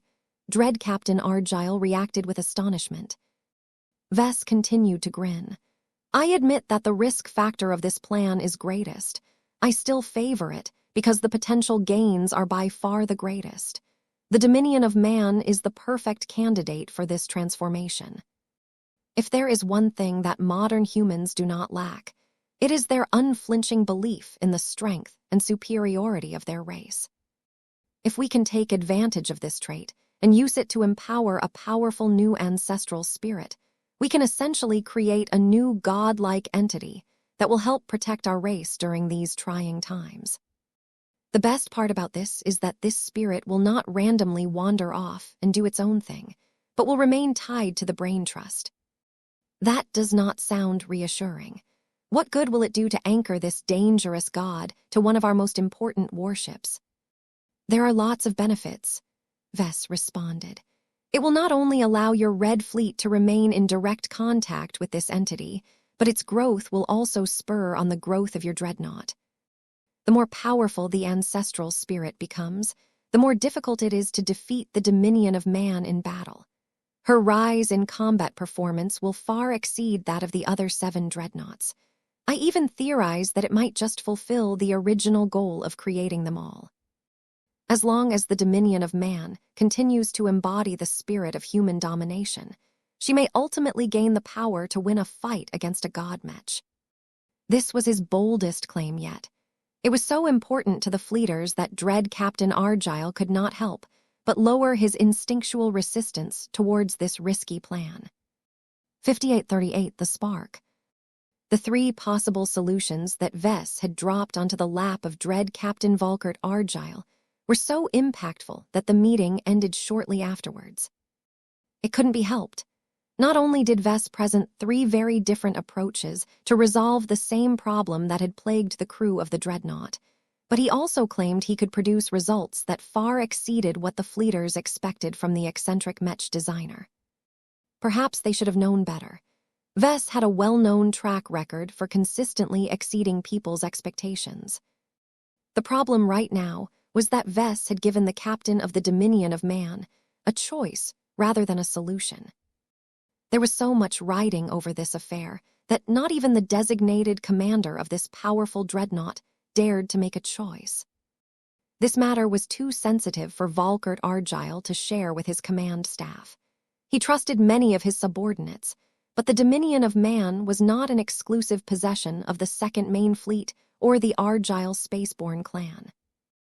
Who knew what sort of secrets might get passed on to his rivals within the Red Fleet? This was why dread Captain Argyle quickly suspended the meeting and retreated so that he could confer with Fleet Admiral Argyle over a secure communication channel. Before the old man left, so that he could request the input of his even older father, Volkert Argyle issued an instruction to Sigrund. Captain Rizet, please give Professor Larkinson a tour of our Spark reactor and Rubicon spatial transfer system. He is not allowed to access any technical data, but you can let him take a look at our most powerful systems. Perhaps his observations will help him refine his ideas. If we proceed with his 2nd or 3rd proposal, then it is essential for us to determine whether our primary power source and vital teleportation system are at risk. That was a sensible idea. This was how Vess and Sigrund found themselves before the guarded entrance that led to the compartment where the Rubicon spatial transfer system was located. As one of the most powerful and effective transportation devices developed by the Red Fleet, the security measures here were no weaker than at the Brain Trust. Fortunately, the authority of dread Captain Argyle was so strong that both of the visitors were permitted entry, despite the fact that it was not customary for people like them to gain access to such a critical system. In truth, the visit was much less exciting than Vess thought. The Rubicon spatial transfer system actually consisted of an integrated network of different modules that all happened to fit together to produce powerful results. Each module and submodule was wrapped up in many layers of metal. The largest ones were the size of frigates. They looked both imposing and frustratingly indecipherable, as their gunmetal gray surfaces betrayed nothing about their specific functions. The engineer assigned to serve as a guide did not help much either. The man clearly objected to the need to divulge any information about the Rubicon and consistently refused to answer any questions. It was of little concern. Vess did not visit this place in order to decipher the principles of this amazing technology. He was not capable enough to steal the Red Fleet's most cherished trade secrets. His true motive for visiting this highly protected bay was to get close to whatever module contained the superclass alloy known as EE343F00334R. Vess hoped that he would be able to sense this extraordinary material if he came in close proximity to it. Perhaps the Mech designer system might react to its presence and transmit a signal. Nothing happened. Much to his disappointment, Vess and Blinky failed to sense anything that immediately stood out to them. The top-class modules contained plenty of powerful hyper-materials and energetic exotics, so much so that Lucky would probably be driven mad if he had the luxury of visiting this section of the dominion of man. Alas, the location of EE343F00334R remained elusive. Vess could not even confirm whether the dreadnought contained a single gram of this material. There was no hope of him gaining access to this exceedingly rare and precious alloy until he had concluded his deal with the Red Fleet, or rather the Argyles. A part of him regretted the decision to present multiple solutions to the dread captain of the dominion of man. If Vess had managed to restrain himself and only share his first plan, he would have received permission to sever the possibility of life from forming in the Brain Trust and work towards completing his end of the agreement by the end of the day. The probability that he would receive the promised amount of EE343F00334R in exchange was almost assured. The only possibility that the transaction would get botched was if the fleeters broke their agreement and refused to honor their commitment, either because they did not have it in the first place or because they intended to screw him over from the beginning. Neither of these scenarios seem likely. Vess was way too important nowadays, and he was not as vulnerable as before. There was no obvious benefit for the Argyles to turn hostile against him.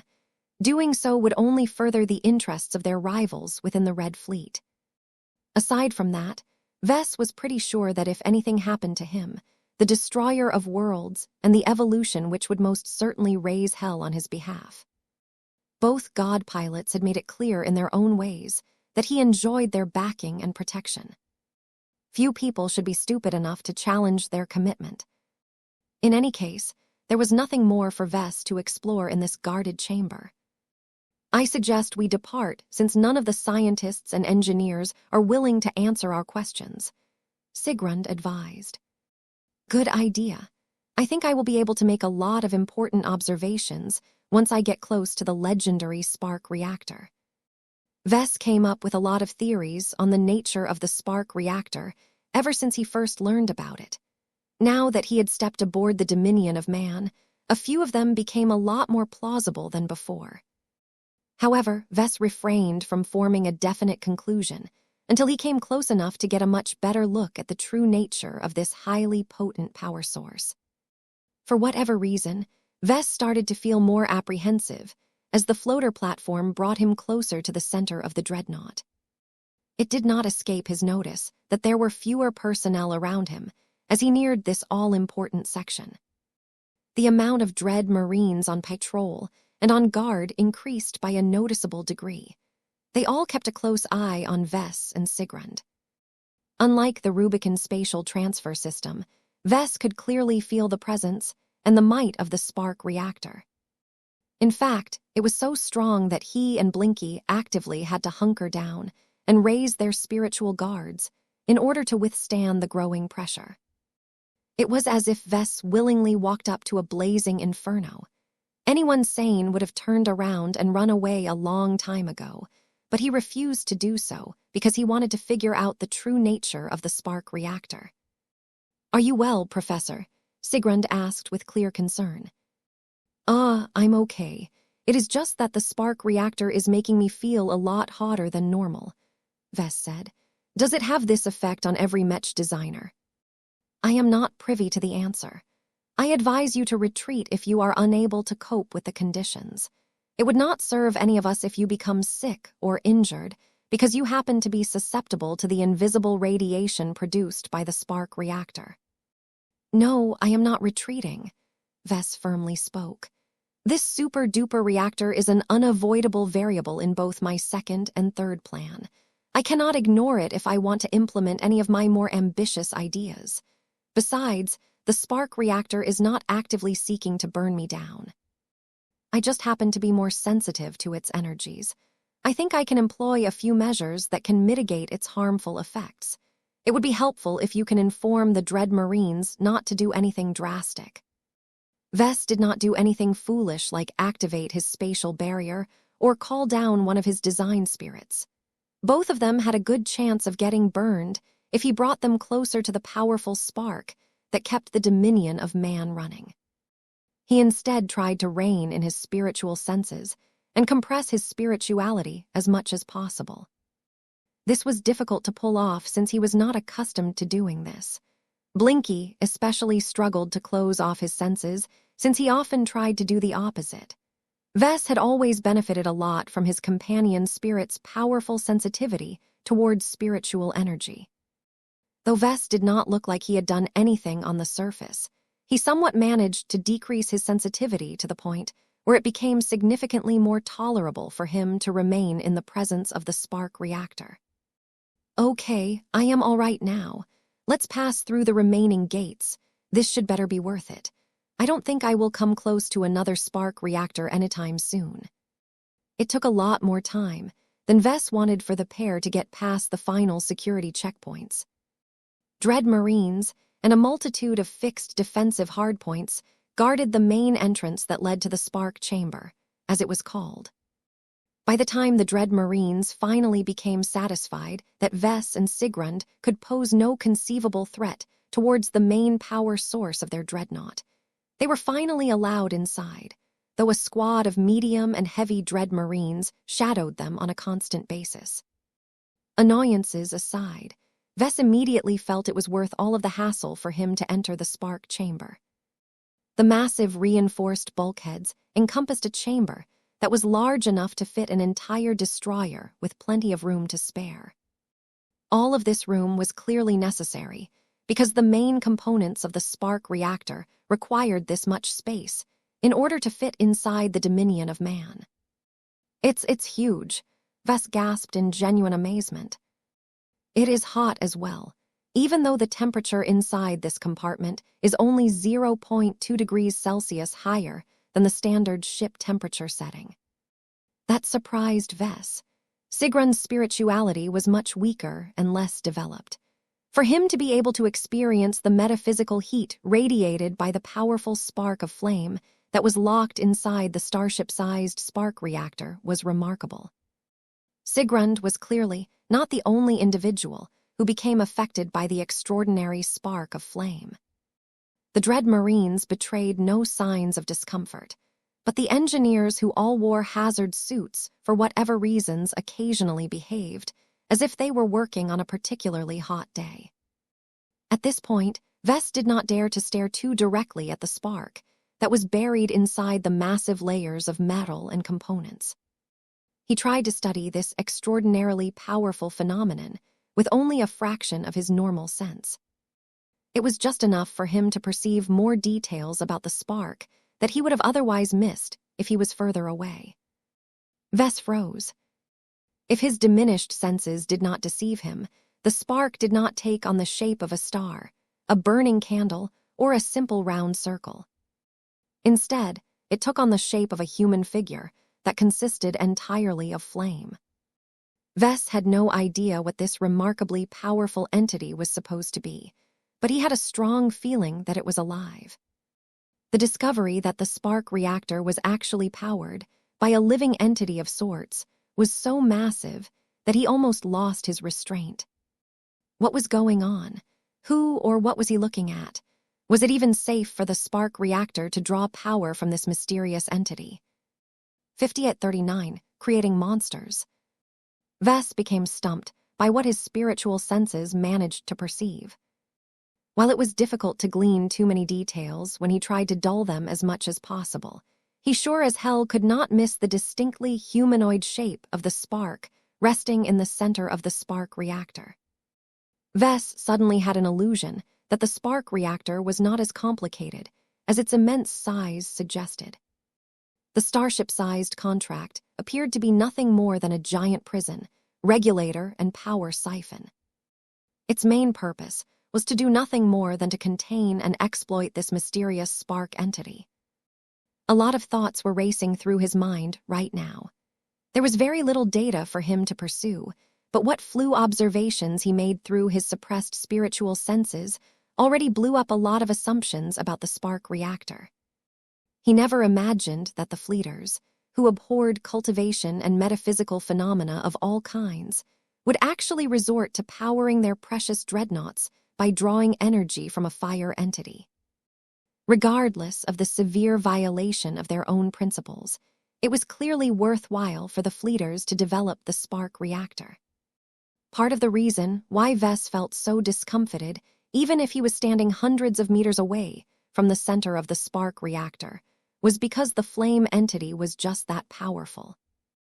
Vess initially thought that it was a true god or equivalent due to the sheer concentration of power locked inside his insubstantial body. He could feel that the flame entity possessed a fiery domain that exuded so much power that it spilled out into the environment. This was the sole source of energy of the spark reactor. Yet as Vess continued his observations, he picked up several clues that showed that this flame entity was not as dangerous as it seemed.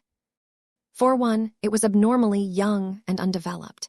Its life was incredibly deficient because it was devoid of any markings that came with experience. This gave Vess the impression that the flame entity had remained dormant since its creation. It had never really woken up and done anything that could have shaped its life. Another notable clue was that the flame entity did not appear to possess any consciousness. It was not asleep, so much as it was a dummy that lacked anything more than the bare necessities to keep its domain coherent and stable. It was as if Vess was looking at the spiritual equivalent of a clone. Perhaps he had come close to guessing the truth, because he could not think of any other explanation of how the flame entity came to pass. If this was true, then the spark wasn't as threatening as it initially appeared. The flame entity locked inside the spark reactor certainly possessed the raw power to destroy starships and burn humans into ash. Not even Vess believed that his incarnations, his design spirits, or his true body could withstand the fury of a hostile fire god. However, Vess was not looking at a real deity. At most, he was looking at the lobotomized clone of one. The living spark may have inherited or copied much of the power of the original, but the lack of any coherent consciousness or personality prevented it from being channeled. Vess briefly grew concerned about whether E-energy radiation might have caused the living but directionless sparks to spontaneously develop new personalities. It had happened to the organic AI cores of the Brain Trust, so why should the sparks be exempt from this effect? It took several minutes of careful observation for Vess to feel a little more relieved. He had no idea whether the Fleeters would be able to maintain the status quo, but right now it seemed that the sparks were not making any progress on this front. Either the flame entities were so deficient that the possibility of mutating into an actual living entity was too low, or the spark reactor incorporated highly specialized safeguards that suppressed such activity. Vess guessed that both of these conditions were valid. The Fleeters certainly wouldn't have employed an extraordinary power generator as dangerous as the spark reactor without implementing multiple redundant safeguards. Since the Common Fleet Alliance built at least 8 dreadnoughts and equipped them all with spark reactors, the organization definitely possessed the confidence to harness the power of these thoughtless entities. Vess still had many other questions. Where did they come from? How were they made? How many of them existed in the Red Ocean? As Vess studied the flame entities a bit more, he failed to obtain any clues that could offer any further clarification. He could only make a few unsubstantiated guesses. So far, he only came up with 2 probable answers. The first possible explanation was that the Fleeters, and possibly the Mechers, managed to capture a powerful true god-level Kai cultivator with a fire domain. Instead of killing this exceedingly dangerous compact leader, the fleeters instead kept him prisoner and literally leached his extraordinary power to create defective clones of himself. The second possible explanation was a lot more profound. A long time ago, Sigrund himself told Vess that the MTA and the CFA managed to capture the Fire Scroll during the Great Betrayal. What happened to the Fire Scroll after the Age of Conquest came to an end?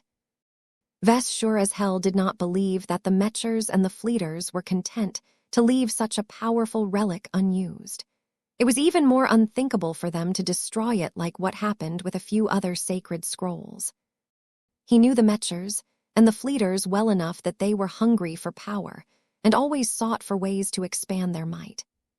While it still remained unclear to Vess what exactly the Big Two had done with the Fire Scroll over the years, Vess guessed that he may be looking at one of the use cases. Perhaps the Fleeters had figured out a way to induce the Fire Scroll to create flame entities that possessed the raw power of a true god, but lacked the personalities to properly control and direct their domains. It sounded crazy at first. How could an artifact, even one as mythical as the Fire Scroll, create true gods on demand? Vess did not think it was as impossible as it sounded. He had started off his career with a fraction of the metal scroll, but managed to rise up to become a Tier 3 galactic citizen in record time. The polymath not only advanced to the rank of star designer in record time, but managed to amaze the entire Mech community by the breadth of her knowledge and innovations. If the two of them were able to accomplish this much, while only having access to a remnant of a sacred scroll, what more could a completely intact one accomplish? This also caused Vess to think about what would happen if he completed a succession of supply missions in the near term. He was getting closer and closer to satisfying the Mech designer system's appetite by feeding it with Yondu milk and EE343F00334R. It was not clear how much functionality these two super materials would be able to restore, but it was a possibility that completing 2 more supply missions would bring the system a lot closer to the functionality of a complete metal scroll. Vess did not dare to assume that completing all 5 original supply missions would allow his fragment to form into a whole sacred scroll. He did not think that these key materials were enough to recreate an artifact that by all right could match the kingdom of Mechs in terms of power and capabilities. Perhaps the system would impose another set of supply missions afterwards. Only this time, Vess would have to secure much greater quantities of extremely rare and powerful materials.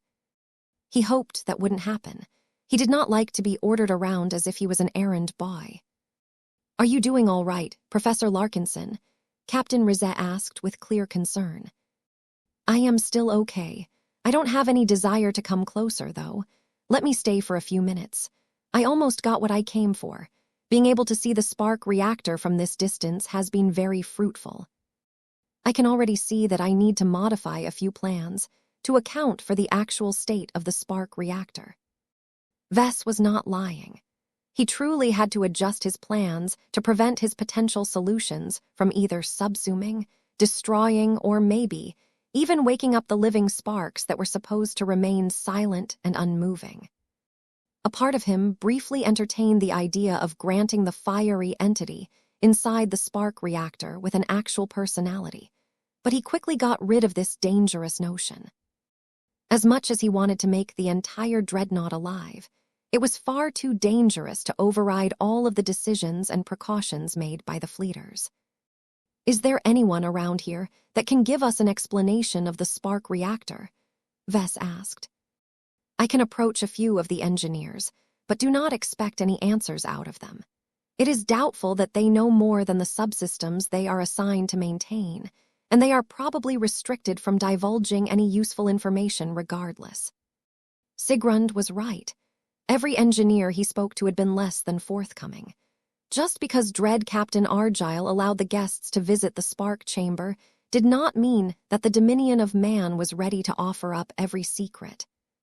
The only way for Vess to gain answers was to ask Volkert Argyle directly. This would only happen if Vess came up with good reasons why he needed to know a specific secret. Seeing that there was no way for Vess and Sigrund to gain anything in the spark chamber, they soon turned around and left. Vess gradually experienced more relief as he put more distance between himself and the spark reactor. As much as he wanted to study the living spark for a couple of hours, it had become progressively more uncomfortable for him to draw back his awareness for so long. He was sure that his mother probably mastered a few cultivation techniques that enabled her to do this a lot better.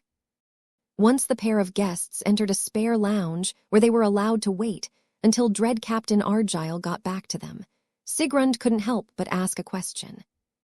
"What is your impression of the brain trust?" "It is macabre but effective." "Do you think more brain trusts should be made?" "Hell no," Vess vehemently denied. Only the Fleeters would do something as outrageous as harvesting the brains of extremely talented potentates and converting them into organic processors. Outside of the Red Fleet, every other individual who is gifted with A-grade genetic aptitude will almost certainly be Mech pilots. No matter whether they have stepped on the road to godhood or not, each of them are eminently honorable soldiers and warriors. They deserve to be treated with respect, in life and in death. They deserve to be buried or cremated with the honor they deserve. Isn't that a waste of resources? It is, Vess plainly admitted. However, human decency comes first. No matter how bad the Red War can get, we all need to cling to the humanity that we possess. Once we start putting cold, hard logic over the principles that define who we are, we will become nothing but monsters in the end. Maybe it is not enough for us to remain human. I don't believe that. I will not begrudge the Fleeters for resorting to desperate measures, but I think that there is always a better alternative available. We just have to work hard enough to create the impossible and give human civilization a better alternative. My third plan is meant to be such a solution. That is the reason why I favor it so much. What if you end up creating a monster in the end? Then, I at least hope that it has retained enough humanity to direct its aggression towards the aliens. 5840, many concerns. It took another hour for Dread Captain Volkert Argyle to call Vess and Sigrund back to one of his offices.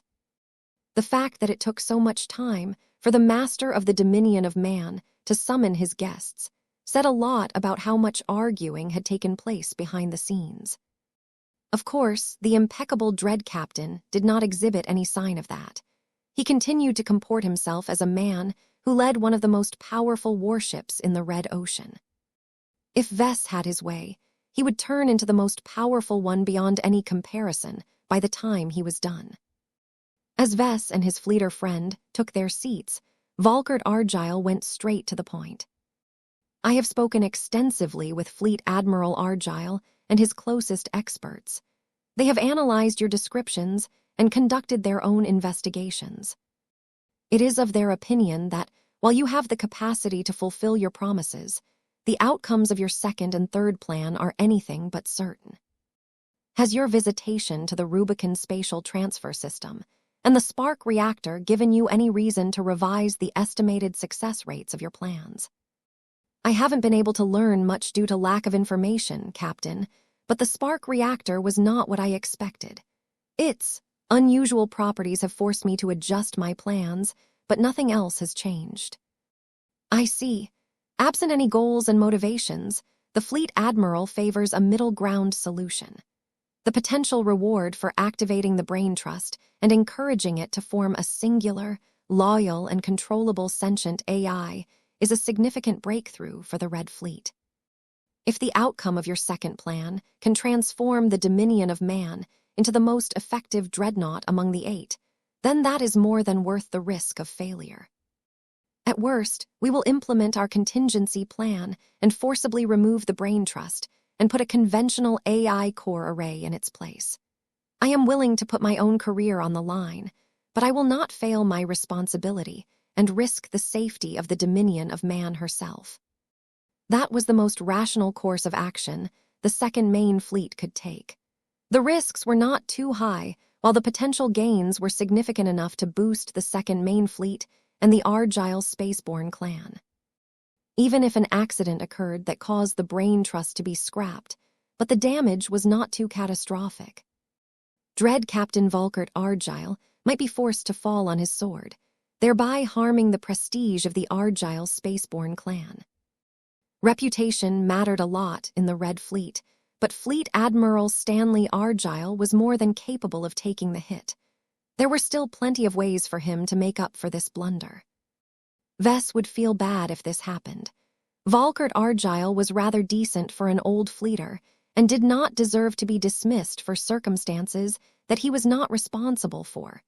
Nobody knew the Brain Trust would mutate like this after the Great Severing. "I have a feeling that this is not what you guys really want," Vess spoke up. "I can recognize an ambitious streak when I see one. I am quite familiar with it, you see." Dread Captain Volkert Argyle smiled. "I suppose you do. As outlandish as your third plan sounds, its promise is too great for us to dismiss it due to its elevated risk factor. My father has consulted numerous experts, including those who are versed in more esoteric fields. Their opinions vary wildly, but they do see promise in the possible creation of a super-existence that embodies the spirit of human domination. If it functions similarly to your so-called design spirits and ancestral spirits, then there is a basis of truth in your claims. There are still many concerns. Ask away, then. I cannot promise you that I have all the answers, but I will do my best to provide reassurances. What is the benefit of creating this ancestral spirit to the dominion of man, the second main fleet, the Red Fleet and Red humanity as whole?" That was a big question. Well, if the dominion of man serves as the container, the physical avatar, or whatever of the hypothetical ancestral spirit, then your dreadnought will receive an insane amount of empowerment. This depends heavily on how I will do so, but you can expect your vessel to turn into a true living warship. Her ability to derive power from both her spark reactor and E-energy radiation will grow by an astounding degree, but the presence of a serious guiding intelligence will enable her to channel those raw energies in much more sophisticated and effective ways. Over time, the hull and every material component of the dominion of man will slowly transform into a high-level artifact, and maybe more. Constant exposure to the domain of a true God-level entity does that to stuff. Your dread Marines and your crew are not exempted from this effect. Are you suggesting that every person serving on this vessel will become indoctrinated by this entity? Yes, Vess honestly said. Before you object, this may not be a bad thing. There is great potential for the servicemen of the dominion of man to develop a symbiotic relationship with the ancestral spirit. In exchange for worshipping it and serving it, the true God can bestow power to your spacers, thereby allowing them to grow stronger in a way that enables them to perform their duties more effectively. Both Argyle and Sigrund looked horrified by this scenario. "This is unacceptable, Professor," the Dread Captain plainly said. "The dominion of man must remain under my control. We will never relinquish control to a strange and inhuman entity." Vess nodded in understanding. "I can help you with that. There are certain measures that I can take that can reduce the ancestral spirit's influence on the crew. I can also alter the entity's personality trait and make it more amenable to the Red Fleet. Furthermore, the fact that you and your crew continue to control the physical body of the entity gives you leverage over its existence. That is not enough. It is the understanding of certain experts that when gods grow powerful enough, they have no need to remain attached to a physical shell. That is true, but you can bind the entity to the dominion of man by making it attractive enough to stick around. There will be many benefits to doing so. Access to the spark reactor is one of the greatest benefits. You are talking as if we must treat this entity as an equal partner." Dread Captain Argyle frowned. "It would be more reassuring if we are able to subjugate it in its entirety." "The third plan won't happen if that is what you want," Vess disapprovingly said.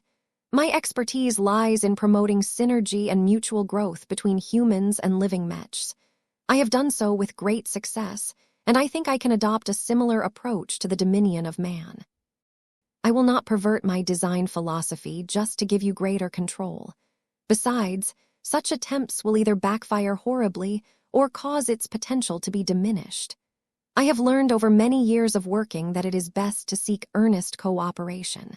The entity does not have to be your enemy. That still did not satisfy dread Captain Argyle. Many other fleeters would probably react much worse if Vess presented them with these complications. Seeing that this issue could turn into a potential deal-breaker, Vess quickly mentioned the other possible benefits of enacting the third plan. Earlier, you asked me how the creation of a powerful new ancestral spirit will benefit others. I can tell you that while you and the second main fleet will not be able to enslave the entity, your close contact and proximity with it will give your people a lot more opportunities to befriend and cooperate with it. More importantly, I think that the creation of this entity will help red humanity enormously. It will convert the extremely widespread belief in human supremacy into a useful resource that can rapidly fuel the entity's growth. Since all of those beliefs will shape the mindset of the ancestral spirit, it is obliged to act on its principles and do whatever it takes to protect human civilization in the Red Ocean. It won't be able to fight like a god pilot, but it can help our people in many other ways, such as boosting their growth. It will do everything in its effort to promote human dominance. Though this answer was still a little vague, Vess was not in a position to provide more concrete details. He still didn't know everything Gaia and the Superior Mother were up to these days. I am beginning to understand what you see in this ancestral spirit, dread Captain Argyle thoughtfully said as he juggled all of the facts. There are many red humans who can influence this possible god. If we account for the total population of second-class and third-class humans, then the population of fleeters is rather minuscule. There is a great chance that the new ancestral spirit will become beholden to the masses. Is that a bad thing? Vess smirked. The powerless are most in need of help. You and your fellow fleeters will already benefit enough from its existence by having direct access due to crewing the dominion of man. Personally, I think it may be for the best if the ancestral spirit becomes the servant of red humanity as opposed to the red fleet alone. This will allow it to harvest a huge amount of spiritual feedback, allowing its strength to develop so quickly that it will become a worthy protector of our race. The huge feedback to the dominion of man will also strengthen her hull and systems, thereby making your dreadnought a lot stronger than it should. That is the most direct benefit to enabling your 18-kilometer ship to act as its physical vessel. Can you create this ancestral spirit without involving the dominion of man? Vess nodded in admission. I can. I am actually blaming myself for not thinking up this idea sooner. I can pick other physical anchors or I can dispense of it entirely. However, the potential of this spirit won't be as strong if I do not use your dreadnought as its physical vessel.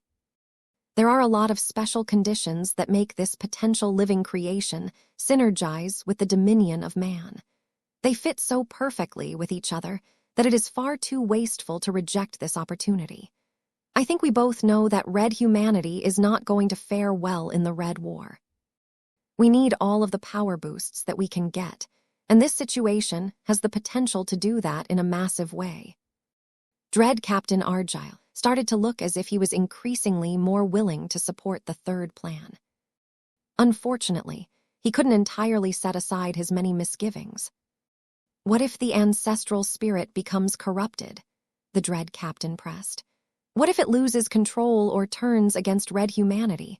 What solutions do we have to deter the entity from rebelling or putting it down once it does? Vess smiled. I have already mentioned that you can employ a number of carrots to encourage it to play nice with you. There is also a really big stick that you can use to bring it back into line. I am pretty sure that any god pilot has the ability to kill it if they are within reach. I think that the huntsman excels at this. I am sure that he will take action himself from the moment the new ancestral spirit has turned against red humanity. This is because such an event poses a threat to our civilization as a whole, not just the Red Fleet.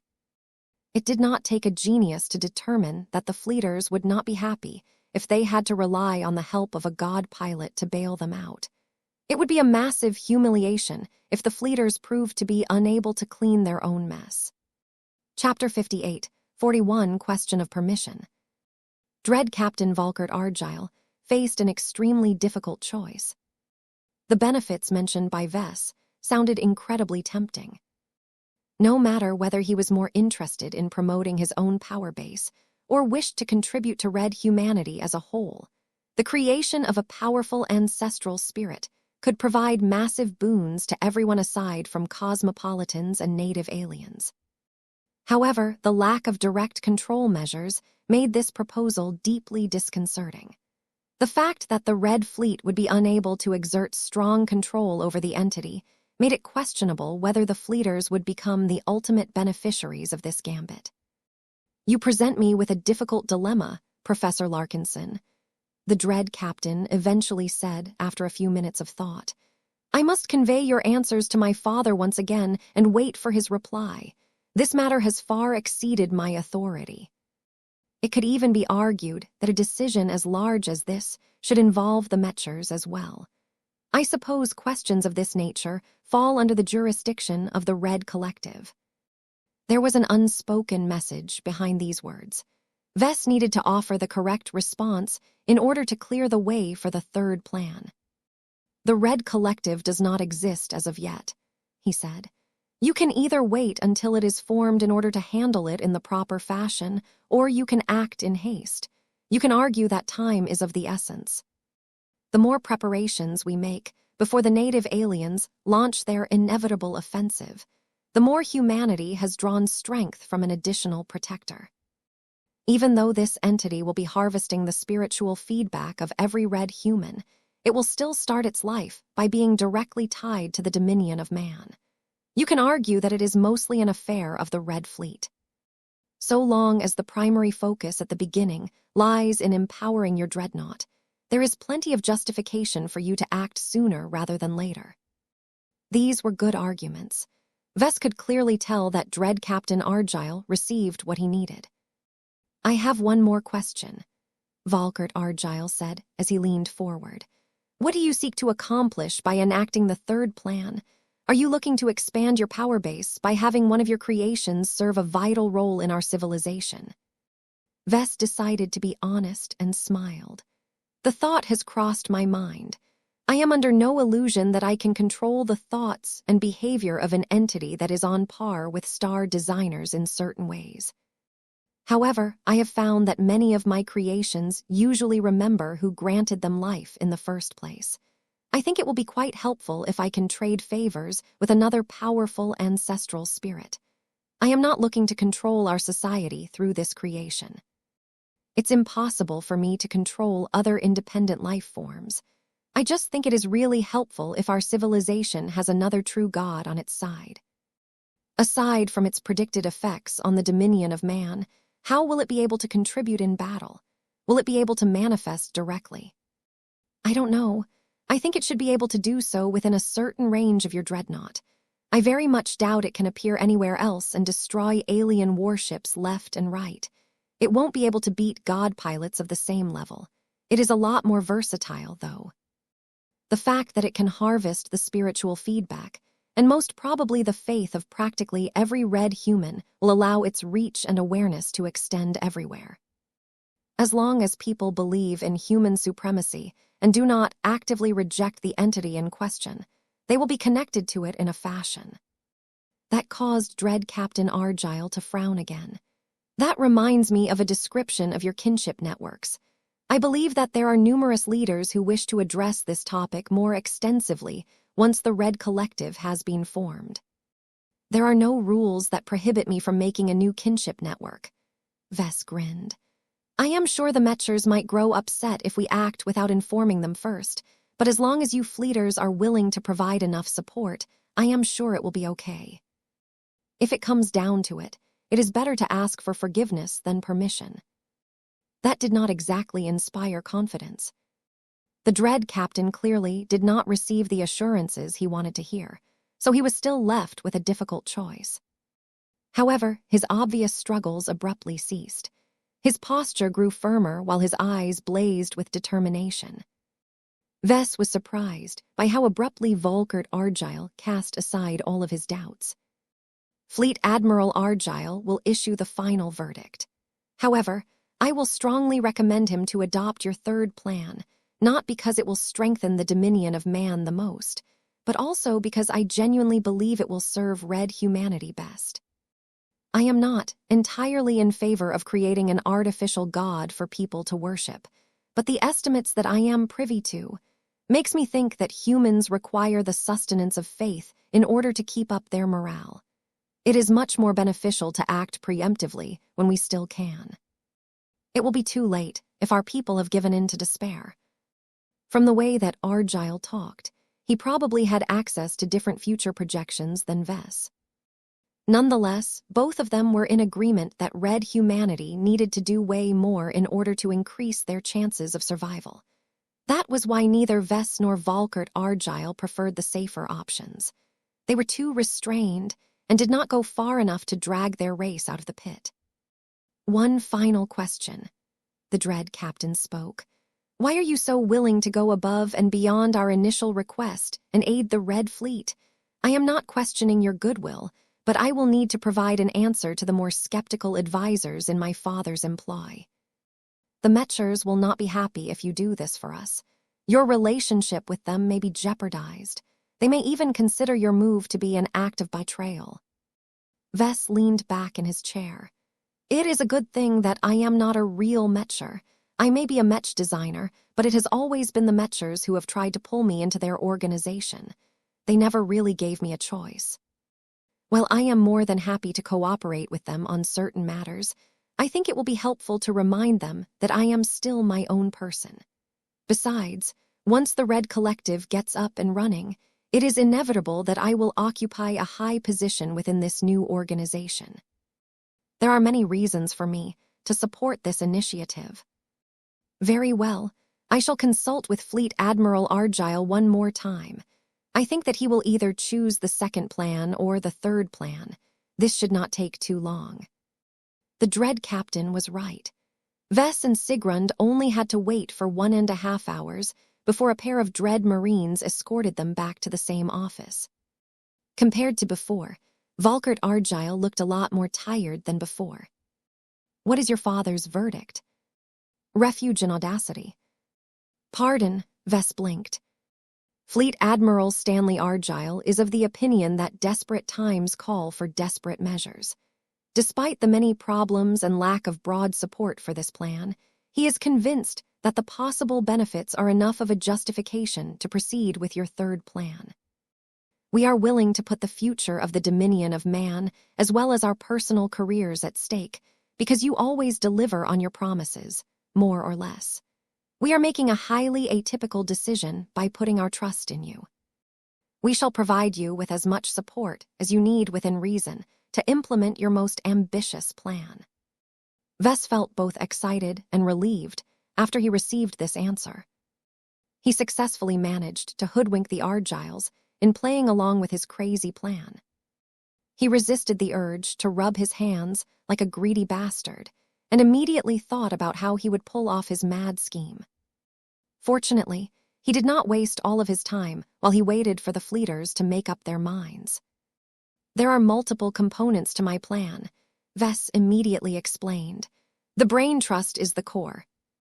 I will try to preserve its existing functions as best as possible, but I may have to borrow Captain Zonrad Rizez's expertise, as well as that of its current caretakers, to implement a few targeted changes. That is not an issue. We have already taken this request into account. I also need slightly greater access to your spark reactor. Due to certain factors that I am not sure you understand or are aware of, I do not think it is a good idea to make extensive use of it. I will have to work around it instead and make sure to maintain enough separation. That is a more difficult request to fulfill, Professor Larkinson. I will see what I can do, but I can tell you that anything related to the spark reactor is much more difficult to arrange. Perhaps it is for the best that you do not rely on it too much." Vess nodded in acceptance. "Furthermore, I will require the cooperation of as many people as possible. It is essential for the entire crew to earnestly follow my instructions, no matter how weird it sounds. It is really helpful if other fleeters cooperate as well." "What do you have in mind?" "A ritual." Vess quickly raised his hand. "Now, before you object, let me explain to you that a ritual is a powerful way to properly channel the energy of the masses to produce a powerful outcome. It is not essential, but it will definitely help to kickstart the dominion of man's transformation and set the ancestral spirit's priorities straight. I am aware that this is probably the most problematic request, but it will really help if a lot of fleeters play along. Almost every fleeter is a secularist." "I know, Captain. It's not important. It's the thought and the gesture that counts. It is already helpful as long as they possess an inkling of sincerity. I need to know how many people are willing to participate in a harmless but important ritual." I am confident enough that I can command the entire crew of the Dominion of Man to participate in your ritual. I am reasonably certain that I can convince the majority of the crew serving aboard the rest of the Warfleet in this star system to do the same. It is unlikely that more fleeters will participate in this operation of yours. What you are proposing is too controversial for the remainder of the Red Fleet. The probability of interference is too great. It is best if we can keep your plan as secret as possible, just before you are ready to start the ritual." "That's a good idea. Don't worry. The ritual doesn't have to be too complicated. I will need to make a few preparations beforehand, but as long as the spacers under your command remain obedient, I am sure we can pull it off. What matters is the intent, not the form." "I shall keep that in mind. This is useful to know. Please give me an overview of the sort of rituals that you have in mind.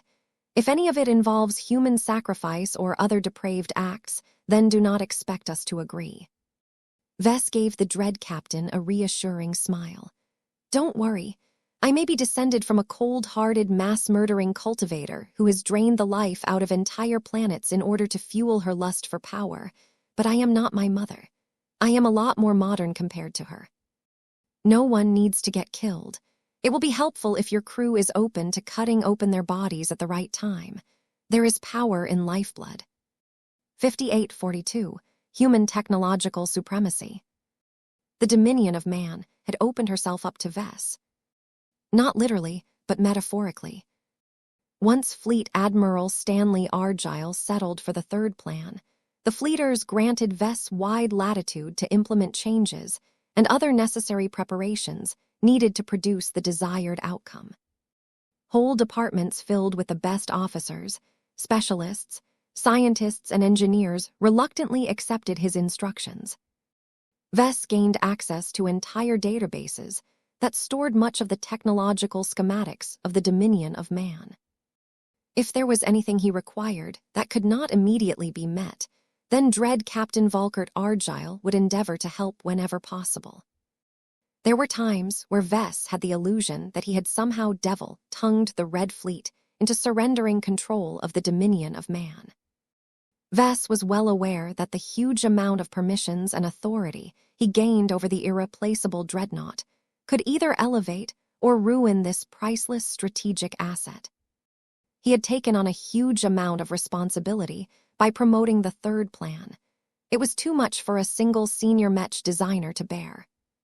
If his incredibly ambitious but risky gambit succeeded, then he would once again make a critical contribution to Red humanity.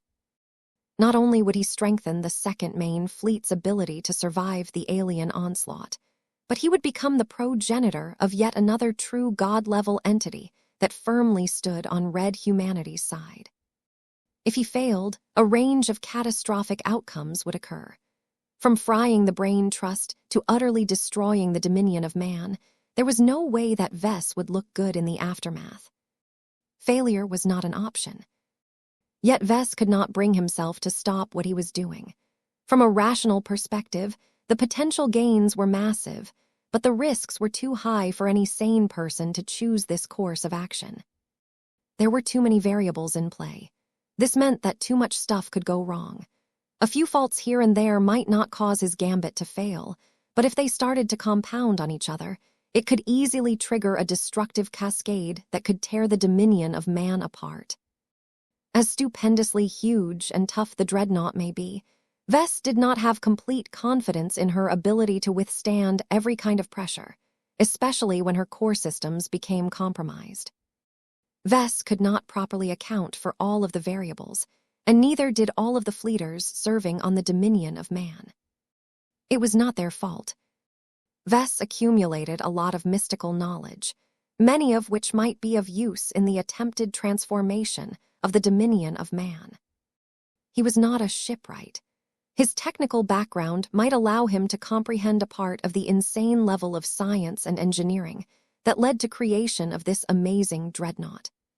But he was completely out of his depth whenever he tried to figure out the more advanced applications, such as the Rubicon spatial transfer system.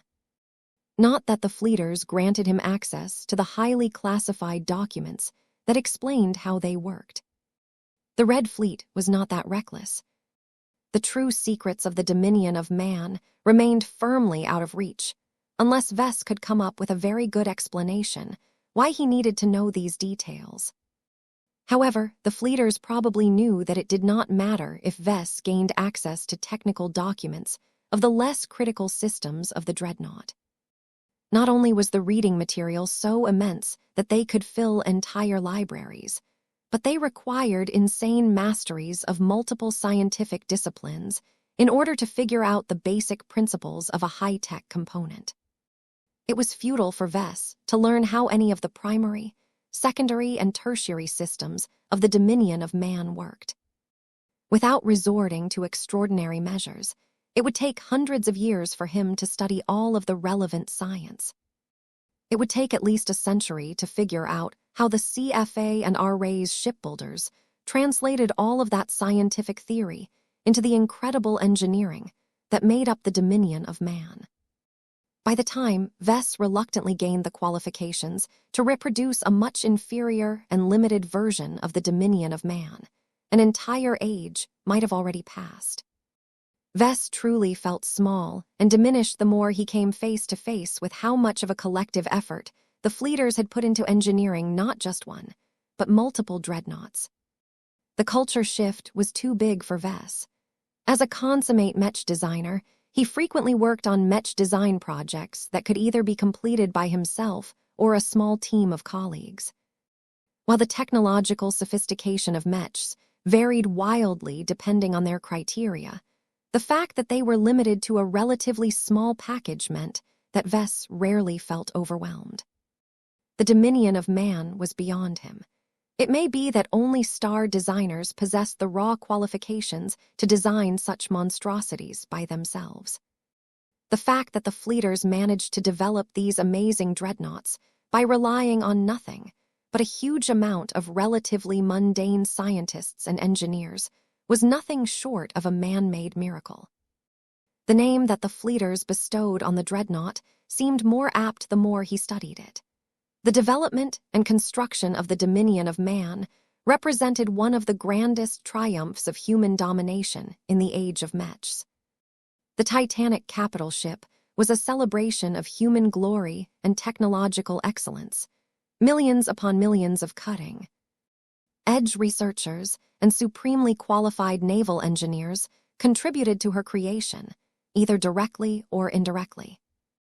The more Vess came in touch with the exceptional technologies that empowered the dominion of man, the more he believed that she could have only been made by godlike entities such as star designers.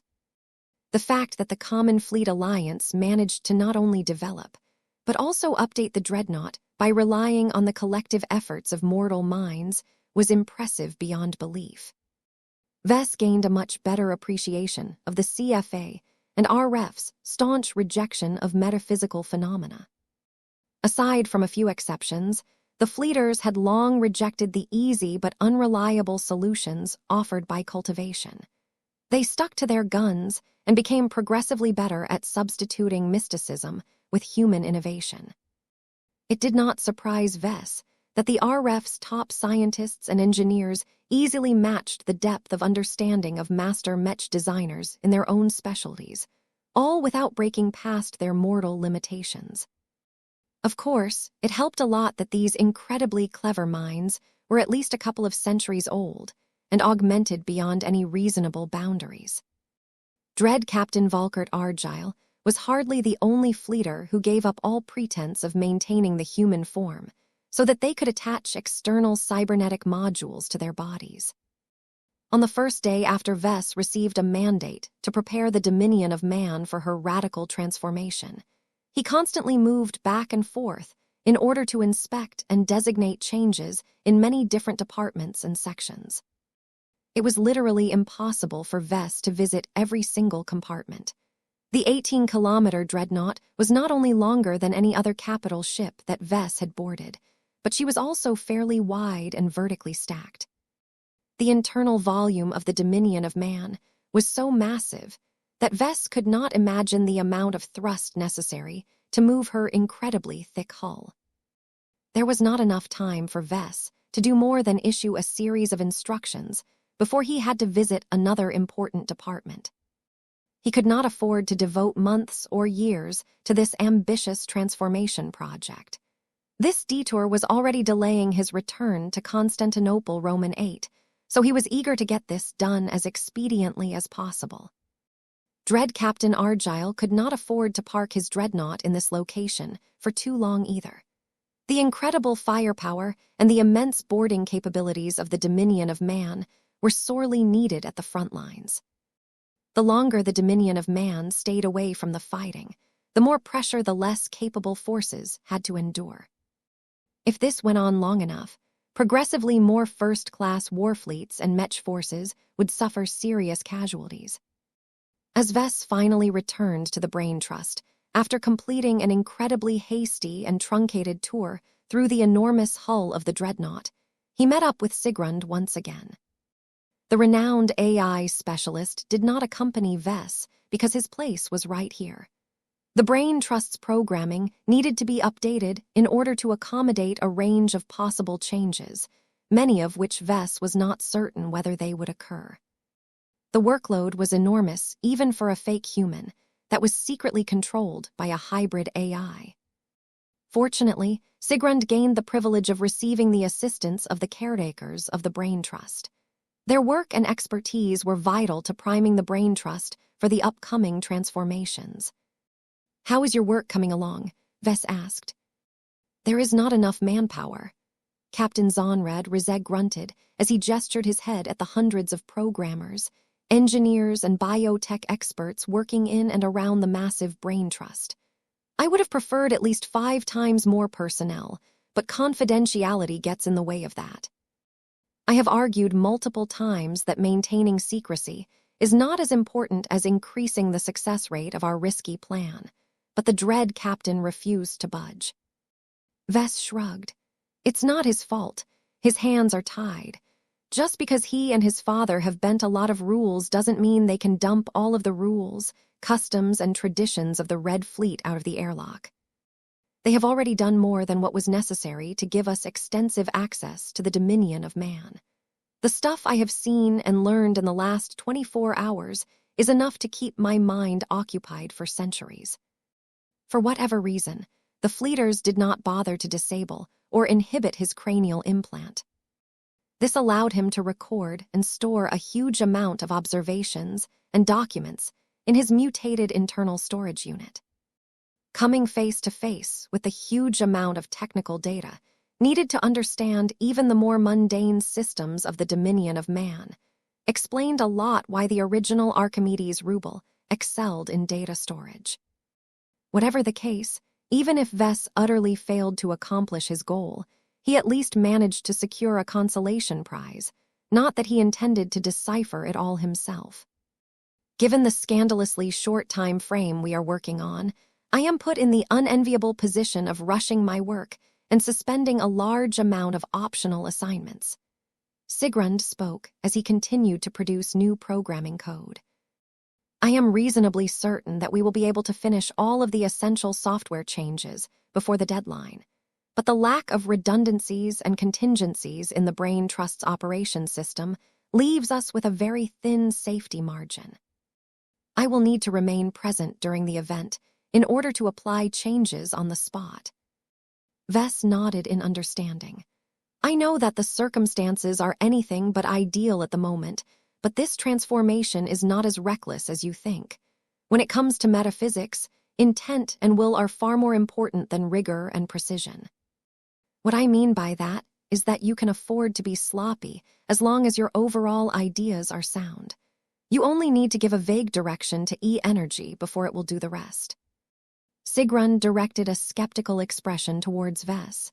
If this is the working principle of E-technology, then I would rather stick to programming. Code is law. Code is solid. Code is predictable. What you have just described is the antithesis of my personal philosophy. I deeply hope that there are other viable approaches to E-technology, or else the Age of Dawn will drive me mad. What were they even doing with the dominion of man?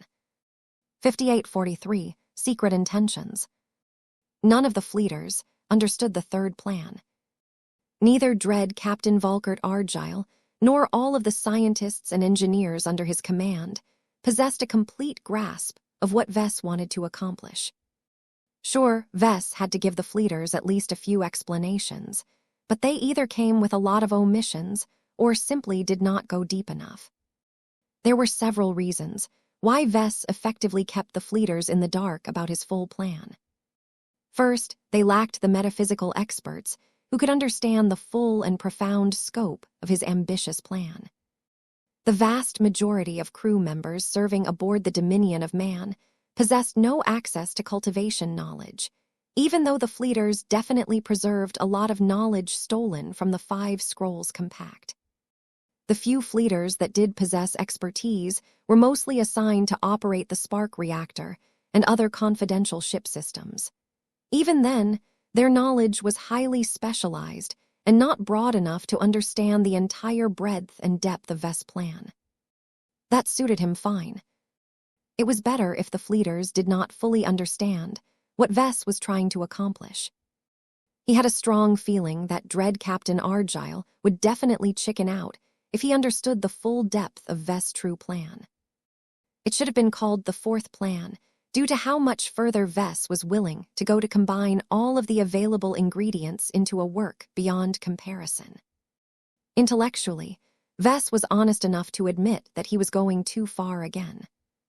He had promised to himself not too long ago that he should restrain his urges and adopt a more realistic approach to his projects.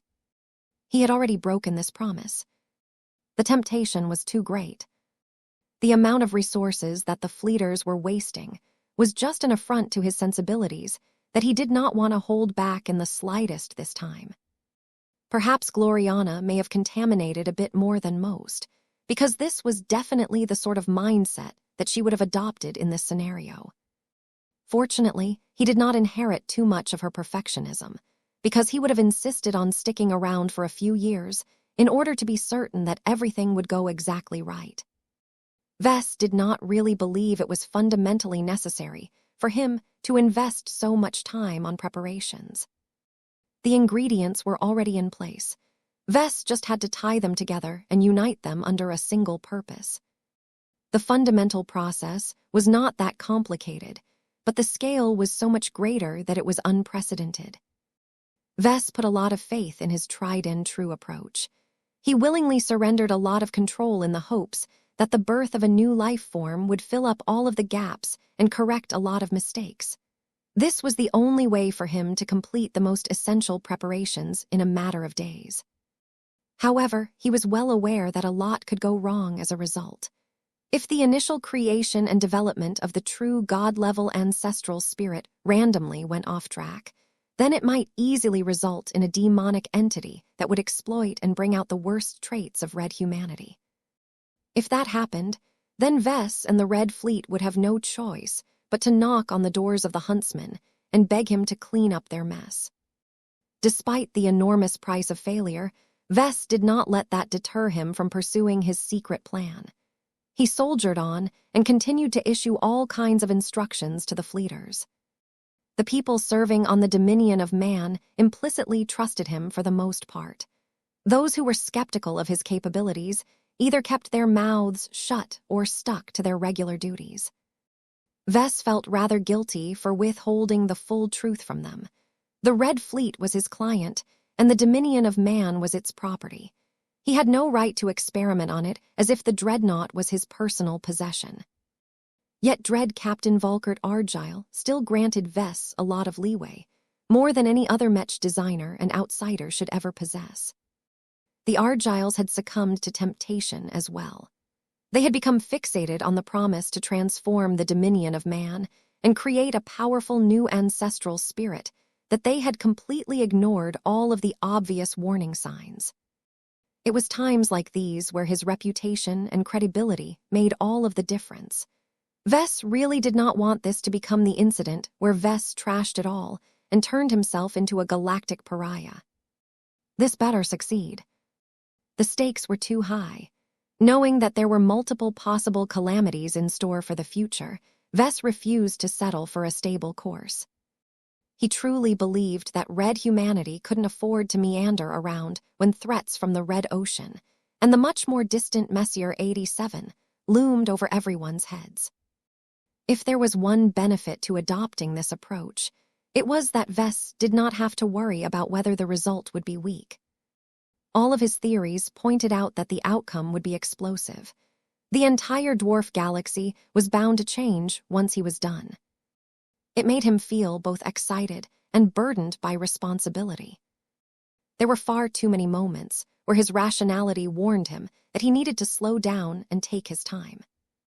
However, the fiery passion burning in his heart made him feel that everything would work out as long as he maintained focused on his ultimate goal.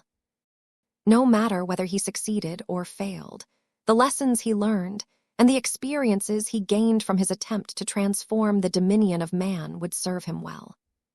He definitely wanted to transform his own starships as well. While ships such as the Spirit of Bentheim or the upcoming Grave Exemplar were not even close as powerful as the dominion of man, Vess was sure he could replicate and adapt a lot of the solutions he employed at this time. As long as this experiment verified or disproved his assumptions, he would gain enough data to formulate a coherent theoretical framework that could lead to the creation of an entirely new category of starships. Vess found it rather funny how the current circumstances somehow led him to treating a dreadnought as critical as the dominion of man as an experiment. It should have been the other way around. The correct order would be for him to initiate a similar experiment on his own starships first, before he attempted to export his solution to the Red Fleet. "Why are you amused?" Sigrund asked as he continued to update the programming of the Brain Trust. "Ah, it's nothing," Vess said.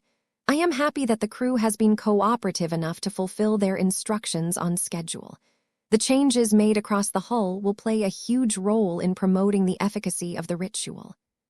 I do not understand the purpose of instructing the crew to modify the artworks. Why have you instructed them to change the faces of the male figures and add black scepters to them, among other instructions? It is difficult for me to understand what difference this makes." "It makes all of the difference, my good friend," Vess grinned. "First, acquainting the crew with a single male face will familiarize them with the future ancestral spirit in advance. The outcome will become more stable and less uncertain. It also helps that the crew will be much more inclined to accept the new entity, as he won't be a total stranger to them. Second, symbols such as the Black Scepter will not only help to define the spirit's domain, but also homogenize the thoughts and emotions of those who will soon participate in the ritual. Again, this will help cut down the noise." Captain Zonred Rizel looked as if he comprehended the underlying purpose. "I see. It is not the symbols that matter, but they affect the minds that come into contact with them. Priming the dreadnought is not the point. Priming the crew, who will play a large role in shaping this new spirit of yours, is the greater priority." "That is a clever response. You are partially right. It is true that I am investing a lot of effort into unifying the thoughts of all of the fleeters, but that does not mean that the dreadnought should remain the same. I have also insisted on implementing more material changes in order to better align the dominion of man to her desired future state. Whether they were sufficient or not remained to be seen. Vess hoped that he hadn't inadvertently introduced a deadly weakness that would cause the dreadnought to falter during a critical moment. "By the way, why have you come this time?" Sigrund asked. "Not that I disapprove of your presence, but there is only one more day to go before your ritual is scheduled to begin." Vess gestured towards all of the vat-stored brains lining up the spherical enclosure. "I need to work on these brains for a bit." "All 1,000 of them?" Captain Rizet asked. "Of course not. That's too much. I only need to access a handful of them. Let me access the database so that I can pick them out. I hope they are still in good enough condition for me to manipulate. Here, please note that you will be accompanied by a biotech expert if you intend to do anything to the brains. Their health and condition must remain absolutely stable. If they show any signs of deterioration, they will pull you away regardless of your motivations." "Ugh, well, I can understand why that is the case. I promise not to mishandle the brains. They are far too precious for me to ruin." When Vess started to work more directly on the brains, he was initially afraid that his manipulations would cause them to react in an adverse manner. Fortunately, nothing of the sort took place. They remained as docile and pliant as he expected. The lack of a coherent personality played a huge role in their lack of resistance. Whatever the case, Vess was able to implement one of his most important measures into these organic AI cores. Nobody noticed that he added a few extra elements to the brains that were not related to the original plan. Even now, Vess held back from implementing a crucial component because he did not want to give away any clues to the highly observant fleeters. They may be ignorant about his area of expertise, but they were anything but stupid. Once he had done everything that he could get away with for the time being, Vess chatted with Sigrund a bit more before he finally departed. He had been working almost non-stop for 2 days now and could really use a quick break. "Where's the nearest restroom?" It was hardly necessary for him to ask this question because the dreadnought's interior clearly marked their locations.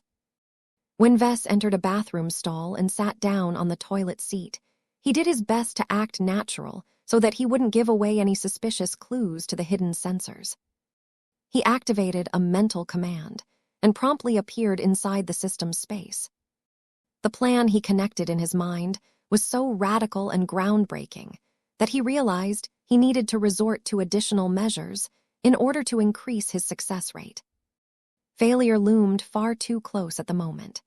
This was why he made the risky decision to enter the system's space, despite the fact that he was still inside one of the most important vessels of the Red Fleet. "I think I need to borrow your power again, buddy." He was not certain whether the system could offer any material help to his current preoccupation, but it was better to find out just to be sure. 5844, Belated Discovery.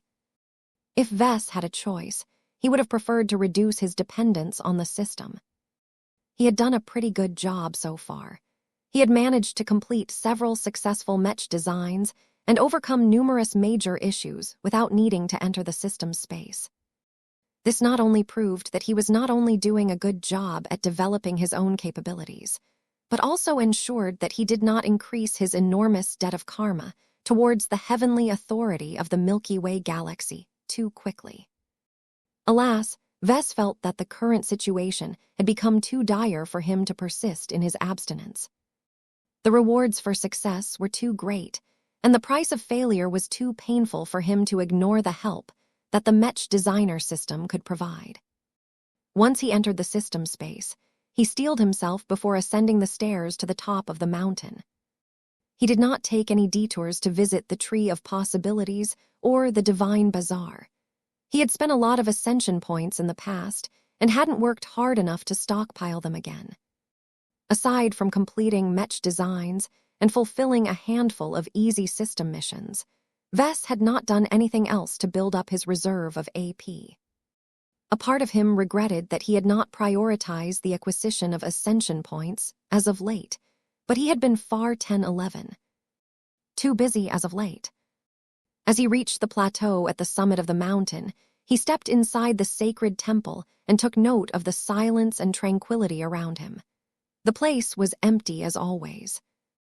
Once he was done with looking around, he proceeded into the courtyard until he reached the Pantheon.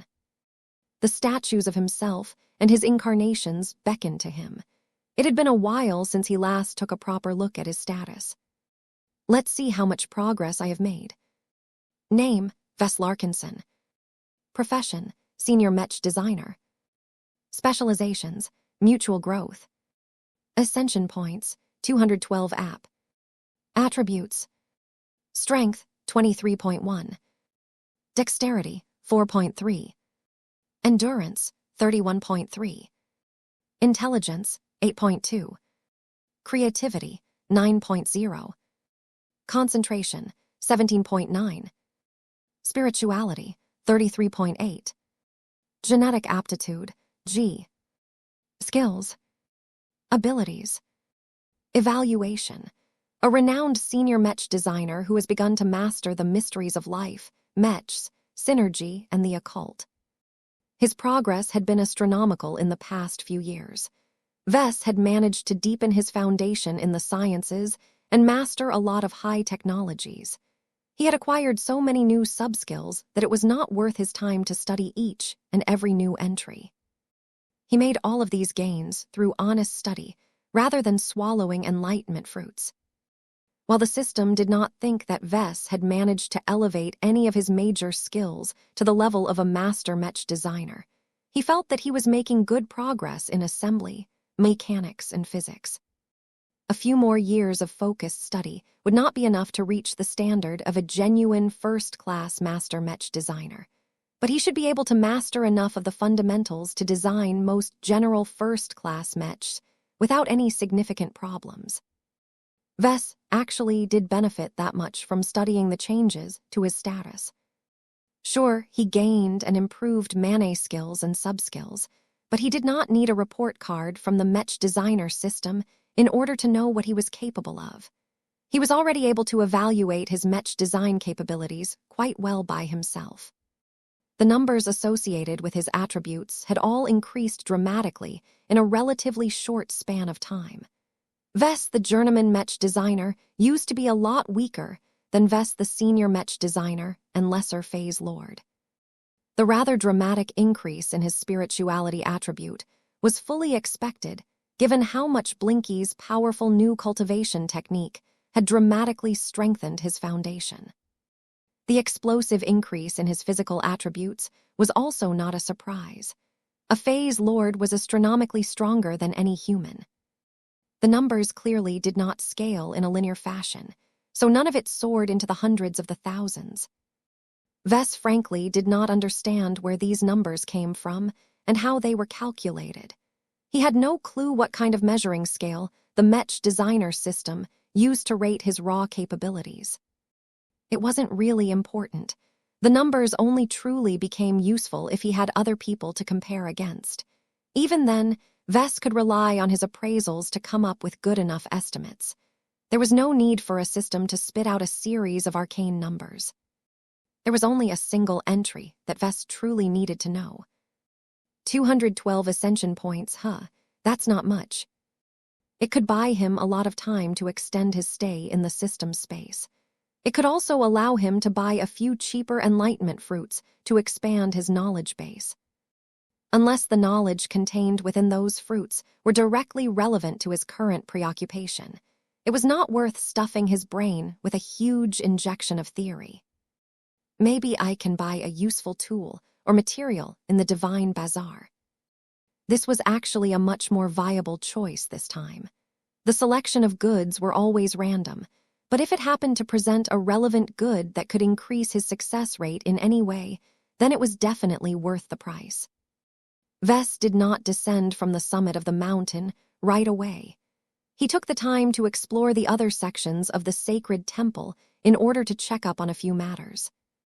One of his more important priorities was to verify that the dangerous iron-resonant crucifix crown remained safely attached to Vulcan's divine core.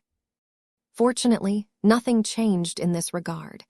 His external incarnation still practiced the same cultivation method that attracted the symbol of authority like a moth to flame. Unless the iron-resonant crucifix crown somehow grew bored with Vulcan, it should continue to maintain a symbiotic relationship with the design spirit. Seeing that nothing was amiss, Vess turned around and descended from the steps. He visited the mission hall and the Tree of Possibilities more out of due diligence than genuine interest in making use of their offerings. His luck was not good this time, as neither of them offered any tantalizing missions or enlightenment fruits. There was no easy way for him to earn more ascension points, and the Tree of Possibilities mostly featured repeat offerings. It would have been nice if the Tree of Possibilities granted him knowledge on human starship design, neural interface technology, or brains. While Vess did manage to identify a few enlightenment fruits that might be able to help him out in a more indirect fashion, the cost-price benefit was not high enough for him to squander his ascension points. He only had 212 of them. He needed to translate that into more powerful gains. This was why he visited the Divine Bazaar with a strong purpose. Even though it only put hundreds of random items up for sale every now and then, Vess could think up multiple ways on how he could use a key material to strengthen the transformation process. It did not take long before he came across a material that seemed particularly compelling. Price, 100 ascension points. This vial contains a serum that is able to induce a mild to moderate rejuvenation effect when injected in the bloodstream of a human or compatible organism. It is mainly effective on weaker physiques and produces a greater effect on smaller and less dense body masses. Although the description of this item was frustratingly vague, Vess immediately guessed that the organic rejuvenator serum shared a lot in common with the more famous life-prolonging treatment serum. He wondered what would happen if he injected the contents of this vial in one of the older and more powerful organic AI cores that made up the brain trust. If he did so at the right time, he could not only restore any potential damage done to it, but also make it stronger to the point where it might become the leading brain unit. Vess shook his head. There are too many uncertainties. The chances of messing up the equilibrium and the coordination of the brain trust is too great. He reluctantly turned away from the organic rejuvenator serum and continued to explore the bazaar. Fortunately, he came across a much more compelling item after a few minutes. Price, 80 ascension points.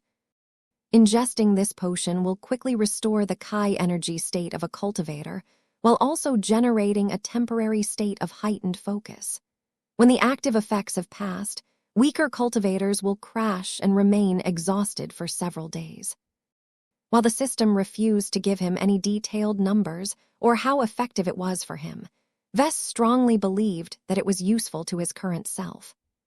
The potion did a fantastic job at containing the energies locked inside the glowing liquid, but Vess could still rely on his intuition to vaguely determine that it would pepper him up by a noticeable degree. It made sense, since he was still stuck in the first major cultivation rank. By Letter 1A Tomicron, he did not hesitate too long before he chose to spend 80 ascension points. Even if it was not useful in the upcoming ritual, he would definitely have a use for it at a later date. Surprisingly enough, the Chi restoration potion did not disappear from the shelves of the Divine Bazaar. There are more potions available for purchase. This was a new discovery. Vess had never bought a consumable like this in the past, so he had never discovered this particular rule. A part of him felt rather stupid that he had neglected the Divine Bazaar too much. It would have been useful to know that he could buy multiple identical potions at the same time. He felt tempted to buy another potion right away, but decided to preserve his remaining AP. He suspected that he could only handle one of these potions at the same time. Trying to ingest two of them in quick succession would probably put him into a coma. I need to conduct an experiment in the future. Better yet, I need to find someone who can brew these potions. Once the Red Collective was up and running, Vess believed that he could eventually get in touch with people who just happened to possess the right heritage. Until then, he would keep a closer eye on these products and see whether it was worthwhile to stockpile a few of them when he managed to earn more AP. He soon completed his tour of the Divine Bazaar without anything else catching his eye. That is to be expected. The sheer randomness of its selection made it frustratingly difficult to gain access to the right items at the right time. Oh well. Vess turned away and left the Divine Bazaar. He found himself at the Wishing Fountain a moment later. I've been waiting for this for a long time. He grinned as he held a lottery ticket in his hand. He had done his best to save up his latest Radiant lottery ticket until he truly needed it. He managed to earn it a few months ago when he upgraded Town Melon's Zeal to a unique variation of the Transcendent Punisher Mark Roman III design. It was a pity that the Mechers forced him to erase the controversial prophetic vision that he and Ilvain had painted on the masterwork Mech's surface. The Radiant lottery ticket was an excellent consolation prize. Right now, he knew exactly what sort of prize he wanted to obtain this time. Wishing Fountain, please use my ticket to give me access to a way to resist tribulation lightning. 58:45, the time to strike. Vess did not know what was going to happen after he commenced the ritual, but he could look back at his past experiences to get a few ideas. One of the conclusions he drew was that the attempted creation of the most powerful ancestral spirit, one that was anchored to one of the strongest warships of human civilization, would produce an immense reaction. Just like the time where he infused life in the concept of the superior mother, the birth of the personification of human supremacy was an act that went against the natural order. Vess still couldn't figure out what sort of criteria the heavenly authorities used to decide when to rain down lightning bolts, but he had triggered it enough times to estimate whether he was at risk of crossing the line. Combined with the teachings of his mother and the esoteric theories espoused by cultivation repositories, Vess knew without a shadow of a doubt that his current preoccupation would trigger a reaction the likes which most people had never seen. The only question was whether the scope of his current goal was enough to trigger the legendary 9-round multimodal lightning tribulation. Vess tried his best to avoid that truly awful outcome. The dominion of man might be a lot more powerful than the elemental lord, but she was never designed to withstand such might. This was why he consciously tried to limit the scope whenever possible. There was only so much he could do to mitigate the possible harm, but he hoped by avoiding something as insane as trying to combine all 5 classical elements would reduce the negative reaction from the heavenly authorities. He was pretty sure that 3 of them would get involved this time. Even though red humanity had already diverged from original humanity, there was no doubt that the dominion of man was a magnificent hull that originally spawned the Milky Way galaxy. A huge amount of top-quality materials originated from the most resource-rich regions of the galactic center. The humans of the Common Fleet Alliance had invested a disproportionate amount of effort into developing a ship that was originally built to rival a god Mech. Then there was the spark reactor. The living spark definitely possessed a strong relationship with the fire scroll, which was itself an artifact that represented the past and present majesty of the old galaxy. No matter how many years the dominion of man roamed the red ocean dwarf galaxy, she could never erase her strong roots. Vess could not determine how violently the heavenly authority of the old galaxy would react to his attempt to turn the dominion of man into a vessel of a new ancestral spirit. If the Milky Way still had a lot of goodwill towards red humanity, then it probably should not be too damaging, but that was only relative. If the attempted transformation of the dominion of man affronted it in any way, then that would be really bad. Vess also worried about the reaction from the red ocean dwarf galaxy. The Dominion of Man had incorporated a huge amount of upgrades that were undeniably tied to the new frontier. From incorporating who knew how many tons of face water to integrating massive quantities of hyper-materials, the Dominion of Man had become tied to the dwarf galaxy that had become her present home. If the Red Ocean treated the Dominion of Man in the same way it did Vess, then its threat should be the lowest. It might even provide help in secret. However, if the Red Ocean had a strong obligation to defend its native alien species, then it would definitely regard the Dominion of Man as a threat. The warship not only played a pivotal role in killing huge amounts of aliens, but would soon become the physical anchor of an upcoming ancestral spirit that embodied the very concept of human supremacy. The birth of such an entity would definitely inflame humanity's tendency to fight the native aliens to the death. There would be much less room for peaceful coexistence due to the immense influence exerted by the new ancestral spirit. This was why Vess did not think the heavenly authority of the Red Ocean would be as laid back this time. Then there was Messier 87. It went without question that the supermassive galaxy that still shone its powerful golden radiance over the entire galactic neighborhood still harbored massive enmity towards the residents of the Red Ocean. The powerful and domineering heavenly authority of Messier 87 most definitely regarded all of the dwarf galaxies within its sphere of influence to fall under its tyrannical reign. It was anything but permissible to enable the natives who lived in a place like the Red Ocean to increase their ability to resist its rightful authority. The twin threats of creating a powerful new warship that had the potential to challenge the gods one day, and the rise of a true god that derived endless sustenance from the entirety of red humanity, both inhibited Messier 87 takeover. If Vess wanted to avoid its wrath as much as possible, he should have reined himself in and significantly reduced the scope of his plan. The problem was that he refused to do so. Perhaps he became infected by the same hubris that afflicted him during his attempted creation of the Elemental Lord, but he simply could not stop himself from pursuing a number of ambitious goals. He refused to back down any further than he had already done. He did not know why this was the case. Was it destiny or fate that drove him to such extremes? Was there a Tier 1 galactic citizen manipulating him behind the scenes? Or was it simply his own character flaws that encouraged him to throw much of his caution to the wind? Whatever the case, a part of him strongly felt that this was the only shot he had. The conditions that were currently present today would never be repeated in the future. Perhaps he would no longer gain extensive access to the Dominion of Man anymore. Perhaps his allies within the Red Fleet would lose the power to invite him to their dreadnoughts.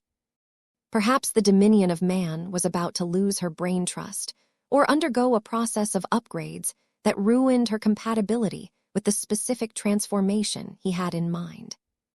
Vess did not have enough facts on hand to determine whether this vague hunch had any merit, but he was inclined to believe it, as his gut feelings rarely led him astray. Since this was his only shot, he better make the most of it. His determination grew stronger in spite of the very real danger of attracting the wrath of 3 different heavenly authorities that all had their own reason to strike down this attempt to strengthen red humanity.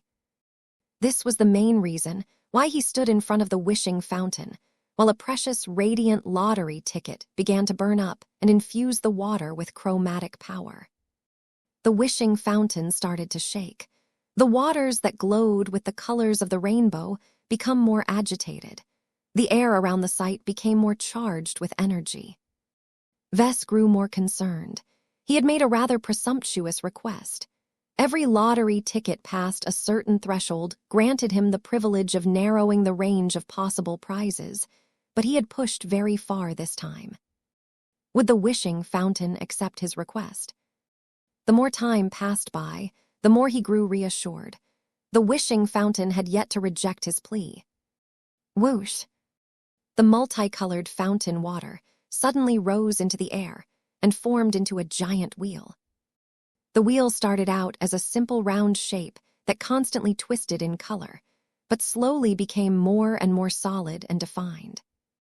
By the time the water's shaping came to an end, a solid metal wheel had formed. Much of its structure was made out of a golden alloy, but its surface was split into 100 different pie-shaped segments. Vess immediately understood the mechanism of the prize draw. Really, this again. He had become accustomed to different forms of prize draws, each of which challenged him in different ways. This was a lot different from the last times he made use of his radiant lottery tickets. Though the rules were often challenging, they also granted him a measure of control over the process. The system denied this opportunity to him this time. This was because at the same time the fountain water formed a large prize wheel, the wishing fountain also presented a prominent red button. It did not look like the prize draw mechanism granted him any significant measure of control this time. No matter whether he brushed the button with his finger or slammed it down with his fist, there was no way to determine how hard the wheel would spin. That was assuming that the force exerted onto the button had any effect on the wheel's spinning process. Maybe this is the price for being so specific. Vess decided to stop worrying over the apparent lack of control and focused his attention on the prizes that he could win. While the pie-shaped segments were very narrow, the size of the wheel made the symbols depicted at the edges a lot more discernible. Despite the lack of descriptions, Vess could already derive a lot of clues from the symbols. For example, one of them displayed a round shield made out of bronze that shielded the warrior from the fury of the heavens. Unfortunately, the depiction did not reveal whether the bronze shield was able to increase in size, like his ocean collar. Another segment depicted a forbidden scroll marked with a lightning bolt that was locked in a dark vault. This was probably one of the most valuable prizes that Vess could obtain, because it likely taught him a technique that could defend himself against the destructive power of the heavens. Vess favored this option a lot more because it would presumably become more effective if he grew stronger and increased his comprehension of the technique. In other words, this was a form of protection that was much more likely to remain relevant to him in the future. He also did not have to depend on external objects that might either get lost, damaged, or simply lose relevance as he had outgrown their capabilities. The final advantage of obtaining a cultivation technique that could help him resist lightning tribulations was that he could modify it or combine it with other cultivation principles. This is definitely one of the top prizes that I can get from this draw. Vess would have tried to target it already if it wasn't for the fact that this prize draw relied completely on random chance this time. There was no point in getting his hopes up that he would roll 100-sided dice and just happen to land on the precise number associated with this lightning bolt scroll. The good news is that there are 5 other scrolls as well. These scrolls differed in shape, symbols, background, efficacy, and more. Each of them hinted that they contained highly valuable cultivation techniques, but they probably relied on different mechanisms to achieve similar goals. A 5% chance of winning a cultivation technique is better than 1%. The remainder of the prizes varied considerably. There was a lizard that bathed in lightning. There was a palace made out of stone that could withstand a lot of tribulation power. There was a cloak that made it harder for a tribulation storm to track the coordinates of their target. There was even a depiction of a human that opened his mouth and swallowed a lighting bolt. The wheel depicted a lot of different ways on how to mitigate the damage inflicted by tribulation lighting. Each of them were useful in specific ways, but that did not mean they were suitable for Vess. He would really hate it if he ended up winning the giant palace. It was too big and unwieldy, and he doubted that he could repair it once it had incurred damage. 5846, a future gift. Vess tried his best to determine whether he could influence the prize draw in any way. Perhaps he could employ his spirituality or his spatial abilities to accelerate or decelerate the spinning wheel. Maybe he could unfold his true body and physically force the wheel to stop by using his own hands. Perhaps he needed to calculate the exact right timing to press the big red button. He failed. The wishing fountain had become uncommonly rigid at this time. It did not want to play any games with Vess at this time. The only factors that determined what he could gain from expending his precious radiant lottery ticket were factors outside of his control. Since that was the case, there was little point in procrastinating. Vess only spent enough time to study what sort of prizes the wheel had to offer. Even if there was little to no chance he would ever see them again, it was already useful for him to broaden his horizons and learn what ancient cultivators had done to mitigate lightning tribulations. He never really thought that it was possible to develop so many inventive countermeasures against this ruinous force. From an ingestible pill that could turn him into a demonic frog that mutated when struck by the power of the heavens, to a pink umbrella that could deflect lightning bolts as if they were raindrops. It was clear that ancient cultivators had been obsessed with figuring out how to defend against destructive forces from above. Vess never really thought about proactively defending himself against tribulation punishment, mainly because such incidents were few and far in between. However, he did not think he would be able to stop himself from provoking the heavenly authorities. Every time he came up with an outrageous idea and tried to realize it, there was a good chance he would incur a violent response. Vess never wanted to repeat what had happened to the elemental lord ever again. He had been far too complacent at the time, but this was different. He had learned his lessons the hard way and would never allow himself to get caught off guard again. It was essential for him to prepare for a serious response. Even if his precautions turned out to be redundant, Vess would still be able to save up his resources for the next time he triggered another lightning tribulation. This is it. Let's hope my luck is good enough this time. Vess slowly reached out and firmly pressed the big red button. He did not brush it, nor slam down on it with excessive force. The button pressed down without any apparent resistance until it was able to go no further. Once this happened, the giant prize wheel began to glow with power before starting to move. The wheel was spinning. Vess remained standing and continued to look up as the wheel spun at a speed where all of the symbols turned into blurs. The wheel continued to retain a lot of momentum. More than a minute passed by as it gradually lost more and more speed. While Vess tried to employ a couple of means to see whether he could affect the spin in any way, the wheel stubbornly rebuffed every external influence. The only significant force that could cause the wheel to slow its rotation was the force of friction. Slowly but surely, the wheel started to slow down at a rate that allowed Vess to estimate the range of segments where its pointer might land. Vess immediately ruled out any possibility that he would be able to win 85 of the possible prizes. Of the remaining 15, most of them were fairly middling, but there were a few notable standouts. One of them was the scroll with the lightning bolt. Vess did not know for certain, but he had a strong suspicion that it contained taboo knowledge of incredible value. Another was a pill that could help him weather the storm while it remained effective. Even if it was only useful for a single time, it was worth it as long as its potency was high enough. The third remarkable prize was a strange metal puppet that could take on the form of another individual. Perhaps it acted as a decoy that could fool a tribulation storm into striking the wrong target. Each of these prizes had their own pros and cons.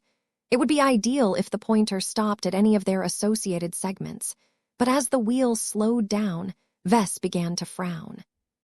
The range of possible outcomes narrowed once more. Goodbye, scroll. Goodbye, puppet. From the way the wheel had slowed to a crawl, neither of these two prizes were in reach anymore. The pointer would probably stop at one of 5 possible segments. Vess did not have enough information to determine whether any of them were stronger or weaker than the others. But if he had to make a choice, then a pill that could give him a powerful boost for a time was not a bad outcome. He needed power more than anything else during this sensitive period. The more he was able to advance his phase Lord cultivation by siphoning the power of lightning strikes, the harder it became to assassinate him. This was quite important, as he had never forgotten about the threat posed by the Cosmopolitans. The only pity was that a prize that could strengthen his own ability to resist lightning tribulation would not be able to assist the dominion of man directly. The spinning almost came to an end. There were only 3 possibilities now. The pills still remained a possibility, but only if the friction of the wheel was strong enough to stop its motion within the next 3 seconds. 1, 2, 3, damn it. The wheel's momentum turned out to be strong enough that it kept spinning despite his desire for it to stop. Right now, the pointer stopped at a segment that depicted a pagoda of all things. While it was hardly what he originally wanted, he could definitely see how it could be useful. As long as he was able to deploy it in the vicinity of the dominion of man, he would be able to siphon away a lot of tribulation lightning under more controllable conditions. Yet as the wheel almost ceased to spin, its remaining momentum continued to spin a bit further. Vess grew more and more afraid, as the damn prize wheel refused to give in to the power of friction. His eyes widened in panic. No, stop spinning, don't rotate any further. Alas, his luck must be particularly terrible at this time, because the wheel carried just enough momentum to rotate a little bit more before it finally came to a stop. Vess watched on in despair as a vortex opened up above the immobilized wheel. The prize had been set. A distinctly pink and girlish umbrella emerged from the vortex and twirled down to the surface with an elegant spin. Illusions of cherry blossom petals spun from the wood end. Cloth umbrella, making the entire scene seem magical and worthy of celebration. If Vess happened to be a woman, he would have felt a lot better if he managed to draw this particular prize. Unfortunately, he was a man. He would rather die than be caught dead holding this girlish umbrella. It would have been better if he could pass on this artifact to Veronica, though she probably needed to develop a custom holster in order to hold the cherry wood handle. This was not possible. The system was anchored to his main body, so only he was able to withdraw it from the system's space. Pink petals continued to rain down from the skies. They fell into the colorful fountain water, making the wishing fountain appear more dreamlike than before. The scent of flowers grew stronger as a distinctly pink cast of light radiated from the newly emerged artifact. The umbrella stopped its descent from the moment it appeared within his reach. At least the radiant lottery ticket had the decency to spit out a high-level artifact. Although the umbrella did not appear to be as strong as the ocean collar, it had only just come into form. Vess did not spot any obvious runes, but he could definitely tell that it was a remarkable product in many ways. From the wood that radiated the power of its associated element to the pink fabric that seemed to give Vess the impression that it was absurdly resilient, it was clear that the artifact, or at least the replica of one, was based on a quality design. As much as Vess felt reluctant to accept this artifact, it would be the height of foolishness to reject a prize this powerful. He reached out and touched the handle. Warmth and other energies flowed into his hand. The high-level artifact accepted his touch and pulsed with acceptance. The wishing fountain slowly subsided at this time. The multi-colored glow had faded, and the prize wheel had broken down into plain old water. The wooden umbrella also retracted its power now that it had greeted its new owner. Different from the ocean collar, the umbrella was considerably more expressive. It transmitted a lot of impressions that granted Vess a lot of information. So you are called the flower parasol, huh? That's interesting. The flower parasol briefly explained its purpose and what it could do. It was a defensive artifact that could withstand any sort of damage, not just tribulation lightning. It was particularly good at absorbing and negating physical force. It would hardly do for the holder of the parasol to get bounced into a mountain after blocking a huge kinetic round. Its protection mechanisms were primarily based on its fabric surface. It was highly effective at blocking attacks from the direction its main surface was pointed at. It also had the ability to repel attacks from other directions, but its energy barrier, or whatever, was a lot weaker at this current stage. Its current defensive properties were quite formidable, and the good news was that it could grow stronger as long as it absorbed powerful exoplants for whatever reason. The flower parasol did not reveal the identity of its maker or its previous owner. It did not explain its production process or its material composition. Part of it was because it did not know these details.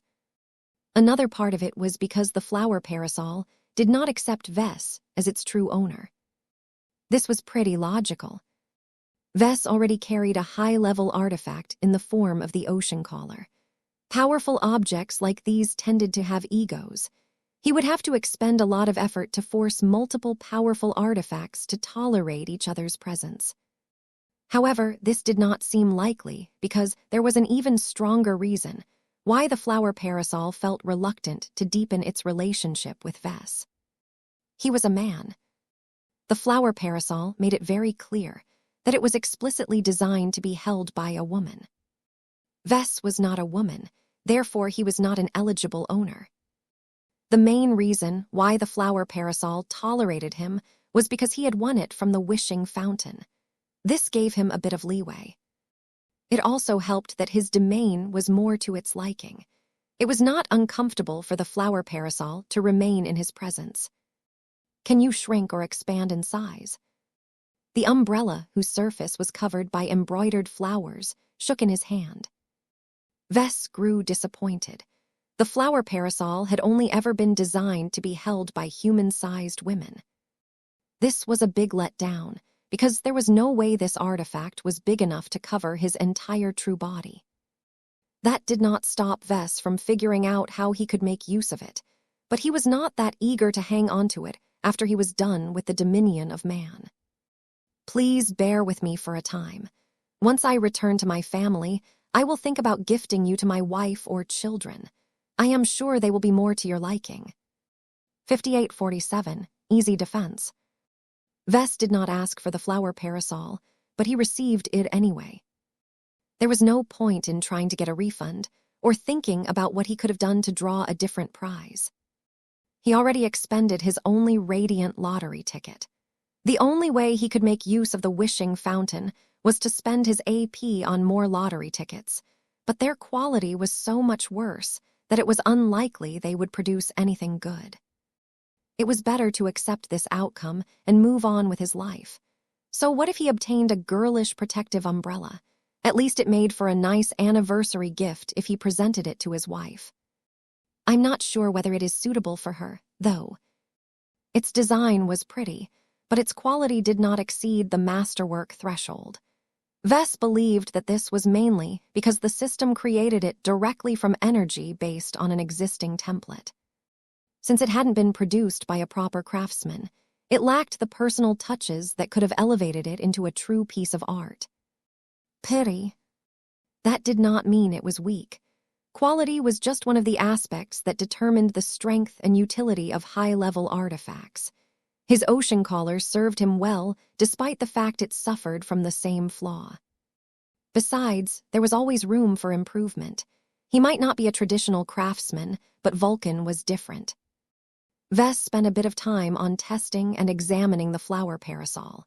It would be stupid for him to blindly trust in its defensive capabilities when he did not even know how much damage it could take or how its defenses actually worked.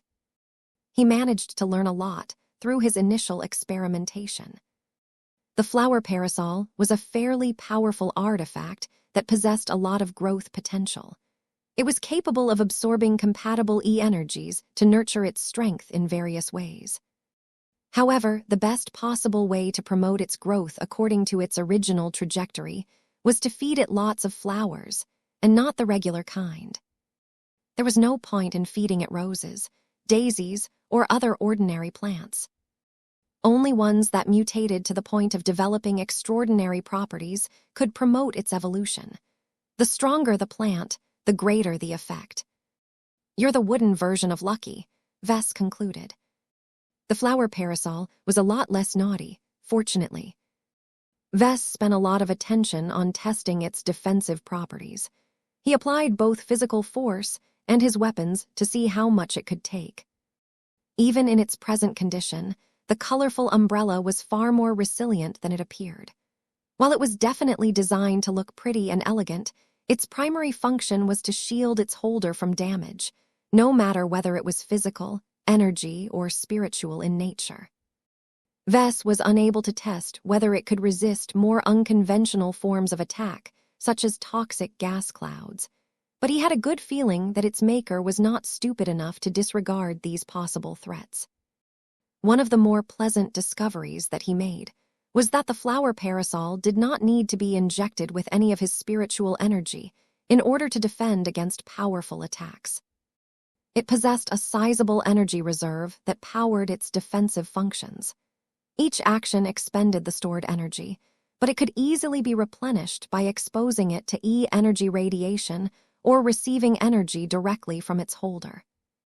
In a medium-energy environment like the Red Ocean, it would take a long time for the umbrella to recharge its reserves by itself. It was an incredibly slow process, but it was better than nothing. It could recharge a lot faster if Vess or Blinky fed it with energy. It responded best to wood and flower-attributed spiritual energy, but it was also somewhat compatible with a range of other attributes. Vess had a much better idea of what the craftsman of the original flower parasol had in mind. This is a protective artifact that is meant to be used by those who are too young or weak to defend themselves. That explained a lot. High-level artifacts tended to possess remarkable appearances, but the flower parasol went above and beyond to convey a strong aesthetic. The artifact was not able to scale in size because its holder was unlikely to require this function. The flower parasol was a lot more helpful and responsible because its holder might not be competent enough to make good use of its protective capabilities. All in all, it was a remarkably well-designed artifact that was a lot more user-friendly than he expected from the ancient cultivation community. Maybe it is more suitable for my girls. Perhaps the flower parasol was a bit too big for them at the moment, but it would fit excellently in their hands once they hit puberty. The only question was whether he should give it to Aurelia or Andrast. Neither of them possessed any affinity in the wood element at the moment, but it was not strictly necessary for this to be present in order to benefit from its protection. Besides, there was always a possibility that his children or his companion spirits might one day inherit the talent of their grandmother. Who should I choose? The flower parasol was so elegant that it would definitely complement his oldest daughter's appearance. It also possessed a gentle vibe that matched her personality. Andrast was practically born to become a soldier. Even if the flower parasol did not match her style or attitude, she undoubtedly needed its protection a lot more. Vess found it difficult to make a choice, so he decided to hold off on this matter for the time being. Neither of his two girls were defenseless. Both of them carried first-class personal shield generators on their bodies, and they were constantly shadowed by an escort of first-class multipurpose mechs. I'll figure this out later.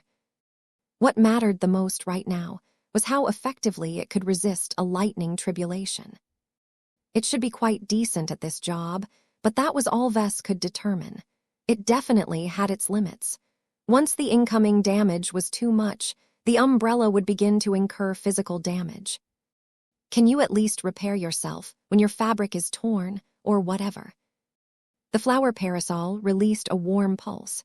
Vess smiled as he received a positive response. Many wood-based artifacts possess the capability to renew themselves. The flower parasol was intrinsically designed to repair itself. The materials used to construct it were specifically chosen for their regeneration properties. It just needed to be supplied with a huge amount of wood or flower energy to work away any visible signs of damage. Of course, a skilled craftsman was able to repair or upgrade it, but that required expertise in traditional woodworking that even Vulcan was clueless about. All in all, the flower parasol was a handy defensive item in many ways. Can you take on a different look? Do you have any alternate appearances? The umbrella shook in a negative fashion. Do you mind if I dye your fabric in a different color? I think black would go really well with the wood.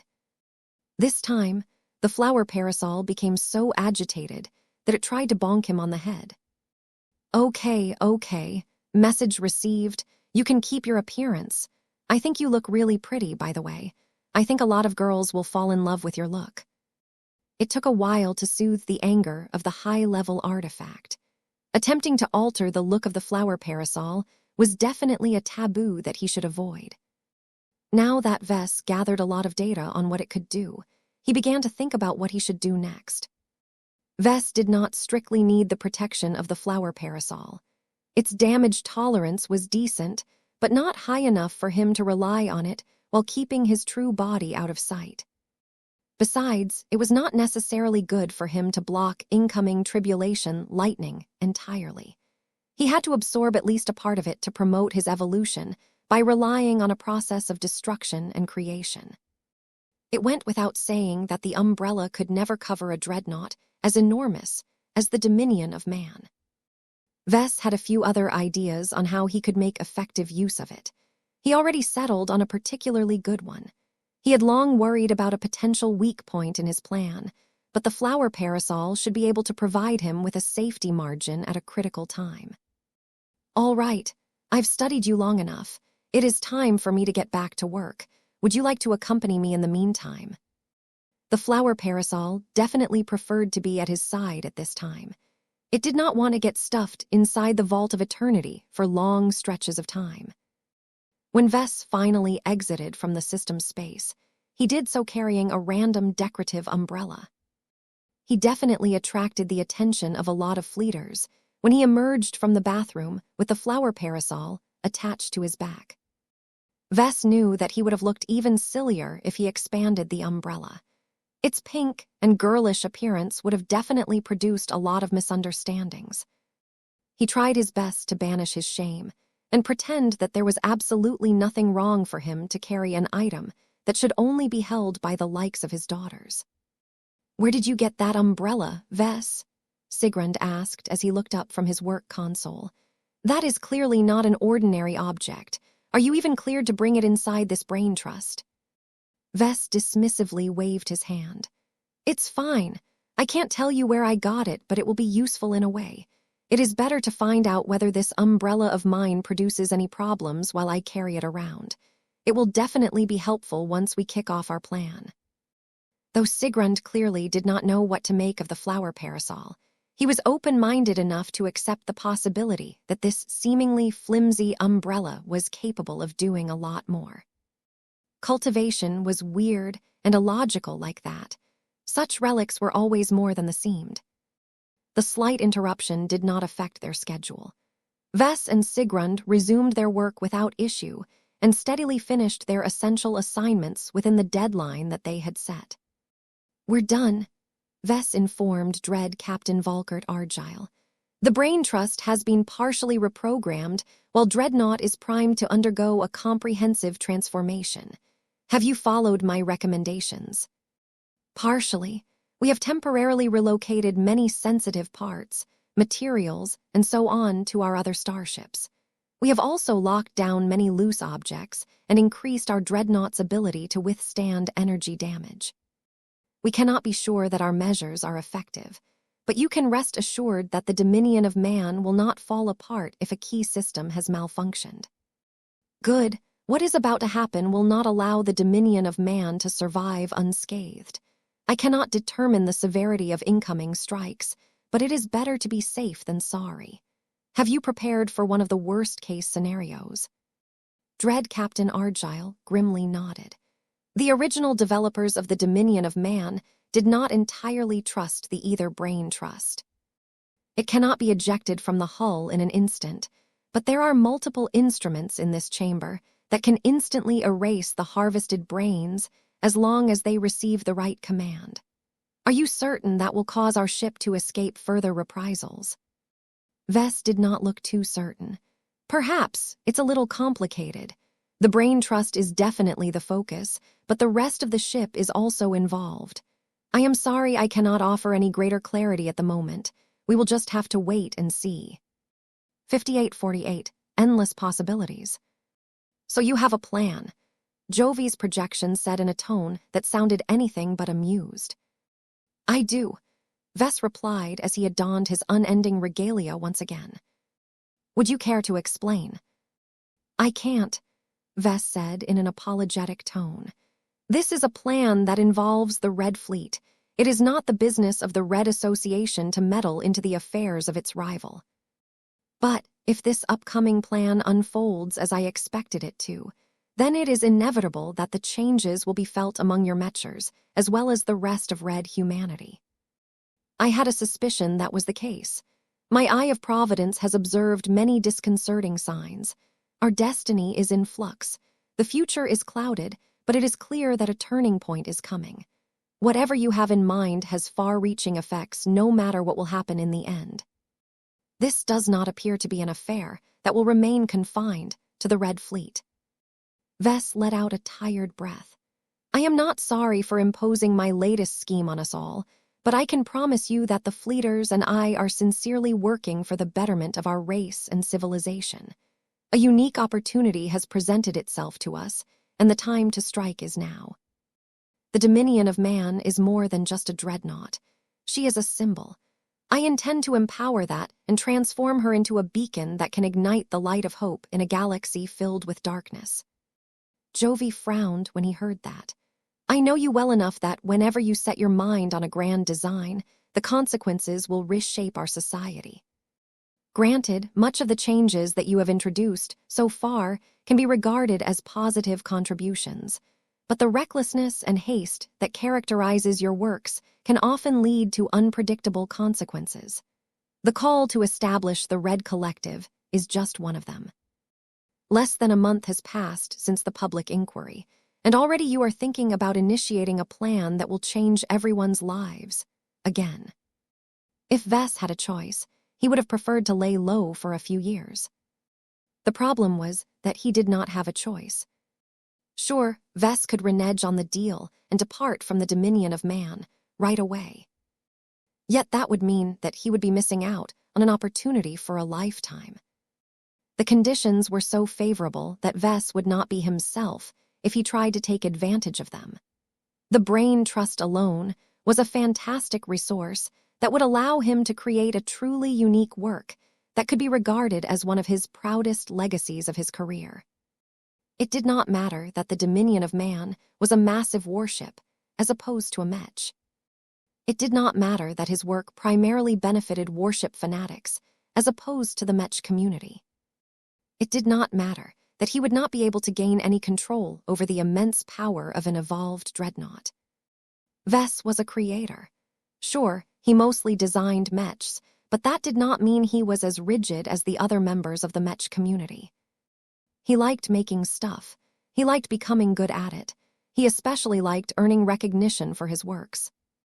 When an opportunity fell into his lap, where he could produce one of the most powerful war machines to ever exist in the Red Ocean, he would be a fool to miss out on this priceless opportunity. While Vess was not able to explain his full motivations to Jovi over an unsecure communication channel, the survivalist somewhat comprehended them anyway. It was not just because Jovi understood Vess quite well. For all of his expanded responsibilities, he was still a senior Mech designer, just like Vess. He was a creator at heart as well. He understood what it was like for a fellow Mech designer to get caught in the grip of passion. If there was one trait that defined Vess the most, it was that his passion burned the brightest amongst the Mech designers of his generation. When Jovi observed Vess' eyes burning bright with passion, he knew that the most infamous senior Mech designer in the Red Ocean no longer listened to reason anymore. There were times where Jovi and a couple of his fellow Mechers wondered whether there was a part of Vess that was still a Mech pilot. He clearly inherited much of the stubborn will and mindset of his uncle and grandfather. This trait served Vess well in many cases, but how long would this remain true? Jovi had not told Vess the full truth. His companion spirit had indeed begun to sense that the destiny of Red humanity was about to shift. It was clear that the genesis of all of these changes rested within the titanic hull of the dominion of man. Endless possibilities sprung from this turning point, but not all of them were positive. There was a lot that could go wrong. The risks were too great, but the hope of creating something magnificent was so tantalizing that Jovi did not have the heart to warn the Red Association about his premonitions. Like a true survivalist, Jovi deeply believed that the time for prudence had passed. The start of the Age of Dawn was a time where Red humanity had to struggle for survival. This was no time for half-measures anymore. Vess and Jovi continued to talk a bit more, though they did not really exchange a lot of useful information. A tribulation will come as soon as the plan kicks off, Vess issued his warning. This is a test for the dominion of man alone. Her war fleet will secure the surroundings and prevent any external enemies from disturbing her in any way. I highly recommend the Blue Jay fleet to keep its distance from the coming spectacle. A lot of phenomena may occur that may cause you guys to panic and call for help. You might even feel the need to come closer in order to lend us a hand.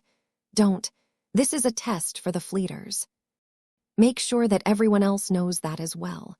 You can offer your assistance after the show has come to an end, though I don't think that is necessary. Jovi's expression turned grave. Understood. I will pass your message along. Tell me honestly. Does your plan put your life at risk? Not really. Vess shook his head. I am not going to be the main protagonist today. That honor is reserved for the dominion of man. That does not mean that I will try to stay as far away as possible. If this incident will unfold as I expect it to, I might be able to advance my Phase Lord cultivation a bit further today. Rest assured that I am well aware of my limitations. I will make sure to pull back before I reach my limits. That is good to hear. Just to be certain, do you want us to dispatch the Alpha Lifeguard that we have recently acquired? Major Simon Jankowski has recently completed a crash course in your new acquisitions, remote support functions. As an expert candidate, he is by far the most effective candidate to pilot this machine at this time. Vess shook his head. That will not be necessary. As I have said before, this is a test for the fleeters. Adding a Mech and well as a Mech pilot that is strongly tied to the Red Association will lead to undesirable complications. Besides, Major Jankowski is not suitable to pilot a support Mech. It is better to reserve it for a more suitable pilot. I have plans for that machine. Very well. Is there anything else that you would like to share with us before you do whatever it is you need to do over at the Dominion of Man? Nothing more. The fleeters over here are very thorough. They have prepared different announcements depending on how my upcoming action will unfold. Many of them will probably shock our society, but I hope that enough Tier 1 galactic citizens will have cause to approve my actions after the fact. And what if they do not? Jovi asked a critical question.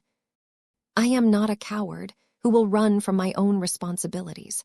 I will surrender myself to any authority if it turns out that I have made a grievous mistake. This was not a small possibility, to be honest. Vess had taken too many risks to remain confident enough that he had accounted for all of the variables. He wasn't too worried whether his mistakes would lead to too many adverse consequences. He had already made himself indispensable in the fight for humanity's survival. Too many of his inventions had been deemed essential. As much as he despised her, Vess couldn't deny that the polymath had taught him a lot of useful lessons. Letter 188 Omicron, she had shown with her deeds that as long as she remained indispensable enough, no one dared to impose heavy punishment on her. Not only did she retain much of her incredible capabilities, she also made it abundantly clear that she was still willing to work for the greater good of human civilization. Vess just had to copy her approach in order to ensure that he would not receive a death sentence for his crimes. The call soon came to an end. Vess was thankful that the fleeters allowed him to talk to Jovi and warn the Mechers of what might be coming. The time had almost come for the ritual to commence. As Vess stepped outside of the communication chamber, he already noticed that a lot less crew members were moving through the corridors. The vast majority of them had all reached their respective stations throughout the entire hull. They had donned their best protective suits and warmed up all of the combat systems in anticipation of facing many possible threats. Dread Marines still patrolled the hallways. Their imposing suits of armor clanked onto the metal deck, while their weapons remained on standby in case enemies managed to slip inside the hull. The Dread Marines kept a very close watch on him. They did not automatically trust him or treat him as harmless. As uncomfortable as it may be to know that it would only take a few moves for the fearsome Dread Marines to open fire at him with their heavy-duty rifles and cannons, Vess did not really treat them as a source of danger. Nobody knew that Vess already regarded them as his test subjects. While Vess did not abide by his personal ethics, by failing to warn these powerful soldiers that they might be subject to mysterious changes resulting from the upcoming transformation of the dominion of man, he believed that none of them would take the news well. It was better to keep his mouth shut and confront them with the situation as it happened.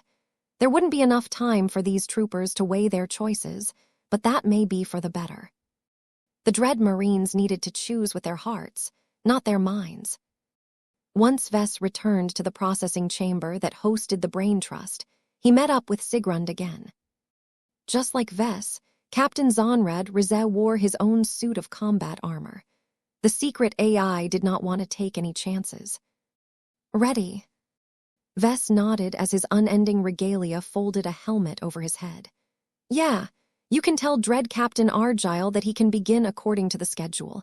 We can still back out, but the window is closing. How is the Brain Trust? It has remained stable, though a number of brains have begun to show accelerated signs of developing sapience again.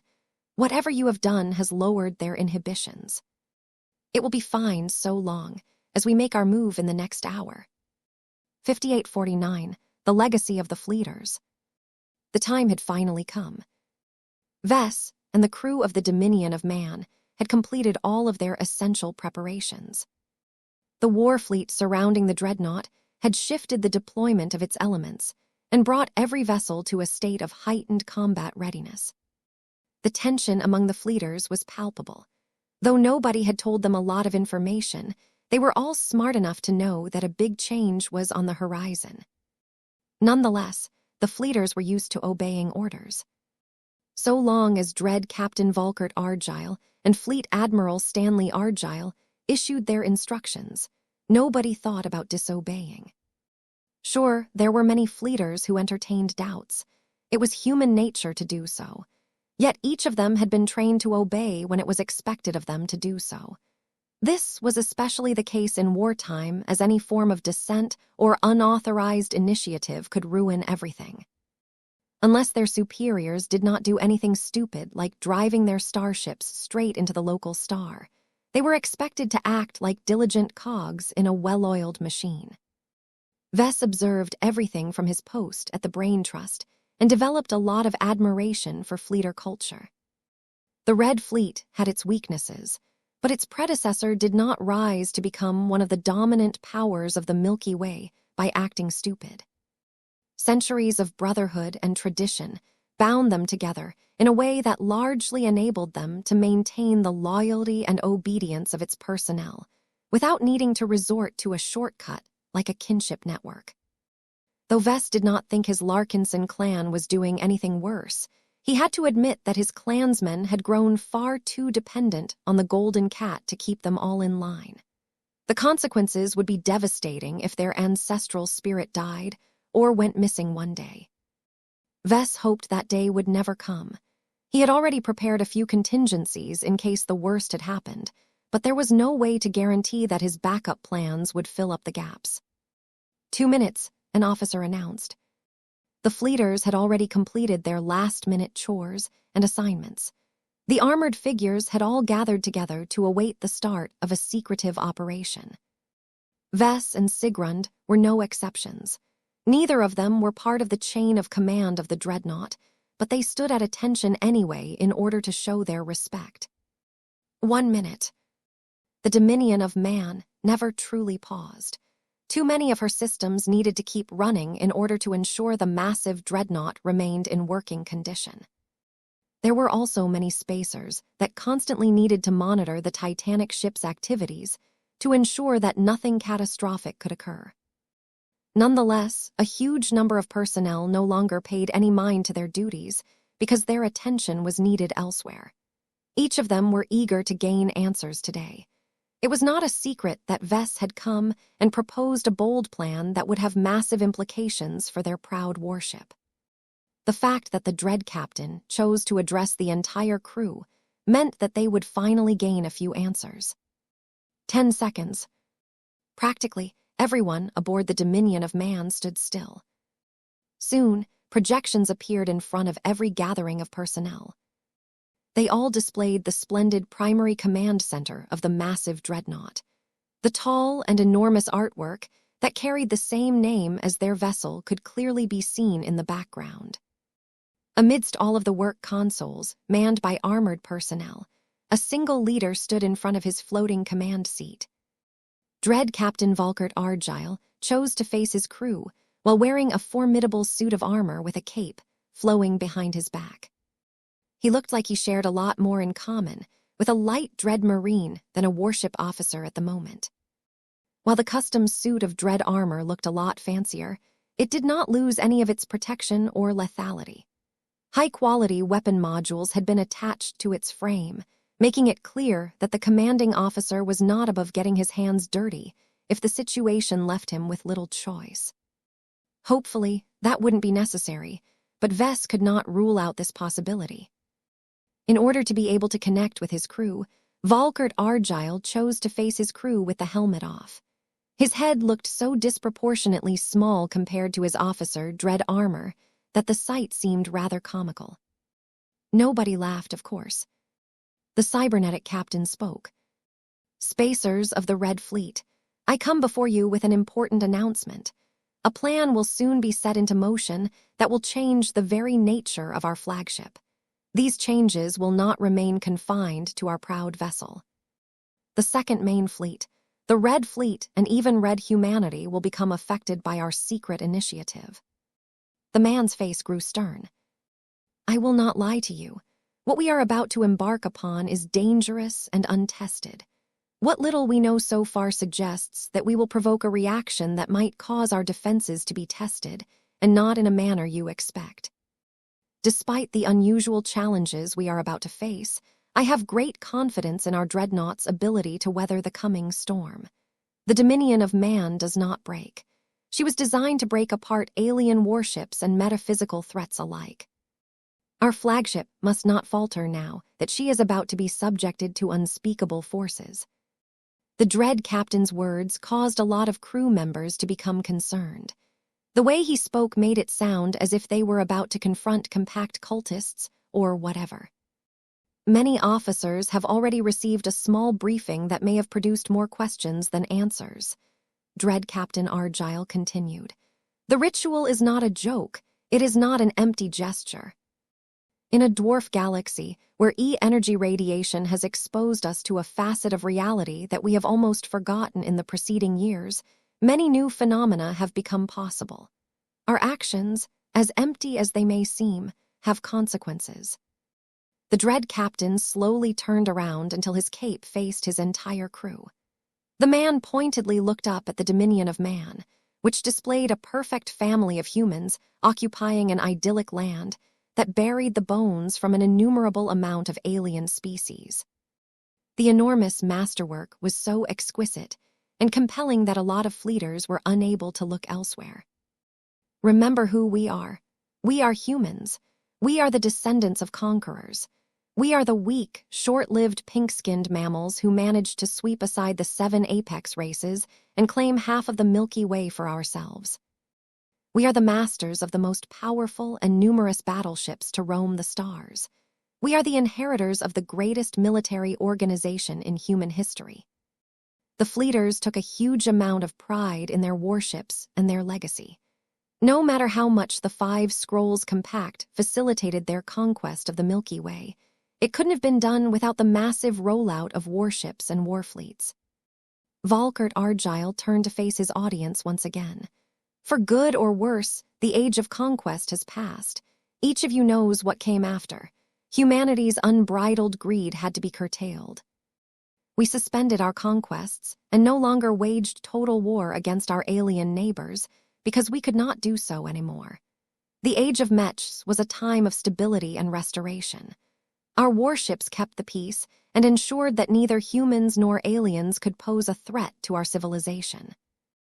I have served in the Common Fleet Alliance for over half of these years, and I have performed my duties with pride. Our service may not be as glamorous, but it was still essential all the same. The Common Fleet Alliance did not stop fighting during the Age of Mech. The aliens that lived on the other side of the Milky Way were too unruly for that. Too many of them resented humanity to the point where they hatched secret schemes to destabilize human space. Enforcement actions were still necessary from time to time. However, it was undeniable that there were a huge number of fleeters who served for centuries without participating in an actual battle. Too many humans and aliens had become cowed by the deterrence of the Big Two to start anything stupid. All of this had consequences. Peace may have been a boon to our race, but it also caused us to forget what warships are truly for. The Dread Captain said with clear disapproval in his tone. The Age of Mech may have been a time of restoration, but our society has become so accustomed to the new status quo that we do not know anything else anymore. This is not an unacceptable culture shift when our position became unassailable, but it is a disaster now that we have been plunged into the Red War. The Great Severing ruined everyone's calculations. The opening of the Red Ocean was supposed to restore humanity's aggression, but only over multiple generations. If our race wishes to survive the storms to come, then we must regain the heart of conquest that we have buried when we bid farewell to that great but cursed age. Volkert Argyle said, "We must remember who we once were. Compared to humanity that emerged from the Age of Stars, we are in a much better situation now. The rest of the Red Ocean dwarf galaxy may be hostile towards us, but we have much better technology at our disposal. The dominion of man that we are serving on is the most powerful manifestation of human power. There were 8 different dreadnoughts, and the fleeters who were lucky enough to serve on one of them all thought that their ships happened to be the best. Vest's personal favorite happened to be the doom of Xenos. There was nothing that could threaten alien warships and huge phase whales more than a dreadnought-grade spinal cannon. The dominion of man was not too bad, though. Her amazing complement of dread marines and her unique Rubicon spatial transfer system allowed her to capture a lot of alien assets that could only be destroyed en masse under other circumstances. In other words, the latter dreadnought happened to be the perfect pirate ship. Many of you have questioned why we have engaged in preparations that are mostly symbolic in nature. Let me remind you that symbols have power in the Age of Dawn. The ritual that we are about to embark on places great importance on meanings and symbols. Let us consider the majestic name of our flagship. The reason why she is called the Dominion of Man is because she relies more on human power than any of our other dreadnoughts. Bang! The Dread Captain loudly banged his armored fist against his thick chest plate.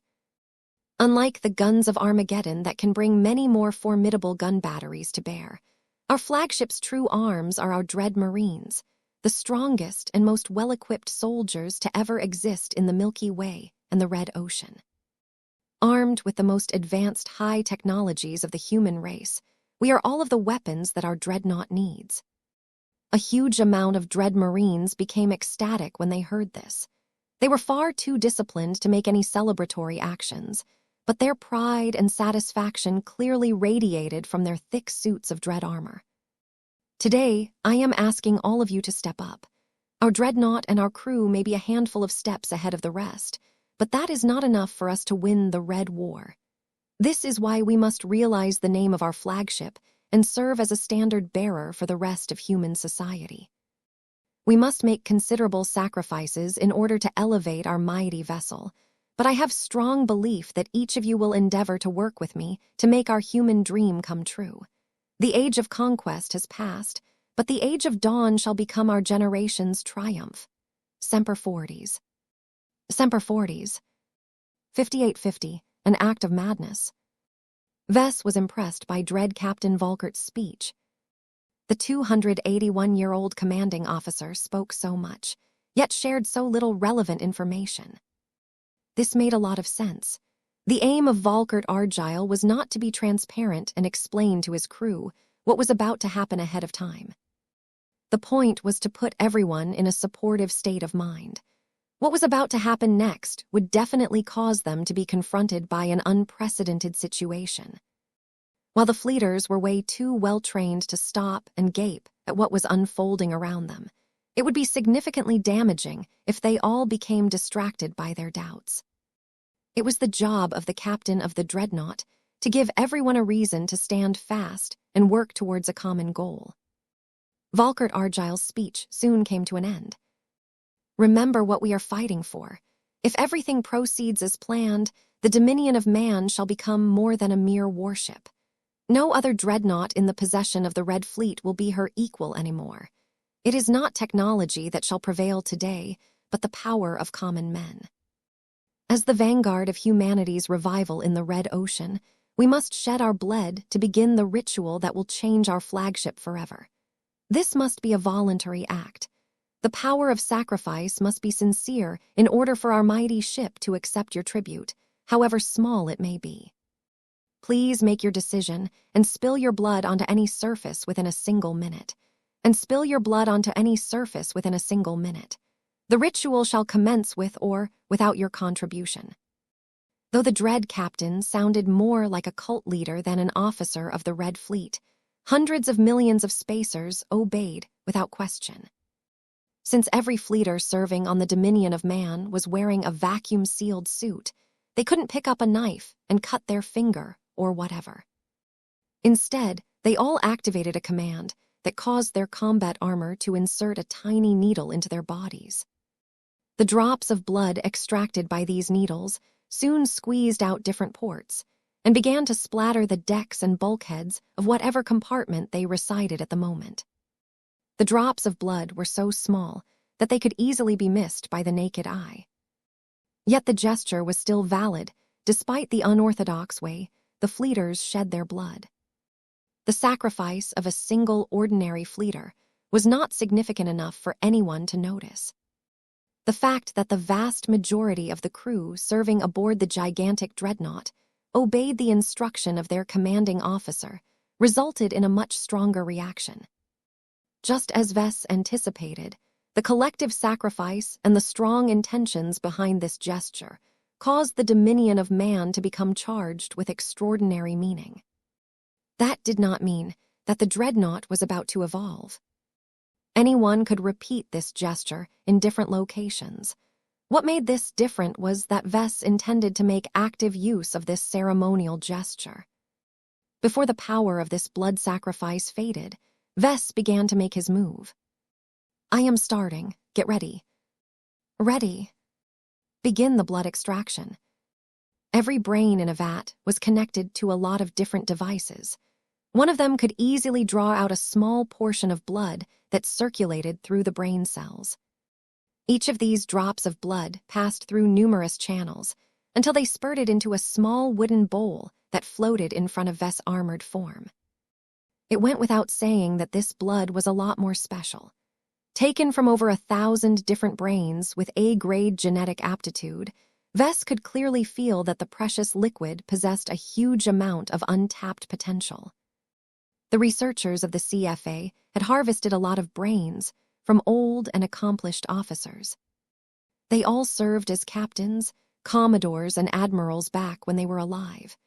Just because they neglected their exquisite talent in piloting Mechs did not mean that they were mediocre in other aspects.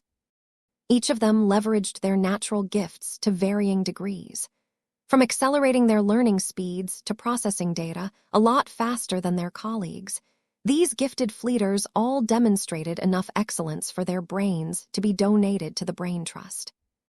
If these decorated and accomplished naval officers were still alive, then their blood would have held a lot more potency. Alas, they had already died. That already sapped a lot of power from their lifeblood. Preserving their brains helped to retain what little extraordinary essence was left, but it was a paltry amount compared to what they were when they were at their greatest. Vess did not really mind. What the blood donated by all of the brains lacked in potency, they made up for it in quantity. As the simple bowl became filled with the blood harvested from all of the brains, Vess could clearly sense the fusion of different energies, each of which came from different sources. Far from causing a giant mess, the fusion of energies actually proceeded a lot more harmoniously than it should. This was because every blood donor was an officer of the proud and mighty Common Fleet Alliance. Each of them had their differences, but they also had a lot in common. It was the latter that enabled their blood to get along for the time being. Blinky, it's your turn now. Emro.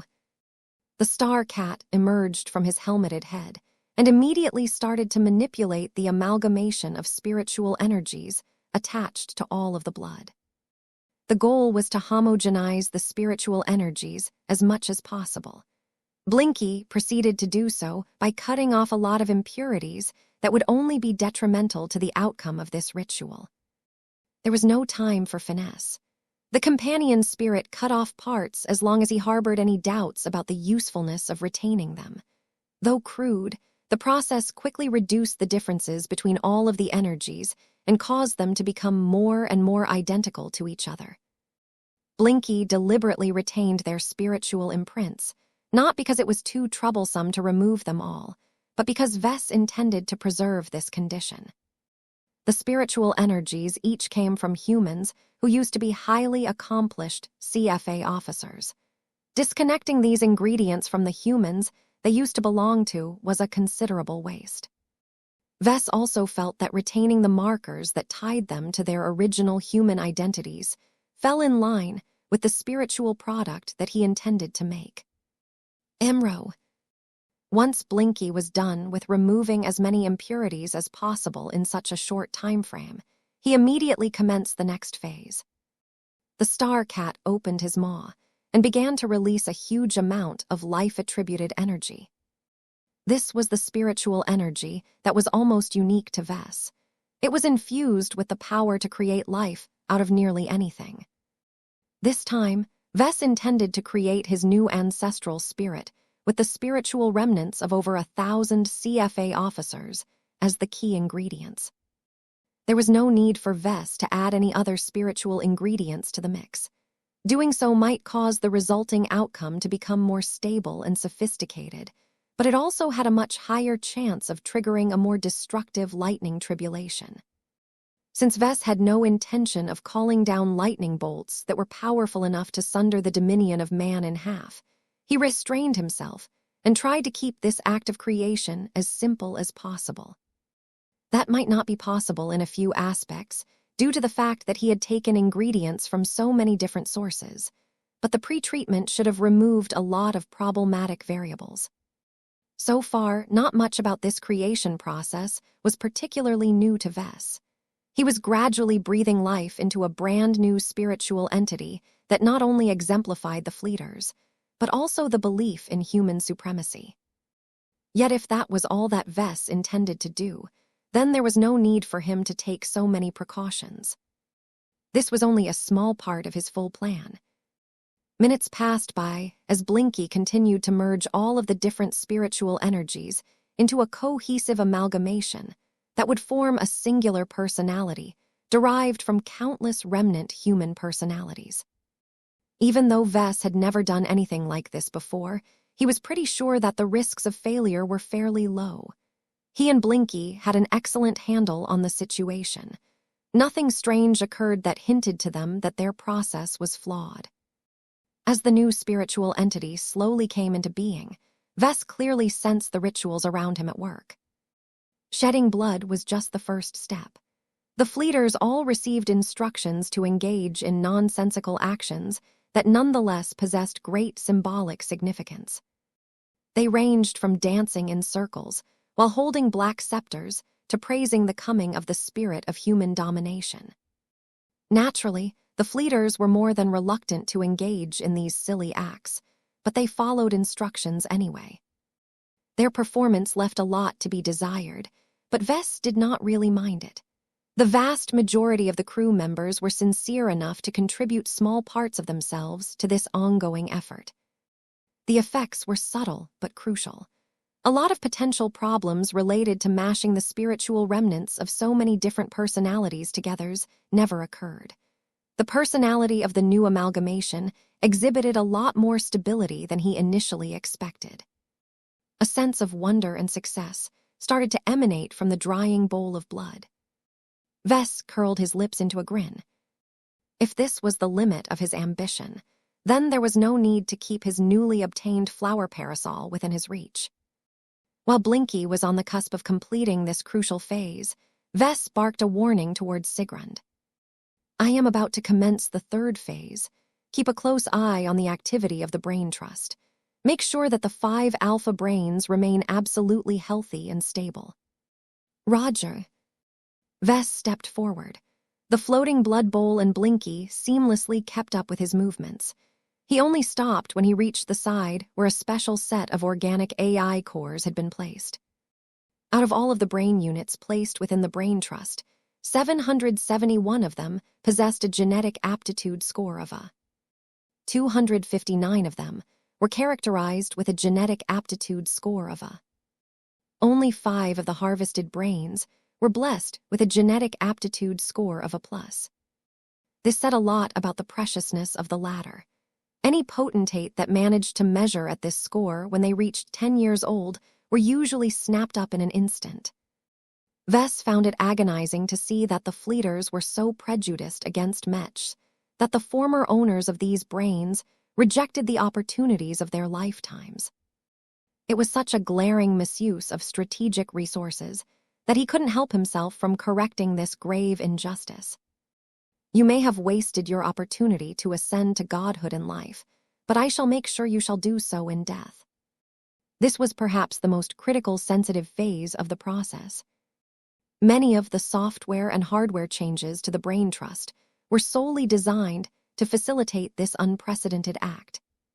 The dominion of man shall unite in blood. Blood began to circulate from the brain units to the brain trust and beyond. A huge amount of channels had been installed and repurposed for the express goal of enabling the blood to be spread across many other sections of the dreadnought. While the blood did not reach more than a few percentages of the Titanic hull, it was not really necessary for the blood to come into contact with the entire structure of the dreadnought. The intent was more important than the form. Besides, blood spilled by all of the crew members served as a nice substitute. The important part was that there were just enough conditions to form a crude and much larger version of the Carmine system. Once the blood structure had been formed, Vess began to execute a series of actions that he had thoroughly considered in advance.